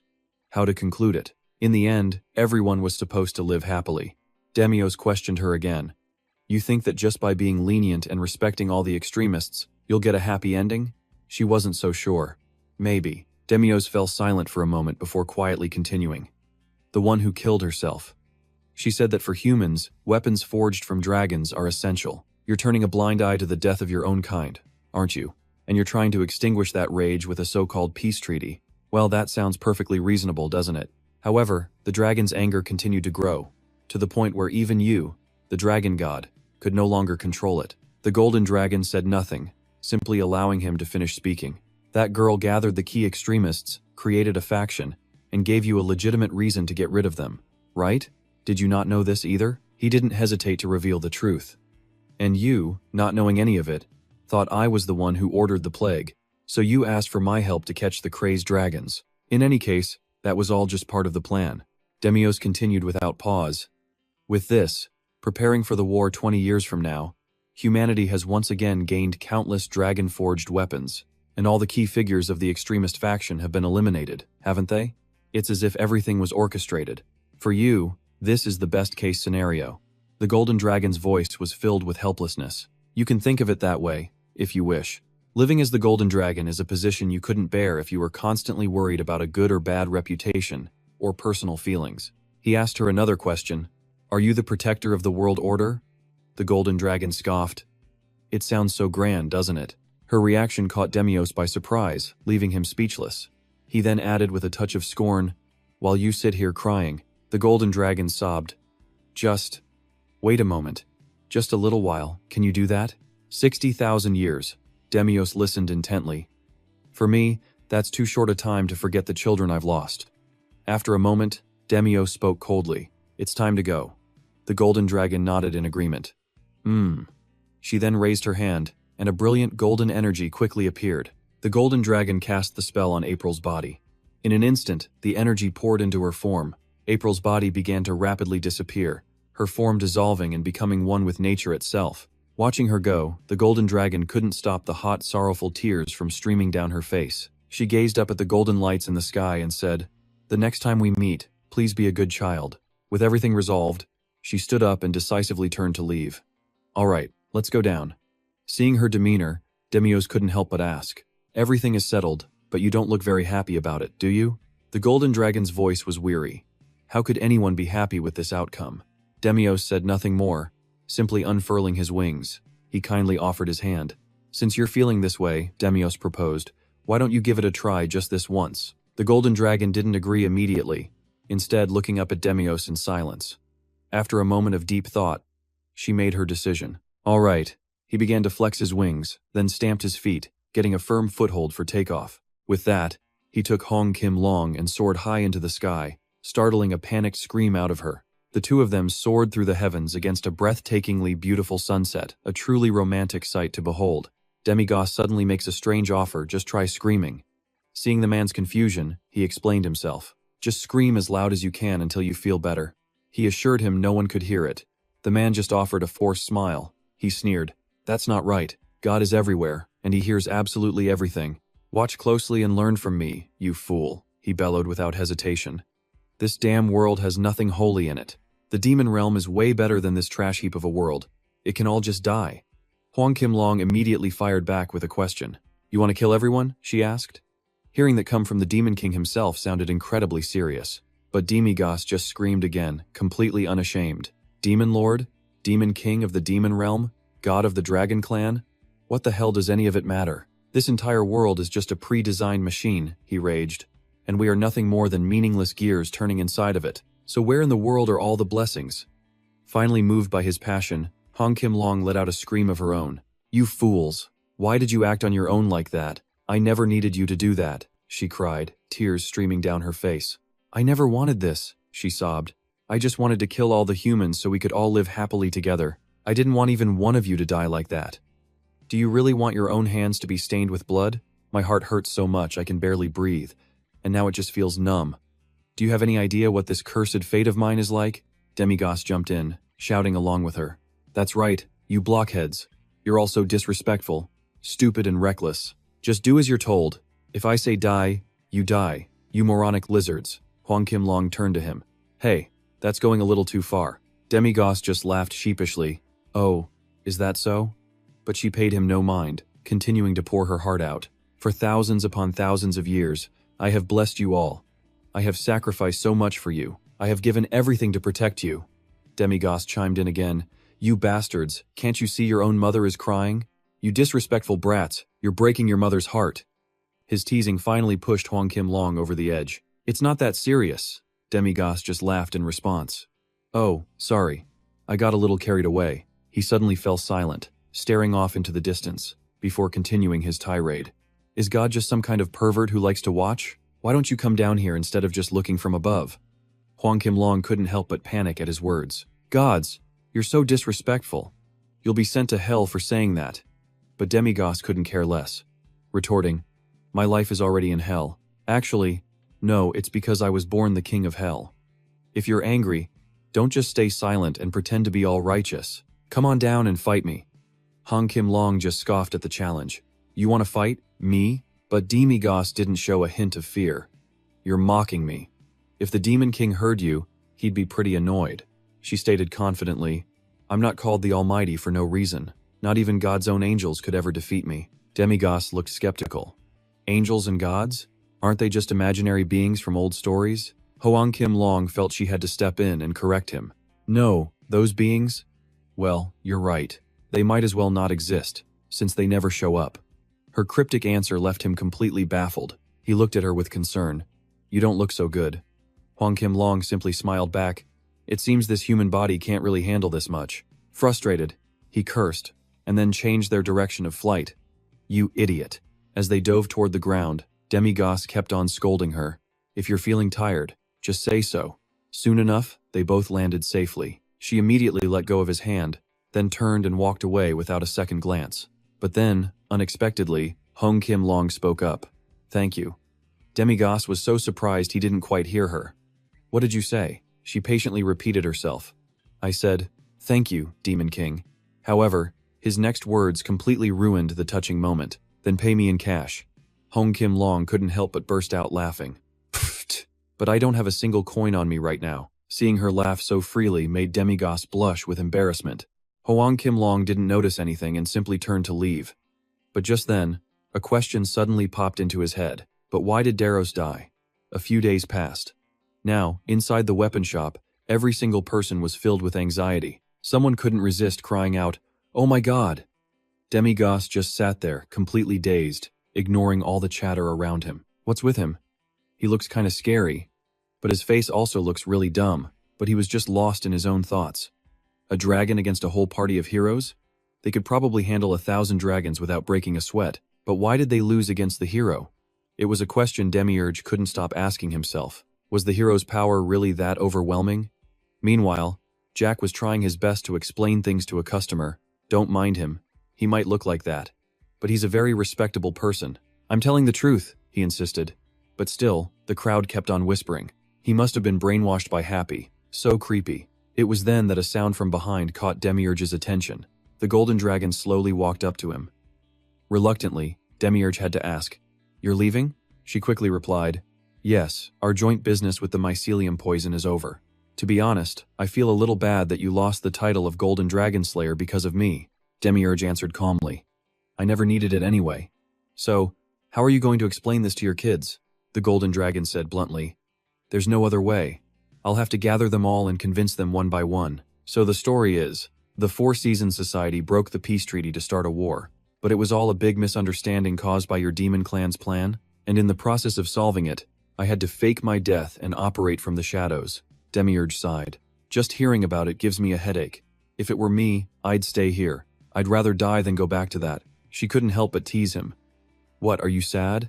Well, if you ask me to stay, I might stick around a little longer. Flustered, Demiurge snapped back. Wow, the nerve. A 60,000-year-old woman bullying an 80-year-old kid? The Golden Dragon mocked him right back. Oh, 60,000? Do you have any proof I was born during the Age of Chaos? Demiurge was stunned. Don't tell me you were born during the Silver Age. She just laughed, neither confirming nor denying it. Heh. Some things in this world are better left unknown, little boy. Then she opened a portal. Before stepping through, she added, dying once every 100 years, huh? The Golden Dragon gave him a distant look. Perhaps God favors you more than me. She didn't forget a final, simple, goodbye. Z walked over to Demiurge. Is Miss Junum gone? He asked slowly. I didn't even get to say a proper goodbye. Sir Alex too. Everyone is suddenly leaving. So, does this mean Miss Junum isn't coming back anymore? Demiurge was silent for a moment before answering, who knows? She does whatever she wants. It was a beautiful, sunny day at the demon weapon shop when a piece of paper was suddenly held out in front of Demiurge. Excuse me, are you Sir Demiurge? The paper was a want ad, position, butler, duties, assisting the master with cleaning, laundry, cooking, shop management, and sales. Also, promotion, security, and managing the armory inventory, night watch, and other odd jobs. Requirement. Must be very, very strong, salary to be negotiated. Demiurge just stared silently at the person holding the paper. With a brilliant smile, Skatoon El Tora announced, I'm here to apply for the butler position. Demiurge frowned without even looking at him and said flatly, an elf? Rejected. The response caught Skatoon El Tora completely by surprise. Demiurge's reason was simple. It's written right there. We're only hiring strong people. Elves are weak. Skatoon El Tora kept his friendly smile as he asked back, why does a butler need to be that strong? Demiurge replied, to be able to make coffee while dragons are flying wild in the sky. Skatoon immediately countered, speaking of which, I don't see the Master of the Crown around. Did they leave because the job was done? Now it was Demiurge's turn to be confused. The Master of the Crown? Skatoon El Tora's eyes glowed with a blue light as he offered a cryptic explanation. It seems you still don't know. The one known as the Golden Dragon in this world. She will return soon enough. Because the gravity of causality is a powerful force. The fact that you're here is the greatest proof of that. After all, You came from beneath the earth. But Demiurge was not one to be outdone. His eyes flared a brilliant red as he threatened the elf. It sounds like you know something. Talk. Why are you really here? Skatun Eltora just smiled, stubbornly sticking to his story. Didn't I say I was here to apply for a job? Demiurge's expression began to darken. His patience wearing thin, he snapped. And you think I believe that? The elf's eyes crinkled into a smile. Yes. Well, for now it's true. Demiurge pressed on. So you're telling me you know about my identity and the golden dragons, but you can't explain how. And you still want me to hire you? Skatun Eltora's face lit up as if Demiurge had just said the magic words. Exactly. Demiurge kept his gaze locked on Skatun Eltora, a mix of threat and utter confusion, as he continued his thought process aloud. For all I know, you could be an ally, an enemy, a dragon, or even a high-level wizard. You mean you want me to hire you, no matter what? The elf explained, adding a very tempting promise about his own qualifications. That's right, and I assure you, my skills are very good. The fact that you can't figure out who I really am is all the proof you need. And yes, I believe my skills are more than enough to brew coffee while dragons tear up the sky. Demiurge raises an eyebrow, a hint of interest in his eyes. How amusing. What is your name? He asked. You can call me Skatun Eltora. Demiurge points right at him, declaring loudly, Fine, from this moment on, you will be my butler. I don't care who you are, but once you're hired, you don't talk back to me. But Skatun's reply was just as sharp. Is this really how you operate? Threatening a new hire on his very first day. Demigas scoffed, glaring at Skatun Eltora with his piercing red eyes. If you don't like it, then leave. You only came to me for your own reasons. Anyway, am I wrong? Right now I'm only keeping you around because you seem interesting. A threatening glint flashed in Demigas's eyes as Skatun Eltora chose his next words. Let me be clear. As long as I am your butler, I will be completely loyal to this job. However, the day I quit is the day that promise becomes worthless. To Demigos, that sounded less like a promise and more like a future threat that one day, this man would betray him. But he simply held that smile in his eyes as he admitted it. I won't lie to you. This bold attitude only made Demigos more intrigued. Good, that's interesting. I'm starting to like you. Your salary is 3 gold coins. You start today. Skatun Eltora enthusiastically replied, Yes, master. Demigos turned to a knight. I want you to onboard the new butler. He seems a bit dense, so teach him carefully from A to Z. When Zik heard about the new employee, he couldn't help but get excited. Oh, really? Skatun Eltora approached with a friendly smile. You must be Zik, right? Hello there. Zik answered with an even brighter smile. Yes, hello. It's a real pleasure to meet you. As dusk settled, life in the city carried on. Everyone was enjoying their dinner with radiant expressions. Demigos, however, was focused solely on his food. The sun finally vanished, and torches were lit across the town. He waved goodbye, and the shop owner packed up, heading for home, a small hut on a mountain, where he picked up a massive weapon. His training began, eyes shut in total concentration. In his mind, the boy recalled the movements of monsters, from muscular sharks to bizarre humanoids, and even the fire lizard, Salamon. A technique's name was whispered, Moonlight Annihilation. Then he roared, swinging his sword into its 8th form. Demon King's Kill. This small boy was training with every ounce of his being.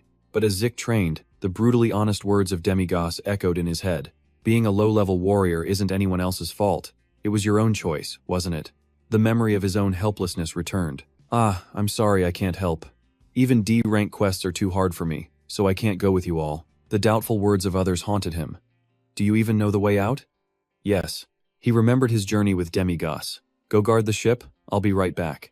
Zik poured even more power and resolve into every single strike. He moved while thinking, even if I can't become like Sir Demigos, at least I can carry his luggage. At least I won't slow him down on quests. I have to get stronger. Zik gritted his teeth, his eyes blazing with fighting spirit.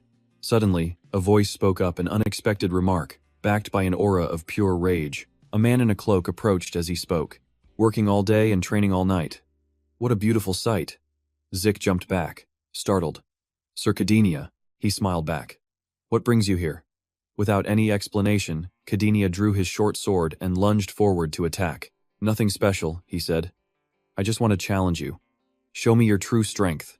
Zik struggled to block the attack, crying out in pain. Ack! He was knocked off balance, letting out a second grunt as he fell. With a look of panic, Zik questioned Cadenia. Cadenia, why are you doing this so suddenly? The man raised his dagger high, a wicked smile spreading across his face. A A real battle never comes with a warning. If you're a hero, then act like it. Then, Kadinia mercilessly slashed down at Zik. Cries of pain echoed as he was pushed back again and again. Ack. Zik gritted his teeth, swinging his sword with full force, trying to end it. Stop this! He lunged forward again, weapon in hand and pure determination burning in his eyes. Zik's gaze was fiery, but that fire was quickly put out. He looked at his weapon in shock, thinking, I can't move it. Kadinia gave him a friendly warning. Don't strain yourself. Your limbs will be torn right off. He continued, having already bound both Zik and his weapon with his invisible threads. Kadinia casually explained, the dagger held loosely in his hand. This little blade was nothing more than a distraction. The real lesson here, your true weapon is the one your opponent never sees coming. He let out a hearty laugh, looking down on Zik from above before declaring with unconcealed contempt that this was the difference in God-given ability. Kadinia continued to question him.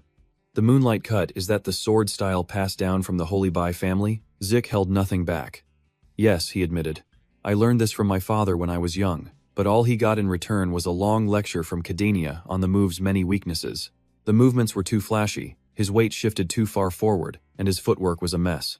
He needed a lot more training. This is you just playing with a sword, not some grand technique. It's something you imagined because you lack real combat experience. He continued, Zik, you are a holy bee flower that has bloomed from the mud. This place isn't right for you. You need to accept proper hero training. Zik, he said, I am officially inviting you to join me at the Holy Palace and become a Zodiac, just like me. Their sacred mission was to protect the final hero in the 66th Great War and to kill the Demon King himself. Kadinia's offer left Zik completely stunned, his mind racing to process every word. It seemed absolutely impossible. Kadinia frowned, immediately guessing the source of Zik's hesitation. Are you worried about the tuition fees for your siblings? If that's the problem, the Holy Palace can pay for it any time. This new information sent another shockwave through Zik. The Holy Palace would pay my siblings' tuition? But why? Kadinia explained, his patience clearly starting to wear thin. Because of your high purity. Do you have any idea what the purity level of the final heroes is? It's 9% lower than yours. So, come with me. I will make you the greatest paladin your bloodline deserves. And yet, despite the unbelievable offer, Zik's stubborn refusal still caught Kadinia completely by surprise. Thank you for your words, sir, but I will stay here. The Holy Palace, a Zodiac Knight.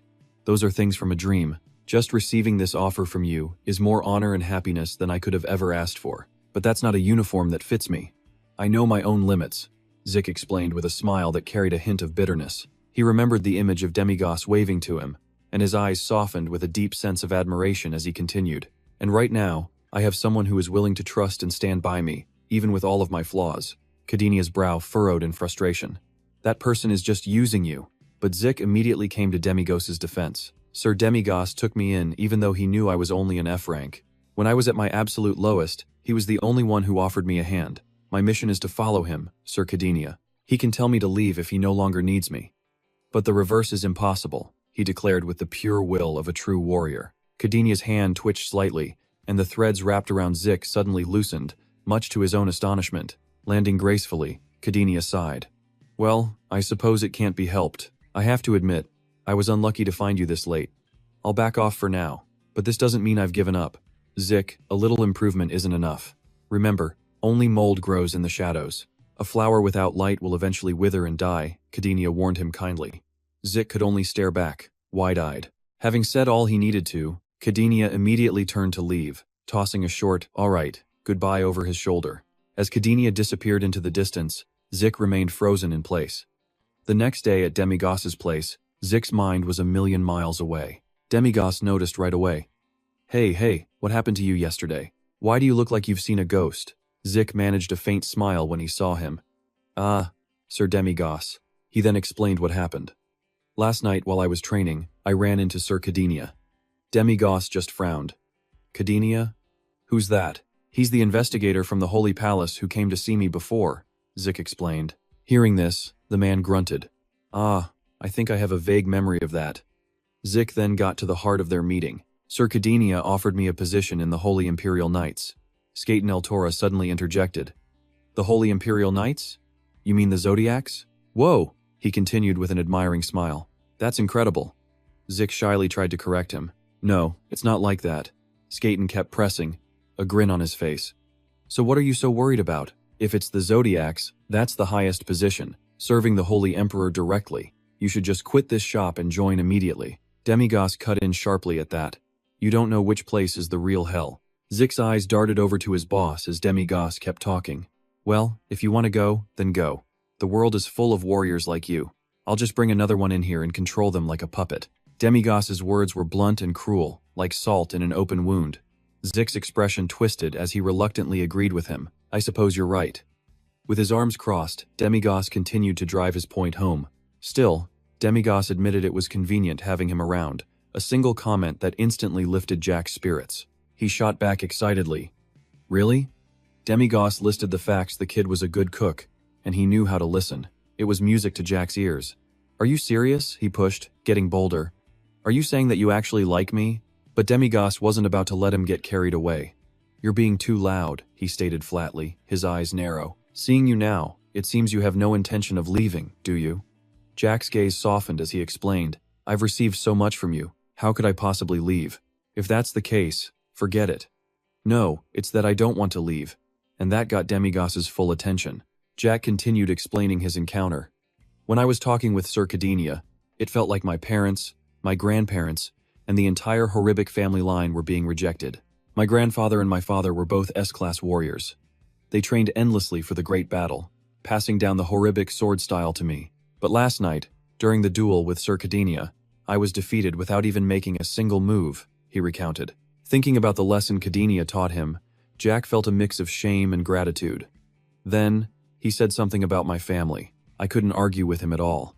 Demigoss turned on his heel, calling back over his shoulder. Hey, close up the shop, we're leaving. Jack was completely confused. Leaving? For where? He turned his head to explain. We're going to see what's really wrong with your family's swordsmanship. They arrived at the empty field where Jack always trained and immediately fell into attack stances. The young man was still hesitant. Am I really allowed to do this? Demigoss shot back. Who here should be the one worried? Off to the side, Skate and Eltora cheered them on enthusiastically, as Jack took a breath, tightening his grip on his sword. He launched his attack with his signature move, the 8th form of his style, Demon King Slayer. But Demigoss didn't even have to raise a hand, dodging the blow with ease.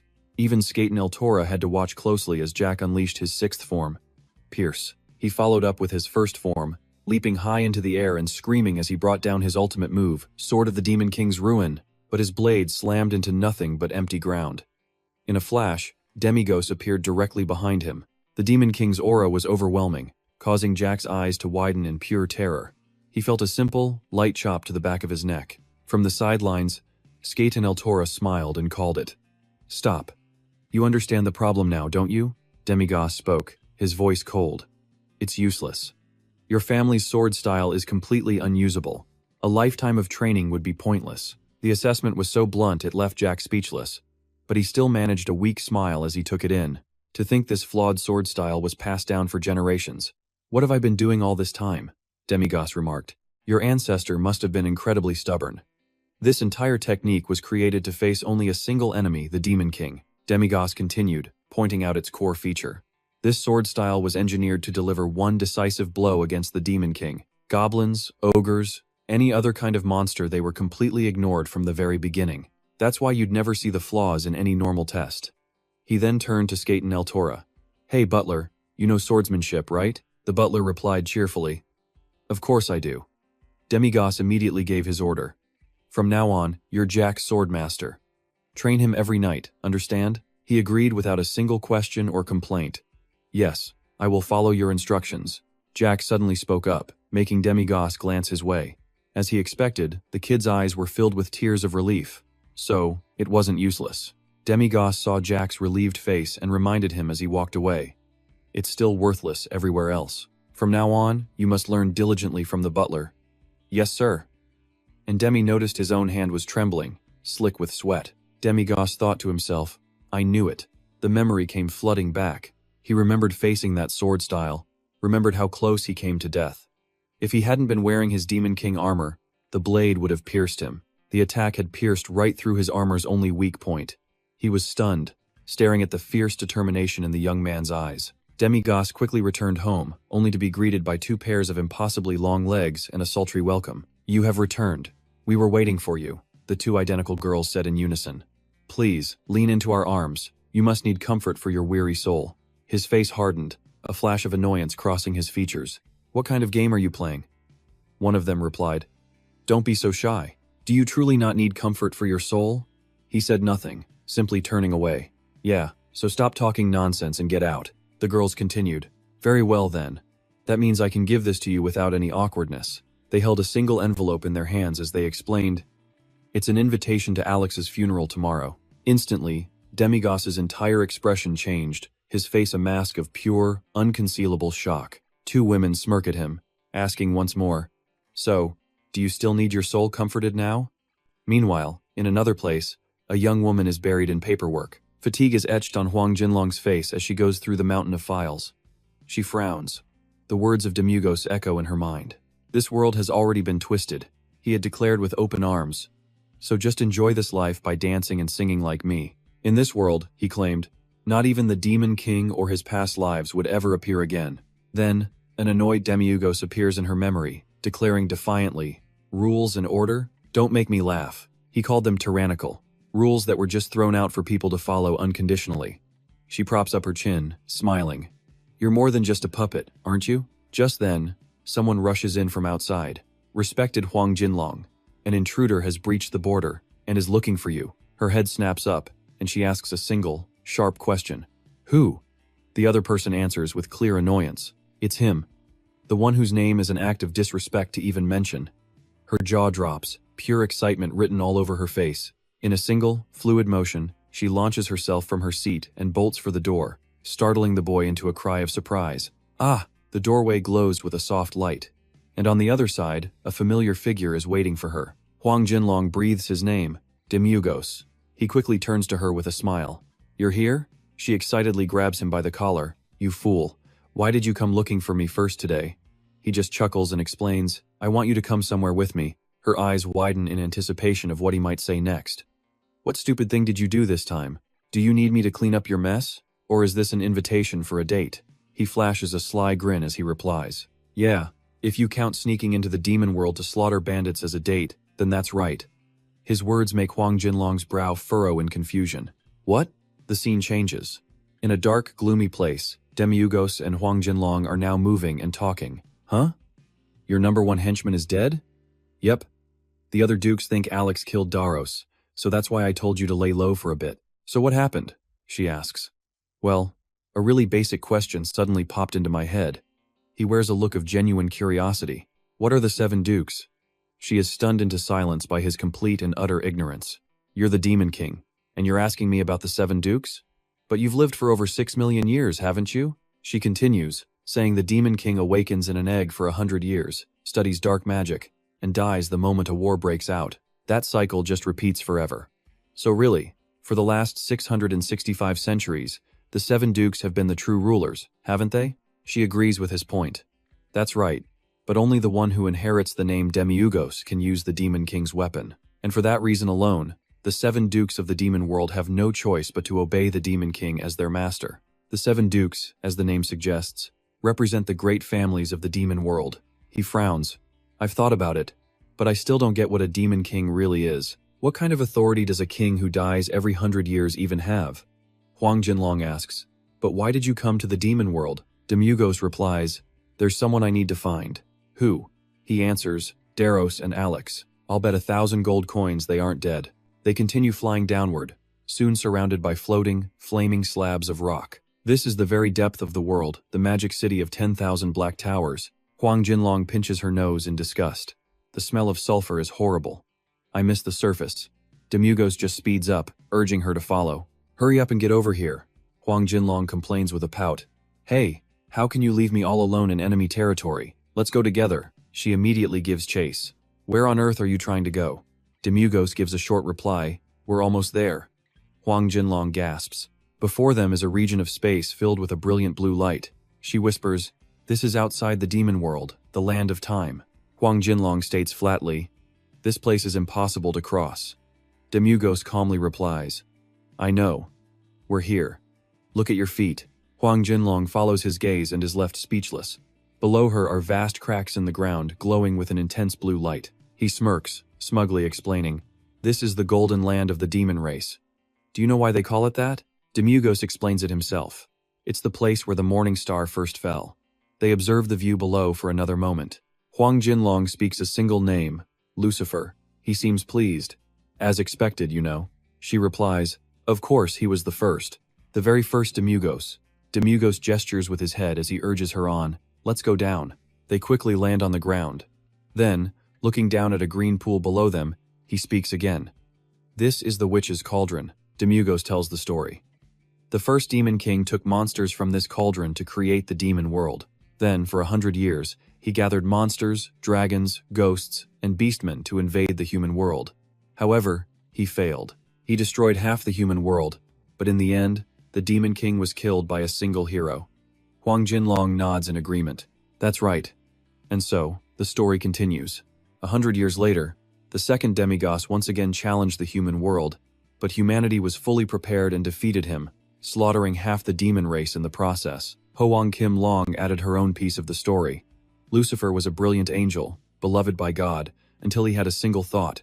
Why can't I become God? She recounted the tale, explaining that this single thought ultimately became a great sin that led to his banishment. He couldn't hide his surprise.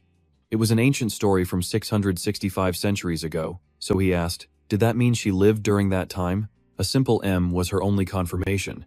He kept probing, asking if there was something between her and Lucifer. She refused to explain any further, saying she would just continue to know nothing about that ancient tale. He then asked why she came to this golden land. Demigos explained with a smirk. For dwarves, this is R24, and for dragons, it's a Gaida Gorge, a place demons wouldn't dare approach. With that said, he jumped straight down, leaving a stunned Huang Kim Long staring after him. She yelled out after him, damn it, where the hell do you think you're going? Was it a trap? With no other choice, she followed him, leaping down as well. Below them, a strange new space opened up to greet them, and Demigos spoke. It's here. He looked at the black object at the center of the area and explained, the anomaly of the fallen angel. Huang Kim Long and Demigos slowly approached, and she couldn't help but gasp in pure amazement. This was the first time she had ever been here. What could possibly persist for over 665 centuries? Demigos gave a short explanation. Karma vortex, the maelstrom of karma. Hoang Kim Long observed the object and offered her own commentary. Karma, she said, is a picture of the relationship between existence and the world, like the gravity that forms around matter or the magnetic field around a magnet. When beings become too powerful, they become a central point, pulling everything towards them. A colossal energy was flowing, he noted, so powerful it hadn't been disturbed for 665 centuries. I don't understand any of that, she admitted, but it sounds like you know a lot of strange things, even about my demon race. She explained with a faint smile. That's because I've been in this war for a very long time. Demigos cut in. It's more than that, he said. You also know about the Silver Age, a time before demons even existed, and you even know about Golden Age technology. Her gaze was fixed intently on the strange object. A small smile touched Huang Kim Long's lips as she chose her words to explain. Dragons were created in the Silver Age, and humans once lived right here, in this demon world. Demigos was so shocked by this new information that he had to ask again. Humans really lived here? She cut their conversation short with a single declaration. Don't ask any more questions. You only need to know one thing. The continent of hosts during the Age of Chaos. Demigos was baffled. What? Does that mean the continent of hosts didn't exist before? His innocent question made Huang Kim Long laugh out loud. How could a demon king like him even exist? Was this all part of God's plan? He rubbed his chin, wondering why the demon race always lost to humans. Hoang Kim Long had an immediate answer. It's obvious. Because the demon race is weaker than humans. Demigos scowled and shot back. You fool, he said. Think about it. It's been 665 centuries. If you only lose once or twice, you try something different. But every single time, we lose the exact same way. The demons train a powerful army and invade the three nations. Then, at the last second, a hero awakens and launches a successful counterattack. The demon king and the hero both die, and peace returns. This insane loop has repeated 665 times, he continued, his words becoming more and more urgent. Hoang Kim Long just smirked. So what? Are you going to run away? He corrected her, annoyed. I'm not running, I'm just not stupid. From the very beginning, the premise of this war was flawed. Why did they have to keep trying to take the human world? The dragon gave a simple answer. To conquer the surface. But Demigos immediately shot that idea down. We don't need it. I've lived underground for 60,000 years and I'm adapted now. We can sustain ourselves with the plants and animals of the demon world. His bold statement made her tease him. Oh, so you're a pacifist demon king now? He continued to defend his reasoning. The human world isn't some essential territory for the demon race. There must be some other reason we're forced to invade, and then forced to be defeated over and over. What if we changed tactics in this 80th year and launched a sudden massive invasion? Do those blood soldiers really think they could stop us? Those so-called holy knights? All I'd have to do is pour my demonic energy on them and nothing but bone dust would be left, you know? Even after listening to Demigoss's long tirade, Hong Kim Long just frowned, still sticking to her point. It won't work. If the Demon King appears, the angels will grant their blessings to a hero. He yelled back, frustrated. I'm not officially the Demon King yet. Right now, it's just the body. I haven't received the soul of my predecessor. A realization dawned on her. Ah, so you receive it in the 100th year? Demigoss, still looking rushed, pressed on. So I'm not really the Demon King. You can do whatever you want. To truly crush the human world, one should feign attacks, striking from unexpected angles and creating chaos from all sides. So why would the Demon King announce his successor so openly, only to attack in such a straightforward, predictable way? In response to his lengthy monologue, the Golden Dragon simply let out a laugh. She remarked that he really wasn't suited to be the Demon King, and wondered what kind of face the gods would make looking at him. The Golden Dragon then asked him what he was really doing here, to which Demigoss just smiled and said, First, I'm going to smash this. What? She growled impatiently. He explained, just like before, that the object was a colossal mass of pure energy. Besides, he added, everything in the demon realm is mine. Who's gonna stop me from breaking my own stuff? The Golden Dragon quickly spoke up, trying to stop him in his tracks. Hey, she warned. If you destroy the Kama Votek, who knows what could happen? The demon realm and even the H continent above would be annihilated. He just grinned, his eyes narrowing with delight as he replied, That sounds great. Once the lid's off, a little light can shine down here, right? The aura around the Golden Dragon shifted as she spoke with cold fury. When a child misbehaves, it's an adult's job to teach them a lesson, isn't it? Her eyes narrowed into a glare. Stop now. While this is still just friendly advice. But Demigoss was unfazed, gathering power in his palm with a defiant smirk. You know me. When I say I'll do something, I do it.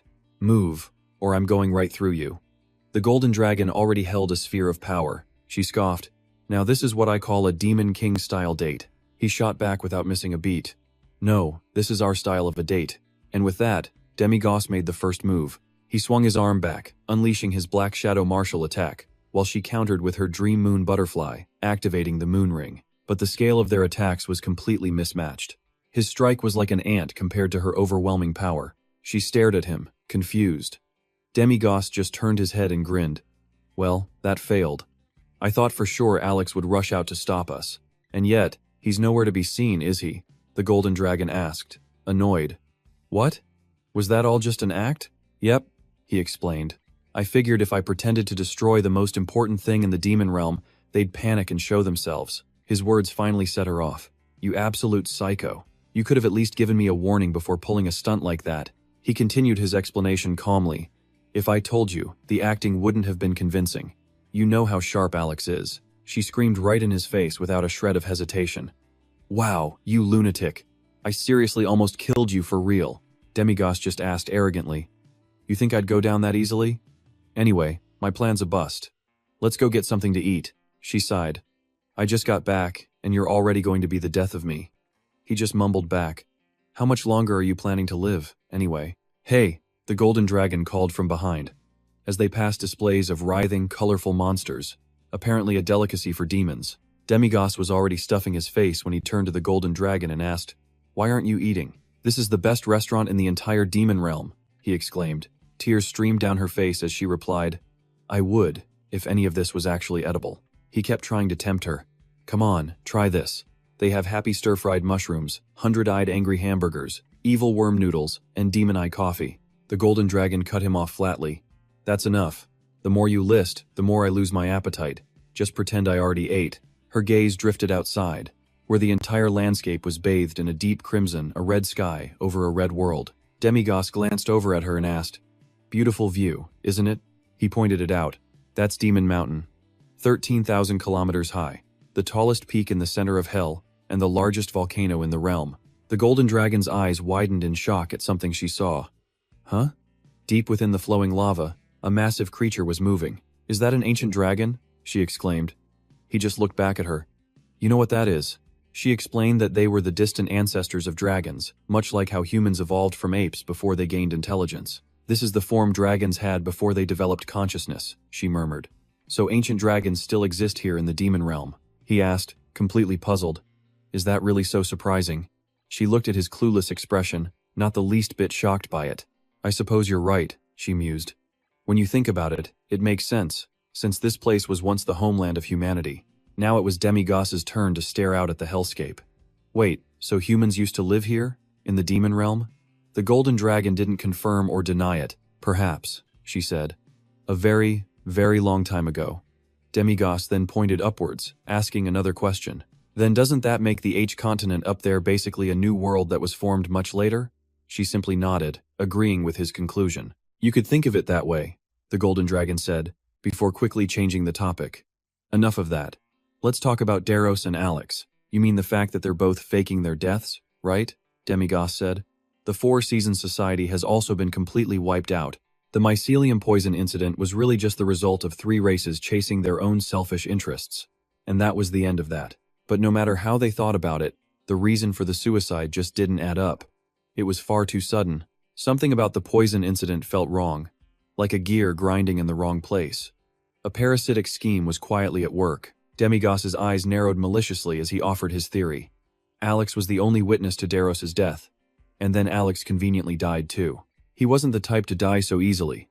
Something smells off. Not the foul stench of the poison, but the scent of a cunning mastermind at work. The golden dragon chimed in, asking what on earth those two could possibly be planning. Demigos just smiled back.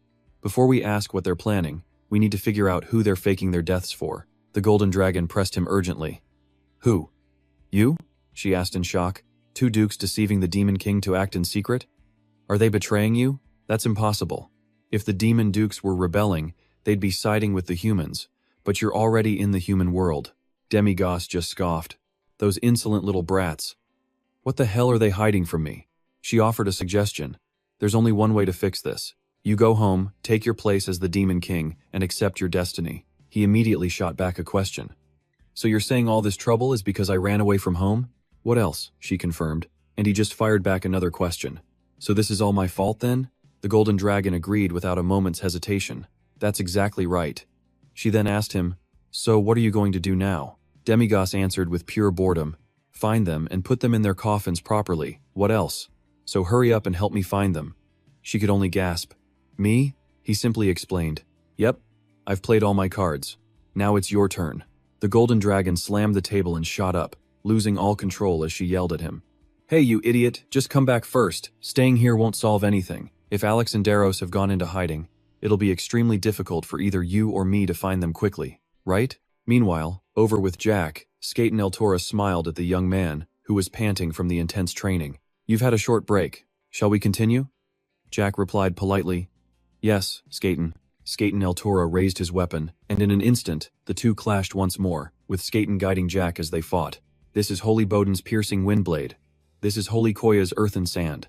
And this is Holy Bai's reversal. Jack was stunned, silently marveling even as blood gushed from his nose. The sword style was constantly shifting, completely unpredictable. Skaten El Toro launched a flurry of attacks, all aimed at vital points, while giving a sharp reminder. Wake up. Open your eyes and observe the subtle movements within my strikes. Skaten El Toro leaped high, unleashing Holy Bird's twin-ring sword.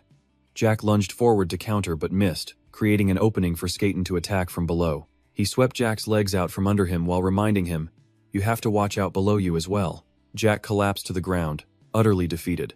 Skaten El Toro drove his sword into the dirt and commented, not bad. No, your learning speed is much faster than I expected.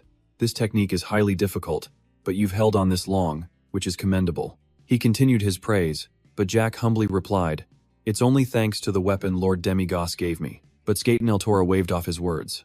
I'm not just saying that. From what I hear, you've even taken down a dragon before. Those things aren't creatures just anyone can face, even with a sword and shield. It's probably thanks to the Holy Bic sword style, which seems tailor-made to fight giant enemies. By practicing that sword style every night, You unconsciously learned how to dodge and neutralize attacks from massive creatures. If you couldn't do that, your body would have been crushed. The more he heard, the more Jack's jaw dropped in amazement as he stammered a reply to Skaten Eltora. Thank you, but really it's also thanks to Lord Demigos. I don't know why, but just looking into his eyes, I feel this incredible courage welling up inside me. It feels like no matter how strong the enemy is, I'll definitely win. He spoke with raw gratitude and admiration plain on his face. Skaten Eltora chuckled. That's not too hard to understand. He then asked, Jack, do you want to know his real identity? Jack was baffled by the question, repeating the words back. His real identity? Skaten Eltora explained. Think about it. Someone who can fly freely through the sky and take down a dragon in a single blow without a scratch. Someone who can stand in the middle of a dragon's breath and not even get hurt. Does a human like that truly exist? Zik's eyes went wide as he processed those words, muttering to himself, Lord Demiurgos, isn't human? Zik's hand dug into the dirt. I don't want to hear it, he told Skaten Eltora. If he wants it secret, I'll pretend I don't know. The man was impressed by that answer. Well now, that's some fierce loyalty. Zik just offered a small smile and kept moving. For Zik, a self-proclaimed nobody, and for his siblings, Demigos was the one who had gifted a miracle to their entire holy family. He was a savior. No matter what his past was or who he truly was, that one unshakable truth would never, ever change. Hearing this, Skaten Eltora noted it sounded less like respect and more like a religion. Zik quickly tried to explain himself. I wouldn't dare say he is greater than a god, Zik started. But unless a god himself gives the order, I will never disappoint Lord Demigos. Hearing this, Skaten Eltora remarked, Zik, you're a good person, huh? No, not really, I'm just trying. Caught off guard by the question, Zik could only stammer out a quiet, yeah. Skaten just flashed a grin and repeated himself. If you can, you should become a magic swordsman. You'd learn in no time. Let's start with some simple magic. Without a second thought, he jumped right into the lesson, telling Zik to imagine a blazing fire. Alright, now focus that image into the palms of your hands. Zik eagerly followed his instructions, creating a perfect ball of fire. The next morning, outside the city of Joris, guards were on their daily watch atop the walls when a massive shadow suddenly fell over them. A colossal weapon appeared from nowhere, slamming down on the city wall and shattering it into a million pieces. The citizens scrambled in every direction, their screams echoing through the streets. Ugh, run for your lives! The peaceful city instantly plunged into absolute chaos. A small child stood frozen, paralyzed by the horror unfolding before them. Across from them, a horde of red-eyed giants brandished their weapons as they advanced. Inside the city walls, a man admitted bitterly, to be honest, this is far beyond my capabilities. This man was the father of Alexia Canadin von Holyocock. The person he spoke to wasn't surprised. It makes sense. You're an A-rank hero, but that monster is a G-rank giant. This was Mondonalo, the Lord of Joris. Other commanders in the room began to furiously question the royal family's inaction. What in the world is the royal palace even doing? First, a dragon shows up, now it's giants. When monsters of this caliber appear, shouldn't they have some sort of countermeasure prepared? But their accusations were brushed aside by the Pope. Clearly, this nation has fallen on hard times. My lord, I advise offering a sacrifice to the giants to appease their wrath. One general shot back with pure venom. Those are monsters that only know how to destroy and kill. What good would something like that do? A hand shot up, cutting them off. That is enough. Canadin spoke with a grim expression. I've already sent a message to the royal palace. They will dispatch troops immediately. In the meantime, I will lead the army and hold them off at all costs. Everyone, evacuate now. With that said, he turned to leave, ordering his subordinate to assemble all troops. Sir, but a voice called out, stopping him. Canadin. Canadin didn't give the man a chance to speak, cutting him off with a solemn request of his own. Back in my prime, A rank was my absolute limit. I'm even older now, but regardless, I am still a hero. Mondon, I'm not asking you as a lord, but as a fellow former hero. If something happens to me, please take care of my daughter, Alexia. Outside, the citizens fled in terror, shouting, the giants have attacked Joris. If the city falls, our village is going to be next. We have to run. As Skaten Eltora watched the chaos, he couldn't help but feel something was wrong. Giants are supposed to be at the edge of the world, so why are they suddenly attacking Joris? He turned back inside to question his friend. Zik, doesn't this feel strange to you? But his question died when he saw Zik was already fully armed and ready for battle. You're planning to fight? That thing is a G-rank monster. Zik's reply was calm and steady. I know, but I'm also a hero. With Lord Demigos away, I have to get on that battlefield. If I can save one person, or even stop one giant, I have to try. The moment the words left his mouth, the door burst open. A figure appeared, their voice laced with sheer astonishment. Zik, the giants are attacking, you have to run. Wait, what? You're going out to the battlefield? He brushed right past her, calling over his shoulder. That's right. Of the two hero families in Joris, I represent the holy. Lady Alexia, get out of here now. All the young woman could do was call out after him as his figure disappeared around a corner. Right on Zik's heels was Skaten El Tora. If the warrior goes into battle, his support has to follow. So I'm going too. Left behind, Alexia gritted her teeth in anger. She muttered a curse. Damn it. A C rank trying to act so cool? I'm going too. I'm a member of the Holy Family, after all. As Zik ran, his mind was racing, trying to form a plan. Skaten was right. The giants were supposed to be at the edge of the world. So how did they get past countless cities and villages to reach Joris, in the very heart of the continent? He questioned the unbelievable reality, but quickly shoved the thoughts aside. Was that even possible? No, this wasn't the time to think about it. He had to focus on the fight. He had to get inside the city. Skaten El Tora ran alongside him, calling out, Zik, we need to stick together.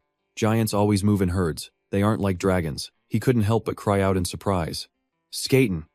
Then, a voice from behind made Zik whip his head around. Hey, let me come too, Alexia called out, running to catch up. Stop acting like you're the only main character here. Now start supporting me like your rank demands. All Zik could do was sigh. Lady Alexia, a giant slammed its fist down, forcing the three of them to scatter. I heard they were in the city, Skaten noted. Did one get separated? The girl named Alexia stood with her jaw on the floor, completely stunned by the terrifying monster in front of her. Tears welled in her eyes as her mind flooded with pure fear. What? A giant this huge? How are we supposed to possibly beat that thing? Her first thought was to run, but to her complete shock, Zik charged straight ahead without a moment's hesitation. Zik launched himself at the giant, landing a piercing blow right in its eye. The beast let out a roar of agony as it staggered back. Zik hit the ground running. From a distance, Skaten El Tora provided support with his magic. Grand Fire Cannon. The giant's health was draining fast. It swiped its hand toward Zik. As the hand closed around him, Skaten couldn't help but cry out, Zik! But he wasn't about to be defeated by some grotesque monster. Dozens of sword slashes erupted, tearing the creature into tiny pieces. Zik unleashed his third technique, Moonlight Scythe. With pure determination burning in his eyes, he attacked with a final shout, Demon King Pierce. The giant took the fatal blow and began to collapse. The calm water erupted as the giant's colossal body crashed down into it. Through it all, Zik remained standing firm. He and Skaten El Tora had successfully taken down the giant. Zik offered his hand to the girl with a smile. Lady Alexia, are you all right? For just a second, Alexia's heart completely skipped a beat. Flustered, she took his hand. All while their observer watched from above with a hidden smile. Skaten El Tora observed Zik, thinking, he managed to activate G rank without any external factors helping him? How was that possible? If he didn't get faster himself, he feared he'd no longer have a place on the team. Just as Alexia was talking to Zik, a voice cried out from afar, Zik, it really is you. Please help me. They both turned to see Mrs. Jarrow. Zik called out, Mrs. Jarrow, what's wrong? My grandson, he was working on the Joris wall, and now giants are attacking the fortress. Please, you have to save him. You're a hero, aren't you? Tears streamed down the old woman's face. Zik was startled by her desperation. He immediately tried his best to calm her down. I'm already on my way to the fortress. I will definitely find him, so please, don't worry. Just get to safety. Skaten El Tora suddenly appeared beside them, urging them onward. Then let's hurry. The soldiers there won't be enough to hold them off. Right, Zik replied. But before the three of them could leave, a voice from the crowd of villagers caught Skaten El Tora's attention. That giant isn't completely dead yet. Before it wakes up, everyone tie it down. He called out to them with a warm smile. Help us handle the giants in the city. I'll return with reinforcements as soon as I can.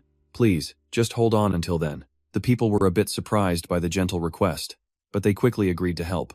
Ah, of course, Zik turned to Alexia. Senior Alexia, let's go. Startled by his sudden address, she answered in a panic. Ah, okay. Her eyes darted around, clearly still trying to process everything that was happening. What in the world just happened? One look at that thing and she'd frozen solid, completely unable to even think about running away. She looked back at Zik in total disbelief. Was this really the same loser she knew, Zik, the bottom-ranked failure? Meanwhile, he was still panting, trying to catch his breath. She gritted her teeth, stomped her foot, and marched off yelling, "Damn it, stop complaining. I get it already." Zik and Skate and Eltora quickly moved to follow right behind her. "Let's go together, Senior Alexia." The villagers left behind were already busy organizing their tasks to handle the giant for Skate and Eltora. "All the strong men, follow me down here and help tie that monster up." "Right. Everyone else, go home and grab any rope or cloth you can find to help tie it down." "Got it." A massive axe came crashing down on the fortress. The impact was so strong it cracked the stone walls, sending debris flying everywhere. This was just the start of the giant's path of destruction. Seeing the people below running and screaming in every direction only fueled their destructive glee. Ah, look at them.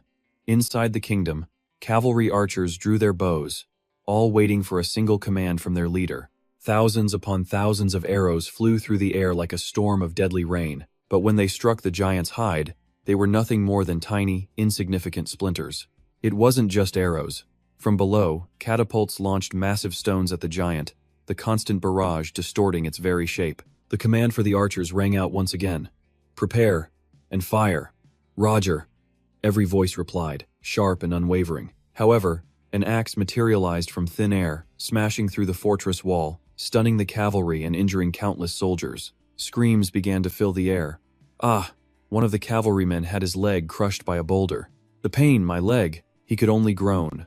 Then another giant appeared, its eyes glowing crimson, and a massive grin plastered on its face. It slammed its weapon into the castle walls over and over.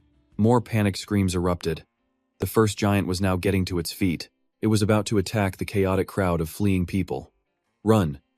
Everyone, run faster!" Its colossal foot aimed for the rubble, a deep, guttural laugh rumbling from its throat. From another wall, thousands of rope-bound arrows flew toward the beast.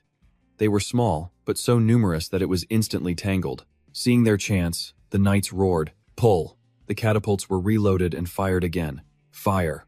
Under the relentless assault, it finally fell. Everyone who saw it roared in triumph. "We got one of them." In another part of the battle, mages were channeling their power, blasting another giant.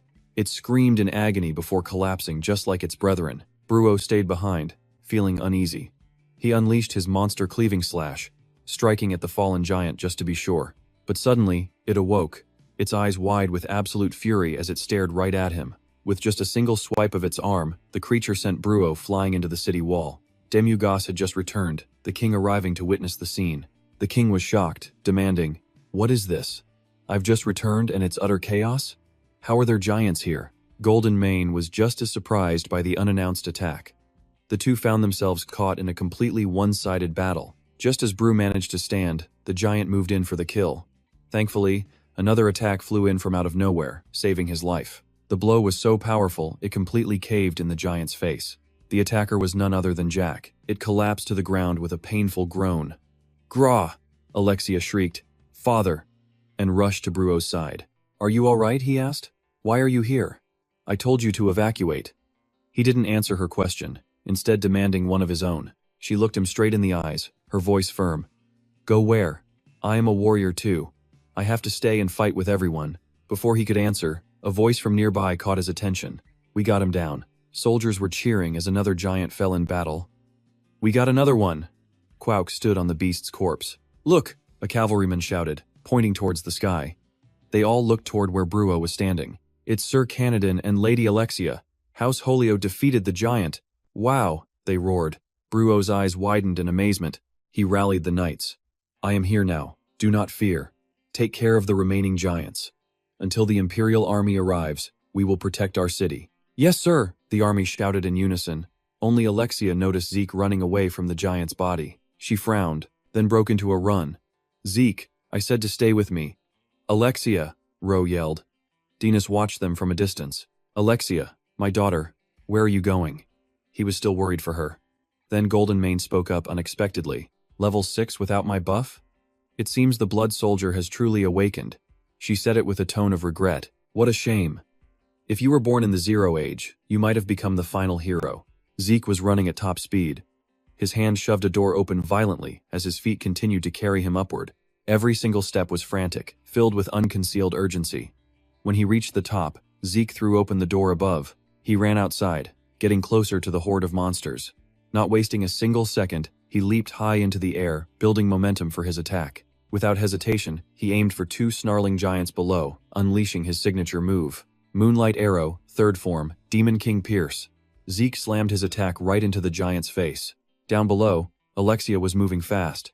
Her gaze was fixed upward as her mind screamed his name, Zeke. A memory surfaced of a small boy being pushed to the ground. That big kid looked up in shock while the crowd cheered for the other person's victory. Alexia, though bruised, had taught that bully a serious lesson. She stood there, surrounded by a chorus of cheers. Whoa, Alexia won again. She even beat the Centaur class. Alexia's amazing. At that time, she was only Alexia von Holyoke, just 11 years old. She looked down at the shocked boy and uttered a warning. Hey, if you ever touch Zeke again, you'll have me to answer to. With that final warning, Alexia turned and left, stopping in front of a room. The door was thrown open with brutal force, revealing a skinny, sickly boy with a bucket on his head. Alexia shouted, "Zeke, get out here!" He gently refused. "I can't. Sir Pao will scold me if I act on my own." Alexia snapped back, annoyed. "You idiot, all you do is take it. You have to fight back." Zeke stubbornly refused. "I can't, or I might not get cleaning jobs at Pao's house anymore. I'm fine, senior. Please, just go." Her patience wore thin. Alexia slammed the door and stormed off, not forgetting to leave a final insult. "You idiot, just stay in there forever then." After that incident, Alexia completely ignored Jack whenever he got bullied. But she still wondered, why was he always the punchline, always trying to carry the weight for others? From a distance, she watched him with judging eyes. He always wore that same smile, making her wonder if that was all he knew how to do. Very quickly, graduation day was upon them. Congratulations to all the graduates. But Alexia was already running off, shouting for the boy she saw on a departing ship. "Jack, why weren't you at graduation? I heard you're not even going to middle school. This is your graduation gift."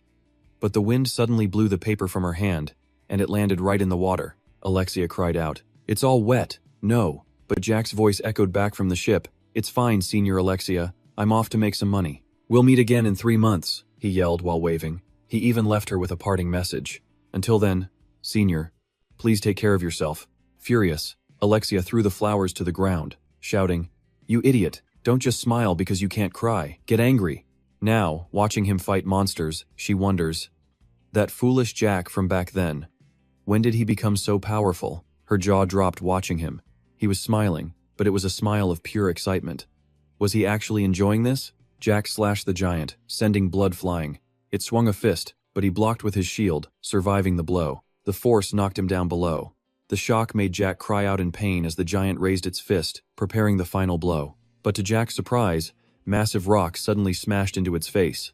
It was support from the army. They kept firing rocks at the giant on command. "Reload, and fire again," they ordered. From a safe position, Skaten El Tora began his incantation. "Oh, almighty protector of life. In your name, guardian of balance, I beg for the strength to shatter the chaos before me. By the ancient covenant, please hear my call, and bestow your immense power."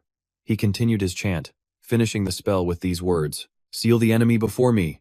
A monstrous hand materialized from nothing, followed by another in a different spot. These hands wrapped around the giant, binding it.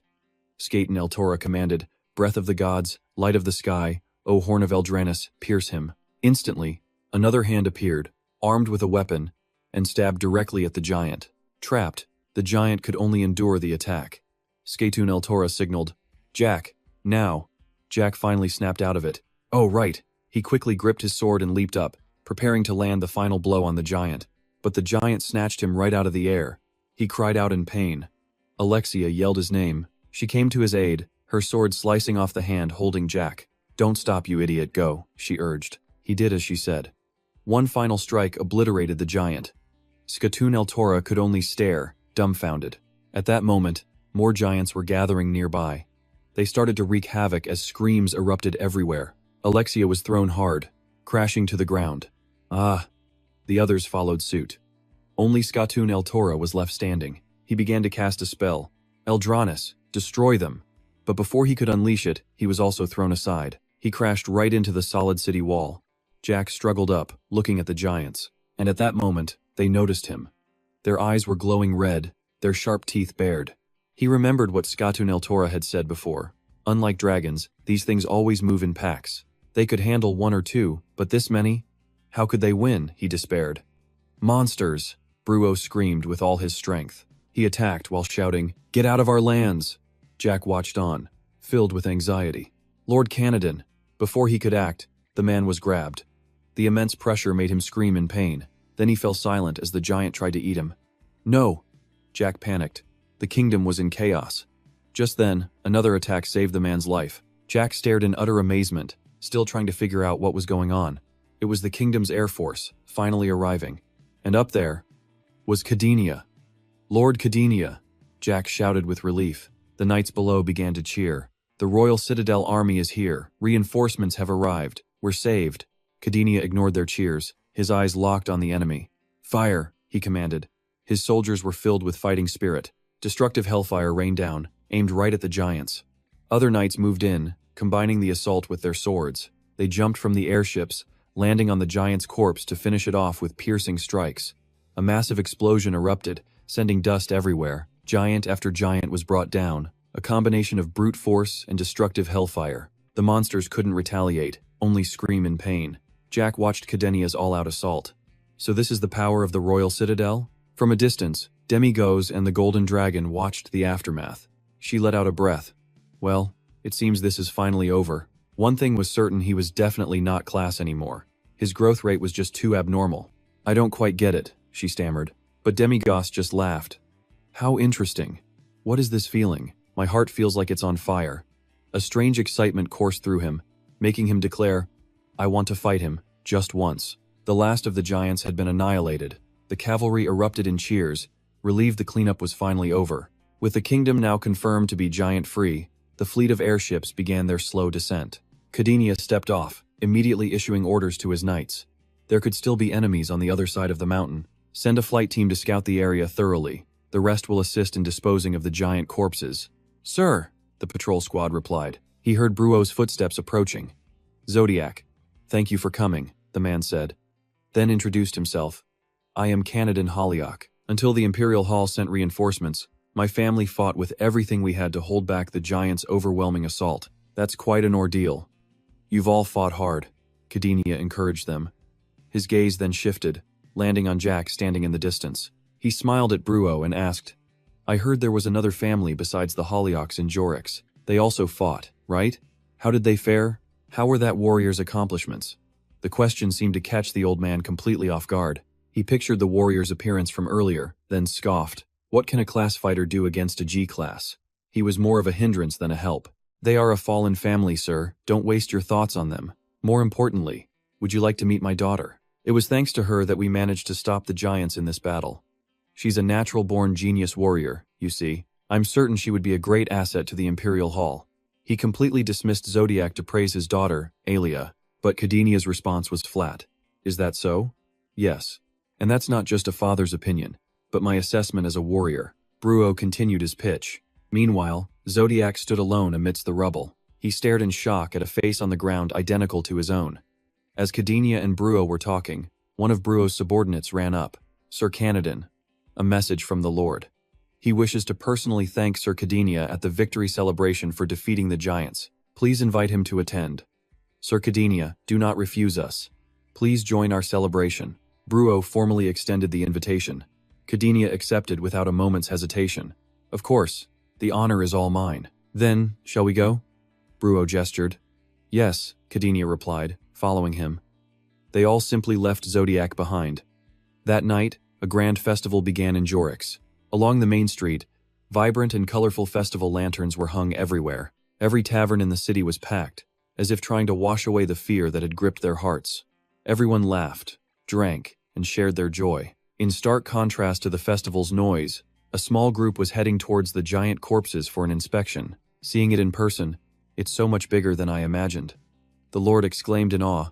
You actually faced a monster like this? You truly are incredible. You are too kind, my lord, Bruo replied with false modesty.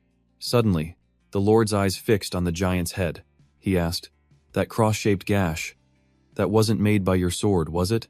If so, was it your daughter's handiwork? Alexia? He speculated. But before Bruo could answer, he kept talking. Alexia fought as well, didn't she? Truly impressive. It seems she's already surpassed you. Perhaps I should make Alexia my personal guard instead of you. To be worthy of your attention, I'll just have to train her more rigorously. Bruo was practically bursting with pride, but their shared laughter was cut short when Kadinia decided to speak. I don't believe that's the case. His statement left Bruo confused, so the Lord quickly stepped in to defend him.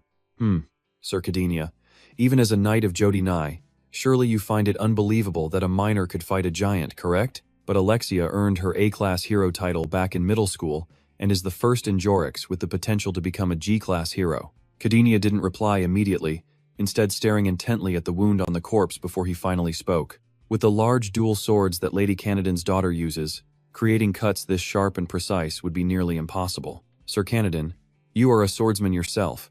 You of all people should know that. He turned towards Bruo, waiting for an answer. The implication of his words left the Lord completely shocked. Then besides the Hollyoaks, who else in Jorix could possibly stand against a giant? From what I know, there is one other family. Kadinia brought them up deliberately. Are you talking about the Holy Bick family? Sir Kadinia, it seems you are misinformed. The Holy Bicks are F-class.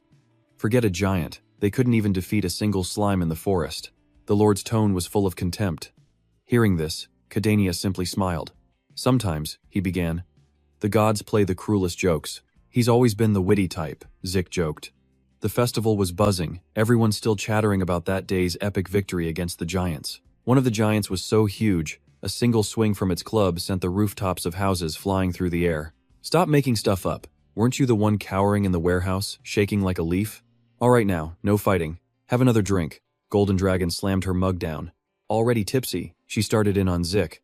I told you to get your 3 silver coins. Every hero and soldier who fought the monsters got a reward. So why didn't you claim yours? Zik just offered a slight smile in return. Haha. It's not necessary. What I earned today is plenty. I feel like just stopping the giant was rewarding enough, he explained, speaking from the heart. But Demiurgos immediately scolded him. You idiot! Aren't you the guy who counts every single coin? You're the one who took it down. You should be demanding 30 gold pieces. I'm really okay, I promise. Zik continued to refuse the suggestion. He looked directly at Demiurgos and said, if I stand out too much, it'll just cause trouble for you. More than that, I'm just happy you both came back safely. You both disappeared so suddenly. I was terrified I'd lost someone else, just like Sir Alex. He changed the subject, leaving Demiurgos completely at a loss for words. After a moment's thought, Demiurgos decided, from now on, I'll tell you before I go anywhere. Really? Zik beamed. What's with you? Even Golden Dragon was stunned by the promise. Shut up, Demiurgos mumbled, embarrassed by the over-the-top reaction. Just then, Elysia appeared behind them. Who even are you? Are you really the same Zik that I know? No matter how you slice it, Zik is a G-rank hero today, she announced, her sudden appearance catching him by surprise. Senior Elysia, why are you here? Demiurgos turned and asked. Aren't you usually glued to the Lord's side? His question clearly hit a nerve. I just came to see if he was okay. Is that a problem? Zik quickly stepped in to play peacemaker. Not at all. Please, have a seat. Then she glared, making him work like this right after he risked his life. You really are a demon. She looked at Zik behind the counter, speaking up for him. How did you know? Demiurgos shot back sarcastically. Don't worry. Sir Junjum used recovery magic on me, Zik interjected, trying to calm them down. Elysia was astonished. Golden Dragon kept drinking while Demiurgos ate his food. Recovery magic? He even used high-level holy magic like that on you? Demiurgos replied. Could you try to act less surprised? We've been wearing gear made from dragon scales from the start. Isn't it obvious that we aren't just some ordinary hero party? But this is Zik we're talking about, she insisted. Demiurgos propped his chin on his hand, staring her down. So, what about Zik? Is he supposed to be an F-rank hero forever? The question left her completely speechless. I just fought with my father over this, so just drop it, she snapped, shutting down the topic. What? I didn't tell you to sit down, Demiurgos scowled, but only Zik kept his gentle tone, asking, was this because of me? She then told him the truth. Yes, since you defeated a G-rank giant, my father wants to officially sponsor you for proper training. But when I told him to forget about it, he wouldn't even listen to me. Zik was surprised, but quickly gave her a kind smile and said, Lady Elysia, really? Why would you do something like that? You always have to be number one, so why such a strong reaction? His words made her cheeks flush, but her embarrassment quickly turned to rage as she slammed the table. Shut up. It wasn't for you, it was for Joris. Don't get arrogant just because you killed one giant. I helped out too, you know, she added. Ah yes, my apologies. Zik quickly apologized, hoping to avoid a scene. Either way, I'm going to prove to my father that just me and Zik can complete G-rank quests. If we do that, he will have no choice but to acknowledge you." She crossed her arms and said it with an arrogant air. "Being acknowledged doesn't really matter to me," Zik began to explain, but he was cut off mid-sentence. I said, "Shut up. Whether we do it is my decision. You just need to listen to me, understand?" Yes, of course, he agreed to everything just to keep the peace. Golden Dragon, listening in, offered a comment.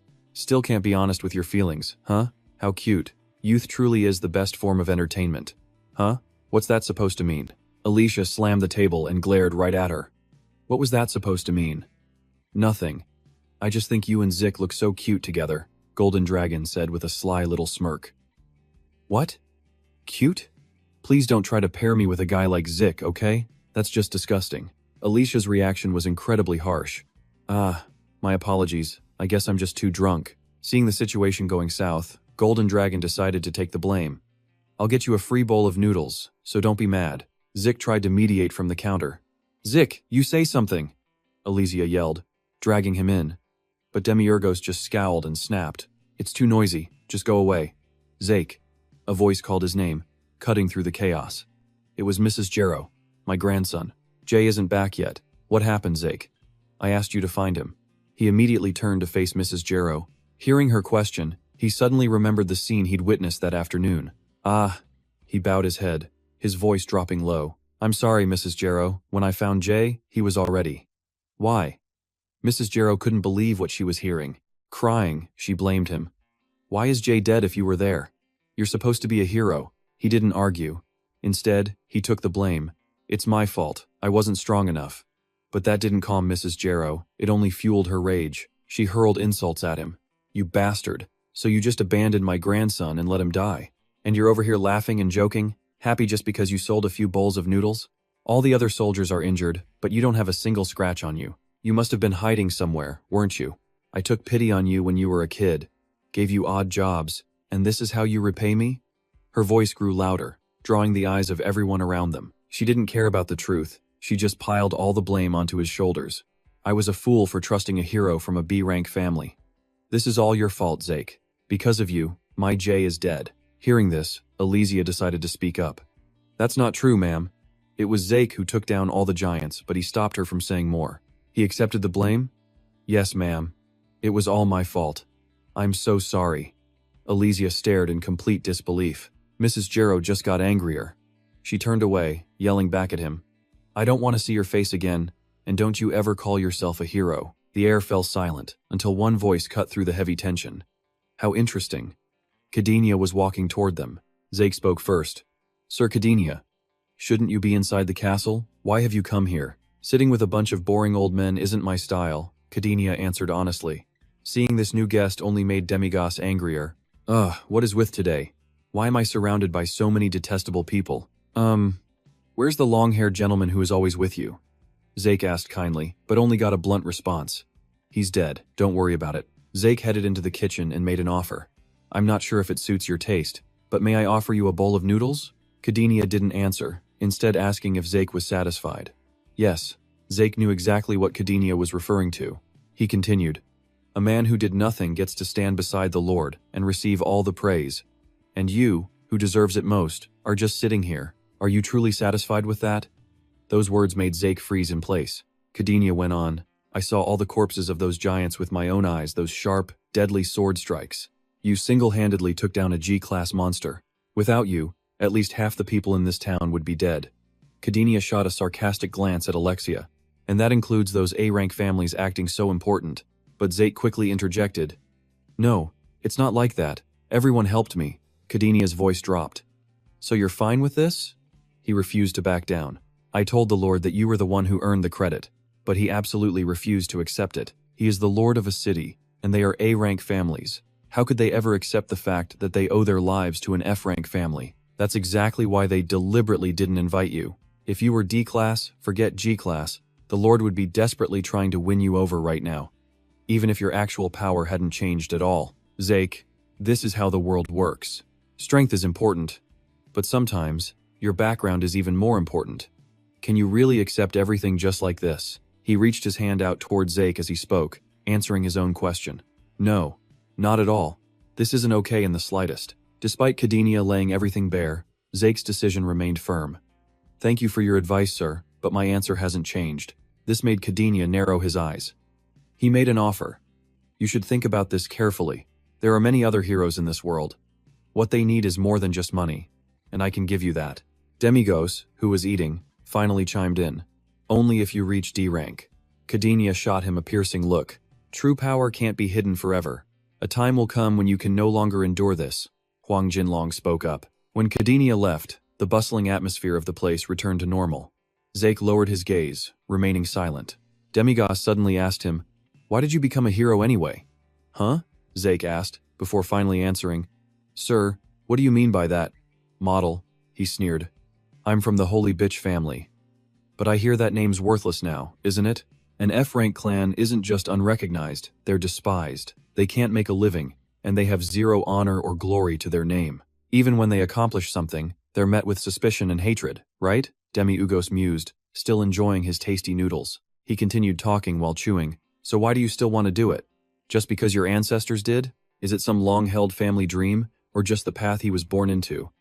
The golden dragon sat in silence, her eyes fixed solely on Demi-Ugos. Jack answered honestly, "I've never thought about it that deeply, so allow me to speak from my heart right now. I believe everything in this world was built on the sacrifices of heroes." He looked up at the sky. "People can laugh under a clear night sky like this. Isn't that all thanks to the sacrifices of countless heroes from the past? Even today is the same. It's because everyone fought their hardest and won that we can sit here happily together." He was completely lost in his own world, while Alexia stood silently, just watching him. He went on, "Even if it's just a small part, if my sacrifice can make this world better, wouldn't that be incredibly meaningful? That's why, if there's anything behind me worth protecting, I want to be a hero too. Never fall, no matter the enemy." Demi-Ugos immediately cut him off.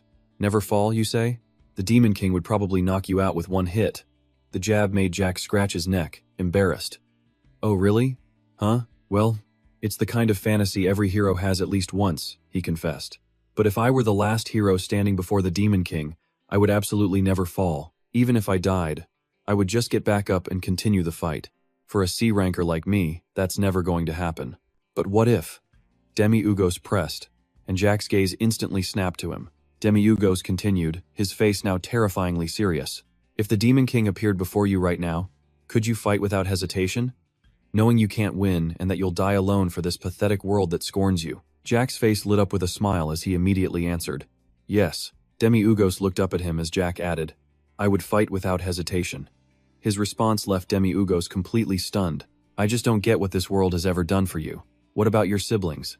Didn't you say they were important?" Jack answered truthfully, "My siblings are also heroes. They would understand. In fact, they would be prouder of me for that than for an older brother who just does odd jobs. Because that is the most glorious death for a hero." He presented his case with pride. His words made Alexia's eyes go wide, and Demi-Ugos spoke up again.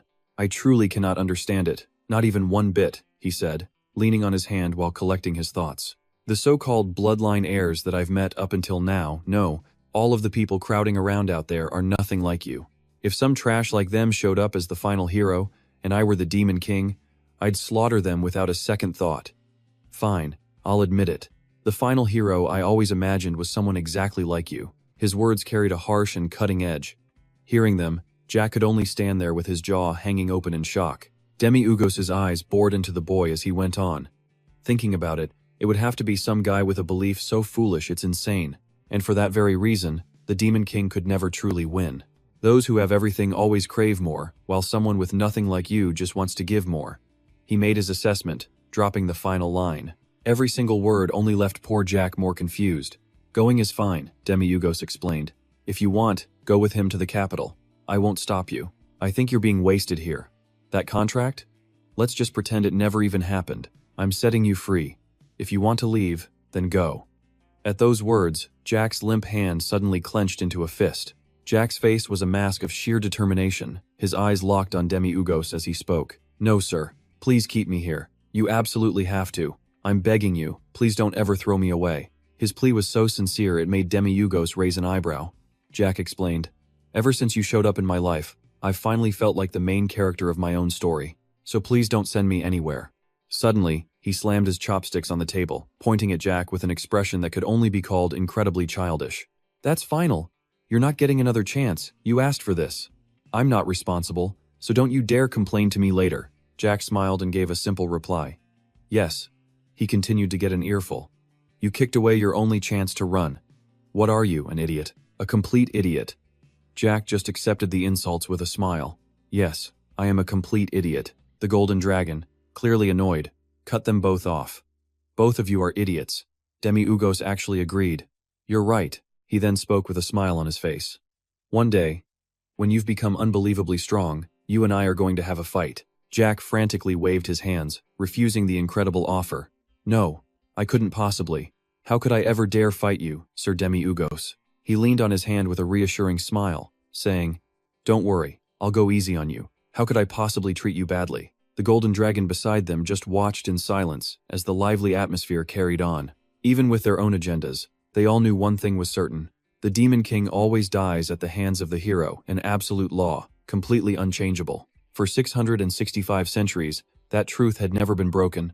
The battle that stopped the giants' assault seemed to be the end of it all, but it was just the small start of a massive storm yet to come. The next morning, the local lord summoned Zik. You're Von Holyfield, correct?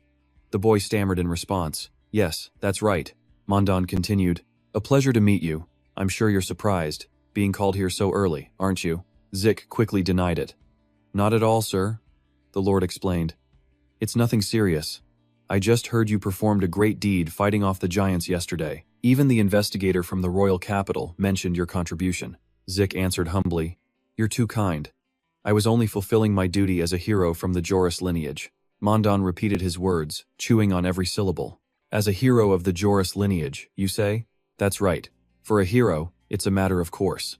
The lord then announced, I've called you here to assign you a mission as your lord. I'm entrusting you with this task. At the northwest end of the world, beyond the H-Spin Mountains in the village of Fesby, it seems a lich has appeared. They say the entire village was massacred. He ordered him directly. I want you to handle that monster. Zik's jaw dropped in shock as he quickly fired back a question. My apologies, but the H-Spin range? Isn't that the territory of the giants? Besides, a lich is an L-rank monster. My lord, I'm sorry, but I'm only a C-rank hero. Mandan just scowled, brushing off his reasoning. Yesterday, the investigator from the royal capital said you took down a giant single-handedly. If that's true, your rank is higher than even Joris's finest. Only you can accomplish this mission. He pressed him with a clear threat in his voice. Or was the investigator from the royal capital lying to me? Zik quickly corrected himself. Ah, that's not what I meant. The lord then tossed a full bag of money down with instructions. Just reaching the H-Spin range will take at least 7 days. I've prepared an advance payment for you. The man next to the lord reminded him sharply. The lord himself trusts you with this vital mission. Now show some gratitude. Zik was shocked. The lord trusts me? He thought, then answered with a huge grin. Yes, I will definitely destroy the lich to honor your trust. Zik left, feeling absolutely ecstatic and still floating on air. Father, the lord. He's finally acknowledged our Holyfield family. But back in the room, the lord slammed his hand on his chair, his benevolent mask dropping to reveal a face of pure rage. If a rumor gets out that the Joris territory was saved by a kid like that, what will the other territories think? Canadan, are you absolutely sure he's the one who defeated the giant? Or is it possible the men from the capital, or even you did all the work, and that kid just happened to take the credit? Canadan recounted, I was too disoriented to be sure, but honestly, the truth doesn't really matter. If a Joris knight says it, everyone will believe it. If we reveal that Joris had to rely on an F-rank family, we'll become a complete laughingstock. No. Other families might even start seeing this city as an easy target. He paused, then declared with chilling certainty, a matter like this must be dealt with decisively. Lord Mondon's voice grew dark. Ah, and I almost forgot to mention. He gave a wicked smile. The thing in Fesby isn't just a normal lich. It's an archlich. If that kid is really G-rank, he should be able to survive somehow. And if he actually manages to kill it, we can give him a minor title. Keeping him as a city knight wouldn't be so bad. Even so, I'll make sure his rank stays permanently low. Don't worry, he continued, turning to Canadan. That's what good friends are for, right? As it stands now, people think you and Alexia took down the giant together. If we ignore an A-rank family to say an F-rank family defeated the giants, your family's name would be ruined too. Mandan muttered darkly, and if he just disappears, that's even better. He's from a family nobody would even miss. Isn't this what a peaceful, unchanging world is all about? He asked, just as Zik was diligently setting out on his new mission. For an F-rank family, 5 gold coins is more than enough for a funeral donation, Mondon added. Meanwhile, Zik's party with Demiurgos was already on their way. Demiurgos propped up his chin and pouted. He's a whole lord and he only gives us 5 gold coins? What a cheapskate. The golden dragon reminded him, the money isn't the point. A mission directly from the lord means a certain level of recognition. He shot back, disagreeing. Recognition should be shown with money. This kind of recognition that's only paid in words? He can keep it for himself. She questioned him back. Then how much do you recognize Zik, paying him such a pathetic salary? Demiurgos was speechless. You're really cold, you know that? How could anyone measure a person's worth with just money? But Jack was lost in his own thoughts. I can do this. I definitely can. The carriage rattled along the road as Demigos spoke up, propping his chin on his hand. Ah, that reminds me. I heard your younger siblings arrived at the Holy Emperor's palace? Rui quickly replied. Yes, they're on an educational trip. They're so excited to meet the Holy Emperor in person and see all the amazing things there. He then asked, What are your siblings' names? Rui answered enthusiastically, My sister is Sine, and the youngest is Regin. Someone else chimed in, That was fast. Demigos added, I've got nothing to do with their lives. But Jack chimed in excitedly. They both see you as a benefactor, Lord Demigos. He said they promised to study hard to become excellent heroes and help you, Lord Demigos. Demigos replied dismissively, My exploitation stops with you. Whatever you do with the money you earn is your own accomplishment. Leave me out of it. The golden dragon interjected. You've got some conscience left, at least. He replied nonchalantly. Of course. Then he turned back to Jack, saying someone had sacrificed their entire life to raise those kids. So shouldn't they become even more outstanding heroes? Hearing this, Jack fell into a thoughtful silence as Demigos watched him with a sideways glance. Then Demigos asked curiously, Jack, what do you think a hero is? Jack simply replied, Sir, he explained, heroes are people blessed by the gods, who defeated the Demon King in the war 665 centuries ago. Demigos cut him off. Don't give me that textbook answer.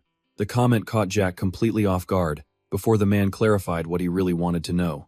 I'm asking about the title of hero that you, your ancestors, and your siblings are all risking your lives for. Surely you have your own definition, right? What you truly think. At this, Jack was completely stunned. He looked up, lost in thought, and then a small smile appeared on his face. I think it's bottomless courage. The answer surprised Demigos. Jack's eyes fell, a hint of sadness in his voice. Because the Demon King is terrifying. No, forget the Demon King. This world is full of countless monsters. There's not a single creature weaker than humans. Compared to them, we are incredibly weak. But the moment a hero appears, hope is rekindled. He continued, then asked, As long as the hero doesn't fall and keeps standing at the front, everyone will believe that, right? Someone's voice seemed to answer, The hero hasn't fallen yet, so let's just push a little harder. His eyes burned with conviction. When 10 people, 100, 1,000, join forces, I believe humans can overcome anything even if the enemy is the Demon King himself. Demigos finally spoke up. Why are you being so long-winded? So in short, if you're not afraid, you can't fail. Is that it? Jack's face froze. I guess that's right? Demigos continued to press him. Then why bother with F ranks and D ranks? And what's this whole business about pure blood? In the end, if all it takes is willpower, then anyone can be a hero, can't they? So why are some people getting rich off these ranks, while others are looked down on and forced to live in misery? Jack countered.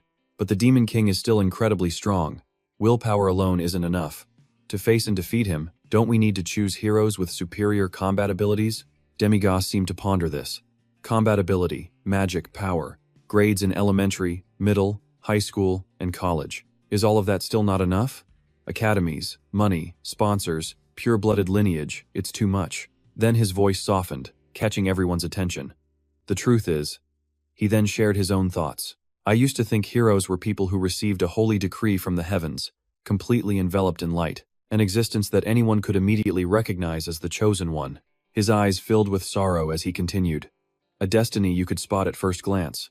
It scared me a little, but honestly, it's just ridiculous. The golden dragon was reading, but her gaze was fixed on Demigos.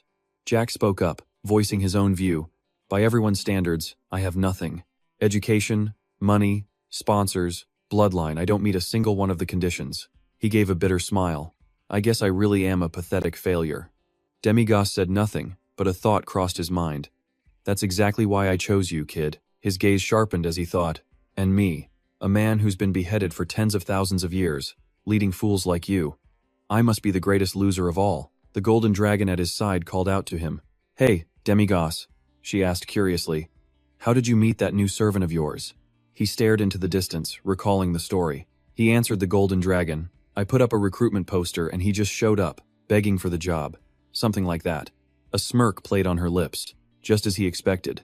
She then whispered in his ear, causing him to flush slightly.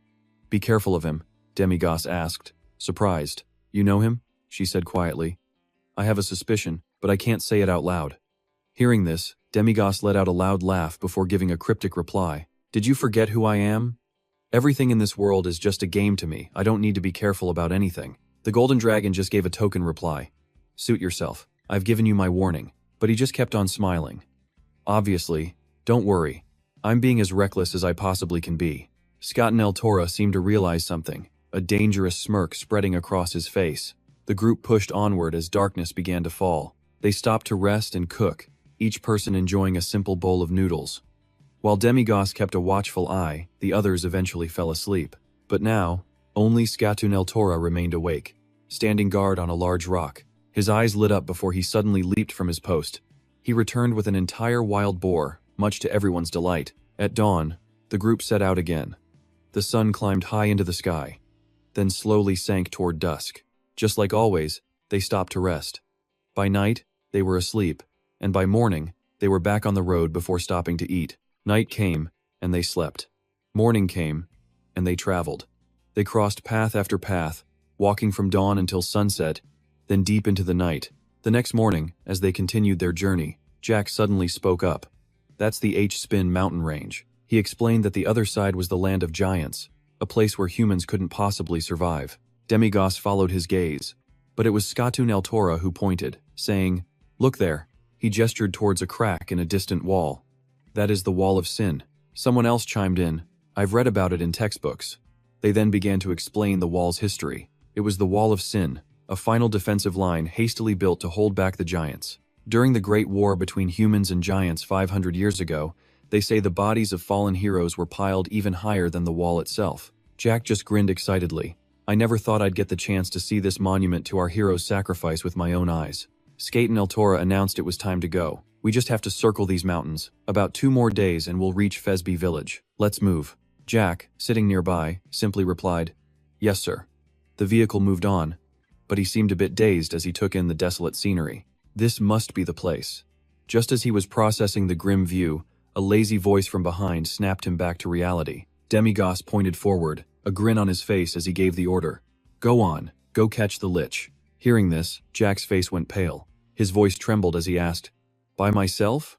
In response, everyone else on the cart just nodded. He was so terrified he turned sheet white, burying his trembling face in his hands and crying out, I'm so scared. A moment later, Jack was trembling with every single step, moving forward through the shattered landscape alone. He glanced around and muttered to himself, The smell is horrible. Everything here has been dead for a long, long time. He scanned his surroundings, constantly wondering where the mausoleum could be. I just want to catch this lich and get out of here. Just as Jack reached a 3-way intersection, his eyes were drawn to something in the distance. Looming before him was a gloomy cathedral, hidden behind countless tombstones. The horrifying scene immediately made Jack's blood run cold. He quickly slapped his own face, trying to steel his nerves. I've fought giants and dragons before. Get a grip, man. After a quick pep talk, Jack finally mustered the courage to step inside the cathedral. He forced a nervous laugh to calm himself as he entered. Excuse me. But amidst his panic, he heard a faint humming sound coming from within. I have 5 silver coins in my hand. Passerby, please help with 7 silver coins, and heaven will be closer. As he turned, he saw a strange man muttering to himself. I'm just 7 coins short. If you want to pass, you'd better pay up. 7 silver coins. The man held out his hand, a twisted smile plastered on his face. If you don't want to, then I'll just have to push the boat that carries you to the other side myself. This bizarre act left Jack completely stunned. After a moment, he finally regained his composure.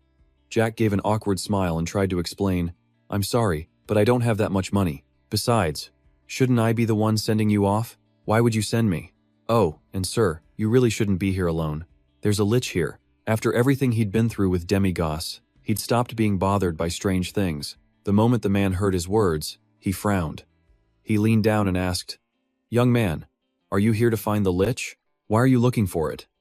Without any suspicion, Jack naively smiled and stated his purpose. To destroy it, of course. I'm a hero, after all. The second the words left his mouth, a strange light flashed in the hooded man's eyes. The man's voice was a low rasp as he asked softly, "A hero, you say? Are you perhaps a blood soldier?" Startled by the question, Jack gave a stiff laugh. "Yeah, though not exactly pure-blooded." Just then, the man's tone grew incredibly dark. The shift instantly put Jack on high alert, his hand tightening around his weapon. The trap was sprung. He stared cautiously and replied, "Sir?" The man aimed his scepter right at the boy, his voice a piercing shriek. "I don't need your silver, Nakosum. To open the gate to the underworld, I need your blood."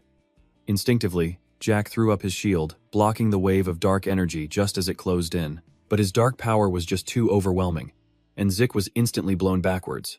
Zik furiously tossed his shield aside, channeling his own power. "So you're the lich," he roared. "Fireball!" But just as his attack reached the man, he vanished into thin air. This impossible sight left Zik stunned. He disappeared? Just then, the lich reappeared directly above him, sneering.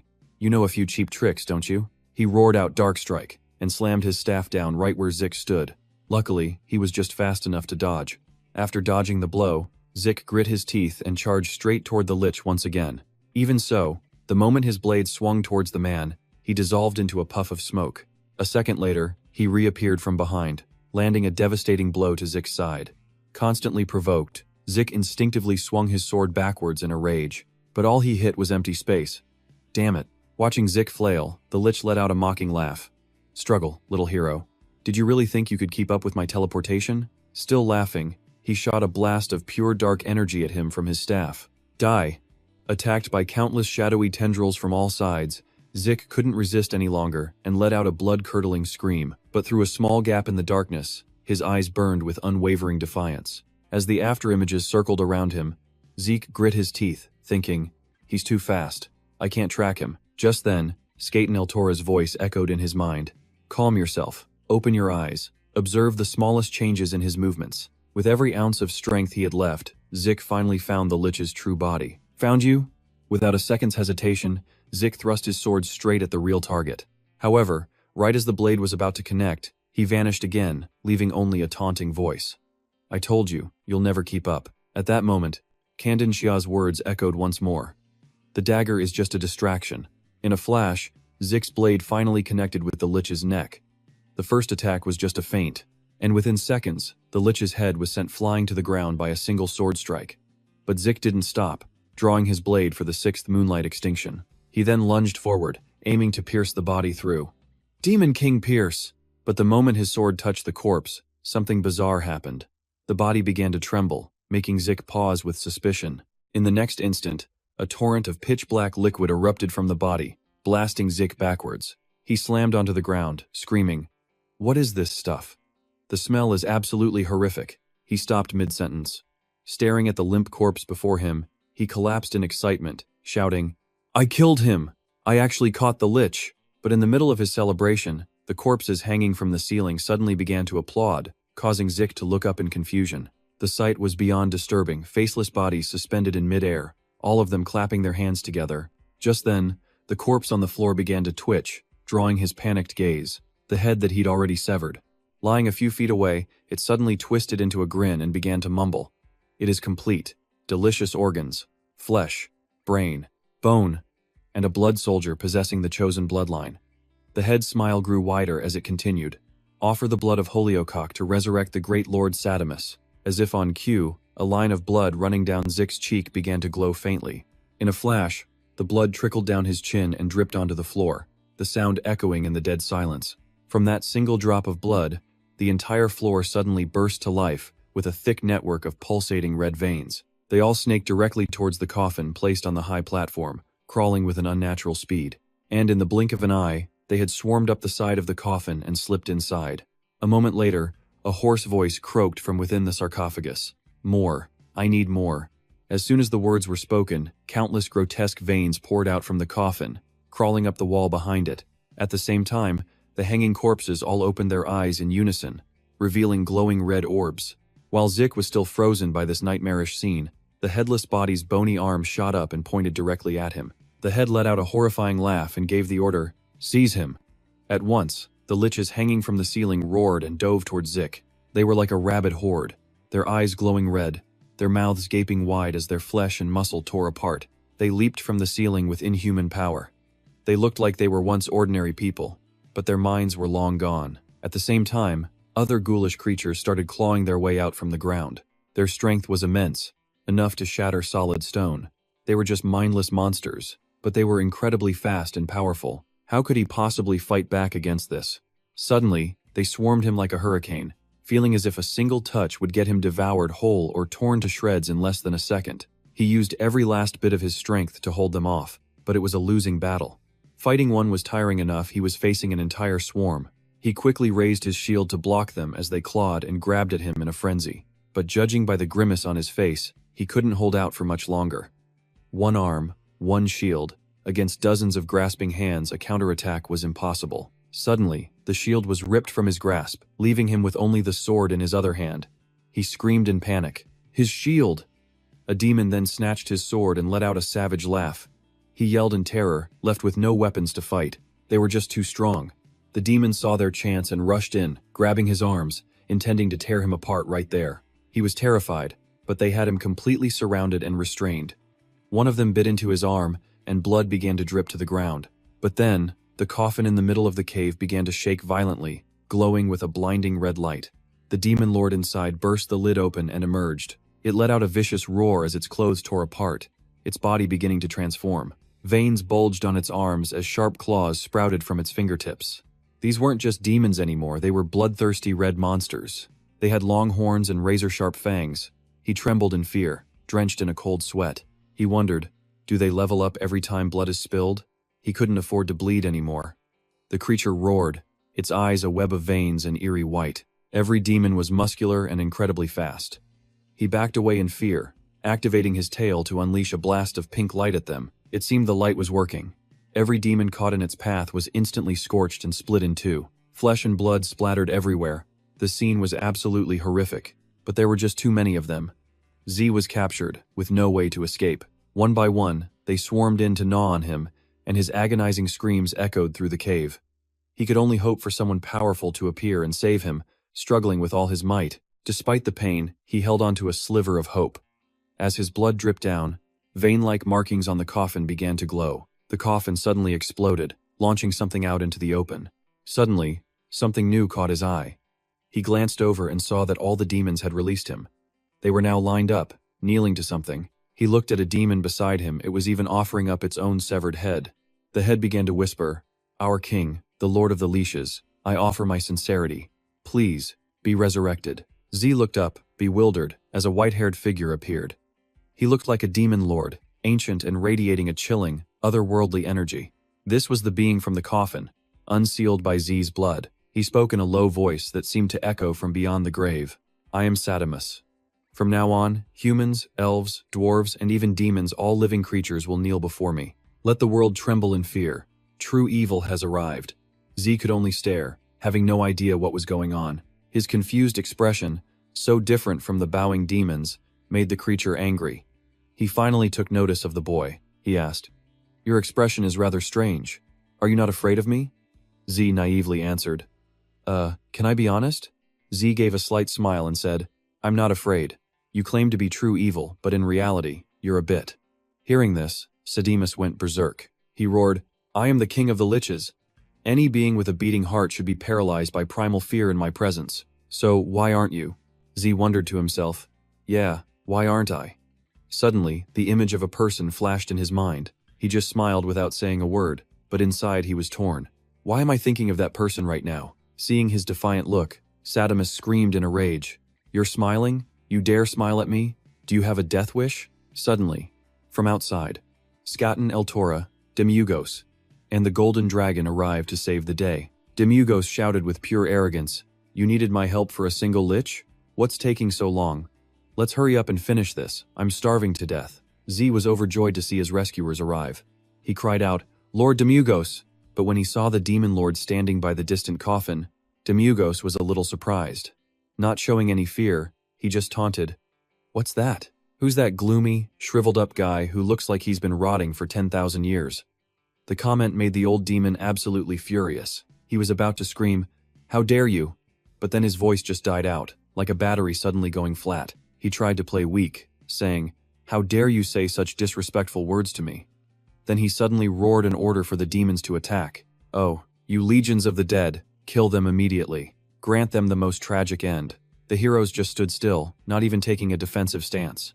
Only Z was on alert. The demons were about to charge, yet the three of them were completely calm, even smiling and yawning. With a single wave of his hand, Demiurgo sent the demons flying back dozens of meters. Z could only watch, his jaw completely dropped. The old demon saw that Demiurgos was no ordinary foe and asked him, "Did you really defeat my magic-filled minions all on your own? Who are you?" Demiurgos just fired the question right back. More importantly, "Who are you?" The old creature roared, "I am Sadamus, the strongest being to ever transcend the human world, the demon realm, hell, and even purgatory. If the zodiac hadn't sealed my heart, this world would already be under my rule." Demiurgos looked at him with pure disdain. "Rule the world? Something even the demon king couldn't do. You think you can?" Hearing this, the old demon just burst out laughing. "The magic flowing in my veins surpasses even the demon king's. If I grasp my true power, no one can stop me." Demiurgos just smirked. "Sounds interesting. In that case, I'll remove that seal for you. Let's see you try. But if you fail, you have to do one thing for me. Deal?" The old demon was thrilled, shouting, "Even I, Sadamus, cannot break this seal." In a flash, Demiurgos rushed forward and shattered the chains, sealing Sadamus, leaving the demon in absolute shock. But the golden dragon saw how impulsive Demiurgos was. "That idiot," she muttered, "he's stirring up trouble again." She launched forward, trying to stop Demiurgos. But Demiurgos was far too excited, provoking the old demon while casually breaking the remaining locks on Sadamus. "Go on," he said. "Give it a shot." But he froze at the sound of the old demon's laughter. He hadn't realized he'd just helped his enemy escape. With the seal broken, the old demon unleashed his terrifying power. A massive explosion erupted, sending rock and debris flying everywhere. The Golden Dragon's group watched in horror. Amid the fierce gale, his wicked laughter echoed, his eyes glowing red with pure rage. "A new demon king has descended upon this world. All breathing creatures, kneel before me." Demiurgos maintained his arrogant stance, ignoring the demon's speech. "I don't know how you did it, but thank you very much. You, ruler of death." Sadamus gave a dark command, "Now, you will die." But Demiurgos treated his words like nothing, and the air grew strangely silent. He casually asked, "Hey, what are you doing?" Sadamus stammered in confusion. "Huh? Why isn't this working?" He quickly regained his composure, roaring in anger, "Oh darkness, show me your power. Everything will return to ash." A fist slammed into his face before he could cause any more chaos. Demiurgos violently slammed Sadamus into a wall. The demon clutched his face in pain. "I, the great Sadamus." He suddenly stopped, his red eyes wide with terror. Demiurgos charged forward, taking the offensive. The punch closed in, catching the demon completely by surprise. Sadamus had believed himself invincible for 1,000 years, but now he knew the truth. Golden Dragon, El Tora, and Z just smirked, knowing that punch would hurt even a corpse. Demiurgos asked with a smile, "All right now?" Sadamus could only meekly reply, "Yes." He risked asking, "Who in the world are you?" Demiurgos simply replied, "You don't need to know. Just call me Sir Demiurgos." He waved his hand. "Come on." The bruised and battered Sadamus still didn't understand. A magic screen appeared, showing clear contract terms. Parte A Demiurgos, Parte B Sadimus. 1. Party B will become a member of Party A's team. 2. Party B must absolutely obey all orders from Party A. 3. This partnership is indefinite, until Party A and only Party 4. All glory and wealth from adventures will be distributed to Party B at a time and amount that Party A desires. 5. Party B is not allowed to raise any objections to the above terms. He stammered. "What is this?" Demiurgos said cheerfully. "I already told you. If you couldn't rule the world after I broke the seal, then you had to fulfill one condition for me. Besides, I need a new employee for the shop. Sign it."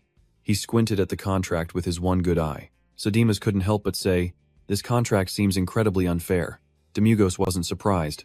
"I know." The carriage sped down the dirt road, carrying Demiurgos's group. Sadamus watched him enjoying the ride, then looked up, his eyes deep in thought. As the carriage passed through the forest, he spoke up without thinking.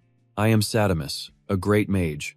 1,000 years ago, during the 655th Great War, I fought alongside the last knight against the Demon King. Z immediately asked him, You were an ally of the last one in that war? Sadamus's voice was filled with a complex emotion. That's right. Z hesitated as if wanting to ask, but how? He spoke as if reliving the bloody battle. During the final fight, I was cursed. Struck by the lazy demon's killing intent, my flesh began to slowly rot away, Sadamus said, his voice flat, as if his emotions were worn out. After the Great War ended, the last knight also passed away. Of the entire party, I was the only one lucky enough to survive. Tears streamed down his cheeks as he gave a bitter smile.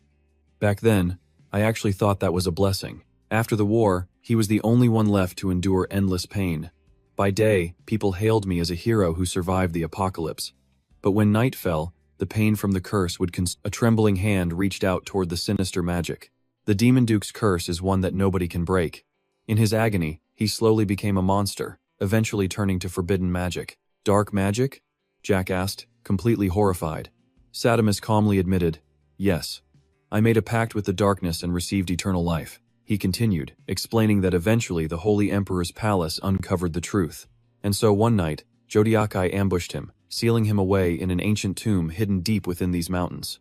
A dark energy radiated from the tomb, as if he were an unclean thing that wasn't even allowed to exist. He let out a bitter laugh. How could they possibly tell the world that one of their own comrades had joined the darkness and become a necromancer? Jack had listened to the entire story and couldn't help but sigh. What a sad story. His reaction seemed to surprise the man. A sad story? But the sorrow in Jack's eyes revealed everything he was thinking. Yes, Jack said. The story of Sir Sadamus isn't written in any of the hero textbooks. You fought to save the world, but were cursed and forgotten, and now you're trapped alone in this dark crypt. The man answered as if he'd accepted it all. Isn't that the destiny of a hero? It would have been better if I'd died on Doomsday. At least then I'd be in the history books. Sadamus's eyes were heavy with fatigue. That holy war. For those of us who survived, there's never a good ending. He suddenly changed the subject. Oh, right. You're probably 5th generation, so you've never thought about life for us 4th-gen types, have you? Jack's expression grew serious as he hesitated to answer. Sadamus didn't push it, instead looking ahead at the road.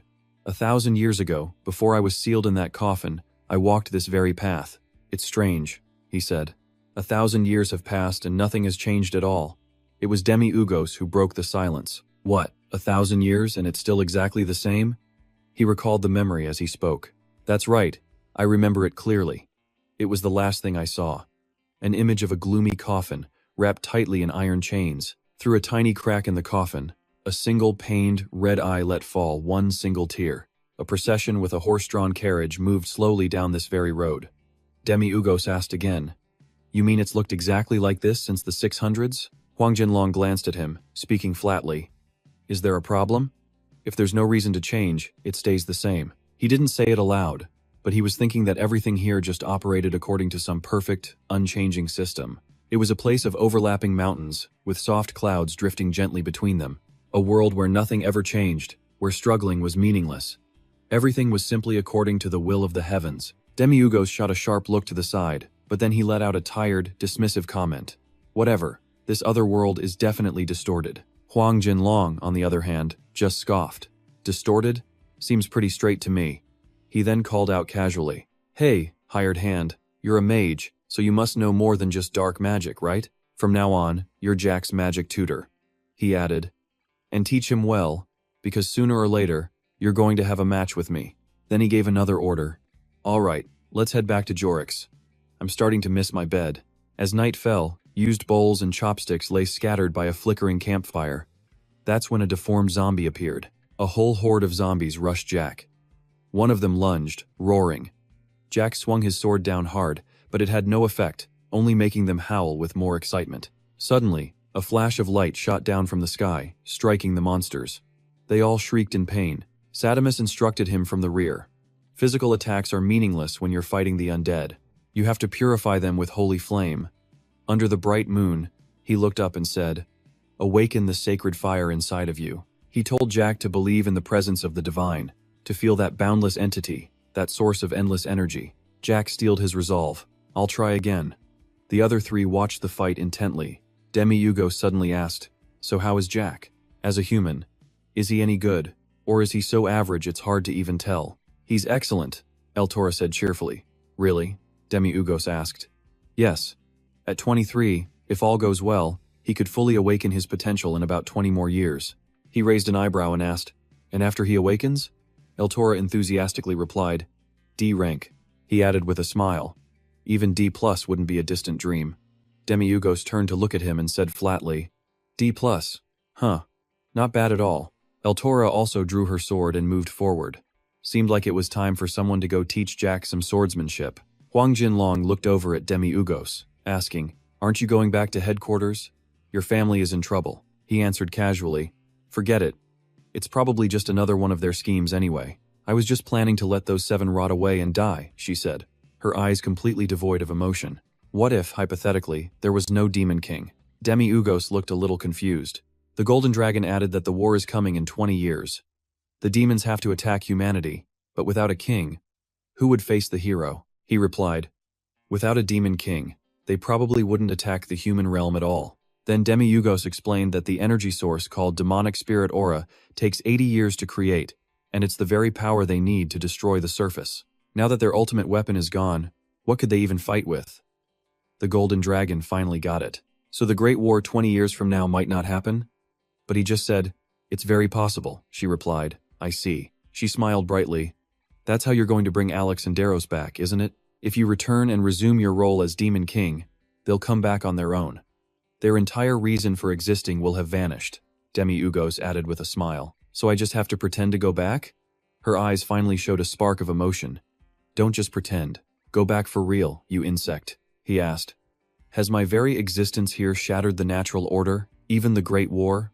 She replied, "For the time being, yes." Demi-Ugos closed his eyes in acceptance. "All right, I'll go back." The Golden Dragon was so surprised she shouted, "Really?" But then he added a condition, "If I die." She clicked her tongue, completely annoyed. Meanwhile, under another sky, a castle was shrouded in darkness. A figure stood silently, staring at an empty coffin. A heavily cloaked man stood motionless in the desolate room. Suddenly, a faint moan from behind caught his attention. His hand clenched a piece of cloth, veins bulging, as he said in a cold voice, "Another new sacrifice has offered itself to the empty coffin." That same hand grabbed the head of a crazed monster. "O soul of the dead, awaken and claim this new vessel. Devour this new spirit." From the ground, pale hands shot up like the roots of a tree. Vicious zombies rose and swarmed the cloaked figure. Suddenly, a blinding light flashed from behind a door. A sharp slash cut the man in half as blinding light tore through the demonic room. It rushed forward, leaving the horde of zombies no time to react. A clean cut sliced right through them. Then the weapon returned like a boomerang to the cloaked man. A massive hand caught the blade. A casual yet provocative voice rang out. "Seeing the holy sword Antares fly by, I knew you'd already arrived. Long time no see, Orion." The cloaked figure slowly pulled down his hood. Orion returned to his usual relaxed self to greet his old friend. "This is Orion, paladin of the Zodiac Knights, of the holy lineage." He cheerfully rushed forward to throw an arm around him. "What's with calling me Sir Orion? Friends shouldn't be so formal. Just call me Orion." The man, Cadenia, slightly sidestepped him. "We are comrades, not friends," he added. "You're fast, huh? I thought you just got here." But Cadenia replied, "It wasn't me." He scratched his head as he explained, "Someone else was here first." Cadenia stroked his chin. According to the records, the one sealed here was Sadamus. He began to share what he knew. The great archmage who once fought alongside the hero's party 1,000 years ago. But despite that, he voluntarily signed a pact with darkness and became the Lich King. His eyes gleamed. This was no ordinary Lich. If it wasn't for someone on our level, a Zodiac Knight, no one could have defeated him. Yet someone beat us to it. How strange. Cadenia continued. Lately, there have been nothing but unusual events, like the dragons who signed a peace treaty suddenly reappearing. A few days ago, giants even attacked a castle. Giants attacked a city? Cadenia glanced over. The investigation shows they fled their own mountain range in a great hurry. Orion then asked, "Fleeing from what?" Cadenia replied flatly, "It's unclear. That's why I came to this HP mountain range to investigate." A sharp glint appeared deep in Cadenia's eyes. "Recently, things have been happening that defy all common sense. Among them, he recalled Zake's embarrassed expression. They were there, too." Orion suddenly got excited. Them? You mean the group with that Zake kid? He cheerfully tapped Kadinia on the shoulder. I heard you've been obsessed with some kid lately. The entire holy temple is buzzing about it. Just how incredible is this kid to catch the eye of a psycho like you who only cares about the gods? Kadinia looked helpless. I believe his abilities have already surpassed G rank. A generous estimate would put him at the top of D rank. And he's only 17. Orion yelled. What? Then we have to bring him to the holy temple immediately. You've been hiding him this well? Trying to keep him all to yourself? Kadinia's gaze turned ice cold. He's the one who refused. He spoke gravely. But he will come eventually. Because God never uses his tools carelessly. He then turned to leave, leaving only a few words behind. Enough small talk. Let's move out. Investigating this giant phenomenon won't be easy. Orion suddenly moved forward and slung an arm over his shoulder. He laughed freely at Kadinia's helpless expression and said, What do the two of us have to be afraid of? This is the first time we've been on the same team since we were rookies, isn't it? The tension is thick. He reminds the other with clear annoyance. That last time was a total disaster, you know? They haven't been on the same team since. So why did the Holy Temple send you here after I specifically objected? Orientin just throws an arm around his shoulder as they walk, saying cheerfully, I'll just assume you're happy to see me. The guy is clearly confused. As they walk, one can't help but ask, Hey, the Holy Temple gave you a private airship? Why didn't I get one? Kadinia replies without skipping a beat. Obviously, it's because you already wrecked 3 of them. Orientin feigns ignorance, I did? The 3 of them train with intense passion. While nearby, Demi-Ugos and the Golden Dragon are fast asleep. Sadamus watches closely, explaining the origin of magical power. Rake holds white magic in one hand and black magic in the other. The young man looks startled. Sadimus calmly explains that magic is divided into black and white, based on its offensive or defensive nature. He continues, explaining there are countless other types based on the natural elements, but at their core, they are all the same. He adds one more thing, that it's a sacred energy, a gift from the gods themselves. Eltora speaks with a serious tone, saying that even apprentice mages need at least a year of training just to form a magic crystal, and yet, this kid managed to materialize one instantly. Z is developing at an absolutely frightening, unnatural speed. His expression is grave, as if he senses something approaching fast, as if Z is being artificially groomed for a coming threat. Rake just stares at the magic in his hands, completely astonished. Moonlight gently falls on the forest, revealing a city in ruins, burning in the deepest part of the world, Mado Adidos, the city of 1,000 black towers. Ifit swings the door open and barges into the room, but then his eyes go wide with utter shock. Alex and Daros were waiting for him. Ifit panics, screaming, You're still alive? The two just stare back with murder in their eyes. He's still completely stunned. What happened? We held a funeral. We thought you were dead. Their voices echo, cold as ice. Now, it's your turn.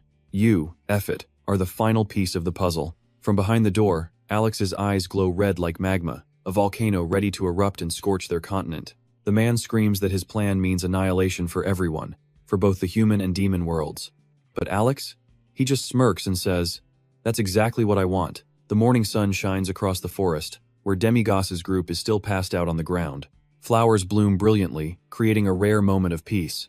But then, a huge crack splits the earth, and a piercing red light shoots out. The violent tremor jolts everyone awake in an instant. Strange, intersecting circles fill the sky as the ground begins to dance.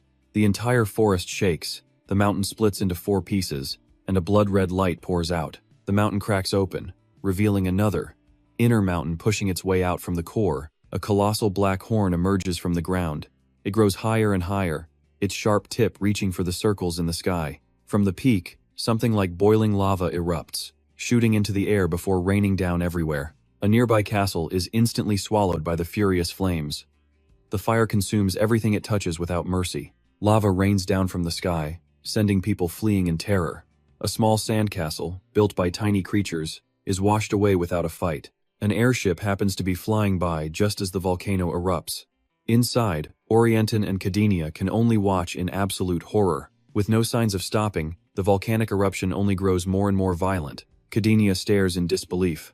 The cracks on the mountaintop form a star shape, with a glowing circle of lava at its center like an eye. Thick black smoke blankets the world, blocking out all light as black ash begins to fall like rain. The volcanic eruption looks like it's setting the very sky on fire. What a horrifying day this has turned out to be. It's the end of the world. From the forest, Demigoss's group is frozen in place, staring at the disaster. Z stammers in fear. How could this be happening? Demigoss lets out a grim laugh and says one thing. Alex, you absolute madman. The golden dragon just rubs his head in frustration, and so, that fateful day began 20 years ahead of schedule. That's all for this video. If you enjoyed it, please leave a like to support the channel. Thank you for watching, and see you next time.